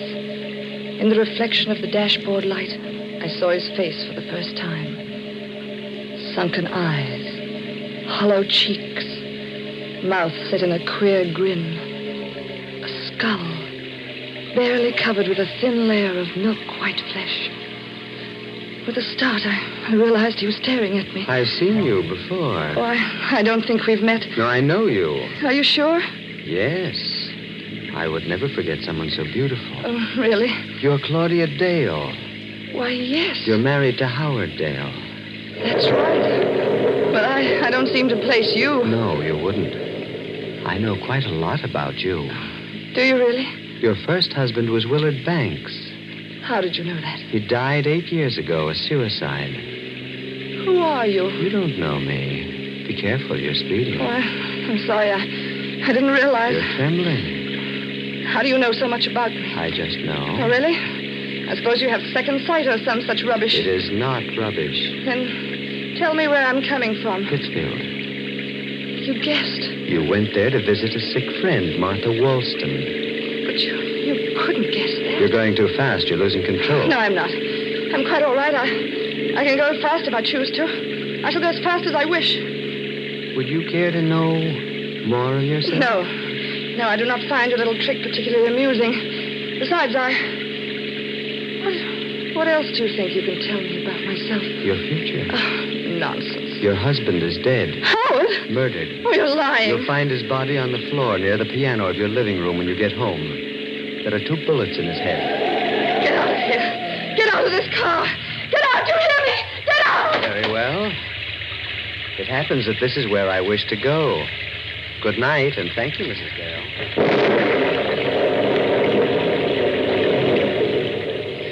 He vanished into the shadows on the side of the road. And then I noticed something white and shining queerly in the spot where he disappeared. I looked closely. It was another tombstone in another cemetery. I raced madly for home, fighting the hysteria that seized me. The nightlight was burning in the living room. It couldn't be true. Howard would take me in his arms and kiss me when I stepped into the house. I rang the bell. No answer. Somehow I managed to get the key in the lock. I ran into the living room. Don't move. Oh, who is it? Right behind you. I've got a gun. Oh, a gun. Do it in the body. Who are you? Turn around. Oh, you murdered him. Keep quiet. Oh, don't come near me. Sit down. Don't touch me. I said sit down. Oh. Sorry I had to slap you. We're losing control. You don't have to scream for the police. Here's my badge. You? Detective Sergeant Quinn. Homicide. Oh, well, I thought you were. Yes, I know. Drink this. Thanks. Feel better? Yeah, much. Who is he? My husband. Sure? Positive. When was he killed? About 20 hours ago. 4 yesterday morning. How do you know? One of the bullets went wild. Hit that clock on the mantel. Where were you yesterday morning? Pittsfield. I stayed with a sick friend, Martha Wallstone. Here, look at these things. I took them out of his pocket. They all his? Yes. Where's the snake ring? There were no rings. But he had one. It was quite valuable. He was never without it. I gave it to him. All right, now look. Did he wear it on the third finger of his left hand? Yes. There's a mark, but no ring. When did you come here? I drove in behind you. You left the front door open. I think I know who killed him. Who? A man I met on the road coming here. He knew my husband had been murdered. You did, huh? He even said his body would be near the piano. When did you see this guy? Oh, 10, 20 minutes ago. Picked him up on the road. Where? At Birch Lawn Cemetery. Where'd you drop him? At another cemetery near here. He seemed to walk behind one of the tombstones. Oh, I know it sounds mad, but it happened just as I said. What's his name? I don't know. But he looked like a human cadaver. Like a man who's dead and... Oh, you don't believe me. Why'd you kill your husband? What? What are you saying? You heard me. Well, I told you I was in Pittsfield. Why'd you go there? Martha was ill. Were you there at 4 yesterday morning? Oh, of course. Don't lie. Stop shouting at me. I told you who killed him. What are you trying to do to me? Isn't it enough to come home and find Howard like that without you trying to... Oh, in heaven's name, leave me alone. Leave me alone.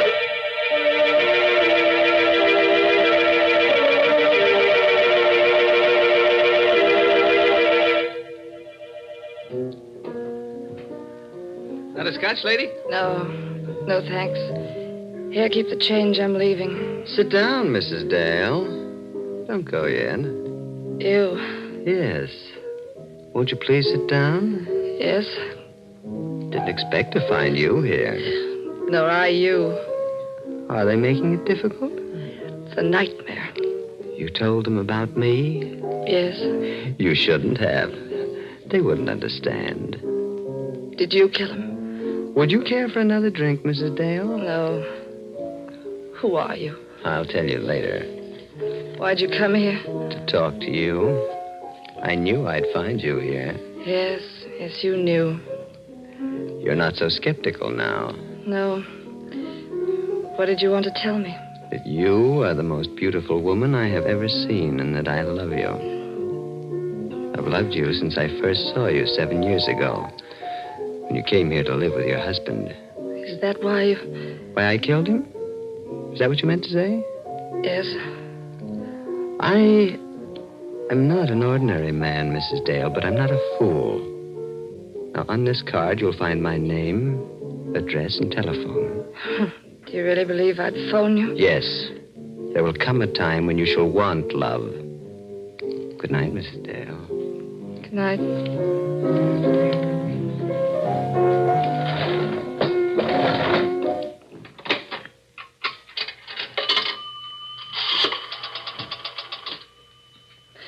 Hello? Operator, get me police headquarters and hurry, please.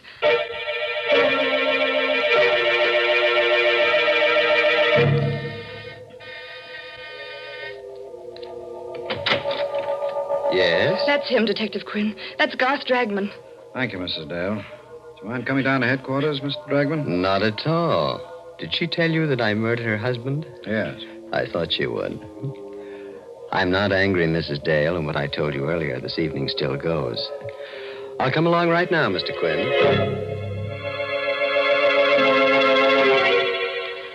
I didn't sleep a wink that night.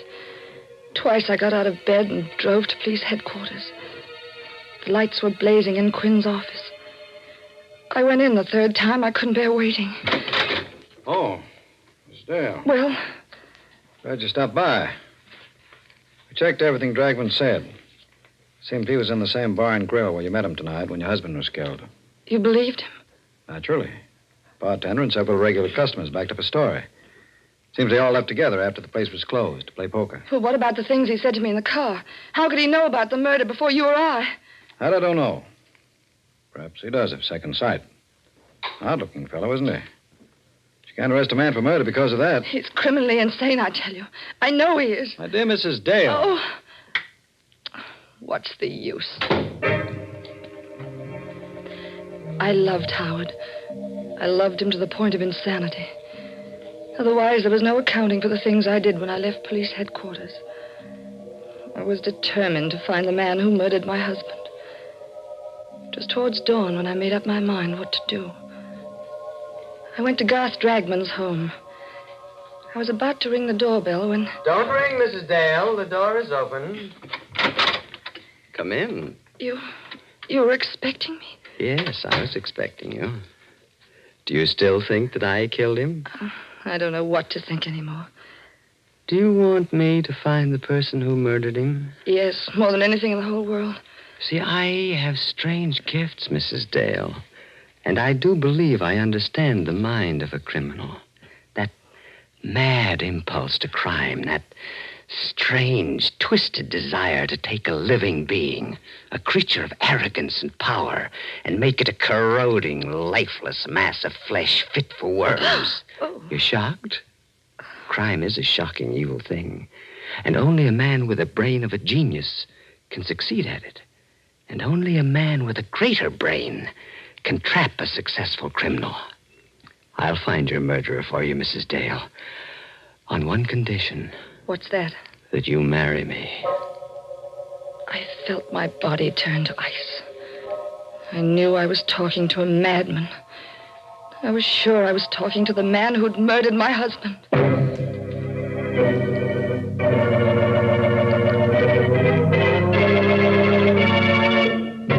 Oh, shucks. It's not so hard to predict a murder. I can do it. It's easy. I predict that there'll be at least one murder every week on Inner Sanctum. Good gracious, yes.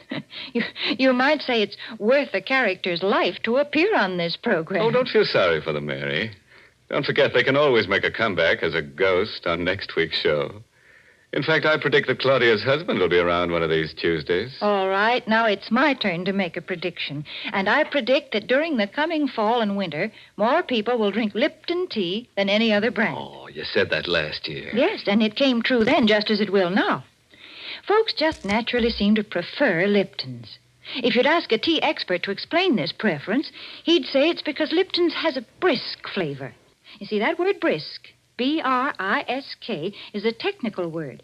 Brisk means that Lipton tea always tastes fresh and tangy. Yes, full-bodied and vigorous, never flat or insipid. So, folks, even if you're not a regular tea drinker, you should try Lipton's. That brisk flavor makes all the difference in the world. All right. Let's get back to the other world now. The world of creeping, crawling horrors. I'll bet you think that Garth Dragman can't really foretell murders. Or do you think that Claudia doesn't have the courage to trap this homicidal Romeo? Or is he the killer? Well, we'll let our star, Wendy Barry, in the role of Claudia, tell you. Go ahead, Claudia. Shock him into the shakes. 2 weeks later, I married Garth Dragman. He was the strangest man I ever knew.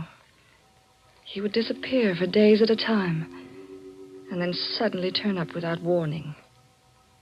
He had all the money he wanted, yet I never knew where it came from. There was a closet in his room which was always kept locked and bolted. I knew from the way he acted about it that the closet contained the answer to all the things I wanted to know about him. One night while he was away, I obtained tools and tried to force the lock. Good evening, Claudia. Oh, Garth. You didn't expect me back, did you? No, I knew you'd try to open that closet someday. Well, why do you keep it locked? So that no one but myself shall know what's in there. Not even I? You in particular. But, Garth, You'll not attempt to open it again, will you, Claudia? No. Forgive me for striking you. I'm not quite myself tonight. I sometimes do things I regret when these moods come upon me. He sat down. He seemed terribly exhausted, completely spent. But there was a strange, wild light in his eyes. He seemed like a man intoxicated with some strange drug that few men know the taste of. You do forgive me, don't you, Claudia? Yes, of course. See, it's something that few people know, Claudia, but a person who has extraordinary powers carries an extraordinary burden. You mean your gift of prophecy? Yes, I didn't want to mention it. It seems to upset you so. It doesn't frighten me any longer. Did you read in the newspaper about a woman's body being found in the river? She'd been murdered, garroted. Yes, it was in this evening's paper. They don't know who she is. I can tell you who she is. Josephine Ford. A stupid girl, Claudia. I could have told you that she'd been murdered 3 days ago. How do you know these things? Because I see them. A sort of vision. Now I'm seeing another vision. It's a house, 346 Harbor Street. Near the waterfront. A young woman lies in bed reading. She's very attractive. In an hour, she'll be dead. When the police come, they'll find her body decapitated. The criminal did this to destroy her identity. But who is the criminal? What difference does it make? He'll never be caught. Garth, while you were gone, Martha Wallstone telephoned. She's ill again. Oh. She asked me to come up immediately. Why didn't you go? Well, I was waiting for you to get home before I left. You want to leave immediately? If you don't mind. It's really an emergency. You may go, Claudia. I shall go to sleep. I'm extremely tired.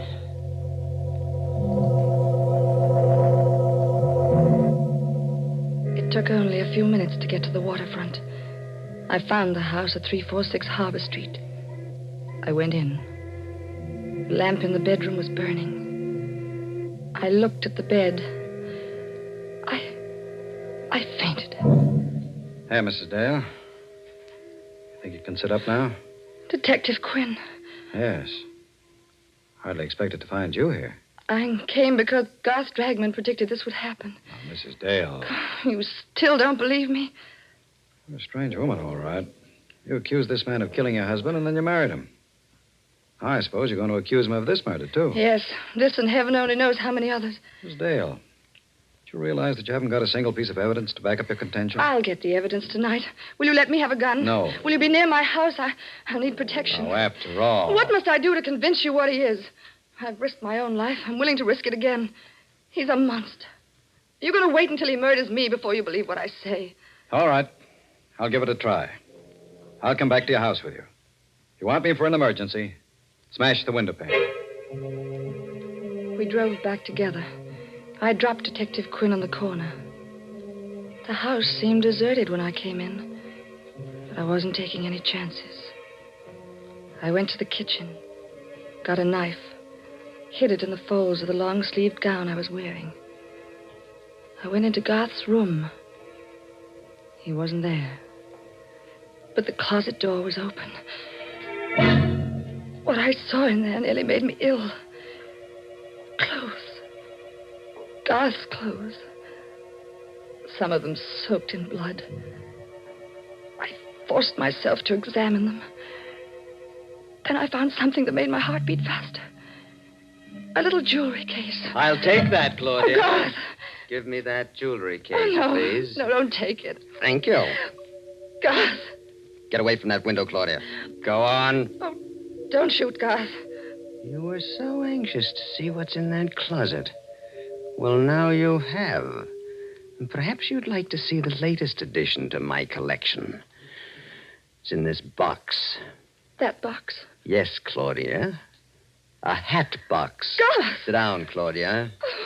What are you going to do? Tell you who killed your husband. You? No.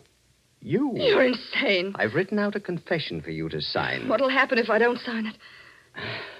Well, I credited you with more imagination. Would you like to hear it? Yes. Yes, read it, please. Sit over here, away from that window. Yes.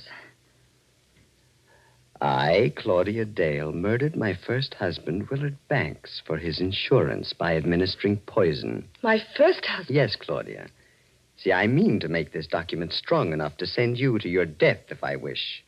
I've got all the details here, just how you murdered your first husband, how you killed your second. Shall I go on? No. You know it's all a lie. Will you sign it? Of course not. Just what is your game anyway? If you want to kill me, why don't you shoot? You've been very successful before. There's no reason you shouldn't succeed again. Go on, shoot. You put me in a very difficult position, Claudia. You see, you have found out certain things about me. Things that could cost me my life. I will not tell you again to get away from that window, Claudia. I should prefer to see you live because I love you. But I shouldn't hesitate to murder you. You love me? Yes.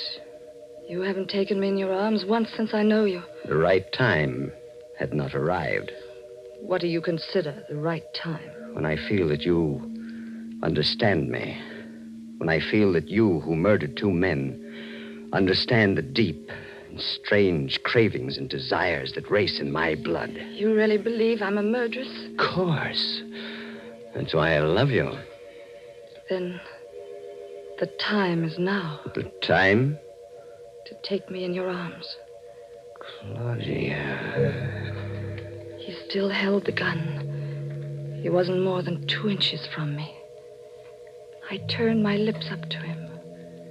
I twisted my body to get out of the range of his revolver. When I felt his lips touch mine, I slowly let the knife slip into my hand. Slowly, caressingly, I drew my hand up towards his neck. Then I plunged the blade in. Claudia! Detective Quinn! Hurry! I'm coming. What happened? I killed him. And here's the proof that he murdered my husband. I found it in the jewelry case he had in his pocket. It's the snake ring that was missing from my husband's body. Now do you believe me?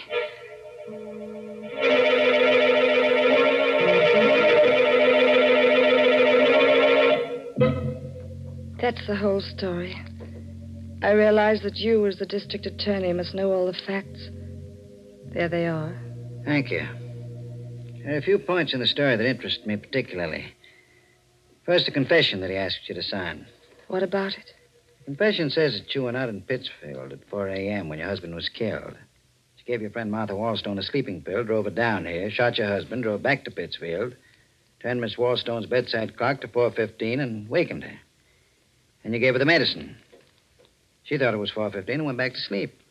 Garth was very clever at things like that. He had extraordinary brilliance of the insane. And just one question. Was that the way you murdered Howard Dale? I? Oh, but Garth murdered him. The ring proves it. You never had the ring. You put it in the jewelry box. I can't believe what you say. Garth was a homicidal maniac. He predicted the death of the people he murdered. My dear woman, don't you know yet? Know what? Garth Dragton was a detective working out of my office. That's how he knew about those deaths. He was put on the case because we suspected you of murdering your first husband as well as your second. A detective? Yes. And you're going to die for killing him. It's extremely daring and clever of you to murder him. But you never would have gotten away with it if he hadn't kissed you.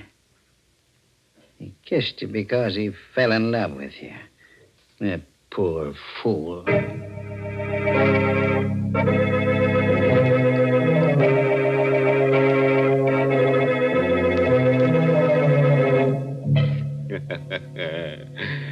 Well, friends, that just goes to prove that you should never pick up hitchhikers who come out of cemeteries at midnight. And I bet you've guessed the moral for our story. It's taken from a famous quotation that Harry the Hangman uttered during a nightmare. Never steal the rings of people you murder, on account of that's robbery. My goodness, you call that a moral. That's one of the most immoral things I've ever heard you say. All right, Mary, I'll take it back. Now, here's one you really like. There's many a slip twixt the cup and the Lipton. That's why teaspoons were invented. That's very clever. But I guess the reason they're called teaspoons is because people drink tea so many times during the day. Yes, folks enjoy that brisk Lipton tea not just at mealtime, but between meals as well, such as when friends drop in for a visit. That's why it's a good idea always to keep a good supply on hand. So folks ask for Lipton tea in the larger, more economical size packages. And now here's a cheerful little thought. You can let a man murder you once, but you'd have to be a stiff to let him do it again. Oh, by the way, this month's Inner Sanctum mystery novel is Puzzle for Wantons by Patrick Quentin. Yes, and next week's Inner Sanctum story, directed by Hyman Brown and brought to you by Lipton Tea and Lipton Soup. Next week's story is about a woman with canary yellow eyes, murderous eyes. Everyone she looks at, she wants to kill. And you know what? She keeps a harpoon in her house. Well, well, you never know what's going to harpoon next. And now I'm afraid it's time to close the squeaking door. So, good night. Pleasant dreams.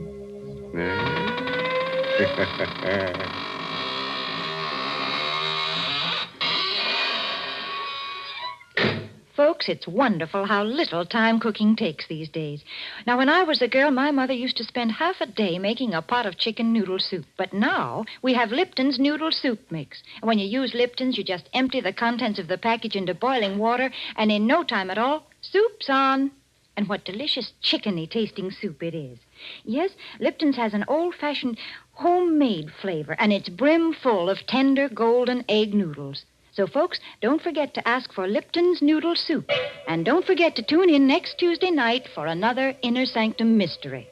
This is CBS, the Columbia Broadcasting System.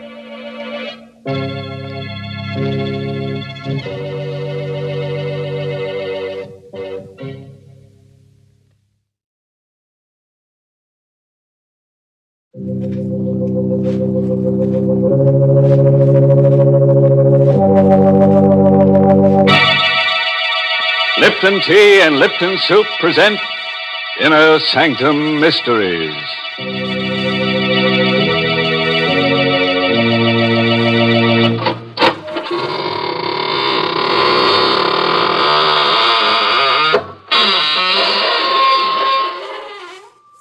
Come on in, friends. Into the Inner Sanctum.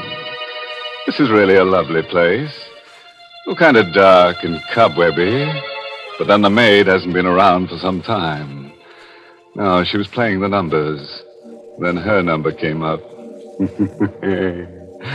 Why, through these portals pass some of the nicest people in the world. True, they're rather boring, but after all, they are deadheads. And I'll take a good old redhead deadhead any time. Why, Mr. Host, are you finally admitting that you like the ladies? Well, of course, Mary. Don't you know some of my favorite ghosts are girls? But I do wish they weren't so vain. Why, I know one who has pleats in her shroud. Not only in the front, but in the back, too. Yes, just in case she should turn over in her grave. Oh, dear. There you go talking nonsense again. I like talk that makes sense. Good common sense, like the things the tea experts say about Lipton tea. For instance, they say that Lipton's has a brisk flavor. And that's the truth, because Lipton's does taste fresh and tangy and full-bodied, never wishy-washy. And then the experts say that brisk flavor makes all the difference in the world when you're sitting down to a cup of tea. And, folks, that's absolutely right. That brisk flavor is the reason why Lipton's is such a comfort, why it actually makes good food taste better. Yes, folks, you just don't know how good tea can be till you've tried Lipton's. So buy a package of Lipton's and taste what you've been missing all this time. And talking of time, friends, may I take a few years of your life? All right. Get ready to hear a gory little story entitled Boomerang. It's an original radio play written by a couple of Australian bushmen named Michael Sklar and Richard Manoff, and stars Martin Gable in the role of John Keeler.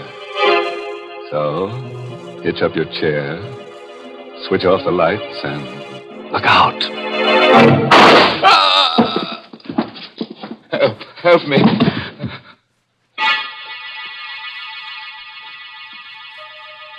No one heard me. No one came. I lay there watching the blood ooze from the wound.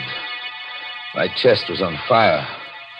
The flesh where the bullet had ended was torn, shredded. And in my back there was a kind of numbness. I screamed, "Ah! Help! Help!" But no one answered. I was utterly alone, helpless, watching my life dripping drop by drop to the floor. Then the blackness closed in. When I regained consciousness, 2 uniformed patrolmen were bending over me, looking frightened and puzzled. Suicide, Riley? Either that or murder. Their voices seemed to come echoing over an aching void. I wanted to tell them how it had happened. I wanted to tell them about Bill Sloan and Helen and the airplane. I was frantic. I had to tell them. He's trying to say something, Riley. Poor guy. He can't talk. He's too far gone. I couldn't talk. I'd lost too much blood. My tongue was thick like cotton. My lips moved, but that was all. It was all shut up inside me. They would never know how it had happened. Riley, it looks to me like murder. Murder, yes, it was murder. And if only I could have spoken, I would have told them. About my nervous breakdown. About the sanitarium. That's where it began, back there in that plushy prison. I was locked up behind that big wall. And my wife and my partner, they had the chance to discover each other. And then when I came out, the doctor said I was cured. Their false solicitude. And all the while, suspicion was building up inside me. I was already suspicious that day. I caught them by surprise. I'd come directly home from my regular visit to the psychiatrist instead of returning to the office. Bill was there in the living room with Helen. My partner and my wife, laughing together. I closed the front door silently. The rugs muffled my footsteps. I entered the room suddenly, wanting to see their faces when they saw me. Oh, why, darling. Hello, Helen. Why, John, how did you happen to come home in mid-afternoon? Why aren't you at the office? I was thinking of asking you that question. Bill made some flimsy excuse, but I caught the look of guilt on his face. He was a bachelor, smooth with words, successful with women. And I was beginning to believe he had succeeded with my wife. Oh, I had evidence. There was the time a few nights later. Helen and I were going up to bed. As we passed the umbrella stand at the foot of the stairs, I noticed something. Helen, just a moment. This umbrella, it's Bill's. Oh, is it? Yes, it is. What's it doing here? Well, he must have forgotten it when he was over the other day. Take it down to the office in the morning, will you, darling? I made no reply. We continued up the stairs and went to bed. I waited until Helen was asleep, then crept out of bed and down the stairs. There was the umbrella. I reached out my hand, afraid to touch it, but I had to. The umbrella was still wet. It had rained that afternoon. I said nothing about it the next morning. Oh, I was suspicious enough, but I told myself I had to be absolutely sure. And then, that next night, it happened. Helen went out after dinner, saying she had an appointment with her hairdresser. As the door closed behind her, I picked up the phone and dialed the number. Hello? Crescent Beauty Salon? Alberta, this is Mr. John Keeler. I'm calling for my wife to verify her appointment for this evening. Mrs. Keeler?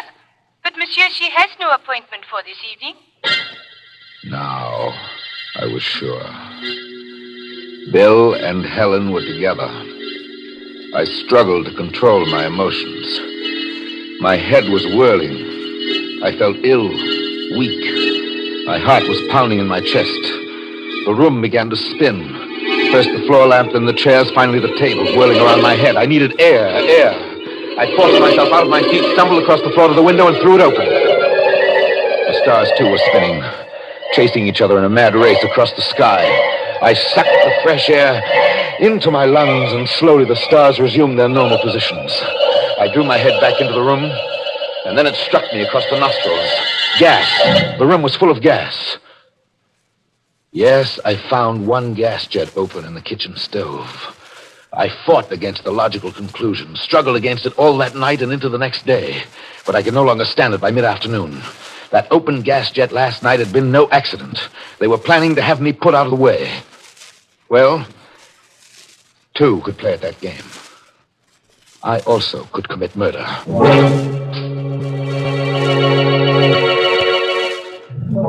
I worked out a plan.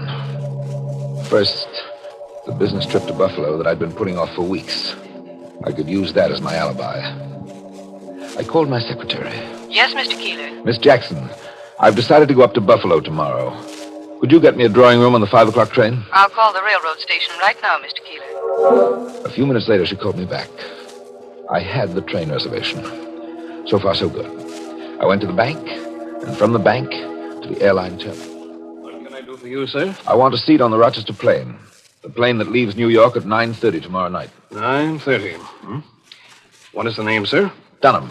Roger Dunham. Well, you're a lucky man, Mr. Dunham. It's the last seat on the plane. Roger Dunham.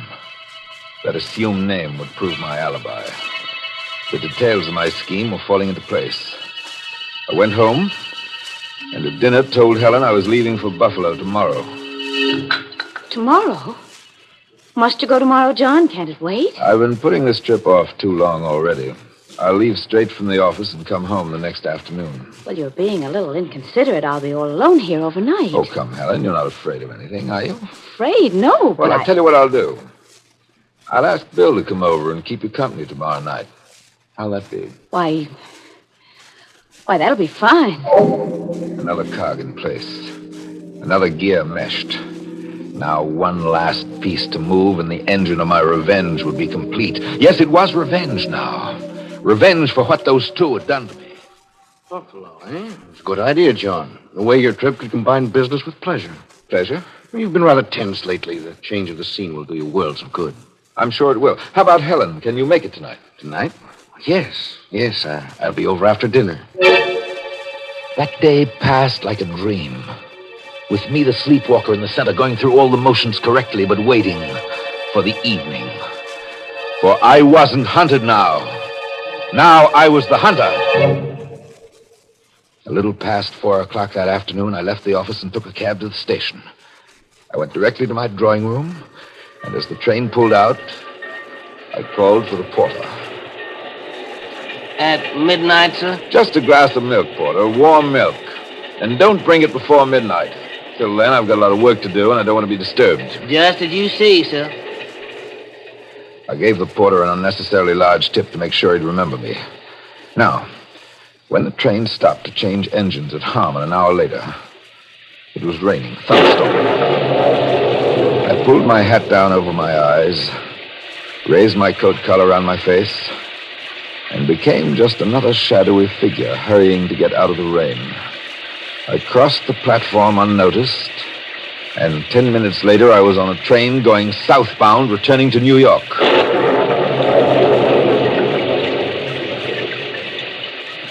I picked up my car at the parking lot and drove out to my house on the cliff. Parking on a side road, I climbed up the hill on foot. By now the rain was coming down in sheets. Lightning split the sky and thunder crashed around me. I could see the light from my house perched at the edge of the cliff. Now Bill's car was parked on the driveway, pointed downhill. Light came from the living room. I crept through the shrubbery to a window. There they were, Bill and Helen. My partner and my wife, sitting side by side on the divan. He drinking my whiskey, comfortable and warm, while I, the unwanted, was standing outside in the storm. How I hated him at that moment. I went back to Bill's car, crept beneath it, and went to work. The sound of the storm covered the noise of my tools as I disconnected the brakes. And I was finished. And none too soon, for suddenly the front door opened, and Bill stood framed in the light of the doorway with Helen behind him. It's a bad night for it, but we'll never get another chance like this one, Helen. Well, all right, but come back quickly, Bill. I'm nervous. Oh, nothing to be nervous about. John is halfway to Buffalo by now. It's a perfect opportunity to go over our plans with Bates. All right, go ahead then. But hurry. I'll have Bates back here in a jiffy. Bates. He was going to fetch Bates, undoubtedly a hired killer. I laughed inwardly as the car got started. I could see Helen watching it as it picked up speed on the steep downgrades. Something was wrong now, and she knew it. Bill, not the car! Too late. The car was roaring downhill out of control, charging toward the lip of the cliff. There was a crash and it smashed through the guardrail.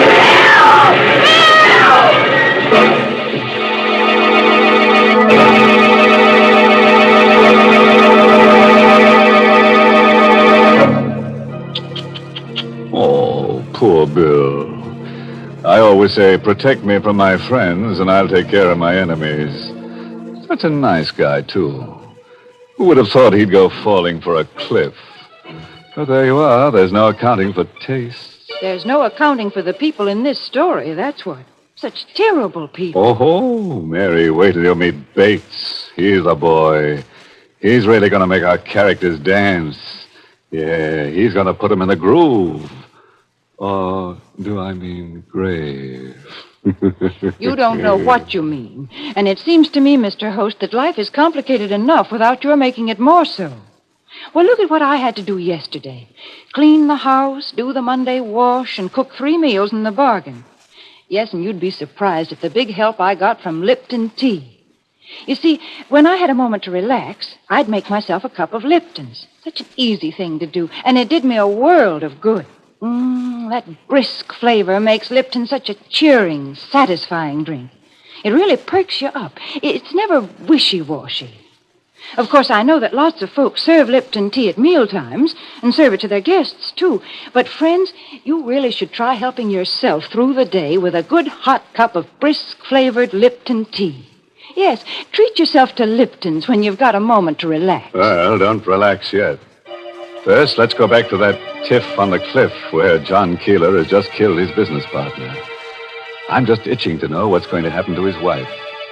She's standing by the shattered fence, peering down the side of the cliff into the darkness. And John, he's creeping up behind her. Look out, Helen. He's dead, Helen. Oh! It's a sheer drop of 400 feet to the bottom. John, I thought... John, you said you were going to Buffalo. I am going to Buffalo, Helen, after I finish my business here. Well, Bill, the car It was just... a pity about the brakes. They must have come disconnected. Disconnected? Accidents will happen, Helen.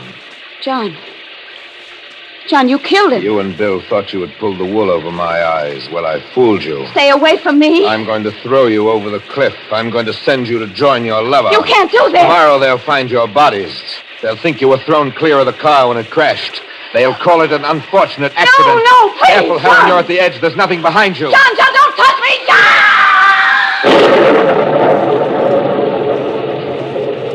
Goodbye, Helen. If I had any feeling at that moment, it was a feeling of satisfaction. I, the failure, had committed the perfect crime. My scheme was flawless. I walked down the hill to my car, changed my clothes, and drove to the airport. As Roger Dunham, I boarded the plane for Rochester at 9:30 that night. Just as I'd planned it, we arrived at that city well ahead of my train. I was waiting when the long line of sleeping cars pulled in at the Rochester station platform. I boarded the train. My drawing room was just as I had left it at Harmon. I sank down in a seat, removed my coat and shoes.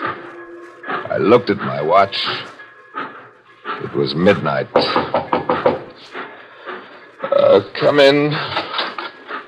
Beg pardon, sir. It's midnight, sir. Oh, midnight? Really? Oh, thanks for bringing the milk. It's lukewarm, sir, just like you asked for it. Thank you, Porter.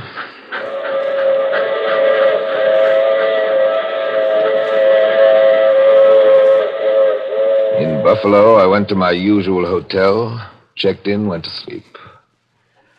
Oddly enough, I slept well that night. A deep, dreamless sleep. In fact, I overslept. For when I wakened, it was broad daylight and the phone was ringing. I struggled out of bed, lifted the receiver. Hello. This is the long-distance operator. I have a New York City call for Mr. John Keeler. This is Mr. Keeler speaking. One moment, please. Here's your party. Mr. Keeler? Yes? This is Miss Jackson. I've just arrived at the office. Mr. Keeler, I don't know how to tell you. The police. What about the police? They're here in the office. They want you to return at once. Miss Keeler, what's going on there? Mr. Sloan and your wife.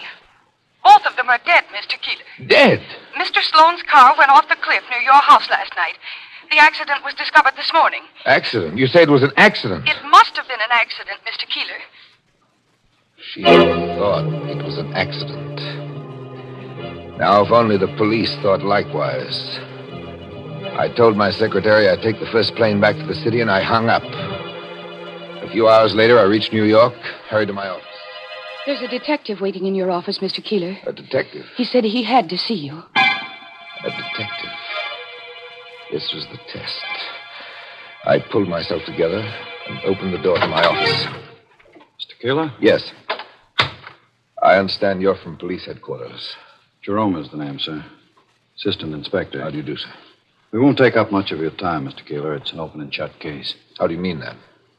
Well, stormy night, slippery road, bad brakes. Obviously an accident. I'm very sorry. I nodded at the detective, and all the while I was laughing inwardly.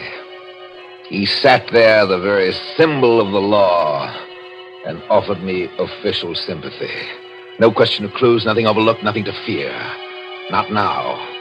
I, the weakling, had committed the perfect crime. Yes, Miss Jackson? Mr. Keeler, there's a man out here to see you. Send him away. He won't go. He says you don't know him, but it's extremely important. What's his name? His name is Bates, Mr. Keeler. William Bates. Bates. The hired killer. I told my secretary I'd see him. I went into the outer office. Bates was sitting on one of the chairs with an open briefcase on his lap. He was a big man, tough-looking. I read the news in the morning paper, Mr. Keeler. Too bad.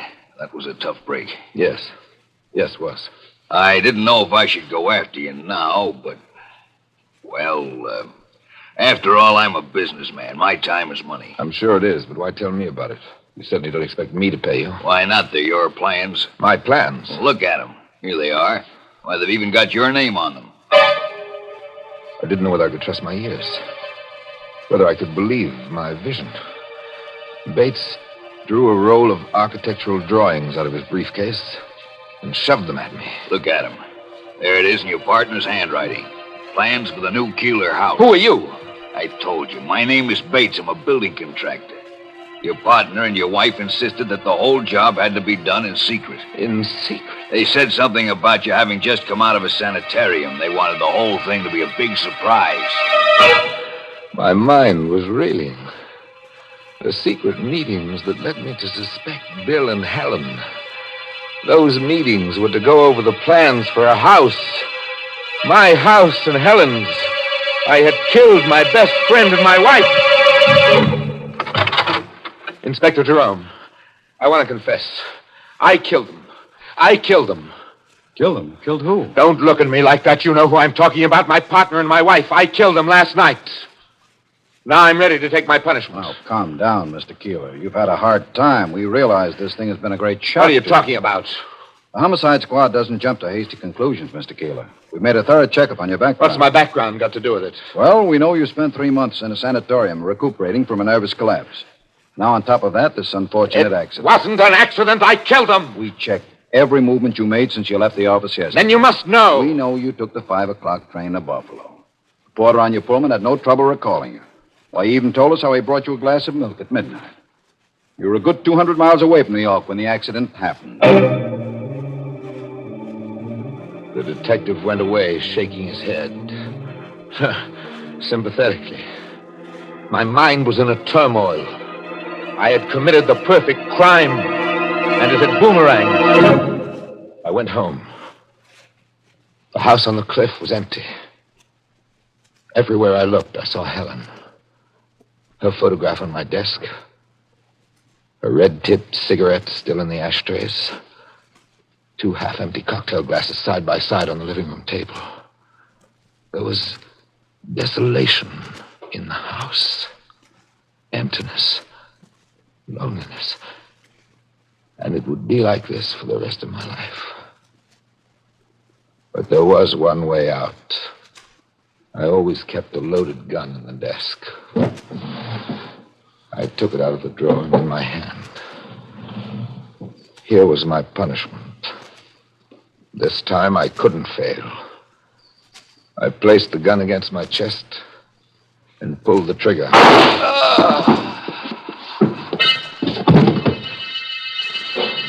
I fell by the desk and lay there, where I am now, staining the carpet with my blood. I was dying, and I was glad of it. And then I remembered the plane reservation to Rochester. I could tell the police when they came, and they could check that, and they would know that I was guilty. But they came too late. They bent over me. I tried to tell them. I tried. Riley, he's trying to say something. Yeah, poor guy. He's too far gone to talk. Now I'm lying here on the carpet, waiting to die, with my guilt locked up inside me. I can see a new figure among the police. A man in civilian dress with a small black bag in his hand. How long is it since this man was discovered in this condition, officer? About half an hour, Doc. He's in very bad shape. Will he live, Doc? Will he recover? Oh, yes. He may recover, but only partially. Partially? How do you mean, Doc? Notice his inability to move so much as a finger. Notice how only his lips move, trying to form words without being able to speak. The bullet must have injured his spinal cord. This man is paralyzed. Totally paralyzed. So now I know. I'm paralyzed. I'm not going to die. And yet I can see the policemen moving carefully about the room. And I hear them speaking softly as one speaks in the presence of the dead. So I've failed again. For the last time. Because I know my fate now. To live in this living death, alone with my guilt, forever. That is my punishment.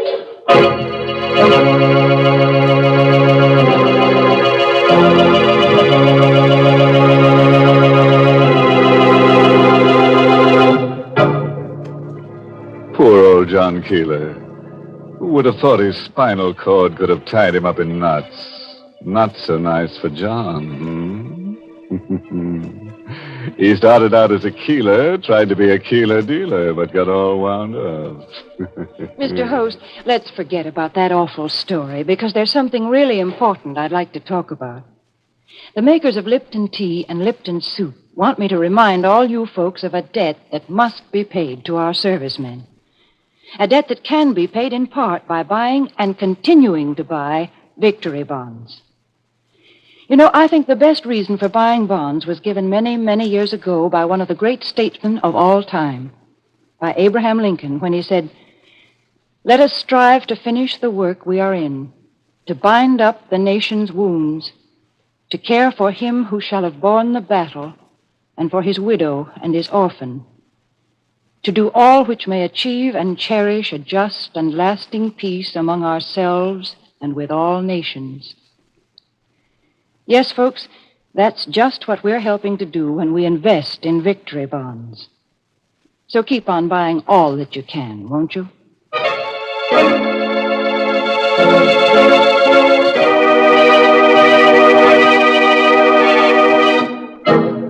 And now, friends, for those of you who like morals with your drama, here's one for tonight. Never mix your partner's business with your pleasure.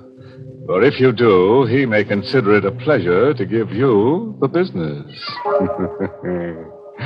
By the way, this month's Inner Sanctum mystery novel is Devil in the Bush by Matthew Head. Yes, and next week's Inner Sanctum story, directed by Hyman Brown and brought to you by Lipton Tea and Lipton Soup. Next week's story is about a genius, a photographer who believes that death can be beautiful. So he only takes pictures of people who are in the throes of dying. It's enough to make your camera shudder. And naturally, he has to arrange his models, arrange to have them die. So next Tuesday, bring along the kiddies, and we'll make it a nice family picture. And now it's time to close the squeaking door. So, good night. Pleasant dreams.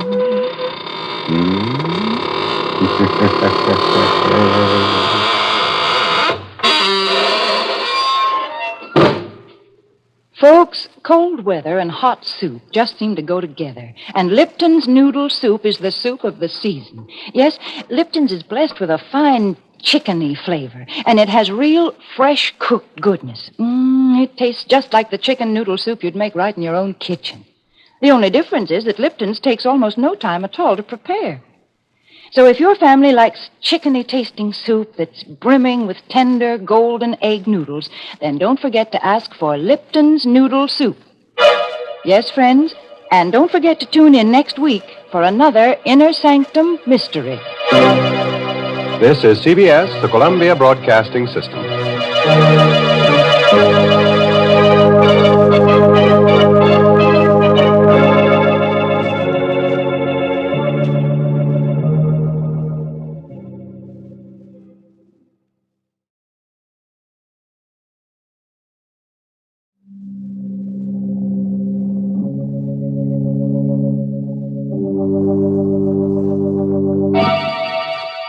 Lipton Tea and Lipton Soups present Inner Sanctum Mysteries.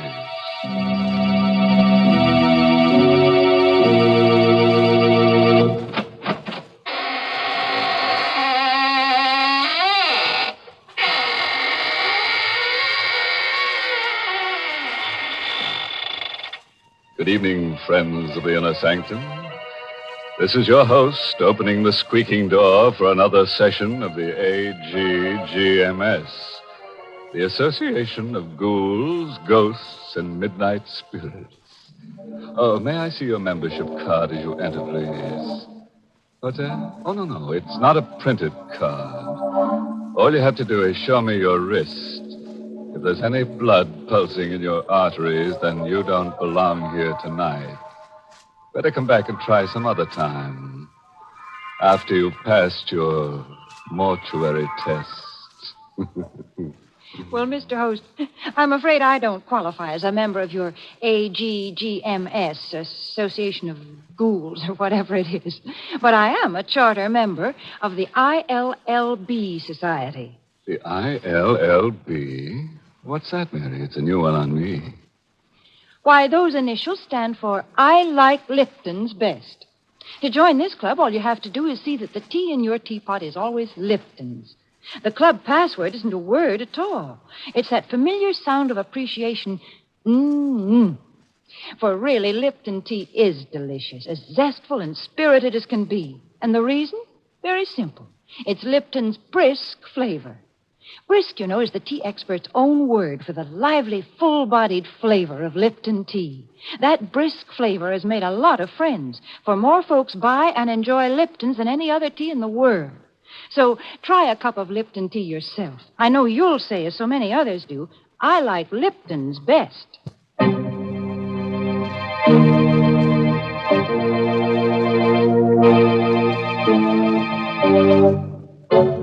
And now for tonight's Inner Sanctum mystery.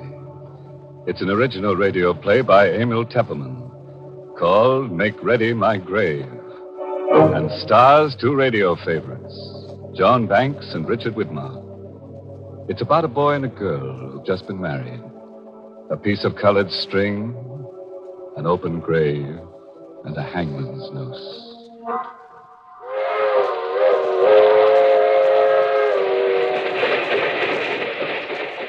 That train is the Southeast Limited. See it? Long, sleek, and powerful, clicking off the miles and the humming rails. A masterpiece of 20th century mechanical perfection.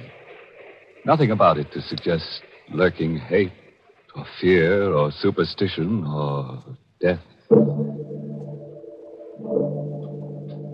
But let's take a look into compartment A, car 17. John and Betty Loomis, just married, are going for their honeymoon to John's ancestral estate. John, I'm so happy. How soon do we get to Loomisville? In about an hour, Betty. Just think, I married into one of the oldest families in the state. I hope you'll be very happy, darling. Oh, I will. You do love me, don't you, John? Of course I do, baby. I'll always love you. Always. No matter what happens. What do you mean, no matter what happens? What could happen? John, something's bothering you. No, it's nothing at all. You're hiding something. There's something you haven't told me. It's nothing, Betty. It's nothing to worry about. You don't want to tell me? No, not now. Maybe later. Why are you playing with that piece of yellow string? What? You've been playing with it ever since we came onto the train. Gosh, I never noticed. I watched you. You've been tying a knot in it. A knot? Good Lord. I must have tied it without knowing what I was doing. You've tied it into a noose. A hangman's noose. I don't know how I came to make it or where I picked it up. Well, it's only a piece of string. Yes, it's only a piece of string. Betty. What is it, John? Here, take this. A gun? Take it. But why? If I should ever try to strangle you, John. Please listen to me. If I should ever try to strangle you, promise me to use that gun on me. What are you talking about? Loomisville, next stop. No, Next stop, Loomisville. This is where we get... John, what's this all about? That piece of yellow string and now this gun. Put it away, Betty, and remember what I said. Don't ever forget it.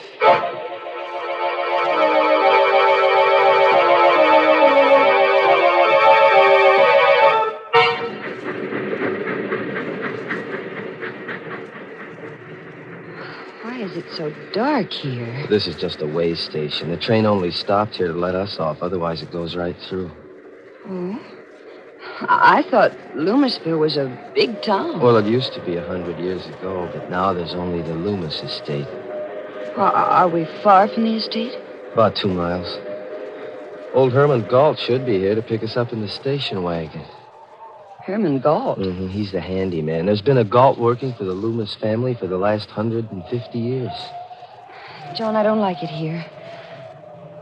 Dark, And that wind. The devil can Galt be? I wrote them what train we were taking. I'm right here, What? Mr. John. Oh, Galt, you frightened my wife. I'm sorry, ma'am, if I scared you. Oh, that's all right. It was just the way you spoke so suddenly out of the darkness. If you'll follow me, I've got the station wagon back here. John, he doesn't like me. Galt? No, that's just his way. He's very devoted to the family. Wait till you get to know him. I don't think I care to.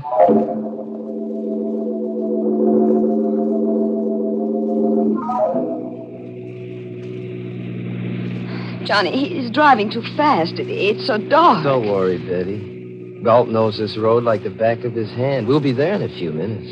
I'm frightened. Darling, please, tell me why you gave me the gun. No, I can't tell you now, Betty. Maybe after you meet Uncle Everard. John. What? What's that in your hand? What? Oh. Another piece of string. A red one this time. What? I must have picked it up in here, off the seat. You've knotted it into another hangman's noose. Galt. Yes, Mr. John. This piece of red string, did you put it here? No, sir. Then how did it get here? You ought to know. Yes. Yes, I ought to know. God, why are you stopping here? We're home, ma'am. This is the entrance to the Loomis estate. I've got to get out and open the gate. I'll be right back. Betty, I've got to get out, too. I've got to see for myself. See what, John? You stay here, Betty. But, Stay right where you are. Wait a minute, I'm coming, Go back, too. Betty, get back in the car. Mr. John is right, ma'am. You shouldn't go with him. Take care of her, Galt. I won't be long. Galt, where's he going? That is the Loomis family cemetery. Cemetery? What does he want to see in there in the middle of the night? He'll tell you himself, ma'am.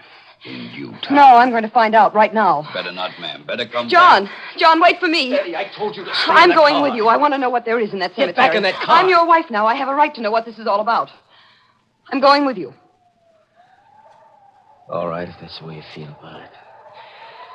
But hold on to that gun I gave you. Keep it in your hand all the time. John, why? You find out soon enough. This is the gate of the family cemetery. All the Loomises and their wives are buried here. It's so shadowy. White tombstones look like ghosts. Hold my hand, John. No. Just hold on to that gun. John, whose grave is this with the high tombstone? My great-grandfather's, Stuart Loomis. He founded the Loomis estate. This is my grandfather's grave. His wife. Here's my father.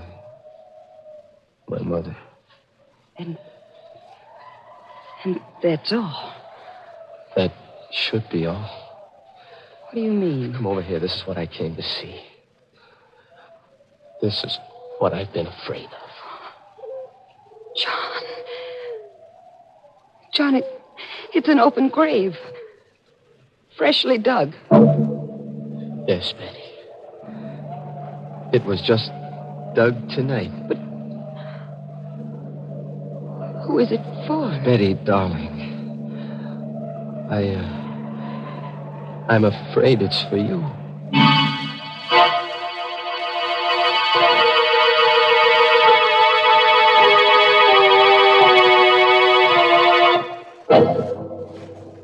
Well, what's poor Betty letting herself in for? With a fresh grave waiting for her on a honeymoon. And a husband who ties little strings into hangman's nooses. But come to think of it, Betty's a lucky girl at that. How many girls who get married nowadays can count on finding a nice, snug place all ready for them to lie down in and rest? In peace. Gracious, Mr. Host, Betty doesn't seem like a lucky bride to me. Why, most brides have things much easier. Because there's so many things today to help them make their marriage a success. For example? For example, Lipton tea. With Lipton tea on the pantry shelf, a young bride today has a much better chance of making her home a happy one. Just the other day, I was talking to a friend who just got married. As we sat there in her kitchen sipping our Lipton tea, me occupying the only chair and she perched on the kitchen stool, she said, "You know, Mary, it was silly of me to worry about being able to cook the things Jack liked. It's not nearly as difficult as I imagined. Take this Lipton tea here.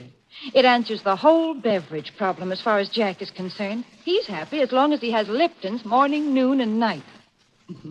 Well, I told her I could understand that, because most husbands I know about are partial to Lipton tea. And it's because of the extra satisfaction that's in Lipton's wonderful brisk flavor. Satisfaction, did I say? You just try Lipton tea and see if that isn't an understatement. Try Lipton's tomorrow.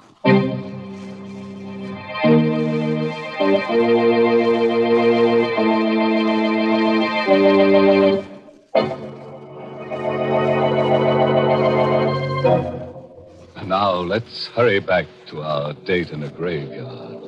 Remember? With poor Betty, whose husband has just told her he's afraid the freshly dug grave is for her. John, what do you mean? Who dug this grave for me? Who? If I told you, you'd think I was crazy. No, you've got to tell me. If I'm in danger, I have a right to know. Was it Galt? Your Uncle Everard? No, at least I don't think so. His wife, Christine. Betty, do you believe that a ghost could dig a grave? Ghost? Do you mean I'm in danger from a ghost? Oh, I told you you'd think I was crazy. John, why are you looking at me like that? I don't know. Betty, have you got that gun with you? No, I left it in the car. What good would a gun be against a ghost?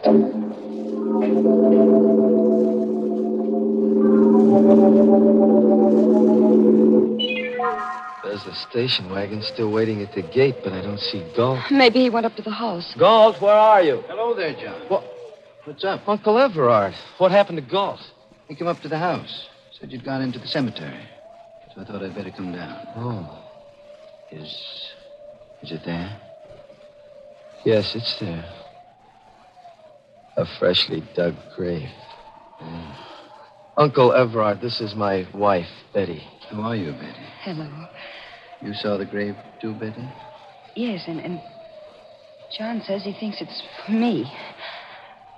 I'm afraid I don't understand all You this. haven't told her anything yet, John? Well, just a little. I couldn't bring myself to. I think it's time you did.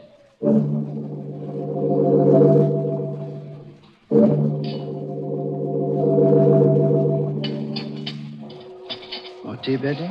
Thank you, Uncle Everard. I will have a little more. You, John? No, thanks. Too bad Christina's ill. She's upstairs in our room. But I hope she'll be better by tomorrow. You can see her then. Maybe. What do you mean? That grave out there. Maybe it'll be filled tomorrow. John, don't you think it's time you kept your promise to tell me what this is all about? You tell her, Uncle Everard. Well, Betty, there's a ghost in the Loomis family. That's it in a nutshell. Oh, I see. And it was a ghost who dug that grave. Huh? I know it sounds mad. But after 150 years, we Loomises have come to the conviction that it can't be anything but a ghost. 150 years? You mean... John's great-grandfather, Stuart Loomis, settled this strip of seacoast under a patent from the colonial governor. There's his picture over the fireplace. He doesn't look much like you, John. Stuart Loomis was a hard man. There was a French privateer in these waters who made a lot of trouble in those days. Gaston Leroux, who sailed the seas with his wife, Antoinette. But what has a French pirate and his wife to do with that grave? Stuart Loomis captured Leroux and his wife, and under the authority conferred upon him by the governor, had the power to hang them. You mean the woman, too? Yes. He hanged them both on a gibbet where our family cemetery now stands. Oh, how terrible. Before he died, Gaston Leroux laid a curse on the Loomis family. He swore that just as his wife was hanged, so would all the Loomis women die. He swore that he would come back and dig a grave for the wife of a Loomis in every generation and furnish the noose by which a Loomis would strangle his own wife. But that's incredible. Short while afterward, a fresh grave was found beside the gibbet where Leroux had been hung. That night, Stuart Loomis's wife, John's great-grandmother, was found hanging by the neck from the eaves of this very house. And Stuart Loomis? I told you Stuart Loomis was a hard man and had made many enemies. There were many who hated him deeply and bitterly. He was arrested and tried for the murder of his wife. Convicted and executed. Now you know the secret of the Loomis family. But, John, that still doesn't prove there's a ghost. No, that one incident doesn't prove it. But it happened again when the next Loomis married, John's grandfather. And to the next Loomis, John's father. Sometimes a year after he married, sometimes 5 years. But the curse never fails. It's happened in every generation? Yes. And now, John Loomis has brought a new wife home. There's a freshly dug grave waiting in the family cemetery. Then I'm next. I don't know, Betty. Maybe that grave isn't for you. What? Maybe it's for Christine. For my wife. This is all ridiculous. A ghost couldn't dig a grave, make John strangle me to death. Uncle Everard, you can't believe such a legend. It can't be true. Maybe not, my dear. But the graves of the strangled Loomis women are out there to prove it.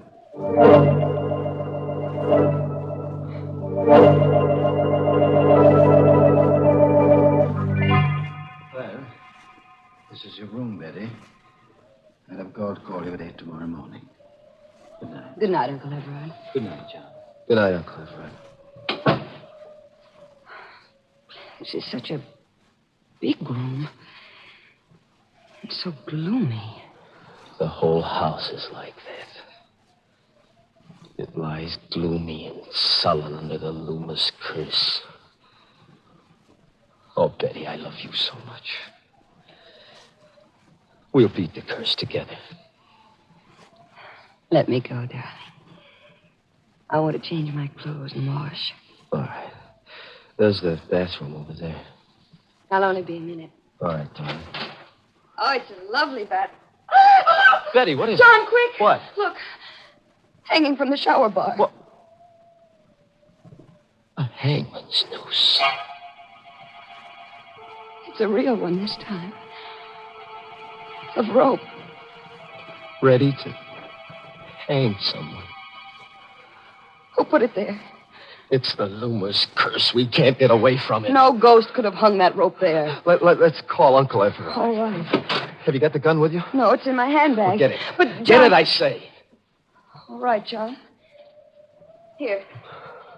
Here, I've got it. All right, now keep it with you all the time. And don't be afraid to use it. On me, if necessary. All right, let's get your uncle. This is his room. I wonder if I ought to wake him. It might upset Aunt Christine. She's sick. We've got to wake him. Better knock harder. Well, it wasn't locked. Call him. Uncle Everard. Uncle Everard? He doesn't answer. But there's a light in the room. Push the door further open. All right. Well, there's nobody in the room. The bed's empty. Uncle Everard? Aunt Christine? Maybe in the bathroom. The door is open. Betty! John, What? Aunt Christine. She's hanging by the neck. She's dead. It's The same kind of a noose is in our bathroom. Uncle Everard hanged her. It's the Loomis curse catching up with us.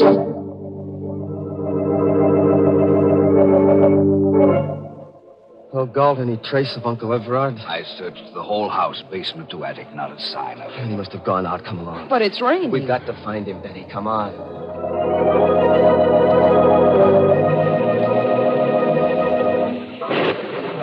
It's so dark out here. How will we ever find him? I have a flashlight, ma'am. You look. What? Fresh footprints in the slush. Oh, they must be Uncle Everard's. They lead down toward the cemetery. Come along, Galt. Here, Mr. John, you can see for yourself. The footprints lead right to this new grave. But why did he come here? There's the answer, Betty. A cross at the head of the empty grave. Throw your flashlight on it, Galt. There's something written on it. It says Christine Loomis. Betty, what is it? Look. Over there. Another grave. He's dug another one. There's a cross on this one, too. Does it say anything? Yes. Yes, it does. It says Betty Loomis.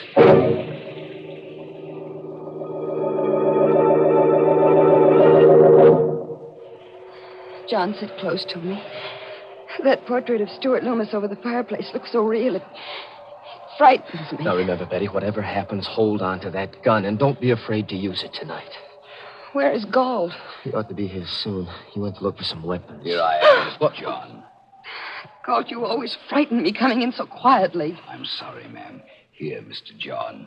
These ought to be pretty good weapons. Size? Yes, I had them sharpened only the other day.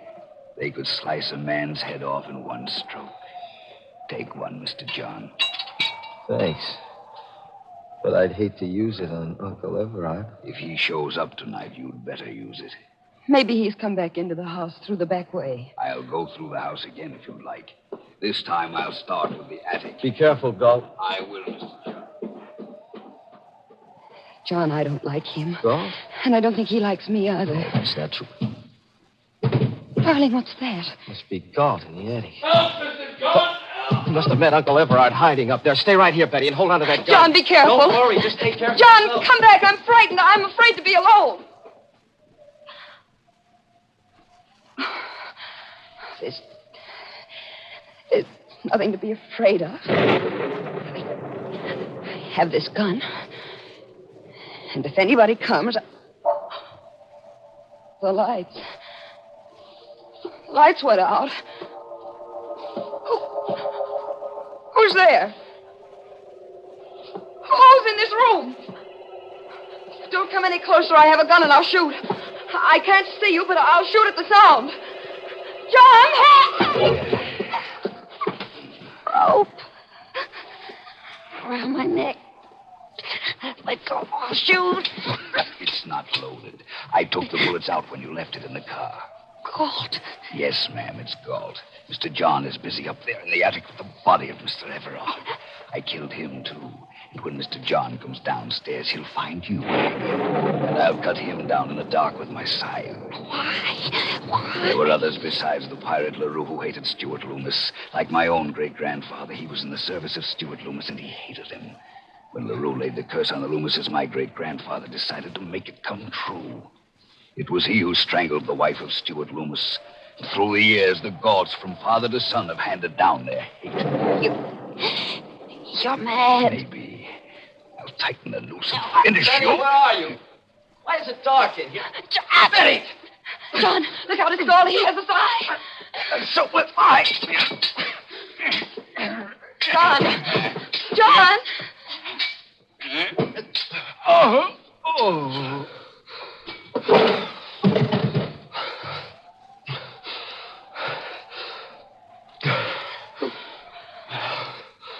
Who is it? Oh, darling.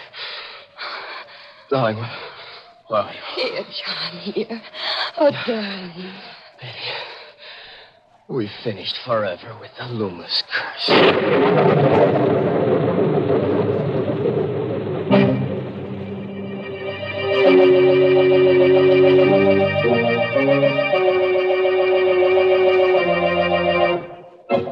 Well, Well, that was a pretty rough honeymoon for Betty.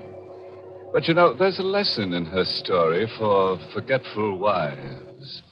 Yes, if you keep tying little colored strings to your fingers to remind you of things and you still can't remember them, why not try a rope neatly tied around your neck?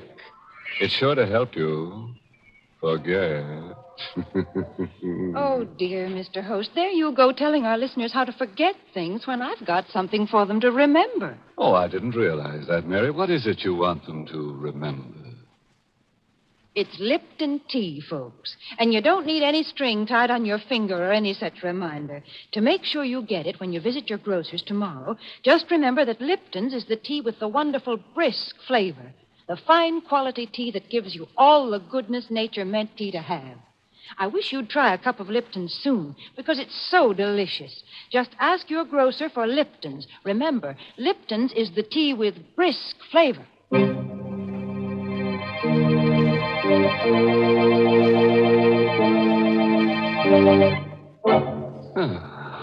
And so our evening's over, with the usual quota of corpses to qualify for the ghoul school. We're working on a special matriculation for bachelor ghouls. In case you didn't know, a bachelor ghoul is one who believes that two can die as cheaply as one. Oh, by the way, this month's Inner Sanctum mystery novel is I Hate Blondes by Wolf Kaufman. And next week, the makers of Lipton Tea and Lipton Soups will bring you another Inner Sanctum story directed by Hyman Brown and called Dead Man's Turn. It's a little night course in murder, that's all. As you have your choice of majoring in choking, shooting, drowning. But why don't you just listen in to Inner Sanctum next week and you'll get all the inside toe. Oh, yes, next week part of the country goes on daylight saving time. If your area remains on standard time, tune in to Inner Sanctum 1 hour earlier. Until then, good night. Pleasant dreams.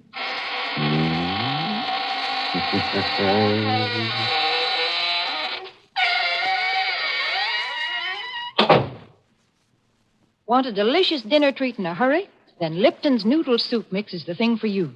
In just a few quick minutes, you have a grand-tasting chickeny soup ready to serve. Lipton's noodle soup is full of tender, golden noodles and seasoned to perfection. And it's economical, too. Costs less and makes lots more than ordinary canned soups. Just ask your grocer for Lipton's noodle soup mix. Your family will love it. And don't forget to tune in next week for another Inner Sanctum mystery. This is CBS, the Columbia Broadcasting System.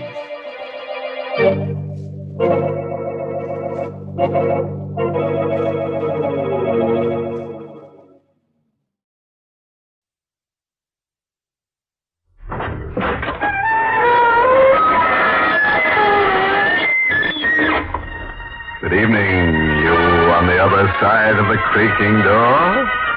This is your host to welcome you into the Inner Sanctum. Well, you may as well relax. Wipe the perspiration off your brow and listen. As the lads who dumped their victim into his own icebox remarked, we'll chill you.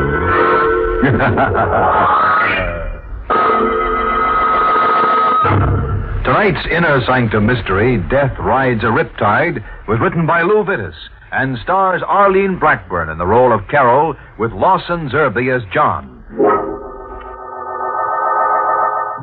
Tonight, we're featuring a jovial little item about a girl named Carol Vane. She married a man whose first wife had been drowned. After a little while, she discovered that she herself was in hot water over her head. It's the night that John Vane has brought his new bride home. Home to the cliff house above the ocean. Well, Carol? This house is very beautiful, John. Yes, it is. A bit lonely, perhaps. I could never be lonely with you. Oh, darling. Let's go in. All right, dear. A bit musty. We'll get the place aired, though, first thing in the morning. How does it get this way after they've been shut up for a while? Of course they do. Oh, the place hasn't been opened since... Since Margaret died, John? Yes. John, you mustn't be self-conscious about it. Well, it wasn't very tactful, my mentioning her. John, I love you. Tact doesn't belong. I'm sorry. Darling, the hour's late and your husband... What? John! It's all right.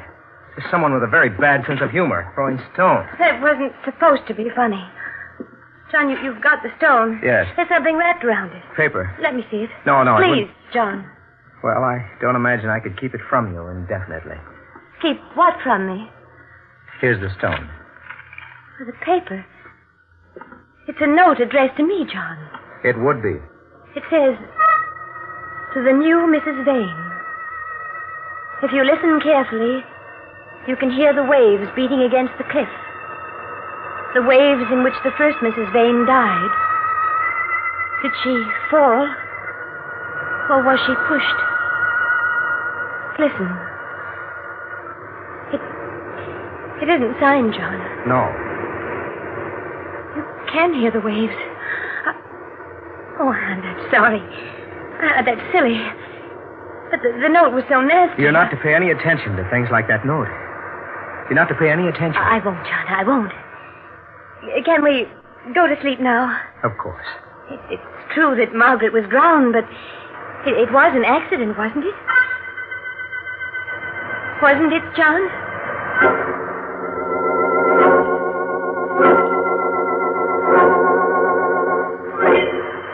John fell asleep after a while, and the waves kept pounding against the rocks. I remembered having heard how badly she'd been bruised by the rocks. I remembered seeing her and John in the village, and how beautiful she'd been, and how I'd envied her. And now after the waves and the rocks, she didn't care anymore.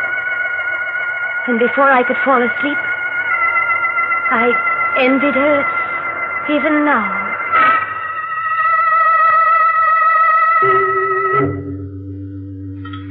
Well, that was a very fine dinner, darling. John, Yes? exactly how did Margaret die? Carol, there's no I point. want to know. She was drowned. She was a good swimmer. Even good swimmers get drowned. What happened, John? I think it'd be wiser if you'd forget about Mark. All right. There's a beach below Cliff House. It's there at low tide only. A beach and a ledge. Nice place to swim from, the ledge, at low tide. But when the tide comes in, beach and ledge are covered. The tide's strong then, and there are rocks around. Margaret got caught by high tide. That's all. You mean she stayed down below on the ledge longer than she should have? That's right. And that's all, John? What else should there be?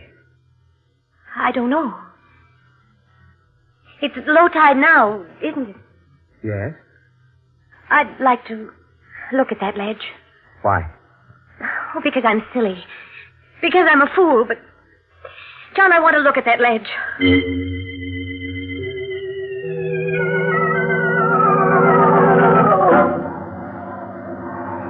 There are steps leading down, aren't there? Yes, I had them built some years ago. Carol, we should go back to the house. This business is idiotic, morbid. But we're at the ledge now. The tide's down.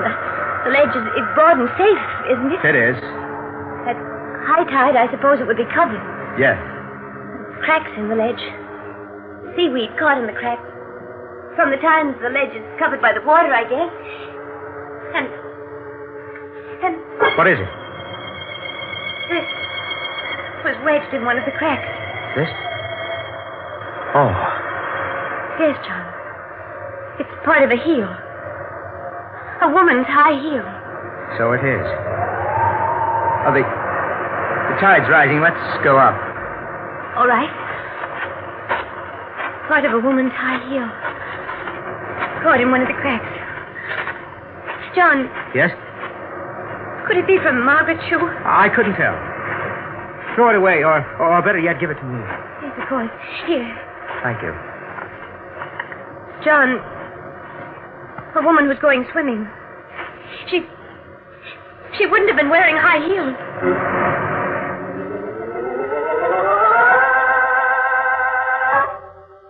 We didn't speak on the way back from the ledge. And once back at the house, John found it stuffy or something, I suppose. He muttered at me and went out into the night.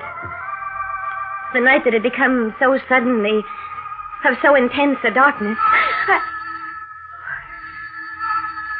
John? Oh, wait, I'm coming. Who is it? You startled me, my dear. Appearing there in the doorway, for a moment I thought you were my niece. Your niece? Yes. You're not, of course. My niece is dead. Who are you? Jeremy Mangan, my dear. Mangan? Mangan? Your predecessor, my dear, was named Margaret. Her father? Uncle. May I come in? For an elderly gentleman like myself, the night is cold. It's cold for me, too. Come in. Thank you. Where is dear John? He's out. Oh, it's too bad. I did want to see him. What about? Money. I hope I don't shock you by my frankness. He owes you money? No, but I think he'll give me some. Why? You're a prying little creature, aren't you? Why do you think John will give you money? My dear, I intend to sell John a letter. Sell him a letter? A letter written to me by my dearly beloved niece. Margaret. But why should John want to buy it? Let me read you a bit of it, shall I? All right. She says in the letter, among other things... yes. Uncle, come for me. At once. I must get away from Cliff House. Because if I don't, I'm going to die. I'm afraid. Please don't think I'm making this up, but I'm going to die. I'm going to be killed. There, I rather think that's enough, don't you? Why didn't you come in answer to a letter? She sent the letter out 2 months ago. 2 months ago, I happened to be detained elsewhere. To be precise, I was momentarily in jail. I didn't get the letter which had been sent to my lodgings until this week. Tragic, John has nothing to be afraid of, whatever the letter says. My dear, I never suggested he had. But I still feel he'll buy my letter from me. For old time's sake. How much? A couple of $1,000 will be enough. I'm not a grasping man. If you saw John, spoke to him as you've spoken to me, he'd kill you. A habit of his? I'll get you the $2,000. Give me the letter. Hardly, my dear. Not that I don't trust you. Well, then? I'll be at the hotel in the village. Shall we say tomorrow afternoon? Tomorrow afternoon. Good night, my dear. Oh, it occurs to me. Am I likely to run into John? I don't know where he is. Oh, well, the night is dark, and I dare say I'll manage. I did mention cash, didn't I? But,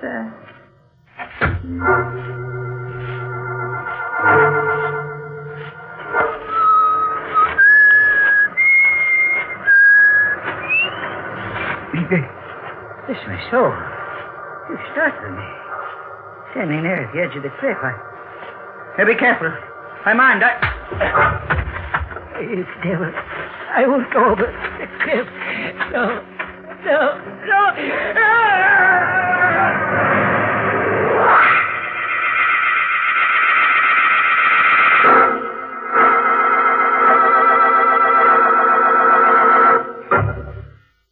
Well, here we are, back again with Carol Vane, who married John Vane after his first wife had been drowned. Officially, it was an accident, but a lot of people feel that John believed in the old saying, cast your dead upon the water. At any rate, late one night, the drowned woman's uncle, a man named Mangan, visited Carol. He had a letter from the first Mrs. Vane in which she wrote of her impending murder. Carol agreed to meet Mr. Mangan the next afternoon with some money. But long before then, somebody heaved Mr. Mangan over the edge of a cliff. Maybe for exercise? At any rate, it's the next morning at breakfast. Carol, Yes, John? you're upset about something. No, I'm not. Not really. John, when you went out last night, where did you go? For a walk. Why? Nothing. What's in the papers this morning? Oh, same old stuff. International crises. John? Look at something else. Mangan, Margaret's uncle, Carol. Yes? What about him? It seems he fell off a cliff last night. Oh, John. He was wandering about in the dark. Was it near here? Oddly enough, yes. And they found his body this morning. John, did you see him last night? No, I haven't seen him for months. Why do you suppose he came here? I've no idea. Wait. Where is he now? Probably at the morgue, what they call the morgue. Finney's drugstore in the village.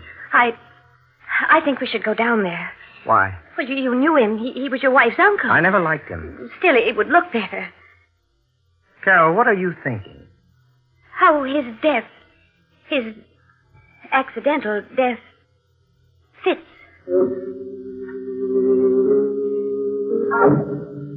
He was lying on a table in the back of Finney's drugstore. The fall hadn't marked him much. Nobody had gone through his things yet. So while Finney and John and I stared at the dead body, I gasped. Carol. I feel faint. Huh? Mr. Finney, could you get me something? Of course, Mom. Be back in a minute. Oh, John. Oh, I just remembered. Tell Mr. Finney not to get pneumonia. I can't take it. But, well, all right. Mr. Finney, could you please be sure to get something? I loved my husband. So I went over to where the dead body lay and put my hands in his pocket. And I found the letter. Carol, he's fixed something. Here. Oh, thanks, John. You're white. Shaking. Oh, well, maybe this stuff will help. Feel any better? A little. If we can leave now. Of course. Carol. Yes? What did you take from Mangan's dead body? I told him nothing. I lied. Later that evening, he went upstairs. There was a fire burning in the fireplace, and I threw the letter in. Carol, what's that? What?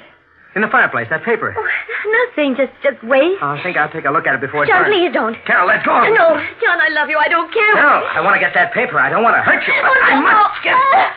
There. What? It's all burned, John. All but a tiny piece. A tiny piece of paper. The end of a letter. Signed Margaret. A letter from my wife. My dead wife. I didn't want you to see it. Why? Because in it she wrote silly things. What kind of silly thing? I don't remember, John. You got the letter from Mangan after he was dead. How did you know he had the letter, Carol? I didn't know. You got rid of Finney and me so you could get at Mangan. Carol, how did you know Mangan had a letter from Margaret? He told me. Then he was here before he fell. Yes, John. Did he tell you what was in the letter? No. Did you read the letter before you burned it? No. Then why did you burn it? Because I was jealous. I still am. Had everything to do with Margaret. You loved her before you loved me. You're telling me the truth, Carol? Why should I lie about it, John? Why?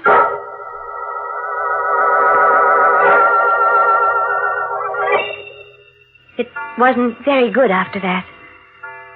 John took to staying away from home. I saw very little of him. We avoided each other. Each of us for reasons we didn't dare speak of. It wasn't very good there in the cliff house above the ocean. The ocean where Margaret Vane had died, and where Mangan had fallen to his death.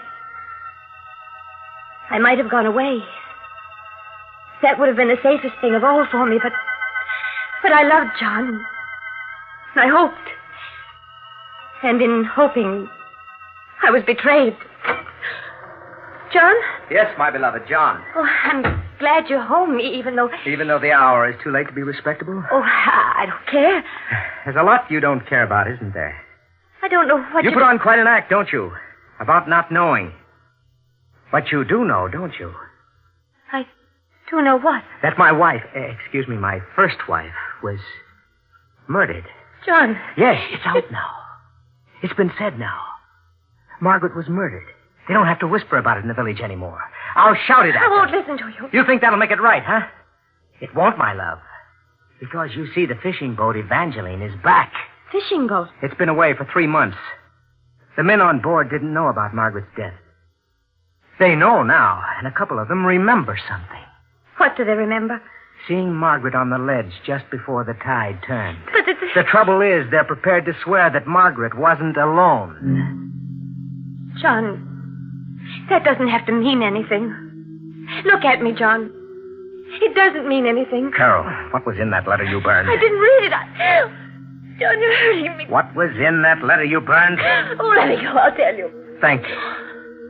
Margaret was afraid she was going to be murdered. Yes. I rather thought so. That was why Mangan had to die. John, I'm leaving. No, you're staying. Here with me. You're the only wife I have left now. You're insane. Am I? That's a thought. Hadn't occurred to me before. I'll think about it. I won't stay. Why not? I'm afraid. Are you? Get away from my desk. No, you keep a gun here. Yes, I have it now. You wouldn't shoot me. You love me. I do, John. But it's no good anymore. I'm going away. You're mistaken. Don't come any closer to me. You're not going away. You're never going away, Carol. John, if you take another step, I'll... You what, my precious? Oh. Oh. You did shoot after all. Somehow. I didn't think you would. I told you not to come any closer to me. I underestimated you. I've always underestimated you. But, Carol, when I die, and I am going to die, what will you tell the police? What I have to tell them. That I shot you in self-defense. Yes, of course, that would be your lie. Not a bad one. It might have worked. It's the truth. Of course it is. But, Carol, defending yourself against a murder charge isn't considered good motive for acquittal. What do you mean? I would have bought Mangan off because I was in love with you. Even though I knew. But Mangan was murdered anyway. By you. Very consistent story. But, Carol, you remember that shoe heel? Yes. High heel. Woman's shoe. You know where it is now? No. On the ledge, down below, in the crack where it was before. And the police are going to examine that ledge once again. Now they've heard the story of the fishing boat people. That has nothing to do with me. Carol, Margaret never wore high heels. Never. Something wrong with her feet. So the heel has to be yours. My beloved murderess. John. Dead. Dead is Mangan. Dead is Margaret. And I... There was the ledge and the broken heel in the crack. A little item of unfinished business that I had to finish. Mangan was dead and the letter burned. I was safe there. John was dead and his knowledge dead with him. I was safe there. The men on the fishing boat hadn't seen the second figure on the ledge clearly enough to identify. I was safe there. There remained only the heel broken off one of my shoes when I hit Margaret. And I'd get it before the police did. And I'd be safe there. The tide's coming in. The ledge is still above water. The ledge where my heel had been. But the heel... Hill wasn't there. Maybe I mistook the place. The ledge is broad. I began to hunt over it. There isn't too much time. The tide's coming in. The riptide that had battered Margaret against the rocks. The hill was down there someplace, and I had to find it, but I couldn't. And the waves began breaking over the ledge. The water began creeping over its surface. And the shoe heel that would hang me, wasn't there. But then I realized, son had lied. The hill wasn't on the ledge at all. I must run, escape, run. But the waves are higher now. The ledge is covered with water. I turned to run, and I fell. I fell.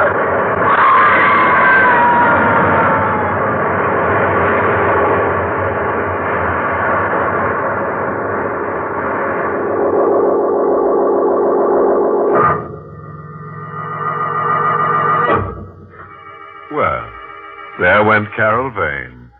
Fundamentally a nice girl with a slight character defect. She killed people. Of course, her reasons were the finest. She only wanted to get married. Unfortunately, she never learned the old proverb. As you make your dead, so you must lie about it. She tried, but she was tripped by a heel. Incidentally, if you happen to be out fishing one of these fine evenings, and the tide's going out, say hello to Carol.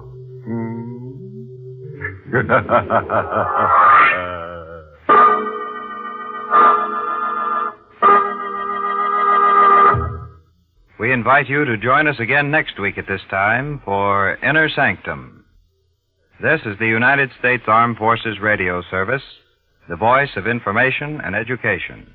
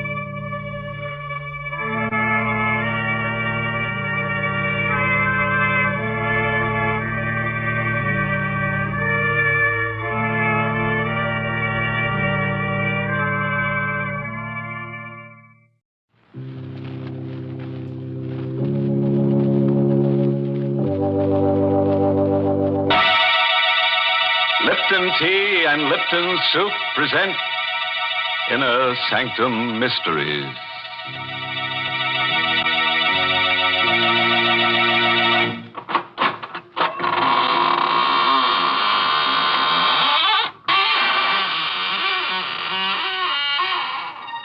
Good evening, friends. This is your host of the Inner Sanctum inviting you in through the squeaking door. Come on in. Have your picture taken with the corpse. You'll look good next to him. Poor fellow was a photographer. Passed on last winter while taking a picture. Yes, died of overexposure. Awful, isn't it? Enough to make your camera shutter. Well, let's gather around the coffin now for a nice, happy picture. Watch the body. Watch the body. Oh, dear. We'll have to take that again. Someone moved. And I think it was the corpse. Why, that's downright silly. Oh, hello, Mary. You're just in time. Come on, get in the picture. What? Do you think I'd stand next to a corpse? Oh, please, Mary. You can wear your Lipton sterling silver medallion. Then I'll send the picture to my friends in the graveyard. Why, Mary, with your figure, your symmetry, they'll probably elect you Miss Cemetery of 1945. Wouldn't that be nice? Thank you, but I can do without that honor. And as far as the sterling silver medallion is concerned, it's mighty popular right now. I've been getting hundreds of letters from ladies all over the country telling me how much they appreciate it. You see, the medallion is made of real sterling silver. It's about 1 inch in diameter, and it's decorated with the Chinese symbol for good luck. You can wear the medallion as a necklace or a choker. You see, it's hung on a narrow black rayon satin ribbon, or you can simply add it to your charm bracelet if you wish. It's just the thing to brighten up your simple silk dresses and your dressy suits. And ladies, here's how you get this handsome medallion. Just send 25 cents and the box top from a package of Lipton's, the tea with the brisk flavor, to Lipton Tea, Box 92. That's Box 92, New York City. You paint a pretty picture, Mary. Now let me paint one for you. Mine is called Portrait of Death. It's an original radio play by that ghastly ghostwriter, Robert Sloane. And our star tonight is Miss Leslie Woods, who plays the role of Miss Snyder. And listen, if you've never sat for a portrait, you'd better not sit alone for Portrait of Death. In the dim light of a misty old art dealer's gallery, a somber portrait has just been sold at auction to a man by the name of Mason. Magnificent painting, isn't it? There's never been anything like it, Mr. Mason. But if you don't mind my saying so, I think you've paid a stiff price for it. I couldn't let that woman in the black dress outbid me. Look at those colors. Expression on the girl's face. Yes. The detail in the background. Really is a work of art. Technically speaking, yes. But the portrait has a strange history, Mr. Mason. Strange and sinister. What do you mean? Well, people say it's brought bad luck to every one of its owners. Oh, come now, Fleur. Well, it may be just a story, but at least this much of it is true. The day this portrait was finished, the artist died by his own hand. And the model who posed for him died, too, by her own hand. So that's why he painted her in black. Yes. He knew she was going to die. He even painted 2 graves into the background of the picture, you see? One grave's for him, one for her. Remarkable. Now you know why the painting is called Portrait of Death, Mr. Mason. It meant death for the artist, the model, and, oddly enough, for many of its owners. I'm sorry you bought it, Mr. Mason. I'm sorry you bought it, too, Mr. Mason. You shouldn't have taken it away from me. I beg your pardon. Don't you remember me? Oh, yes. Yes, of course. You're the woman I was bidding against. I still want the painting, Mr. Mason. And I beg you to sell it to me at a price I can afford. I warn you, it can only bring you harm. I'm sorry, Miss Snyder. The painting is not for sale.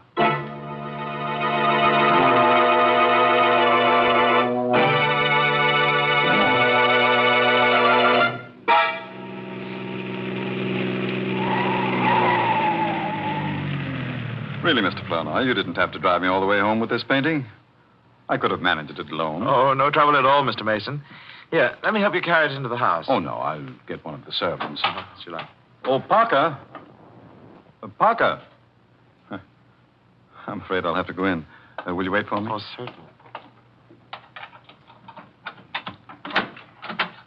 Oh, Parker. Mr. Mason? Yes, Parker. Tell Mrs. Mason to come down, will you? I've got a surprise for her. Mr. Mason, I think you'd better come in. Why, what's the matter? I have some very bad news for you, sir. Terrible news. Mrs. Mason is dead. What? It was her heart, sir. She died this afternoon while you were at the art gallery. No. I can't believe it. I tried to reach you, but you'd already left, sir. Dr. Simpson said... Excuse me, sir. Hello? Mr. Mason's residence? Is Mr. Mason there, please? This is Miss Snyder calling. Just a moment, please. It's for you, sir. Oh. Thank you. Hello? Mr. Mason, I still want that painting. What? Don't you think you'd better sell it to me? It can only bring you harm. I'll think it over. Don't wait too long, Mr. Mason. I warn you. Don't wait too long.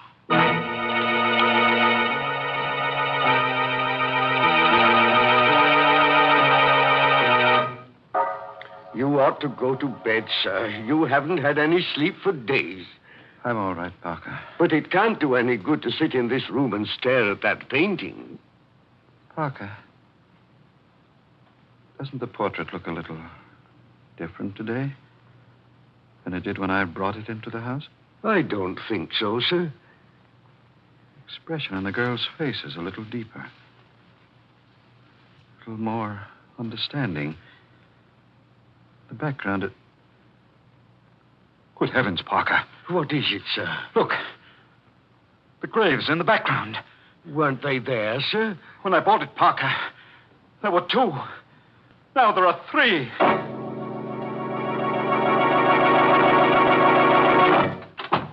I'm so glad you could come out here, Mr. Flournoy. I had to speak to you. I came as soon as I could. Did you bring the catalog? Oh, yes, I did, Mr. Mason. What is it? What's wrong? Let me see a picture of that portrait, please. Yes, of course. Portrait. Here it is. Portrait of death. There. I was right.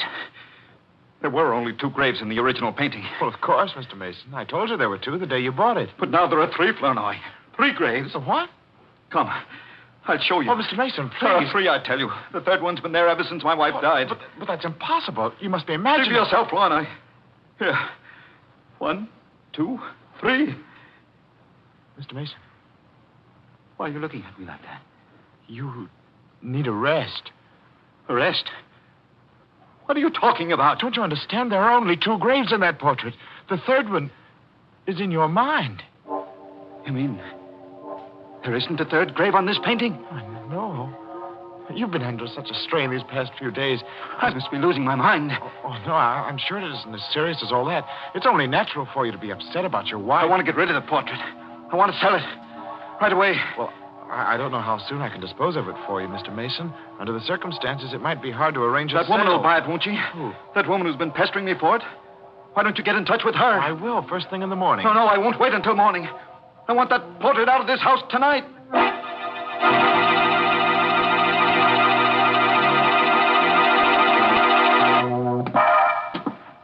Parker. Where are you going with that painting? Why, I was taking it to the garage, sir. What for? You said you didn't want it in the house tonight. I thought I might return it to the dealer.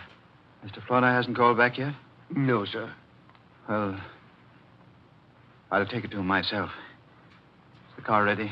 Yes, sir, but I hardly think you ought to go alone, Mr. Mason. You're in no condition. I brought that portrait into this house, and I'll take it back alone.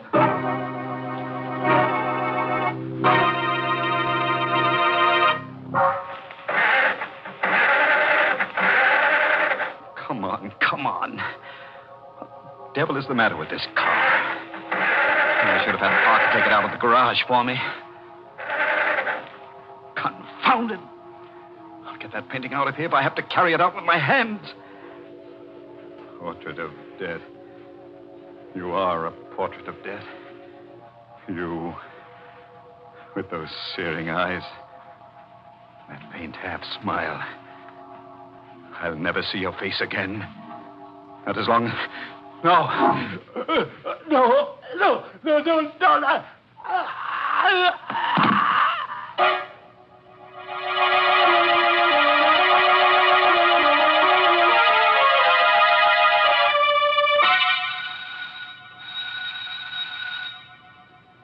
This is a strange time of night to go calling for a painting, Mr. Flournoy. Mr. Mason told me to get in touch with you right away, Miss Snyder.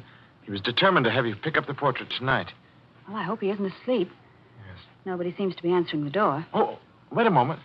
There's a light in the garage. Oh, good heavens, what was that? It sounded like a scream from the back of the house. Come on, we better hurry. Come on, Miss Snyder.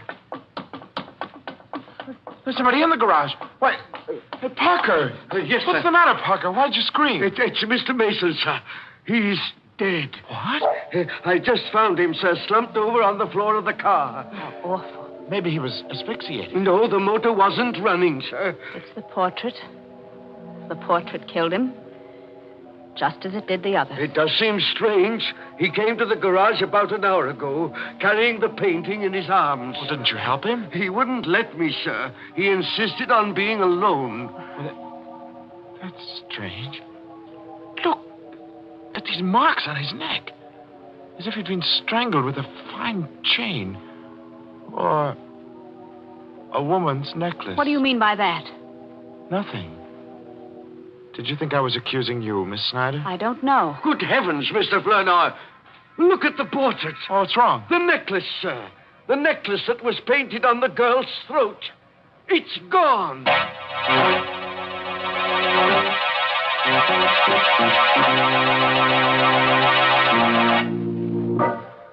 Well, you can breathe a little easier now.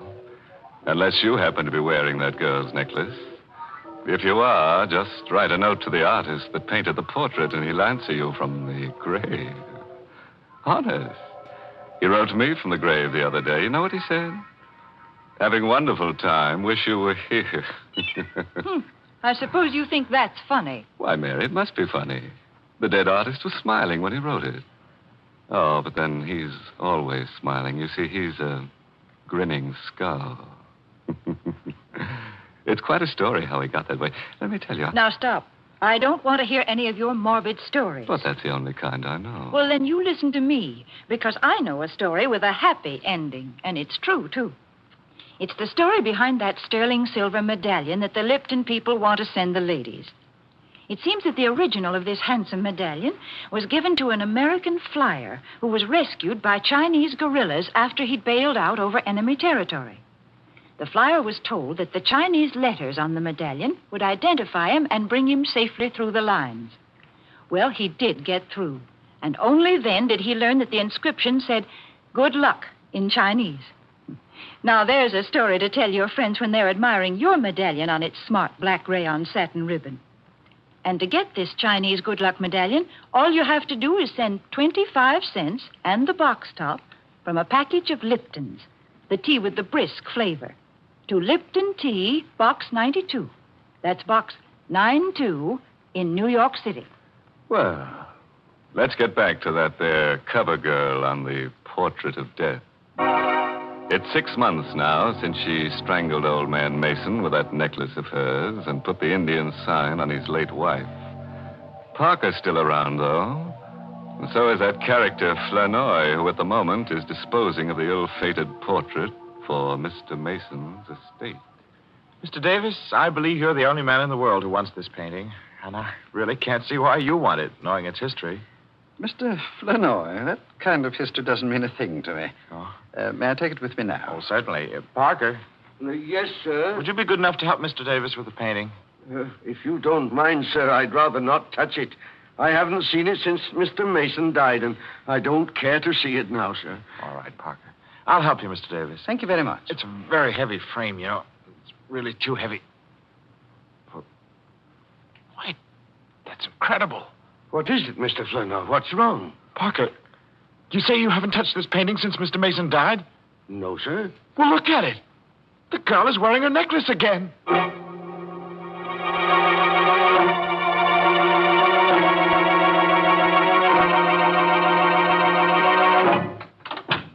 Miss Snyder, how do you do? We haven't seen you here at the gallery for some time. What's the meaning of this, Mr. Flournoy? Beg your pardon? Why did you let that painting go without telling me it was for sale? Well, I tried to tell you, Miss Snyder. I called you home several times to let you know about the auction. I was never able to reach you. Didn't you know I was away on a trip? No, I Then didn't. why didn't you find out, you stupid fool? How many times have I told you I must have that painting? Well, I'm sorry, Miss Snyder. Never mind. Who is this Mr. Davis? Where does he live and where can I find him? Why, I imagine you'll find him at his home. Here's his card. Give it to me. I don't think you'll gain anything by going up there, Miss You Snyder. keep out of this, Flournoy. I want that painting, and this time I'm going to get it.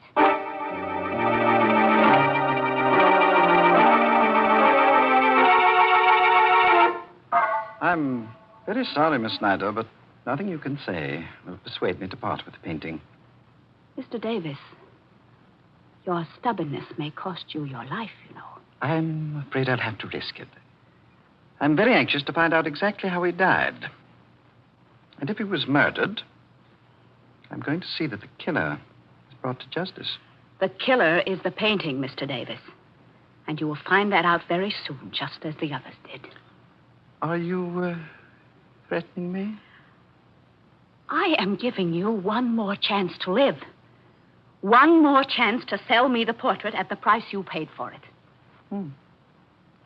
If I refuse? If you don't sell it to me now, Mr. Davis, I will buy it after your death. Forgive me for not showing it to the door, Miss Snyder, but I hardly think... Never mind, I'll go myself. No, you don't have to. Parker. Yes, sir? Parker, what are you doing here? Oh, didn't you know, Miss Snyder? I'm Mr. Davis's new butler.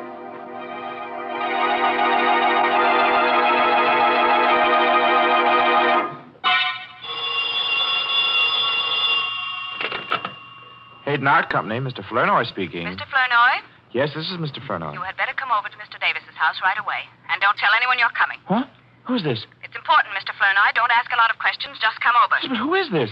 Don't you know? It's the girl in the portrait. What? You... Hello? Hello?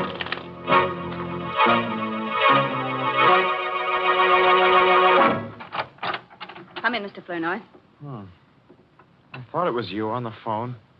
Why didn't you tell me? I didn't want to mention any names. Come in, will you? All right. What's the hurry? What's this all about? I'll tell you in a minute. Does anyone know you came here? No, I don't think so. Good. What are you doing here? And where's Parker and Mr. Davis? Parker's left. He's gone away. I found a note from him on the foyer table there. Well, what about Mr. Davis? He's in the library. Well... Wait a moment. Don't go in there yet. He's dead. Mr. Davis? Yes, Mr. Davis. It's horrible, Flournoy. His head has been cut off. What do you mean? What happened? I don't know. I found him lying there on the library floor when I got here. He must have been killed with the axe from that suit of armor, you see. The armor's toppled over, and the falling axe must have landed on his neck. It would have to fall from a good height to sever his head, Miss Snyder. Well, the armor was mounted on a pedestal, and you can see for yourself how heavy that axe is. Yes, I see. You don't think I killed him, do you? I don't know. What are you doing here? I received a strange phone call telling me to meet Mr. Davis. When I got here, the door was open, and everything was just as you see it. Have you called the police? No, not yet. Why not? I wanted to speak to you first. You wanted to speak to me with a murdered man lying there on the floor? He wasn't murdered. It was an accident. The portrait killed him. I'll let the police decide that. Now, wait a minute, Mr. Flournoy. You are not going to phone the police until you've heard what I have to say. Go on, say it. I called you because I wanted you to help me. I want that portrait before it's passed on to Mr. Davis's heirs. What do you mean? I may never be able to buy it if it becomes part of his estate. But if you tear up his check and take mine, it doesn't have to become part of his estate. It will be mine, once and for all.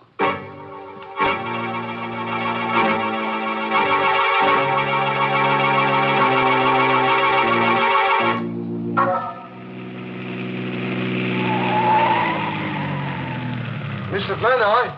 What? Mr. Flournoy? Why, Parker. What are you doing outside Miss Snyder's house? I've been waiting for her, sir. Have you any idea where she is? Why do you want to know? She left a photograph at Mr. Davis's house last night, and I've come to return it. Well, I'll take it to her, Parker. If you don't mind, sir, I'll return it myself. Is it that important? The photograph is a picture of the woman in the portrait. And if Miss Snyder can explain why she's been carrying it around, we might have an answer to this mystery. You suspect her, don't you, Parker? Not any more than I suspect you. What's that? You've got the portrait in your car, Mr. Flournoy. Yes. Don't try to conceal it. I recognize that frame anywhere. I'm not trying to conceal it. I'm trying to find out what your game is. I have no game. Then why did you leave that note saying you were going away? What note? Oh, don't lie to me, Parker. I saw it myself on the foyer table. You must be mistaken, sir. Today is my day off. I left the house early this morning, and I didn't write a note. Well, if you're telling the truth, then I know who did write that note. Only I've got to prove it before I can take your word. Oh, wait a moment, Mr. Flournoy. Where are you going? I'm going into the house for this painting. I'm going to set a trap for Miss Snyder. I'll go with you. What for? To help you carry the painting, Why? of course. But you'll spoil everything if you're seen, Parker. Then I won't be seen. I'll hide. What's the matter, Mr. Flournoy? You are not afraid of me, are you? I don't know. Every time this painting has brought misfortune to anyone, you've been alone in the house with the victim.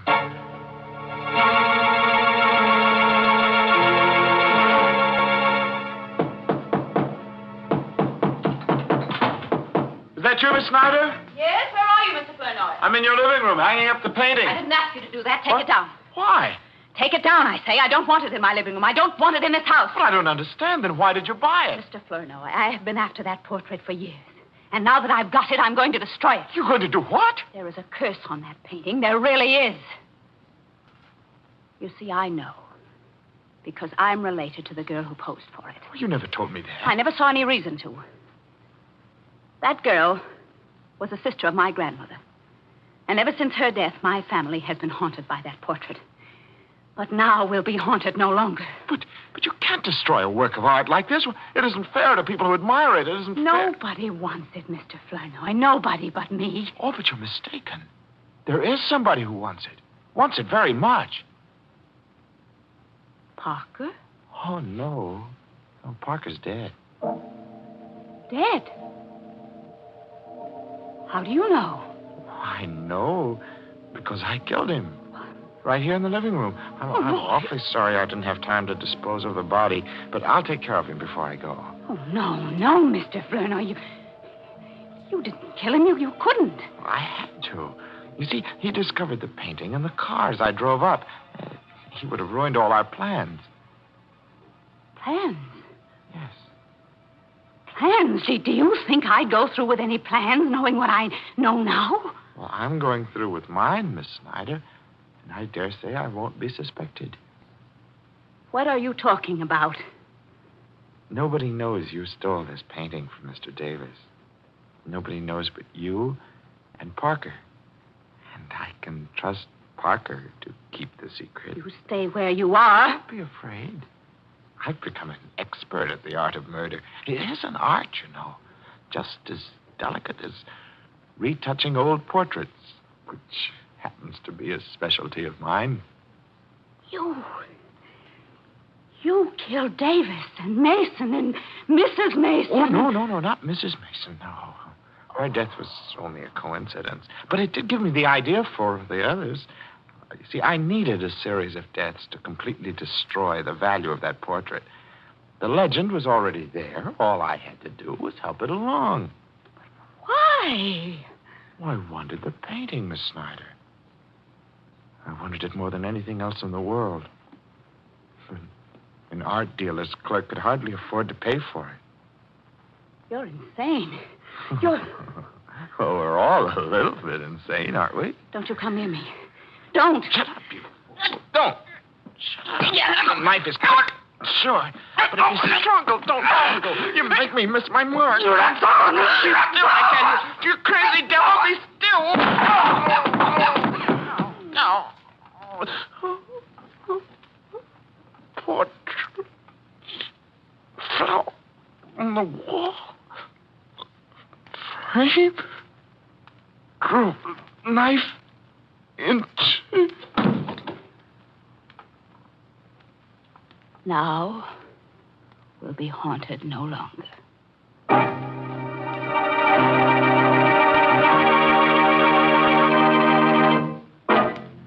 Poor old Flournoy, framed by a portrait. Still, it's better than being boiled in oils. But Davis is the guy who really had an interesting death. Yes, that armored axe did a smooth job.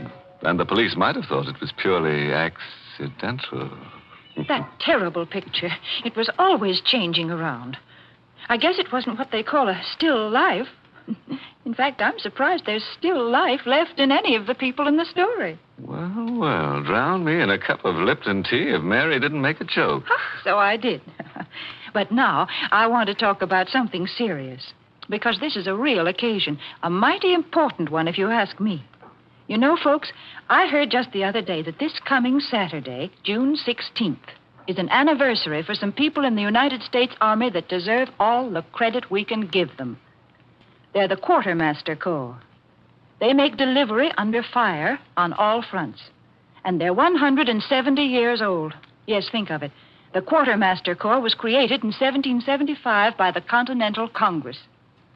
You know, I'm a woman, not a businessman or a soldier. But I know what it is to keep every single little thing on hand that's going to be used by a whole army. It's hard enough to get food and matches and things for a family.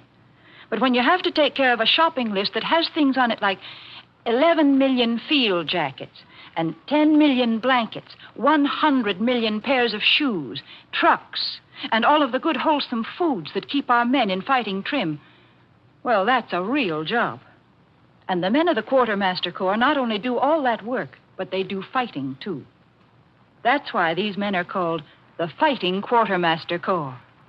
That certainly is a name to be proud of.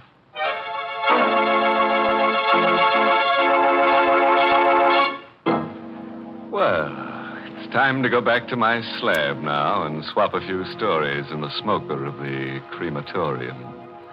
Oh, before I leave, this month's Inner Sanctum mystery novel is Lay That Pistol Down by Richard Powell. Yes, and next week's Inner Sanctum story, directed by Hyman Brown and brought to you by Lipton Tea and Lipton Soup. Next week's story is just your meat. That is, if you like human meat. It's about a man who's been dead for 6 years. So, of course, his wife doesn't recognize him when he comes home. In fact, nobody recognizes him. So he goes around killing people to refresh their memory. I guess he figures that if they can't remember him, they might just as well remember nothing. Now it's really time to close the squeaking door, so good night. Pleasant dreams.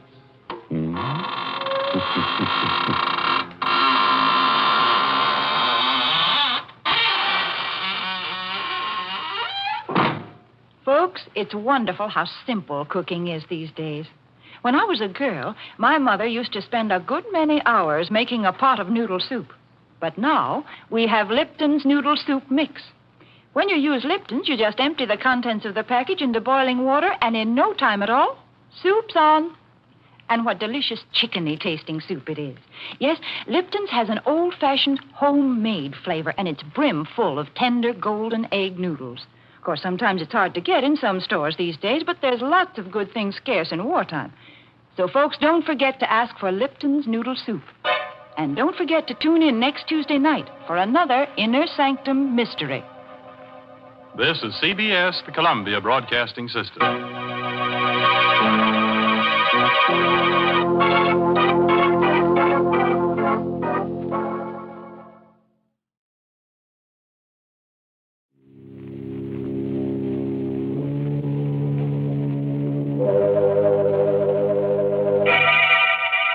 Lipton Tea and Lipton Soup presents Inner Sanctum Mysteries.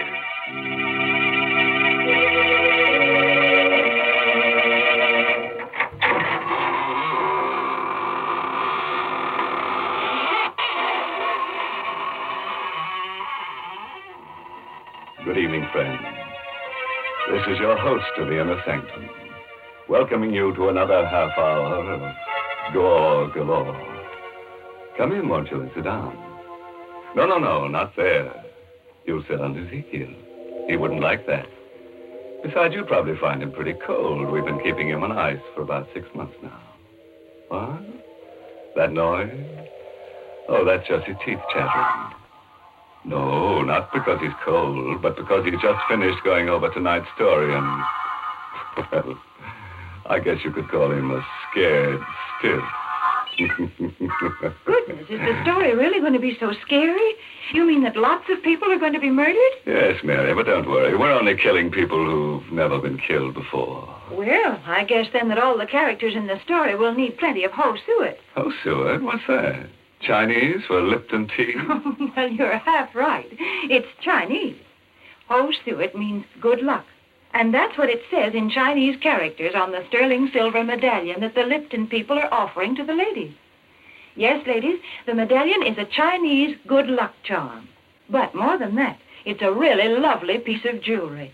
It's made of solid sterling silver, and it's hung on a narrow black rayon satin ribbon. That's the fashion this year, you know. Yes, this handsome medallion is the kind of jewelry you find at those smart shops on Fifth Avenue in New York.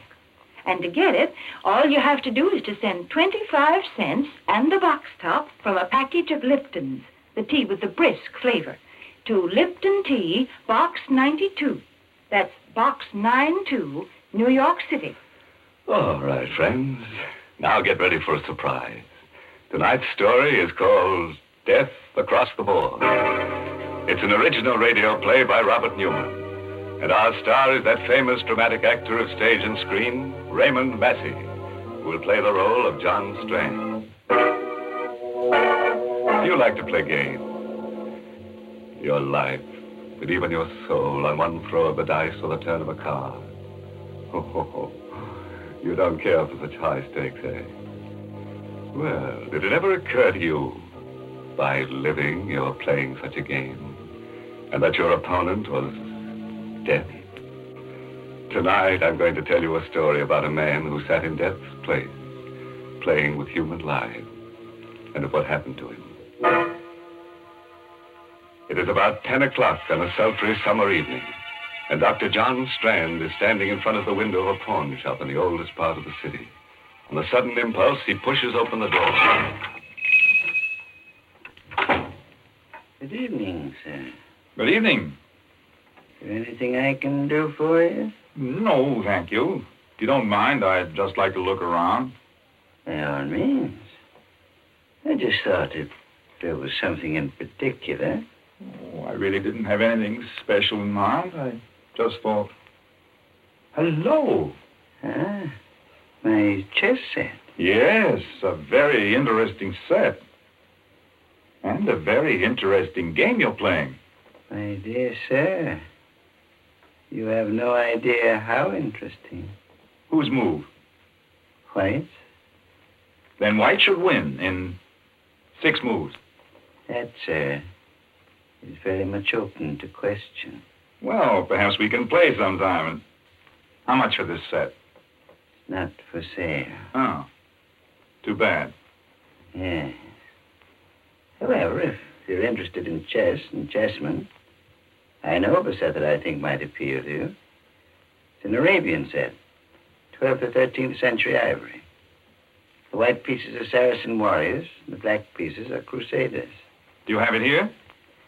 Unfortunately, no. It's not very far away. If you thought you'd like to see it. Well, if it's not too outrageously expensive, then you're sure it's no bother? My dear sir, don't give it another thought. I'll be most anxious for your reactions, even if you don't buy. The address is 23 Vallon Place. It's down 2 blocks, and 1 to your right. Go up 1 flight and ask for Felix. Tell him that Raphael sent you. 23 Vallon Place. Up 1 flight. Ask for Felix. I'll phone him and tell him to expect you. Your name is? Strand. Dr. John Strand. Very good, Dr. Strand. Somehow I have the feeling we shall see each other again. Perhaps we should even have the chance to play that game you mentioned before.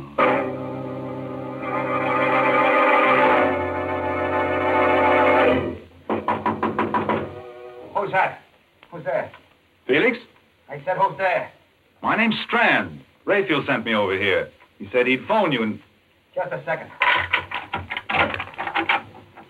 How do you do? I hope I'm not disturbing you. Okay, come on in. And stick 'em up. What? I'm afraid there must be some mistake. Sure is, Bob, and you made it, thinking you could come here and take me this way. What? This is ridiculous. I said stick 'em up. Keep 'em up, or I'll let you have it right now. What for? Because I said so, that's what's for. Let go of me. Let go. Drop that gun, or drop it, do you hear it? Where is... Where? Sure let you have it right away. Okay. Now get up and tell me what this is all about. I said get up and... Felix. Dead. He's dead.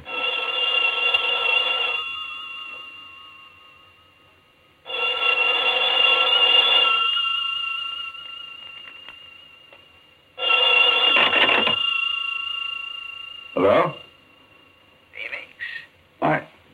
I'm sorry, but he can't come to the phone right now. Oh, Strand. Congratulations. What? Who is this? This is Raphael. Now, do you think it's possible for White to win in 5 moves? What do you mean? You killed him, didn't you? Of course you did. Or you wouldn't be speaking to me now. May I suggest that you go through Felix's pockets, take out the most interesting thing you find there, and bring it to my shop? What? Hello! Hello! Raphael! Go through his pockets. I've got to get to the bottom of this, find out what it's all about. A wallet. Keys. And a chessman. A black rook. All right, Mr. Raphael. I think perhaps I'll take you up on that. I will go back to your shop.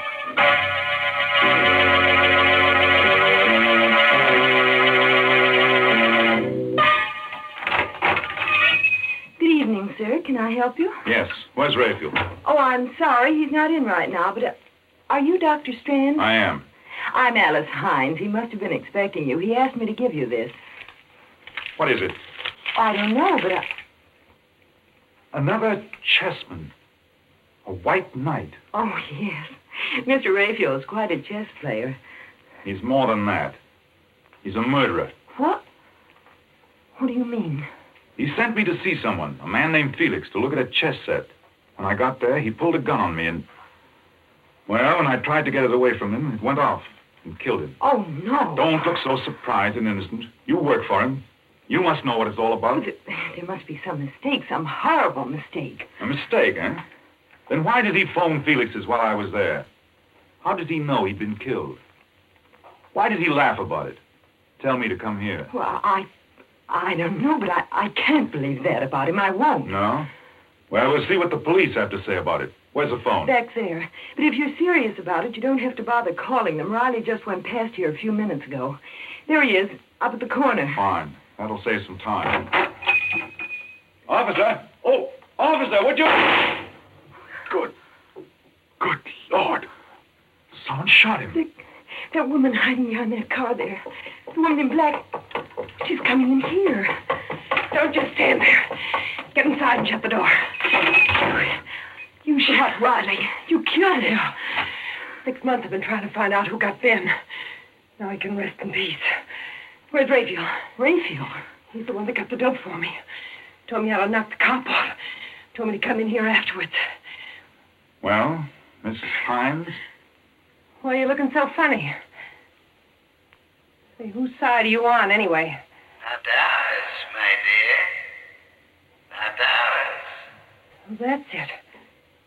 I just took it for granted you were working for Rafe. Okay, get him up and keep him up. What'll I do with him, Raphael? Where are you, anyway? Oh, I'm around here someplace. As to what to do with them, I leave that to your discretion. After all, they are witnesses. Yeah, that's right. May I recommend the cellar? Right through that door there. It's secluded and quiet. Okay. Get moving. I repeat, Miss Hines. Well? It's fantastic. What are you going to do to us? You can't be that dumb, baby face. 6 months I've been wearing black for the only guy I ever loved. I finally get the guy that got him. You think I'm going to leave the two of you around to put the finger on me? I mean, you're going to kill us? You cannot. No. Seems to me I did a pretty neat job on that flatfoot. After all, they can't burn you more than once. Okay, open that door and go on down. Allow me, madam. Never mind, wise guy. You go down first. Then Babyface. It's not very good manners. No, I'm not going to let you do it. Give me that. No, don't you let it go! Down after. Hurry. Watch while I get the gun. I didn't mean to do this. I was just trying to get the gun, but she tripped. She fell. Big strands. Why is she lying there so funny? Her head. Let's see. Huh. Her neck's broken. She's dead. Oh, no. It means I killed her. Not any more than it means I killed Felix. Look. There, lying next to her. Isn't that another chess piece? The Black Queen. Why, he gave me one just like that when I first came to work for him. Only it was a white one. What? Black Queen, White Queen, White Knight, and... No. It's impossible. And still... You thought of something. It's too incredible. But I've had a certain nightmare vision that... Come on. We're going to the police. Maybe it's our move now.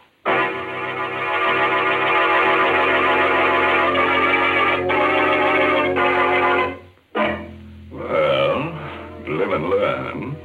I always had an idea that I wouldn't like chess, that it was a pretty slow game. But here we've only been playing for about 15 minutes, and we've chalked up 3 corpses already.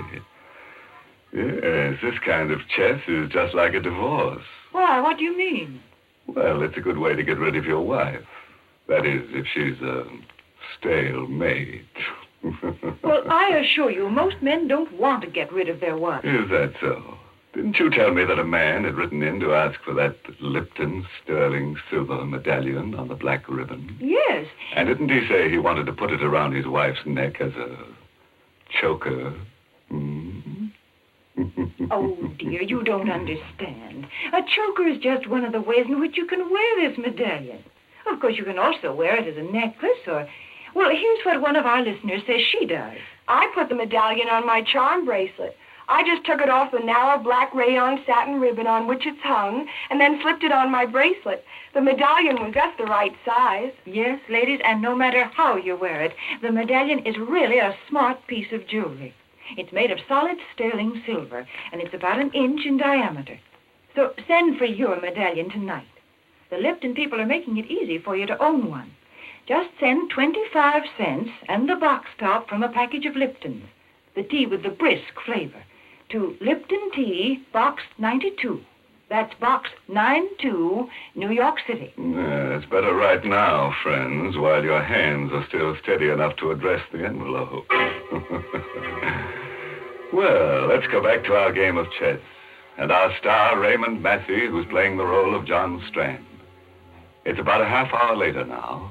Dr. Strand and Alice Hines are sitting in a bare, quiet room, the chief's office at police headquarters. For the past 10 minutes, Strand has been talking steadily, describing everything that has happened. So you each bumped someone off, eh? And you come to give yourselves up. We certainly did not come here to give ourselves up, Chief. I told you that in both cases it was self-defense. We're here because there's a madman loose, a homicidal maniac. It just came to me a little while ago. There was something strangely familiar about this Raphael, and... Did you ever hear of Raphael Norbert? No. He was one of the greatest chess players the world has ever known. About 5 years ago, he disappeared. Well, he's playing another chess game now. The maddest game that ever was. Is there a map of the city around? Right there on the wall. Let's see. Now, here's Raphael's shop. And yes, this would be it. This section of the city here is 8 blocks each way. This is his chessboard. And human beings, people like Alice and I, are his chessmen. What? John. I know it sounds fantastic, but I think it's true. When he sent me to Felix's, he told me to go down 2 blocks and 1 to the right. That's the move of the night. In other words, he had cast me as one of the white knights in his crazy game. Alice was the white queen. He himself was the black king, and so on. He just lined up all these people. Said, you play this piece, you play that, no. And... That was the beauty of the game. The fascinating, exciting part to him. No one knew that they were playing in it, but he. For instance, Felix didn't know that he was a black rook any more than I knew I was a white knight. But his black pieces were all criminals of some sort who wouldn't hesitate to kill. And it was by killing that one piece took another. You see, that was the ultimate refinement. The thing that made this the greatest game Norbert has ever played. He could plan a move, but he had no way of telling which piece would take which. For instance, I killed Felix instead of his killing me. In other words, he was not only playing his game against law and order, against society, but he was matching his brains against that of every piece in the game. Against law and order, eh? I got this in the mail a couple of weeks ago, without any letter or anything. How would it fit in with your theory? The White King. Of course. He's cast you in the role of the White King. In other words, he's playing this game principally against you. Now do you believe us, Mr. Adams? Do you? I don't know. It's possible, I suppose. We've been having a funny kind of crime wave lately, killings without any apparent... Excuse me. Hello? Hello, Chief. Valenti speaking. I'm down at the corner of 3rd and Sycamore, and there's something kind of screwy going on. Hello? Hello? Valenti? What's the matter? One of our detectives calling from 3rd and Sycamore. Said there was something screwy on, and then, well, sounded like somebody got him. I'll make sure about this before you answer, but would this be part of what you were talking about? Let's look at the map again. 3rd and Sycamore. That would be in the area that's Raphael's chessboard. Yes, I think it is. Okay, come on. We're going down there.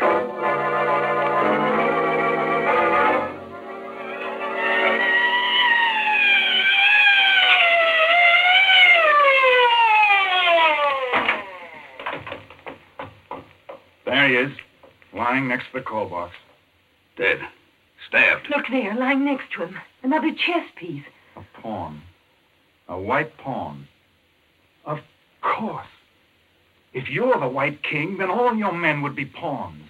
Pawns, huh?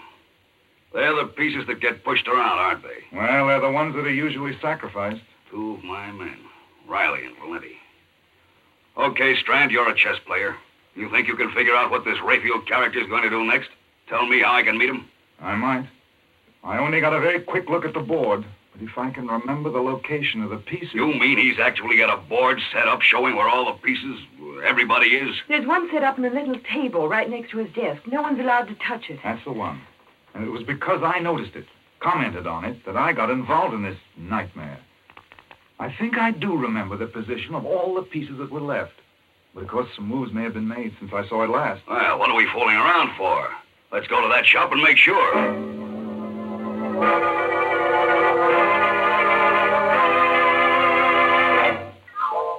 All dark. Doesn't look as if anyone's in the store. Locked, all right. You got a key, haven't you, Alice? No, Raphael never gave me one. He always locked up himself. Well, what do we do? Two of my men killed and you ask me something like that. Look out. Okay, where's the light? Right here. There's the chessboard over there. I know. Let's take a look at it. This all there is to the place? Except for the cellar. Oh, she must still be down there. That woman in We'll black. go down there later. Well, Strand? Well, at the moment, black seems to have the edge on us. Several moves have been made, and we've lost several pieces. But we still got a The fair devil's chance... winning that game. Where's this Raphael guy, the Black King? What's he going to do next? Just give me another minute or two, will you? The Black King is still in his own square, which would seem to mean that Raphael was still here someplace. The thing is, I'm not sure whose move it is now. You're right, Strand. I am still here. And it's my move. What in thunder? It's him speaking over some kind of loudspeaker system. Maybe from the cellar. From the cellar, huh? Well, I'm going to...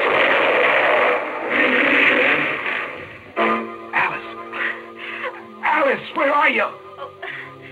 Over here. Are you all right? I think so. What was it? What happened? He must have had the place mined or set a booby trap, and when Adams went to open the cellar door, he... Where is Adams? What? I'm not sure, but I think he's over there. I must have some matches someplace. Here. Under that beam. There. Help me lift it off. Adam! Adam! Is he... No. pretty badly hurt. Just let me get a few tourniquets tied on him, and we better get him to a hospital.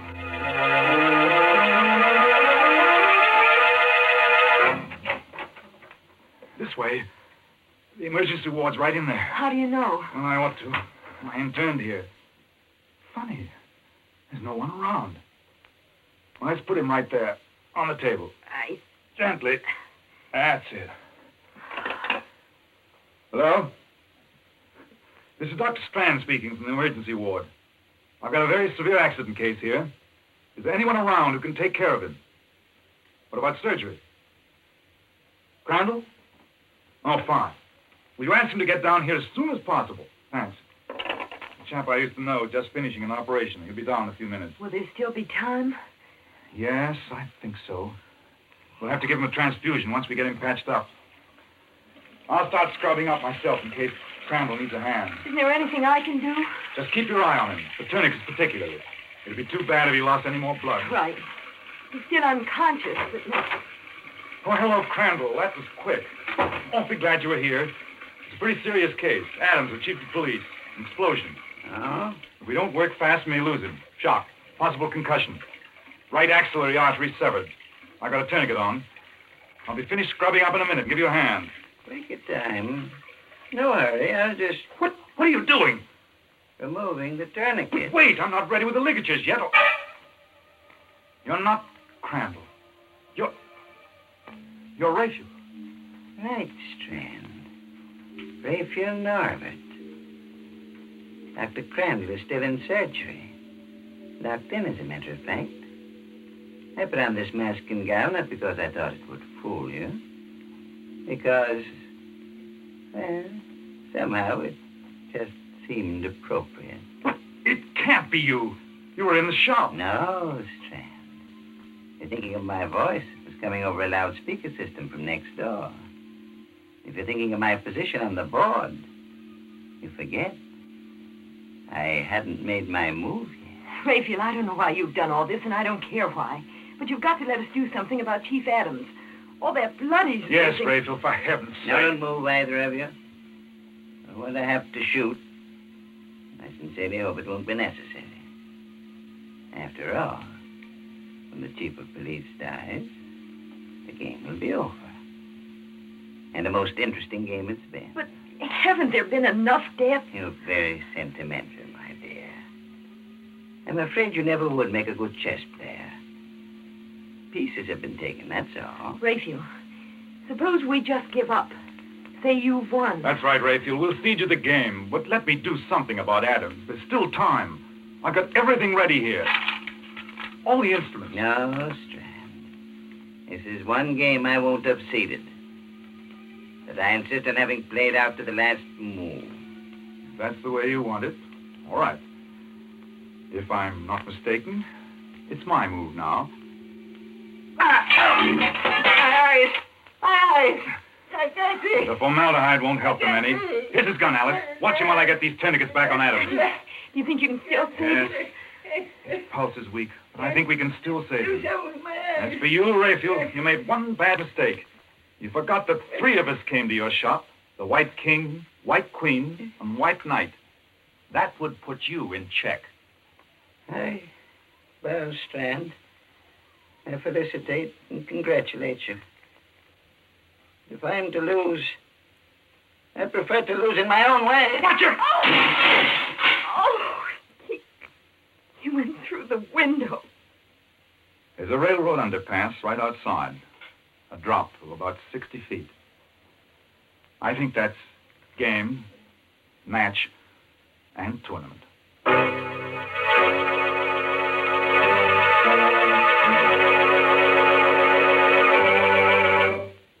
What? You mean the game's over already? Well, that's impossible. We've still got some characters left, at least 3 of them that haven't been killed off. We've been robbed, and I think we ought to call for a return match. Let's take a vote on it there. All those in favor? 1, 2, 3. That's funny. It came out just the way it did for our friend Raphael. The eyes got it. Heavens, let's not have another game of chess. Yes, Mary. Now do you see why they call the pieces chess men instead of women? Oh, this game's too rough for women. It certainly is rough. Oh, do you feel worn out and tired? Why don't you rest a while? Then you can slip into something comfortable, like a winding sheet. And if you want to be really fancy, you can put on your sterling silver medallion. What? You have no medallion? Well, here's how you get one. Just send... Never mind. I'll tell them, thank you. Ladies, if you want to own a handsome sterling silver medallion, just send 25 cents and the box top from a package of Lipton, the tea with the brisk flavor, to Lipton Tea, Box 92, New York City.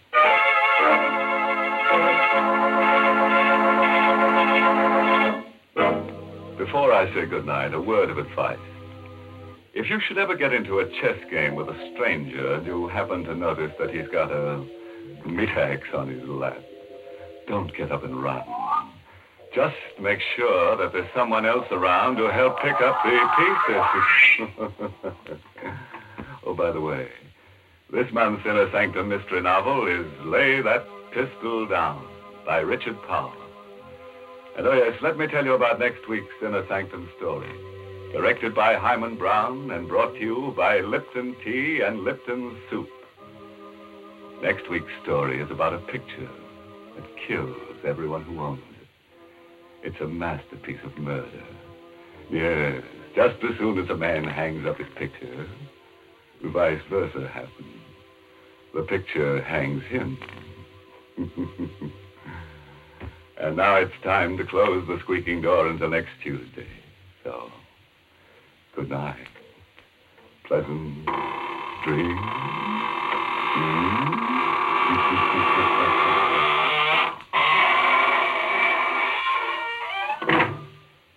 Folks, the next time you send a box of food to your boy overseas, be sure to include a package or two of Lipton's noodle soup mix. You see, Lipton's is just like a taste of home.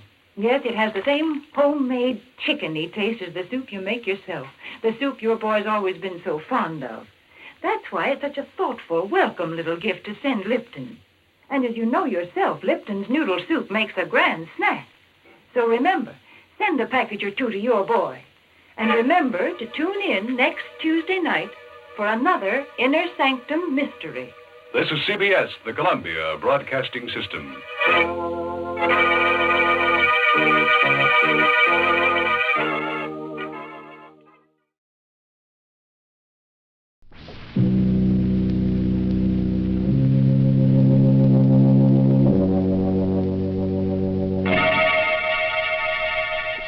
Inner Sanctum Mysteries.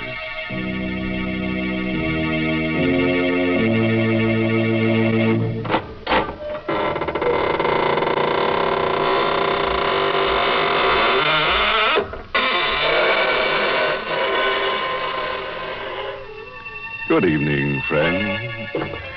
This is your host of the Inner Sanctum. Welcome through the squeaking door. Well, I hope you've spent a nice, quiet week building up your nervous systems. You're going to need plenty of red corpuscles to digest tonight's gory little dish. What's that? Oh, you'd like to have a recipe. To a small quantity of apprehension, add a pinch of dismay and cook on a slow fire, adding dread and panic in appropriate quantities. Then throw in a dose of terror and a whiff of horror and make it boil, brother. Make it boil. Now, here's a personal question. How would you like to go on a honeymoon? Well, you're going on one whether you like it or not. Because tonight's story is called Till Death Do Us Part. It's an original radio play by Emil Tepperman. And our stars tonight are Ann Shepard and Larry Haynes. Just look at them. Joe and Nancy Page, married hardly 5 hours, and parked at the side of the road by the bank of the old mill stream, and whispering sweet nothings to each other, living in a fool's paradise. Oh, gee, Nancy, it's wonderful to be married to you. Oh, darling. Gosh, if the other clerks at Scott's department store could see us now. I don't want anybody to see us. I just want to be alone with you, Joe, for the rest of my life. Gosh, baby, I hope you don't mind spending a honeymoon in a tourist cabin instead of a swanky hotel. Joe, I love it this way. The stream rushing past, the moonlight shining on the bridge, and the woods all around. Joe, look, there's another car. They're parking on the bridge. Uh-huh. Well, he's turning his headlights out, too. You think they've got privacy. Guess they can't see us parked here. Joe, look. That couple's getting out of the car. Yeah. We're walking the bridge, I guess. Hmm? Wonder if this is their wedding night, too. Oh, that's a gorgeous couple. Joe? What? The couple, they're acting very strange. They're having an argument. Joe! Look what he just took out of his pocket. Holy mackerel. A gun. He's pointing the gun at her. Joe! He shot her in the face.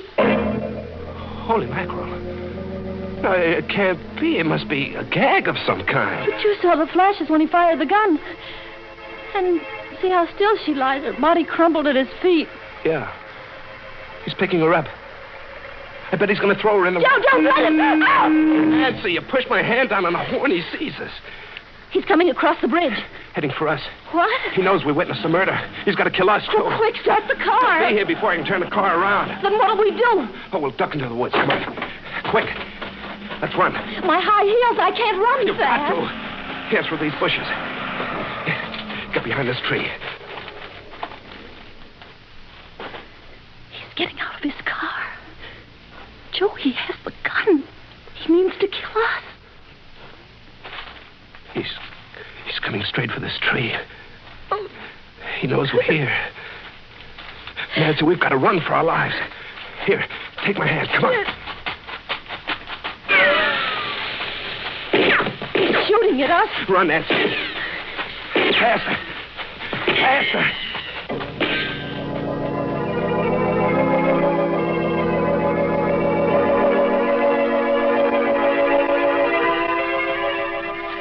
Joe, I'm tired.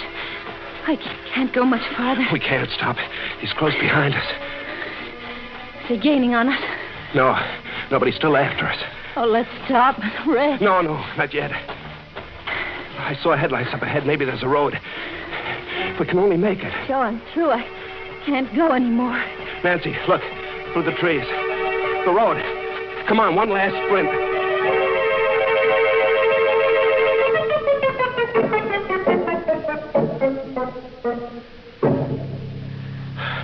Here's the road. Let's stop. I never thought we'd make it. Is he still after us? Coming through the woods? I don't know. We'll stop the first car that comes along. Oh, now take it easy, baby. I was just thinking of that poor girl lying dead on the bridge. Our wedding night, too. Here comes the car. I'll stop it. It isn't stopping. He went right by. Joe. What? I think I hear something behind us. In the woods. Oh, it's only the wind and the trees. Suppose he should suddenly step out of these woods with his gun. Maybe he gave up. Maybe he went back to take care of that body. Our car's there. With our marriage license in the glove compartment and the receipt Mrs. Swenson gave us for the cabin. Yeah. He'll know all about us. Who we are, where to find us. And we don't know a thing about him except his face. The face of a murderer. Come on, Nancy. I think we better start walking. We've got to get to the cabin and phone the police.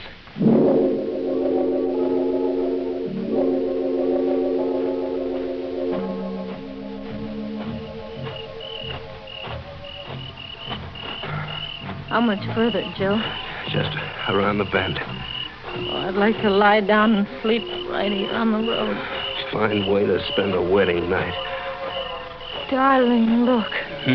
We're there. Swenson's cabin. See, they're all dark. Everybody's asleep. We'll wake up Mrs. Swenson. Use her phone. Joe. What's the matter? Look. front of our cabin. What? Hey, that's our car. The murderer must have come here by another road to wait for us. I don't see anybody around. Maybe he's in the car. Wait here, I'll go and see. No, Joe, you'll kill him. No, don't worry. We both saw his face. He's got to kill us both. Don't you see, baby, if I go over there alone, he won't show till he knows where you were. But, Joe, now, take it easy, will you? You stay back here in the shadows. It'll be all right.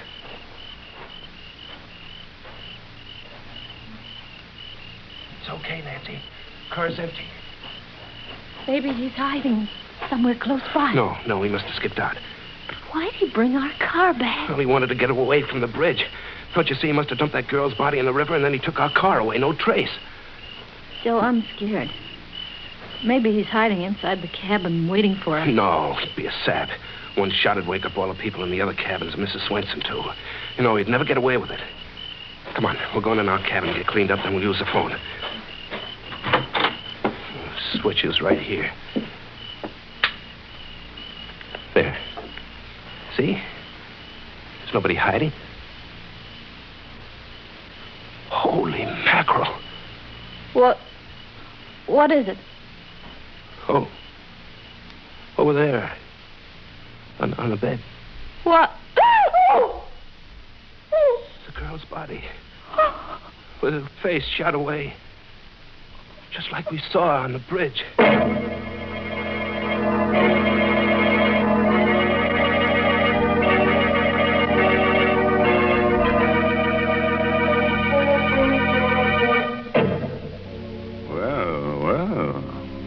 Imagine coming back to your cabin on your wedding night and finding a corpse on your bed. A beautiful corpse who'd had her face lifted without going to a beauty parlor. Don't worry, before the night's over, the murderer may have his face lifted, too, by a rope around his neck. But now let's get back to that cabin. See how Joe and Nancy are getting along with their uninvited visitor, the corpse in their cabin. Yes, it's one of those times when two's company and three's a shroud. I wonder what they're going to do with her, don't you? Now, listen, Nancy, we have to think this over. We're in a jam. For the love of Pete, Nancy, this is no time to faint. Oh, darling, it's awful. Her face shot away. Don't look at her. Here, sit down. Joe, what'll we do? I don't know. I have to think. On our wedding night, to have a thing like this happen. Why did he leave her here? To put us in a spot. The cops will never believe our story now. They'll think we killed her. We? But, Joe, we never saw her before in our lives. Nancy, we've got to get rid of her. What? Sure, we've got to take her back. Back to the bridge and dump her right back on the murderer. Oh, no. It's the only thing we can do. Suppose the cops come here and find her. They'll grill us for hours. They'll hold us for the inquest. It might take a week, 2 weeks. A fine way to spend a honeymoon in jail. Oh, I never thought of that. Sure, we've got to do it. We've got to take her back. But that means we have to lift her up and carry her. I'll carry her, baby. But you'll have to help. Oh, Joe, I couldn't. You've got to, honey. What must I do? Now, look. You go out and get the back door of the car open, and I'll bring her out. Joe. Joe, they'll find us here with the body. Quick. Throw the blanket over her. I'll see who it is. I can't go near her. Do as I say, quick. I'll try. Give me a minute. Who is it? It's I, Mrs. Swenson. It's Mrs. Swenson. Have you got her covered up? The blanket, it's too short. Just a minute, Mrs. Swenson. Her feet are sticking out. Get those clothes out of the valise. Throw them on top of her. That's the best I can do. All right, sit on the bed in front of her feet. Please hurry, Mr. Page. Coming, Mrs. Swenson. Everything okay, Nancy? Yes, but I feel faint. Oh, bite your lip. Do anything, but don't faint now. Good evening, Mrs. Swenson. Good evening, Mr. Page. I hope I'm not intruding. I saw your light, so I knew you weren't asleep yet. We were just going to sleep. Weren't we, Nancy? Yes. I should have thought you'd be asleep long ago. See, I brought you a jug of my own homemade apple cider.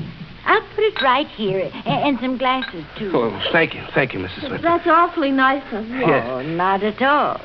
It's so nice to have a honeymoon couple. I wanted to do it earlier, but my heart was bothering me. I have a bad heart, you know. Oh, I'm terribly sorry to hear that, Mrs. Swenson. Well, thank you. Thank you for everything. Well, aren't you going to try my cider? I thought you'd like to drink a toast. Well, we're not very thirsty right now, Mrs. Swenson. Are we, Nancy? No. Oh, no, of course not. Now I'll run right along and leave you both strictly alone. Yes. Well, good night, Mrs. Swenson, and thanks again. Good night, Mrs. Swenson. Oh, you poor dear. You look all tuckered out sitting there on the bed. I bet you don't even know how to make up a bed. Here, I'll make it up for you. Oh, no. Well, it's the least I can do.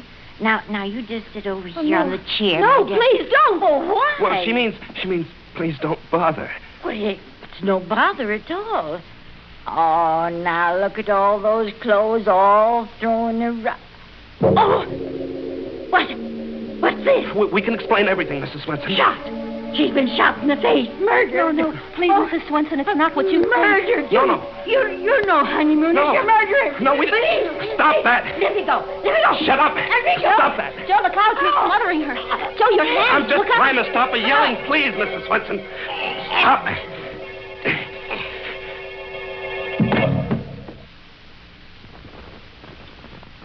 Joe, what happened? I don't know. She just went limp and slid down on the floor. Mrs. Swenson. Mrs. Swenson, are you all right? Mrs. Joe, what is it? She's dead. Joe, you killed her. You smothered her to death. I'm a murderer. Me, Joe Page, a killer. We started out on a honeymoon, and now I'm a murderer. I'm a murderer. Isn't that a laugh? Joe! Oh, I was kind of dizzy for a second. Joe, please, darling, you look like a ghost. You're trembling. Nancy, what are we going to do? Are you sure she's dead? Yeah. Look at her face. Sure she's dead. And that one on the bed. We're in a jam, Nancy. In a jam. Darling, I wish I were dead, too. They'll hold us for murder, Nancy. But it was an accident. You didn't mean to kill Mrs. Swenson. Yeah, but how will we ever prove we didn't kill the other one, too? We'll never be able to find that guy with the black road, so the cops will pin the rap on us. Don't take me out of here. I can't stand it. Her on the bed, Mrs. Swenson on the floor. Oh, let's go way far away. You mean run away? Yes. Anything, but let's not stay here. I won't go to jail. I won't. Take me away. Yeah, sure. Sure, we'll get out. We'll keep going. Nobody knows our names. They can't trace us. No. Come on. Get the clothes packed.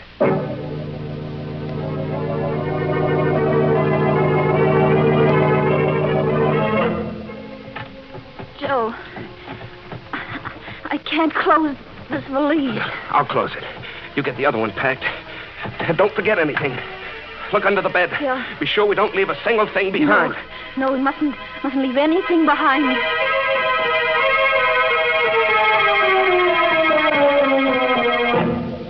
Everything's packed, Joe.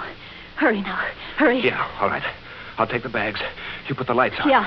Snap the catch. We'll lock the door. Hey. What? What's wrong? I just thought. Our fingerprints. All over the place. What'll we do? We have to wipe them off. Off everything. Grab a towel. We'll wipe everything in sight.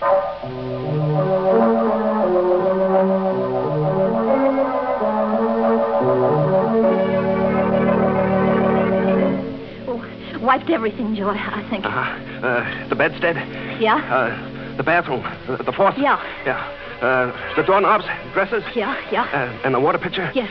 Well, I guess that's all. Let's go. Joe, cider jug. We didn't wipe the cider jug. Well, we didn't touch it. I'll wipe it anyway. Okay. Snap it up, will you? Okay. All right. Come on, then. Oh, I'll feel better in the car out on the road.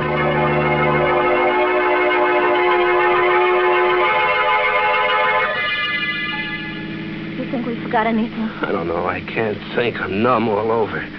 Oh, my darling. Holy mackerel, Nancy. I'm a murderer. A killer running away. Oh, we shouldn't have done it. We shouldn't have run away. Joe, it's not as if you killed her on purpose. It was an accident. Nancy, do you realize you're married to a murderer? No, it wasn't murder. It was so easy. So easy to kill. I never thought it could be so easy. All I did was to hold my hand over her face. Joe, please. What time is it? It's almost 2 o'clock. We've been driving for an hour. Got a cigarette? Yeah. I think there are some in the glove compartment. Yeah, I'll get them. Joe. What? Our marriage license. It's gone. What? You sure? It's gone, Joe. It was right here. The murderer. He took it. Why? Why would he take our marriage license? I don't know. I can't think straight anymore. Joe, he knows our names. He knows everything about us. Darling, there's no use running away. He knows who we are. We'll always be at his mercy. Oh, I feel all in. I can't drive anymore. I've got to rest and think. Pull up at the side of the road. Look, see? Up ahead, a gas station closed for the night. We'll park there. Yeah.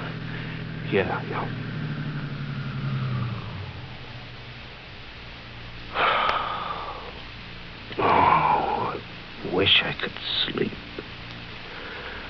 I wish I could sleep for 100 years. My poor Joe. Here, put your head on my shoulder. First night of our honeymoon. And maybe the last.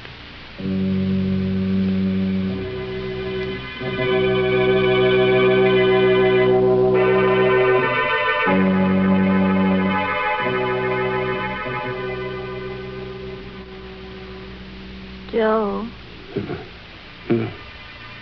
Joe, it's 6 o'clock. Oh. Hey, it's daylight. Yeah. Gosh, I slept all through the night. I guess I fell asleep, too. Oh, it's chilly. Yeah. We should have closed the windows. Gee, honey, you look pretty with your hair mussed up. Gosh, your hands are cold. Here, let me warm them. This is our first morning together. Yeah. First morning together. But this isn't the way I used to dream about it. Oh, baby, how'd we ever get in a mess like this? We're back where we were last night, in the same jam. Nothing's changed. Those 2 corpses still in the cabin. What'll we do? Darling, let's not think about it for a while yet. Let's go find a place for breakfast. Our first breakfast together. After that, we'll go back to thinking about it. But at least let's have those few minutes a sort of stay of execution. Yeah, baby, okay.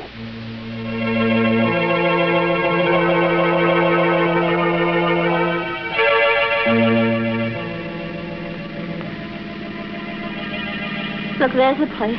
A diner. Yeah, but I haven't got much appetite. What we both need is something hot. You think there's an alarm out for us yet? Darling, let's not think about it. No other customers inside. That's great. Good morning. You've been traveling all night? Yeah, all night. Some scrambled eggs, please. Right. That'll take a few minutes. That's all right. We'll wait. Well, I'll turn the radio up for you. Neighborhood station with the early morning local news. During the night, death came to Mrs. Hannah Swenson, whose tourist cabins are located on the Bay Park Highway. Mrs. Swenson's body was discovered by Oscar Jansen, the handyman, who was awakened by the sound of a car driving away from one of the cabins. Investigating, he found Mrs. Swenson lying on the floor of cabin 3. Dr. Macklin, who was summoned immediately, announced that Mrs. Swenson had died of a heart attack. He had been treating her for a severe heart ailment. A heart attack, and I didn't kill her. She didn't say anything about the other body. Shh, quiet. The state police are anxious to contact a couple who occupied the cabin and who apparently left during the night. They are traveling in a blue four-door sedan, license number 8N1637. Their names are not known as yet, but if they should hear this broadcast, they are requested to call at the state police barracks. Let's get out of here, Nancy. State police are Say, what about your eggs? Can't wait. We're in a hurry. Come on, Nancy. What does it mean? Why didn't he mention the other body? The trap, honey. Get it? They're keeping mum about the girl's body. No, Joe, I don't think so. Well, what else could it be? We left two bodies there, didn't we? Darling, stop the car, please. Maybe the real murderer was waiting close by all the time. Maybe after we left, he went in and took the girl's body away again. I don't like it. I want to get away from here, far away. Joe, wait. Look, darling, don't you realize you're not a murderer? You didn't kill Mrs. Swenson. It was a heart attack. That's what they say. I say it's a trap. Let's get moving. Come on. No, it's too late. Look. State troopers. Yeah, he's coming right over here. Sure, he's got this license number. Well, baby, I guess our honeymoon's over. Are you Mr. and Mrs. Joseph Page? Yeah. You're Joe Page? Yeah, that's right. And you, lady, you're Nancy Page? Yes? Well, then, this belongs to you. What? What is it? Take it. Marriage license. What? Where'd you get it? One of our men happened to be cruising down by the old mill stream last night. Saw a fella get out of a roadster on the bridge carrying a girl's body. Fella dumped the girl over the rail, and our man went after him. They had a gunfight, and the fella got a slug through the heart. When we went through his car, we found this. On the back of it, you notice he wrote your license number. Then you got the murderer? Sure did. But we didn't recover the body of the girl. It was carried downstream. May take several days to find it. Then we're not wanted for anything? Well, your other folks were in Mrs. Swenson's cabin last night. We figure you left in a hurry. Kind of embarrassing to have a thing like that happen on your honeymoon, huh? Can't blame you. Oh, we're free to go on our honeymoon? Just come down to the barracks and sign a statement, and then you can be on your way. Would you mind, officer, just a few minutes? We want to go back in the diner for our honeymoon breakfast.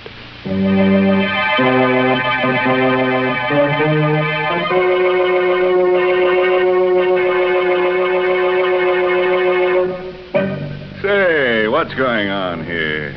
Two measly murders and a happy ending. I was hoping Joe and Nancy would end up in a cell with a warden asking them what they wanted for their last meal. What do I get instead? A wedding breakfast. The crowd down at the morgue are going to laugh at me for this. It won't be their last laugh either. No, they had that already. Yes, I have a feeling that somebody's been tampering with tonight's story. I'm an expert on rugs. You see, I'm a cat, and my favorite place to sleep is on a scatter rug. That's why they call me Ruggy. Now, one place you don't want to put a scatter rug is at the top or bottom of the stairs.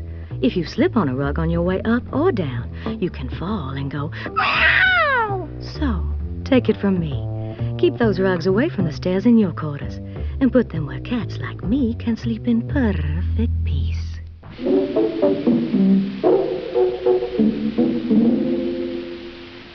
And now a parting word of advice, friends. Our solution for eliminating crime. The perfect way to prevent any murderer from committing murder is to commit the murderer before he commits the murder. Oh, by the way, this month's Inner Sanctum mystery novel is The Whistling Leg by Roman McDougall. And now it's time to close the squeaking door, so good night. Pleasant dreams.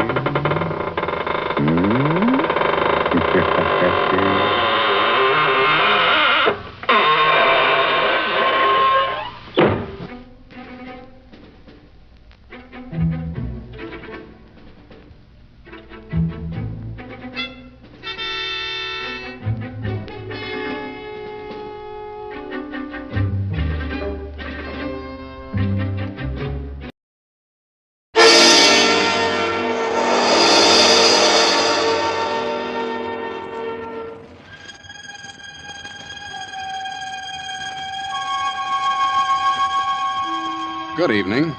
This is Sergeant X. They say that ghosts and the like just don't exist. That when a person passes on, he just lies quietly, not bothering another soul, so to speak. You believe that, don't you? Mm-hmm. Well, did you ever hear about the skull that walked? No? Then listen, my friends, to the Mystery Playhouse.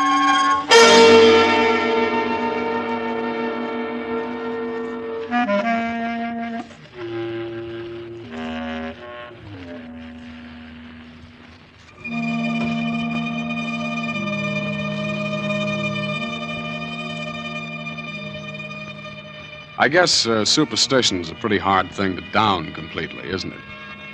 I mean, under certain circumstances, almost anybody can get the creeps and get them good. I guess most of us are a little bit afraid of the unknown. For instance, taking a midnight stroll through a graveyard isn't exactly your idea of fun, is it?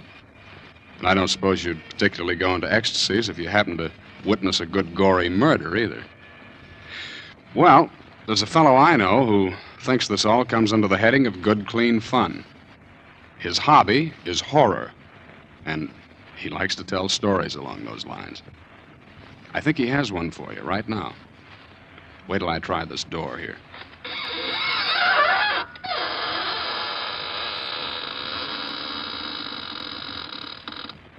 Good evening, friends of the Inner Sanctum.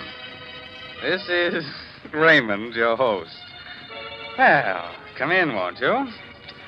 Yes, how are your spirits this evening? Oh, I'm glad to hear that. Our spirits are fine, too. Would you like to see them? Oh, it's no trouble at all. Now, which would you care to see first? The spirit or the body? Oh, well, the body is right over there on the floor. And the spirit is right next to it. Oh, you can't see it. I forgot to tell you, you have to be one in order to see one.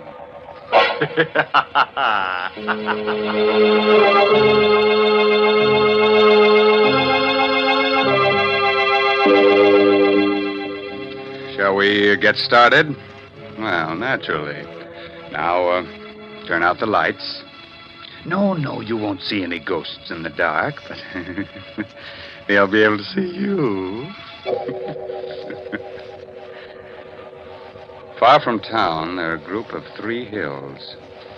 On the summit of the highest of them is the Cruz estate, owned by 2 brothers, Arthur and Carl. At this moment, Carl and his wife, Lucille, are digging a hole at the entrance of the estate, planting young poplar trees.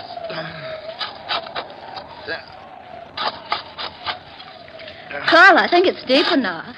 Oh, I think we ought to go a little deeper down. Oh, here comes Spears. You're digging? Yes, we're going to plant a whole row of Lombardy poplars. You mean right here? Yep. We're going to line both sides of the road. Well, perhaps you'd better let me do it. I'm your caretaker. I should do the gardening. Spears, you look upset. What's the matter? Well, where you're digging is an old Indian burial spot. There's a curse on it. Oh, don't worry about it, Spears. You don't believe it? Of course not. Lucille and I don't go in for superstition. Yes, but it's no superstition, sir. It's... You hit a rock. Oh, that sounds like a rock. It's a little hollow. Dig it up, whatever it is. Yeah. What? It's a skull. Yes. A skull. Spears is right. This place must have been an old Indian burial ground. Please put it back. No, keep it. Carl, perhaps you'd better put it back. No. Please bury it again, Mr. Cruz. It will bring bad luck to all of us. No, Spears, that's just a silly superstition. Well, what about the rest of the skeleton? Well, there doesn't seem to be one. No, just a skull. You bring it into the house, will you, Spears? No, partner, I'd rather not. All right, I'll take it in myself. But don't either of you mention this to my brother Arthur. He's terribly scared of things like this, and he's just gotten over his nervous breakdown. Carl, perhaps you should put the skull back. What, Lucille? You're not being taken in by this hokum about curses, are you? Oh, that sounded like my wife, Mary. She was cleaning the windows.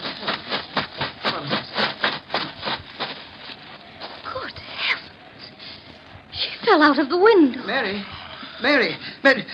Well, she's unconscious. Please do something. You must do something. I'm afraid there's nothing we can do, Spears. She hit her head against a rock. She's dead.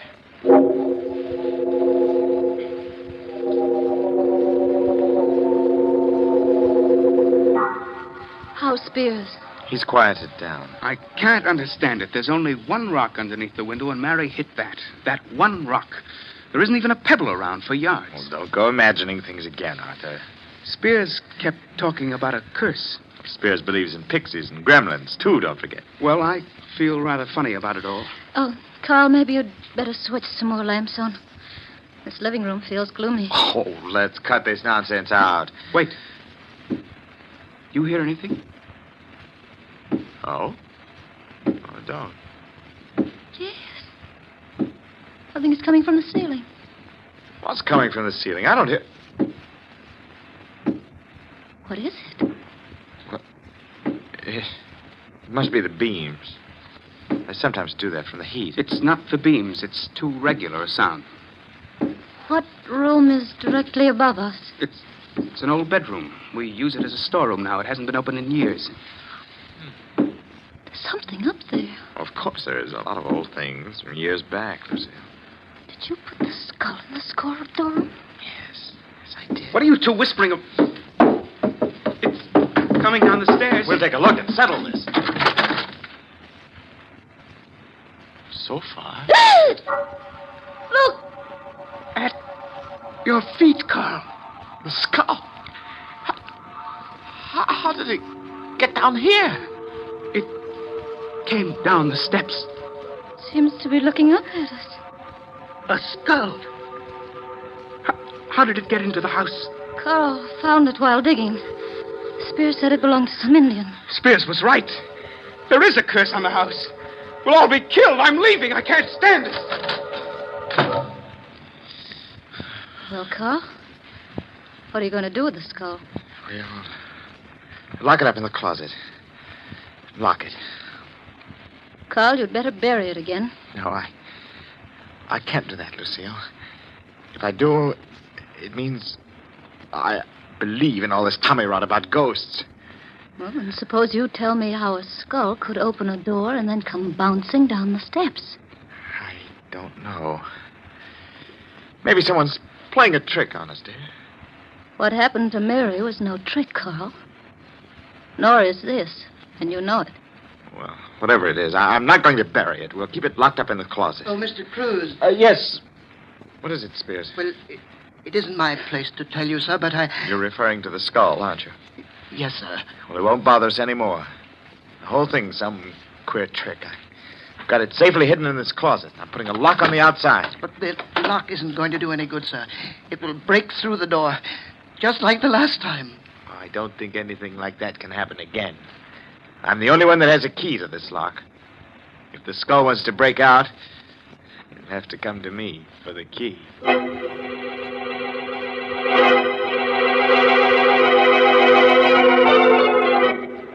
How are you feeling, Arthur? I'll never feel right in this house again. Oh, nonsense. Why don't you put a light on? Arthur, it's morbid sitting here in the dark by yourself. We're all going to die. Don't be ridiculous, Arthur. Where is the skull? Where it can't get out. Tomorrow I'll take it into town and let the police look at it. Tomorrow will be too late. Look, I'm getting tired of this. You've got to get hold of yourself, Arthur. You'll go completely to pieces. You think I'm a coward, don't you? Oh, Arthur, no. You're not a coward. You're just a victim of your own exaggerated imagination. Wait. There's someone at the door. I'll open it. Who is it? I don't know. No one came in. Something came in. For heaven's sake, put the light on. The skull. I can't believe it. You can't believe it. There it is, grinning at you from the floor, but you can't believe it. You don't believe in these things. I put a lock on the door. Locks aren't going to help. Nothing is going to help. We're all going to die.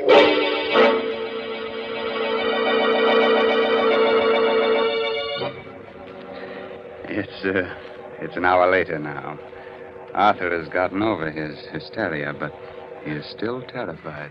I'm not going to spend another night in this house, Carl. But, Arthur, there's got to be some logical explanation. I'm not in the least bit curious. I just want to get out of here tonight. I'm going to go with him, Carl. Lucille. Well, perhaps we'll bury it again. We'll put it back in the same place we found it. That won't do any good. It's too late now. Don't be ridiculous. If it wants anything at all, it wants to get buried again. I'm sure all this mysterious business will come to an end as soon as we bury it. The house won't ever be the same. Oh, stop it. Both of you. You're acting like a couple of scared children. We'll put the skull back where we found it, and we won't be bothered by it anymore. Spears! Spears! Yes, Mr. Cruz. This skull. Let's take it out, bury it in the same place where we found it. Oh, I'm glad you reconsidered, sir. It's the only way.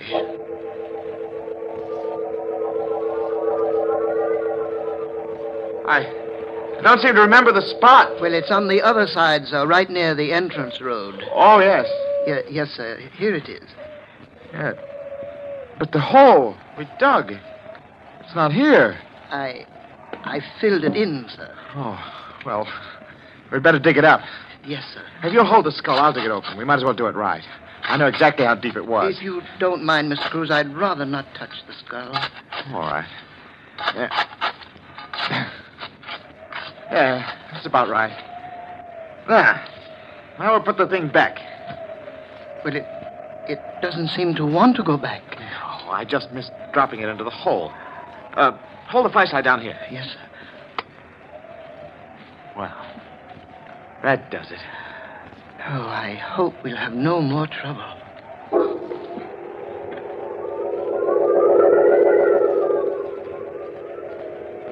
Well, Carl, did you bury it? Yes, same place. That's all. Forget about it, shall we? Maybe it's easy for you, Carl.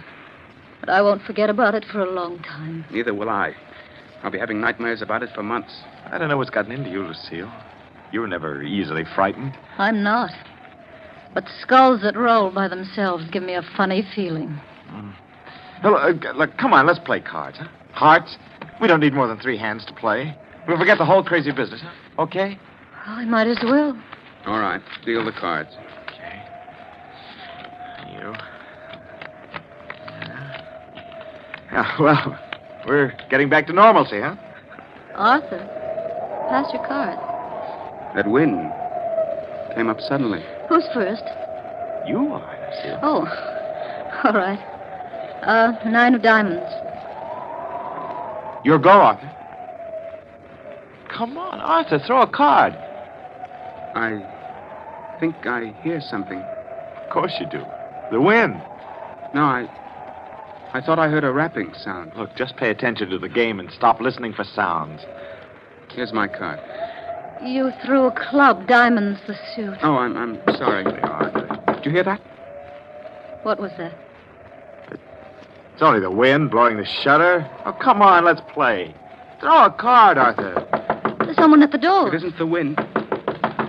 Someone's outside. All right, I'll open the door.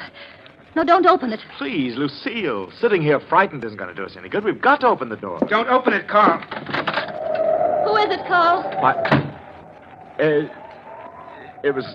nothing. It's just the wind. You're lying. Your face is white as a sheet. I know. It's the skull. It's come back. I tell you it's nothing. It was just the wind. Nobody was there. I'll see for myself. The skull.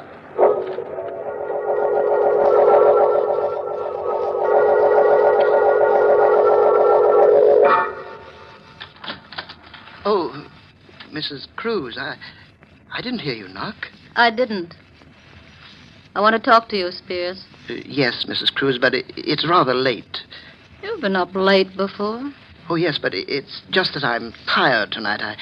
I don't mean to be rude. You've been doing a lot of night work? What are you referring to, Mrs. Cruz?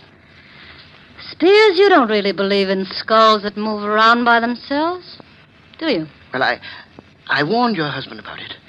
It's a curse. Is it part of a curse for a skull to use a trowel to unbury itself? Your trowel? My trowel? Why, you're mistaken. Oh, no, I'm not. I just came from there. Why would I want to do anything like that? Mm-hmm. Why? That's why I'm here. I'd like to know why. Please, Mrs. Cruz, I'm tired. We'll talk about it in the morning. We'll talk about it now, Spears, right now. Get out of my room. All right. I'm going straight to the police. I've got the trowel. We'll see if the skull left any fingerprints. You won't do that, Mrs. Cruz. Oh, yes, I will. All right, Spears, just sit right where you are. I'll shoot. Oh, please. Put the gun down. Start talking. Why, it's all a mistake. If you don't start talking, I'll shoot. In self-defense. Did you dig up that skull? Why, I... Did you? Yes.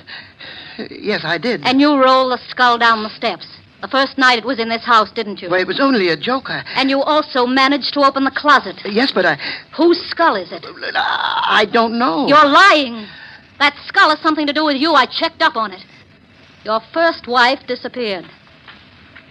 Perhaps the police can identify the skull. Oh, please, don't go to the police. Well, it was my first wife, Jane. I killed her. I didn't want your husband to bring the skull to the police, so I tried to scare all of you away from here as the safest measure. Go on. Yes. Wait a minute. Who rolled the skull into Arthur's room? It wasn't me. It must have been... That's right. It was me. Perhaps you and I can work things out. I tried to frighten my dear brother-in-law Arthur away so that I can have complete ownership of the entire estate. You see, Arthur is leaving tonight. Yeah. Perhaps we can help each other. No one has to know of our little conversation. No one is going to know. Well, now that we've both accomplished our purpose, maybe it would be the best thing to bury the skull again. Yes. We'll do it now.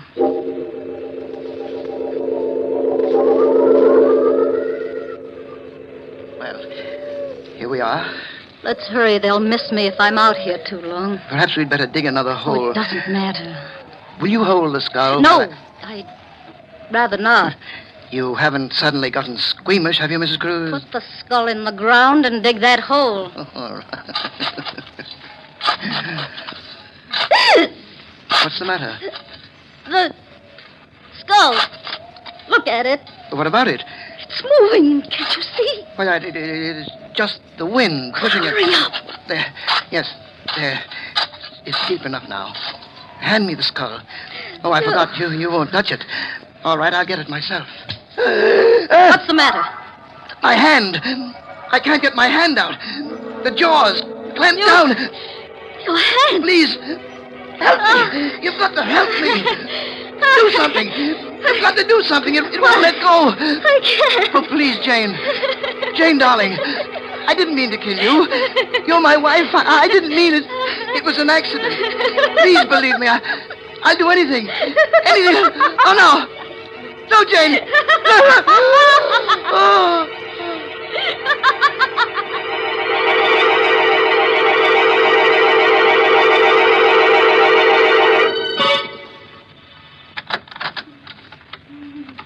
How is she, Carl? Arthur, it's pretty bad. The doctor says it's hopeless. There's nothing more he can do. Her hair, Arthur, it's turned completely white. She's just out of her mind. Horrible. Spears died this morning. He never recovered consciousness. Died of fright. Everything else seems to make sense, but I don't understand how the skull could have clamped its jaws on his hand. When he picked it up, he must have picked it up upside down. The lower jaw, which swings on a hinge, came down. He was so frightened that his hand froze to the skull. Spears was just frightened to death.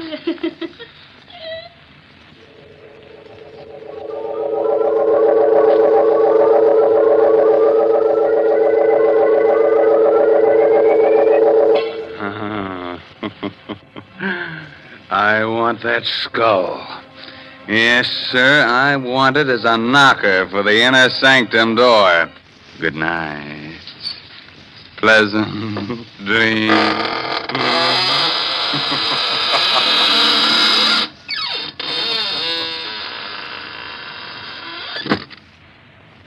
Well, thank you very much, friend Raymond. Your sense of humor is really quite refreshing. That is, in a ghoulish sort of way. We'll be trying your creaking door again soon for some more laughs. Well, right now, let's look in on the green room where the players are rehearsing the next performance in the Mystery Playhouse. Follow me, please. Come.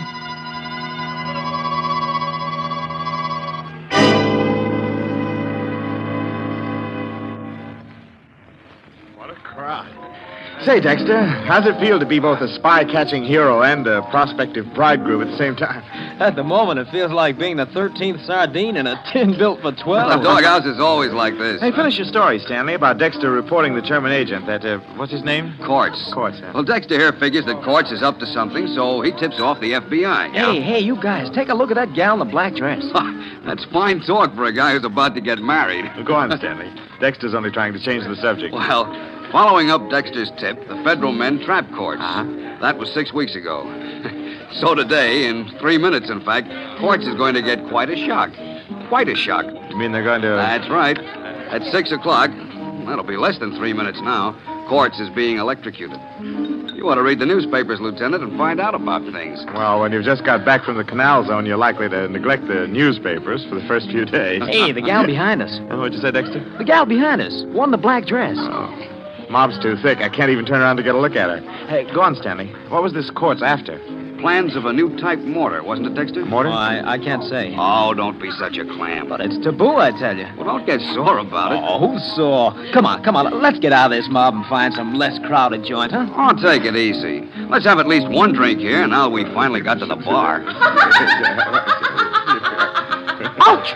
Oh, what the heck? What's the matter, Dexter? Somebody step on your corns? Oh, no, it felt like someone stuck a needle in my hand, but the way I'm wedged in here, I can't even lift my hand to see. Probably a pen scratched you, with all these women about. Hey, Dexter, according to the clock on the wall there, Quartz is being executed right this second. Say, it's kind of close in here. Let's get out and get some fresh air, huh? Take a look in the mirror over the bar, Stanley. That woman behind me. That's what Dexter's been muttering about. The brunette in black. Smooth. Hey, do you know her? What makes you think I know her? Well, I thought she nodded at you. Just my natural good looks. I never saw her before in my life. It's kind of close in here. Let's get out. I can hardly breathe. Oh, stop clowning, Dexter. Quit leaning on me. What's eating, Dexter? Just because he's going to be married in 3 days. You shouldn't have mentioned marriage, Stanley. From the way he's leaning on me, he must have fainted. That's altar fright. Come on, Dexter. Take your weight off him. All I can do is take care of myself. This... Say, Stanley, he has fainted or something. No kidding. Oh, Dexter's a practical joke. No, this isn't a joke. He's all gray about the lips. Huh? Look at him. I mean, hold him. He's falling. Oh, Dexter. Dexter, what's the matter? Dexter. Lieutenant, is he all right? What's the matter with him, mister? Is he all right? No, he isn't. I think he's dead. Oh, it's impossible. Is there a doctor here? Open his collar or something. Just don't let him lay there. Come on. Oh, over here, Doc. Back up, please. Let the doctor through. Lieutenant, what on earth's happened? Where's the doctor? Maybe he can tell us. Hey, Dr. Rauber here. Ralph, here, let's have a look. Oh, help me turn this man over. Sure. Looks like he's been suffocated. Doctor, is he dead? Oh, yes, he's dead, all right. He can't be. Only a minute ago, he was standing here talking with us. He said something about somebody sticking a needle in his hand. What's that piece of black paper on the back of his right hand? What? Don't touch it. Don't touch it. It's thin black cardboard. Perfect circle, about 1/4 inch in diameter, with a tiny hole in the exact center. Well, that's a fun. There's a small puncture in the skin on the back of the right hand, right over the place where this circular piece of cardboard was. A drop of blood caused the cardboard to adhere to his hand. Somebody better call the police. The police? Why? Because it looks as if your friend here has been murdered. But Dexter couldn't have been murdered. I was standing right beside him all the time. No one's to leave. Everybody stay right where you are. And you over there, call the police department and ask for homicide.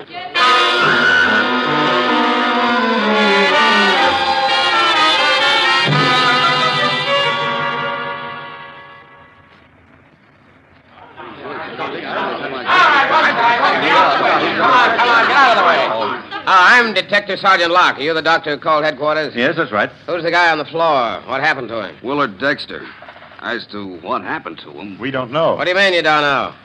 Who was nearest Dexter at the time? Well, the lieutenant and I were with him. That's and right. I was behind him, and so was this lady. Oh, you were, huh? How about that, lady? Yes, I guess that's right. Okay, then I want to take you two ladies and you, Lieutenant, and you, mister, aside for questioning.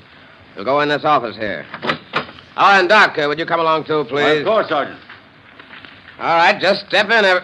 All right, Blondie, you too. Oh, I can't. I got a date in 10 minutes. Go on, get in there. Am I arrested? Are you up? Look, Blondie, you will be in just about 1 second if you don't get in there. Oh, all right. But don't call me Blondie. Hey, Durkin, don't let anyone in here. Right. Now, we'll get a little privacy. Lieutenant, let's have your story first. Well, we were standing in the crowd. Your name? Lieutenant Max Lurbach. Okay, go ahead. Stanley and Dexter and I were at the bar. In what order? Order? Well, Dexter was on the right. I was in the middle, and Stanley was on the left. All right, go on. Dexter said that someone stuck a needle in his hand. And suddenly he went limp and fell to the floor. Sergeant, on the back of his right hand, I found this little black cardboard disc. Under the disc is a small wound, and I've made a study of poisons. I believe that this man, Dexter, was poisoned. Poison? Yes. There's a poison which, taken internally, may do no harm at all. But the smallest bit introduced directly into the bloodstream causes almost immediate paralysis of the nerves which control the breathing. What poison? Curare. Huh? There's a trace of what seems to be curare on the underside of that black cardboard disc. And you think he was murdered? It appears probable. Your idea, Doctor, is that someone jabbed a poison-coated needle into Dexter's hand? A minute or so before he collapsed. Now, where would a guy get this stuff? Well, certainly not from the average drugstore. Curare is made by the South American Indians. It's very rare in this country. Say, Stanley, did you notice? Dexter died at the same time Quartz was executed. Say, I hadn't thought What's that? The spy who was electrocuted? Yes, Sergeant. Dexter was the clerk in the Army Ordnance Department who suspected Quartz and tipped off the FBI. Yeah? It couldn't have been a coincidence that they both died at practically the same minute. You don't suppose that I some don't German agent... suppose anything yet. Hey, Sarge. Photo and fingerprint boys are here. Right with you, Durgan. Now, everyone, just sit tight a minute. Say, that's a rather unusual way to kill somebody, don't you think? I wonder if that police sergeant is right, and the killer really is one of those 4 people. Well, it's too bad our time is all up, or we could stay around and find out.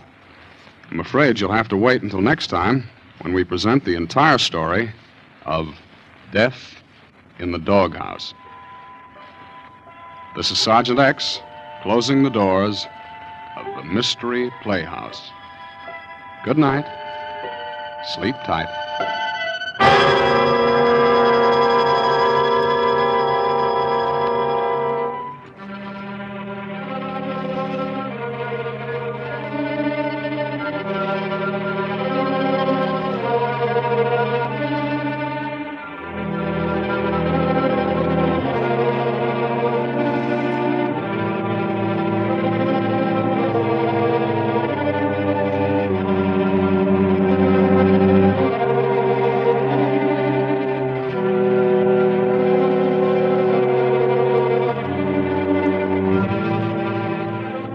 This is the Armed Forces Radio Service.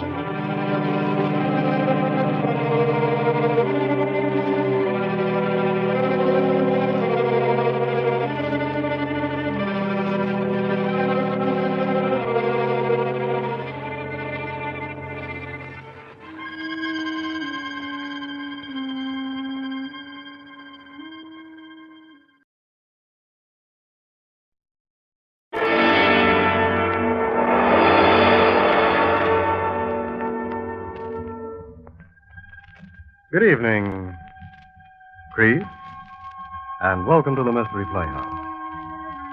If you like to curl up with a good mystery, if suspense and mysterious adventure are your particular dish, then don't go away. Stay right where you are, because tonight we've been fortunate enough to again secure the services of that light-hearted raconteur of murder, horror, and the supernatural, the laughing boy of Inner Sanctum, your host, Raymond.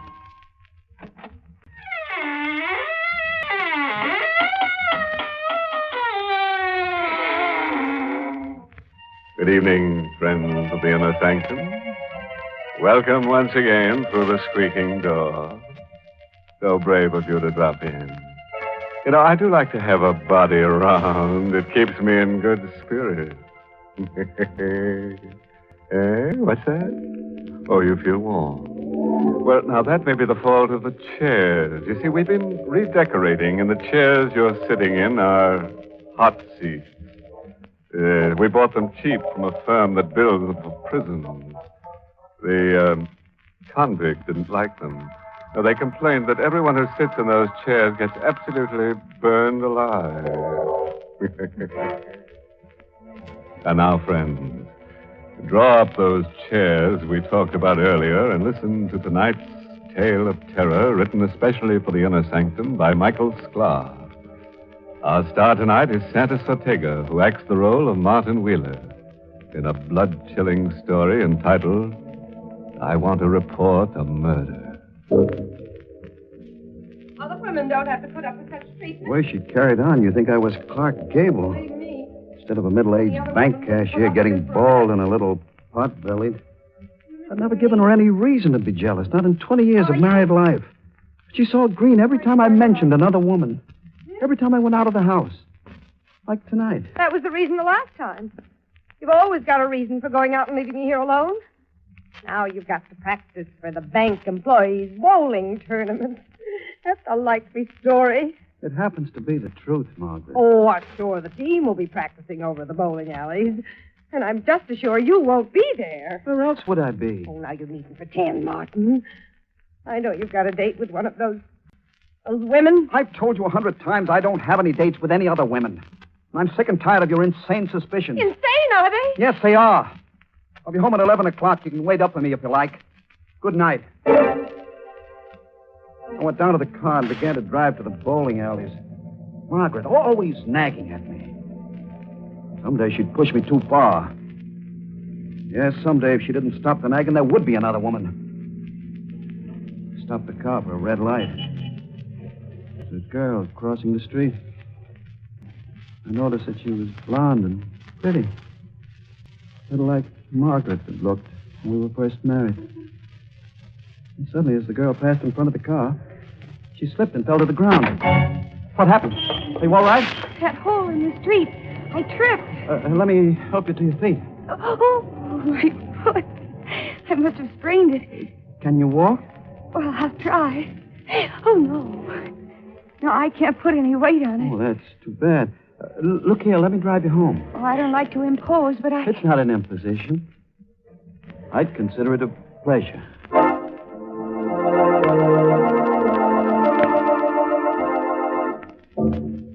She was about 25 years old and married. She said her name was Mrs. Susan Holmes. I didn't tell her my name. And as things turned out, that was lucky. No one was home at her apartment. I helped her to a chair and started to leave. Don't go yet. Come here. Oh, don't be afraid of me. I'm not going to bite you. Mrs. Holmes, I've got an appointment at the bowling alley. Well, that's not very flattering. Don't you like me? Why, yeah, sure. I do, but... Mrs. Holmes, please, don't. You shouldn't. Don't be silly. You've been very kind. And I like you. Her arms were around my neck, pulling me down toward her. She used a faint perfume. Margaret hardly ever used perfume. Margaret. I thought of her as Susan kissed me. Then I stopped thinking until the door opened. Say, what is this? Robert! Susan, who is... I come home and find my wife kissing another guy. How long has this been going on? Well, this is all a mistake. Your wife tripped and hurt her ankle. I brought her home and... You won't weasel out of this by blaming it all on Susan. It won't work, mister. I saw both of you. Mr. Holmes, I've tried to explain. You won't listen to me, so I'm leaving. No, you don't. Get out of my way. This gun is loaded, mister. Put that gun back in your pocket. Don't be a fool. You're staying here until... No, hey, let go of my arm! Let go of that gun. I'll kill you for this. Let go of the gun. I'll break your arm. Now I've got the gun. Give it back to me. I won't. Stop it. Look at the gun! Oh! Robert! I had to take the gun away from him. Oh, I didn't mean to pull the trigger. Is he? he's dead. You killed him. I killed a man. I had to get away quick before the police came. Guess I could walk out of the door and forget the whole thing. Mrs. Holmes didn't know anything about me, nor even my name. I acted fast. I could get away. Go straight to the bowling alley and pretend it never happened. Where are you going? I'm leaving. Come back here. Come back here.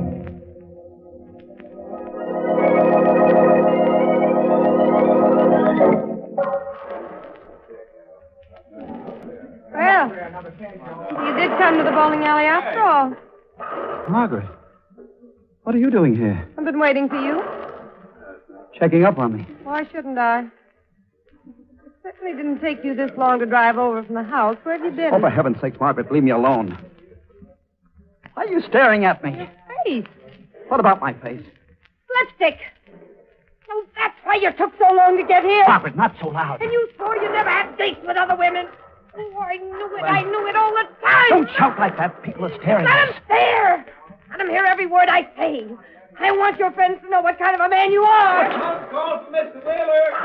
Mr. Wheeler. That phone call, it must be for me. I'll be right back. Hello? Mr. Wheeler? Yes, who's this? This is Susan Holmes, Mr. Wheeler. What?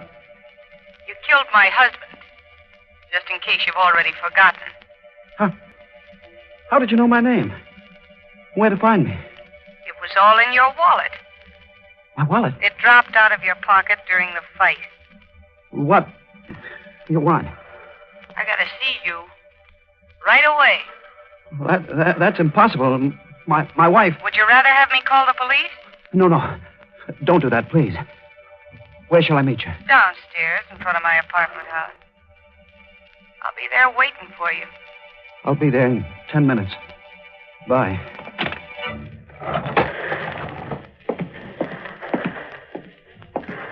Who's that phone call from? No one you know, Margaret. I can tell from the expression on your face. It was that woman again. I can't argue with you, Margaret. I've got to go. Go where? I can't tell you. You're going back to her? No. I won't stand for it. I won't be humiliated. If you go to her, I'll kill you. I swear I'll kill you.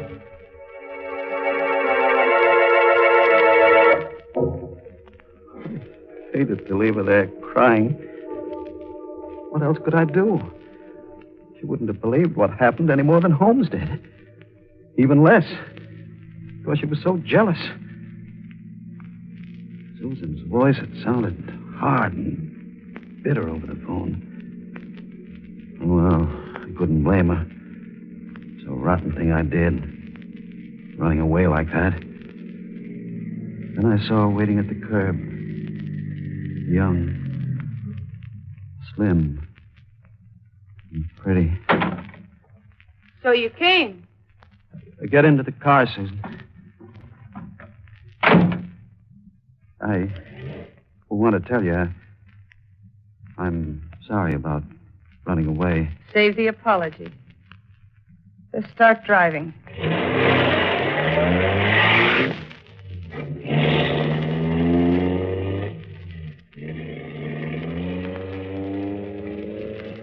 We drove for a while in silence. Several times I tried to start a conversation, but you wouldn't answer. Finally, I parked at the end of a deserted street on the waterfront. Fog was rolling in from the water. A few minutes, the mist would close around us. I've been thinking. I decided what we're going to do. You don't want the police mixed up in this, do you? No, of course not. Oh, neither do I. And don't ask me why. I got my own good reasons. You got a plan? Yeah. My husband subleased the apartment under an assumed name. We've only been there a few weeks. Nobody in the house knows it. I'll leave town for good. The police won't be able to trace either of us. But your husband's body. I'll leave it. That'll give me at least a couple of days' start before the police find it. You'll have to help me. I need money. How much? $5,000? 5,000. That's a lot of money. You got a nerve squawking about money. After what you did. It was self-defense. How would you like to tell that to a jury? But I simply haven't got $5,000. There was a card in your wallet that showed you work in a bank. The bank got plenty of money. You know how to get it. And more, too. She wanted me to steal the money. I saw it clear now. No longer young and fresh and pretty. Just this cheap, flashy woman who wanted money. Money? It was blackmail. If she got the 5,000, it wouldn't end there. She'd keep riding me, squeezing me, milking me. Well, which is it going to be? The money or the police? Neither. Ah, don't be stupid. There's a law against murder. I'm going to do something very sensible, Susan. What do you mean? You? Take your hands off my throat.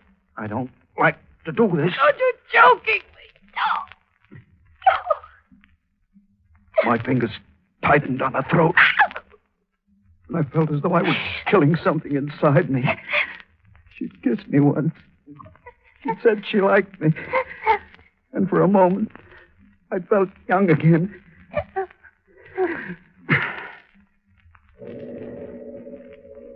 Her body went limp suddenly between my hands. She was dead. I was a double murderer.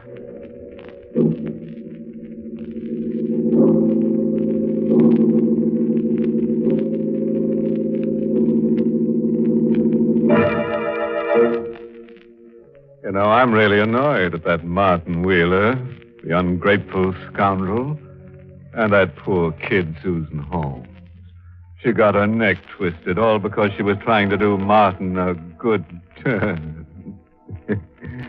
That wasn't a good return for her pains, was it? But on the other hand, it's not hard to see Martin's point of view. He probably felt that one good turn deserved another.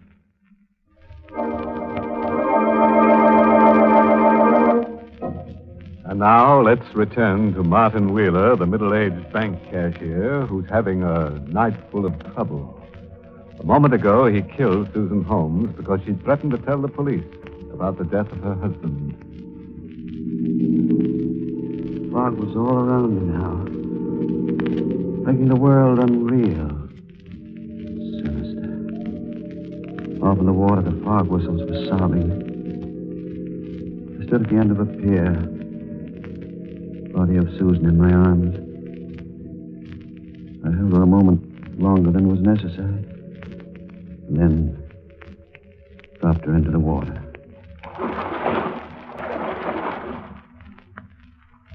It was all over. Could go back to Margaret, try to forget that I'd committed murder. Then I remembered my wallet.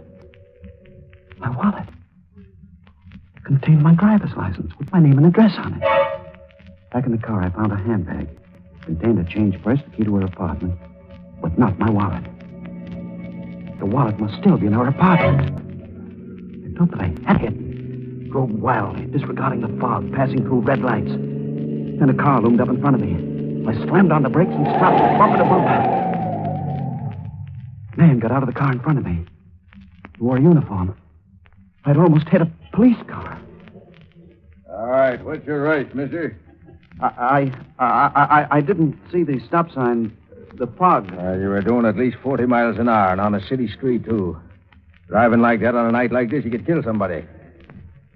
What's your hurry? Nothing at all. I just wanted to get home to my wife. Let's have a look at your license. My driver's license? It's in my wallet. Get it out. I lost my wallet the other day. The license and all. I haven't had a chance to apply for a new one. What's your name? Martin Wheeler. Where do you live? 63.5 Sunset Drive. And you say your wife is at home, huh? Yes, sir. All right, move over. We'll drive over to your house. Your wife will have to identify you.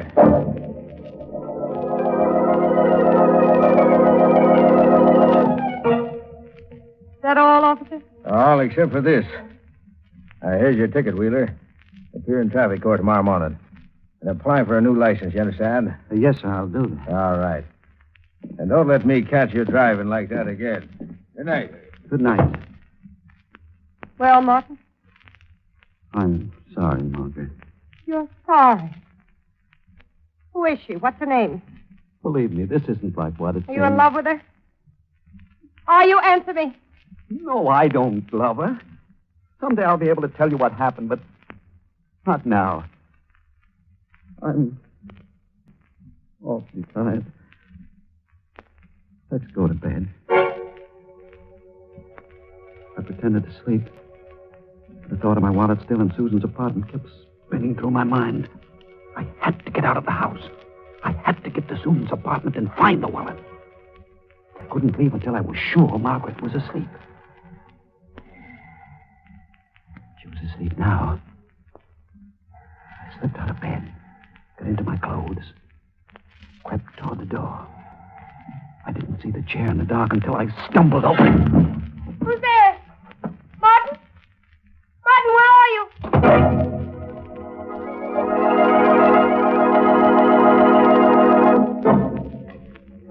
I used the key I found in Susan's purse to let myself into her apartment. The body was no longer on the living room floor. She must have dragged it away. Perhaps she put it in the closet before she went to meet me. I didn't look for the body. My first concern was my wallet. And I found it where she must have left it on the telephone table. Everything was there. A few dollars, my license. I put it into my pocket, started to leave. Wait a minute. Holmes!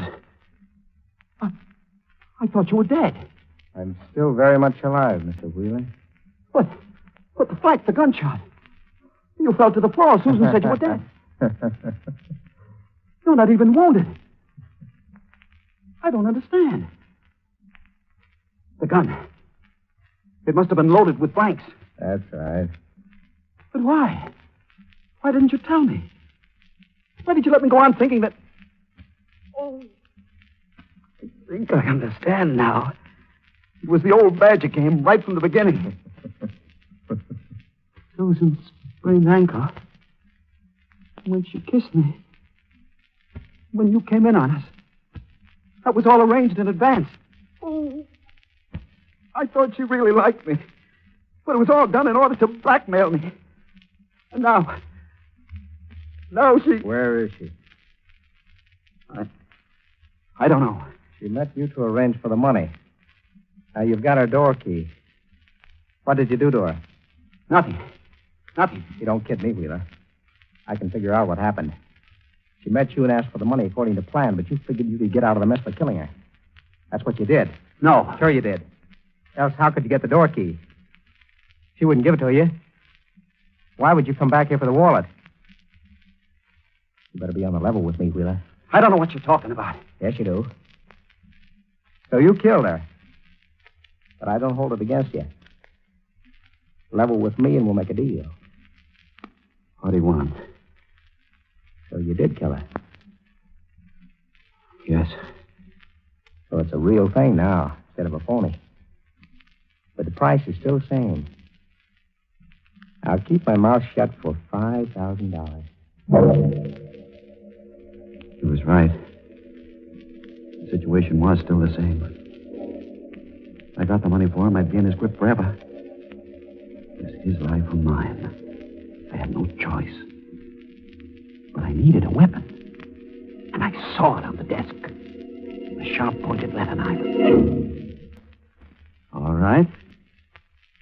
I'll give you the money. When? Right now. I'll sit down at the desk and write you a check. You're doing the smart thing, Wheeler. Yeah, you... Hey, that knife. Stay away from me. Some money. No. You don't.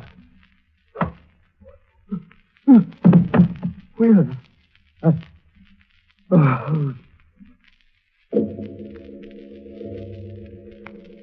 He was dead.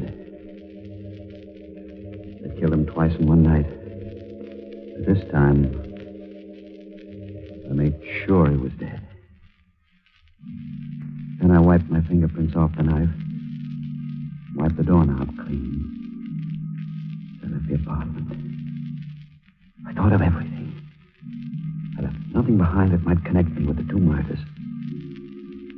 Going home, I concentrated on one thought. I must forget this night. Erase it from my memory. If I ever thought of this night again, it would be as a nightmare.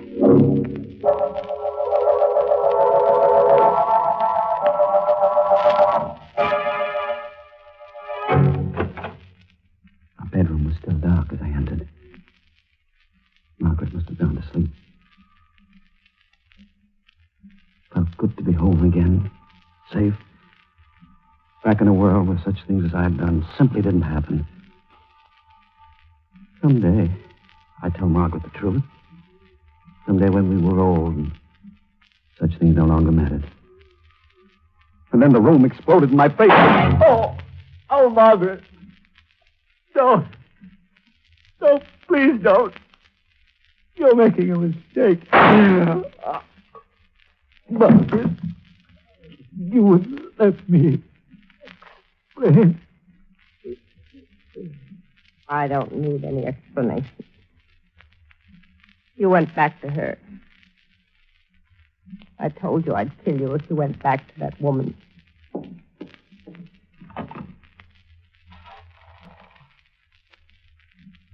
Number, please. Operator, get me the police. I want to report a murder.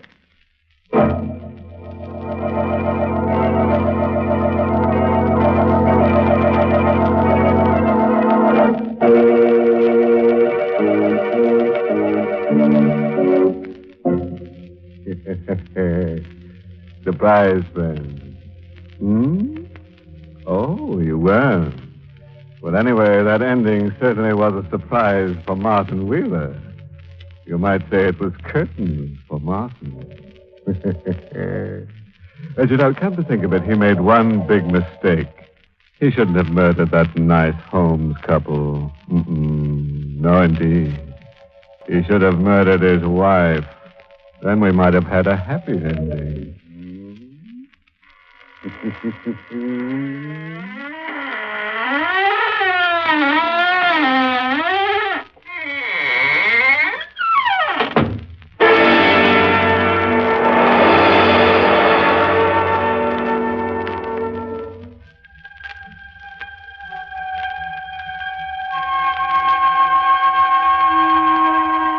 Well, good night to you, old poison puss. And thanks for your story, I Want to Report a Murder, tonight's performance in the Mystery Playhouse. We'll be digging you again in the near future. Creeps, until next time, good night. Sleep tight. This is the Armed Forces Radio Service.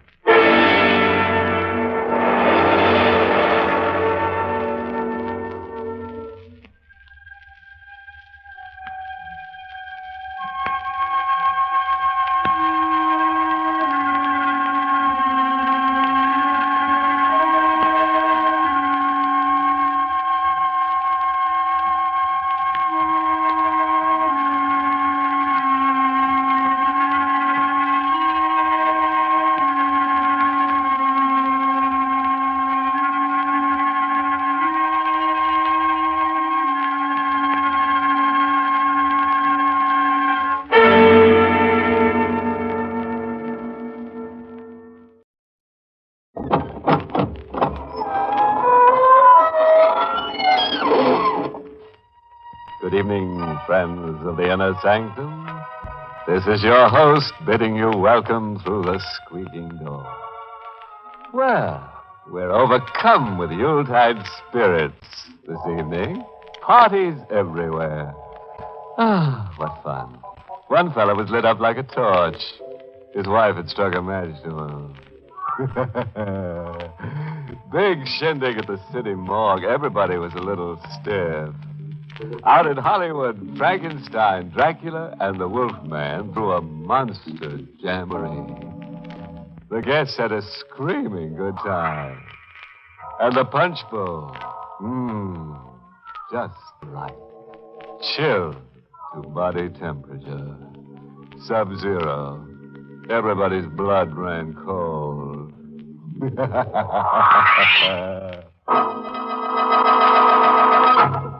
Tonight's Inner Sanctum mystery, Death Out of Mind, was written by John Robert and stars Larry Haynes in the role of Ed with Ann Shepard as Mary.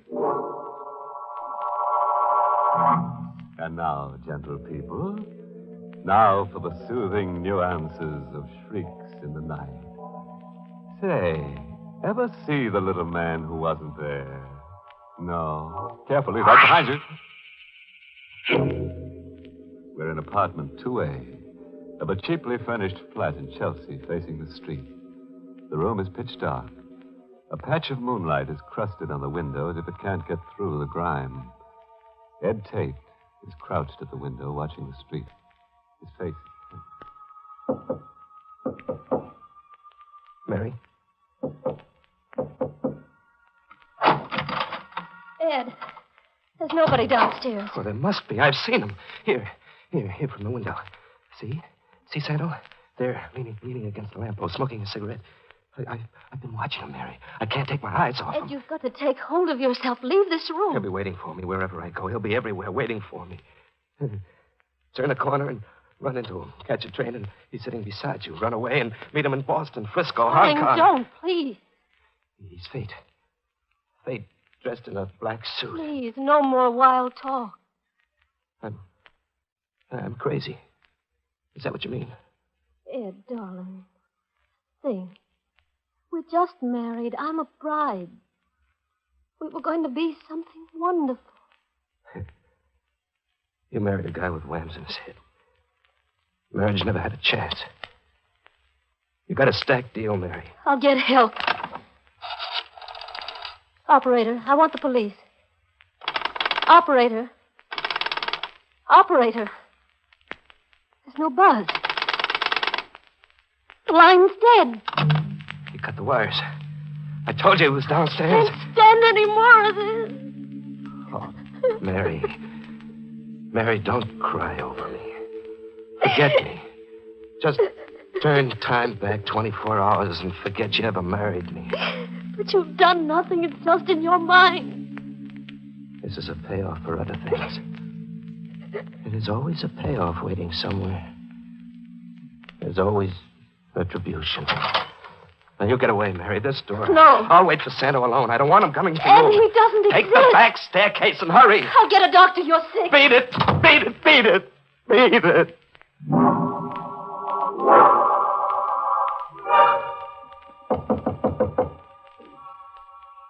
He's come. He knocks on my door. Fate knocks. Patiently. Once, twice, three. One, you're cornered. Two, you can't get away. Three, open the door.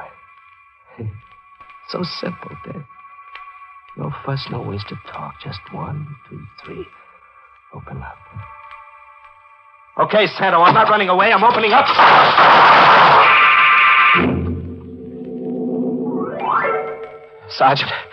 Sergeant, I'm Ed Tate. I just killed a man. Here's a gun. Hey, this guy's sick. Tracy, call an ambulance.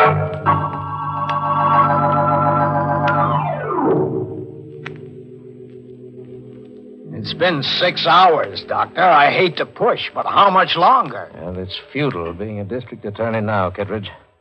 The prisoner's a very sick man. Just a few questions. Useless. His memory is gone temporarily. Who is he? Ed Tate, reporter on leave from the Bulletin. He was released from a sanitarium less than 2 weeks ago. Here's a complete report on him. Oh. On his way from the station house to the hospital, Tate kept insisting he'd murdered a killer named Santo. But he did murder a man. Oh, he did that all right, but to the best of the department's knowledge, there never was a killer named Santo. How long before he can answer questions? Days, maybe weeks. The department can't wait that long. If we tried narcosynthesis, a compound popularly known as truth serum. Get started, Doctor. Murder can't wait. Tate. Yes. Count backwards. Starting at 100. 199. 98.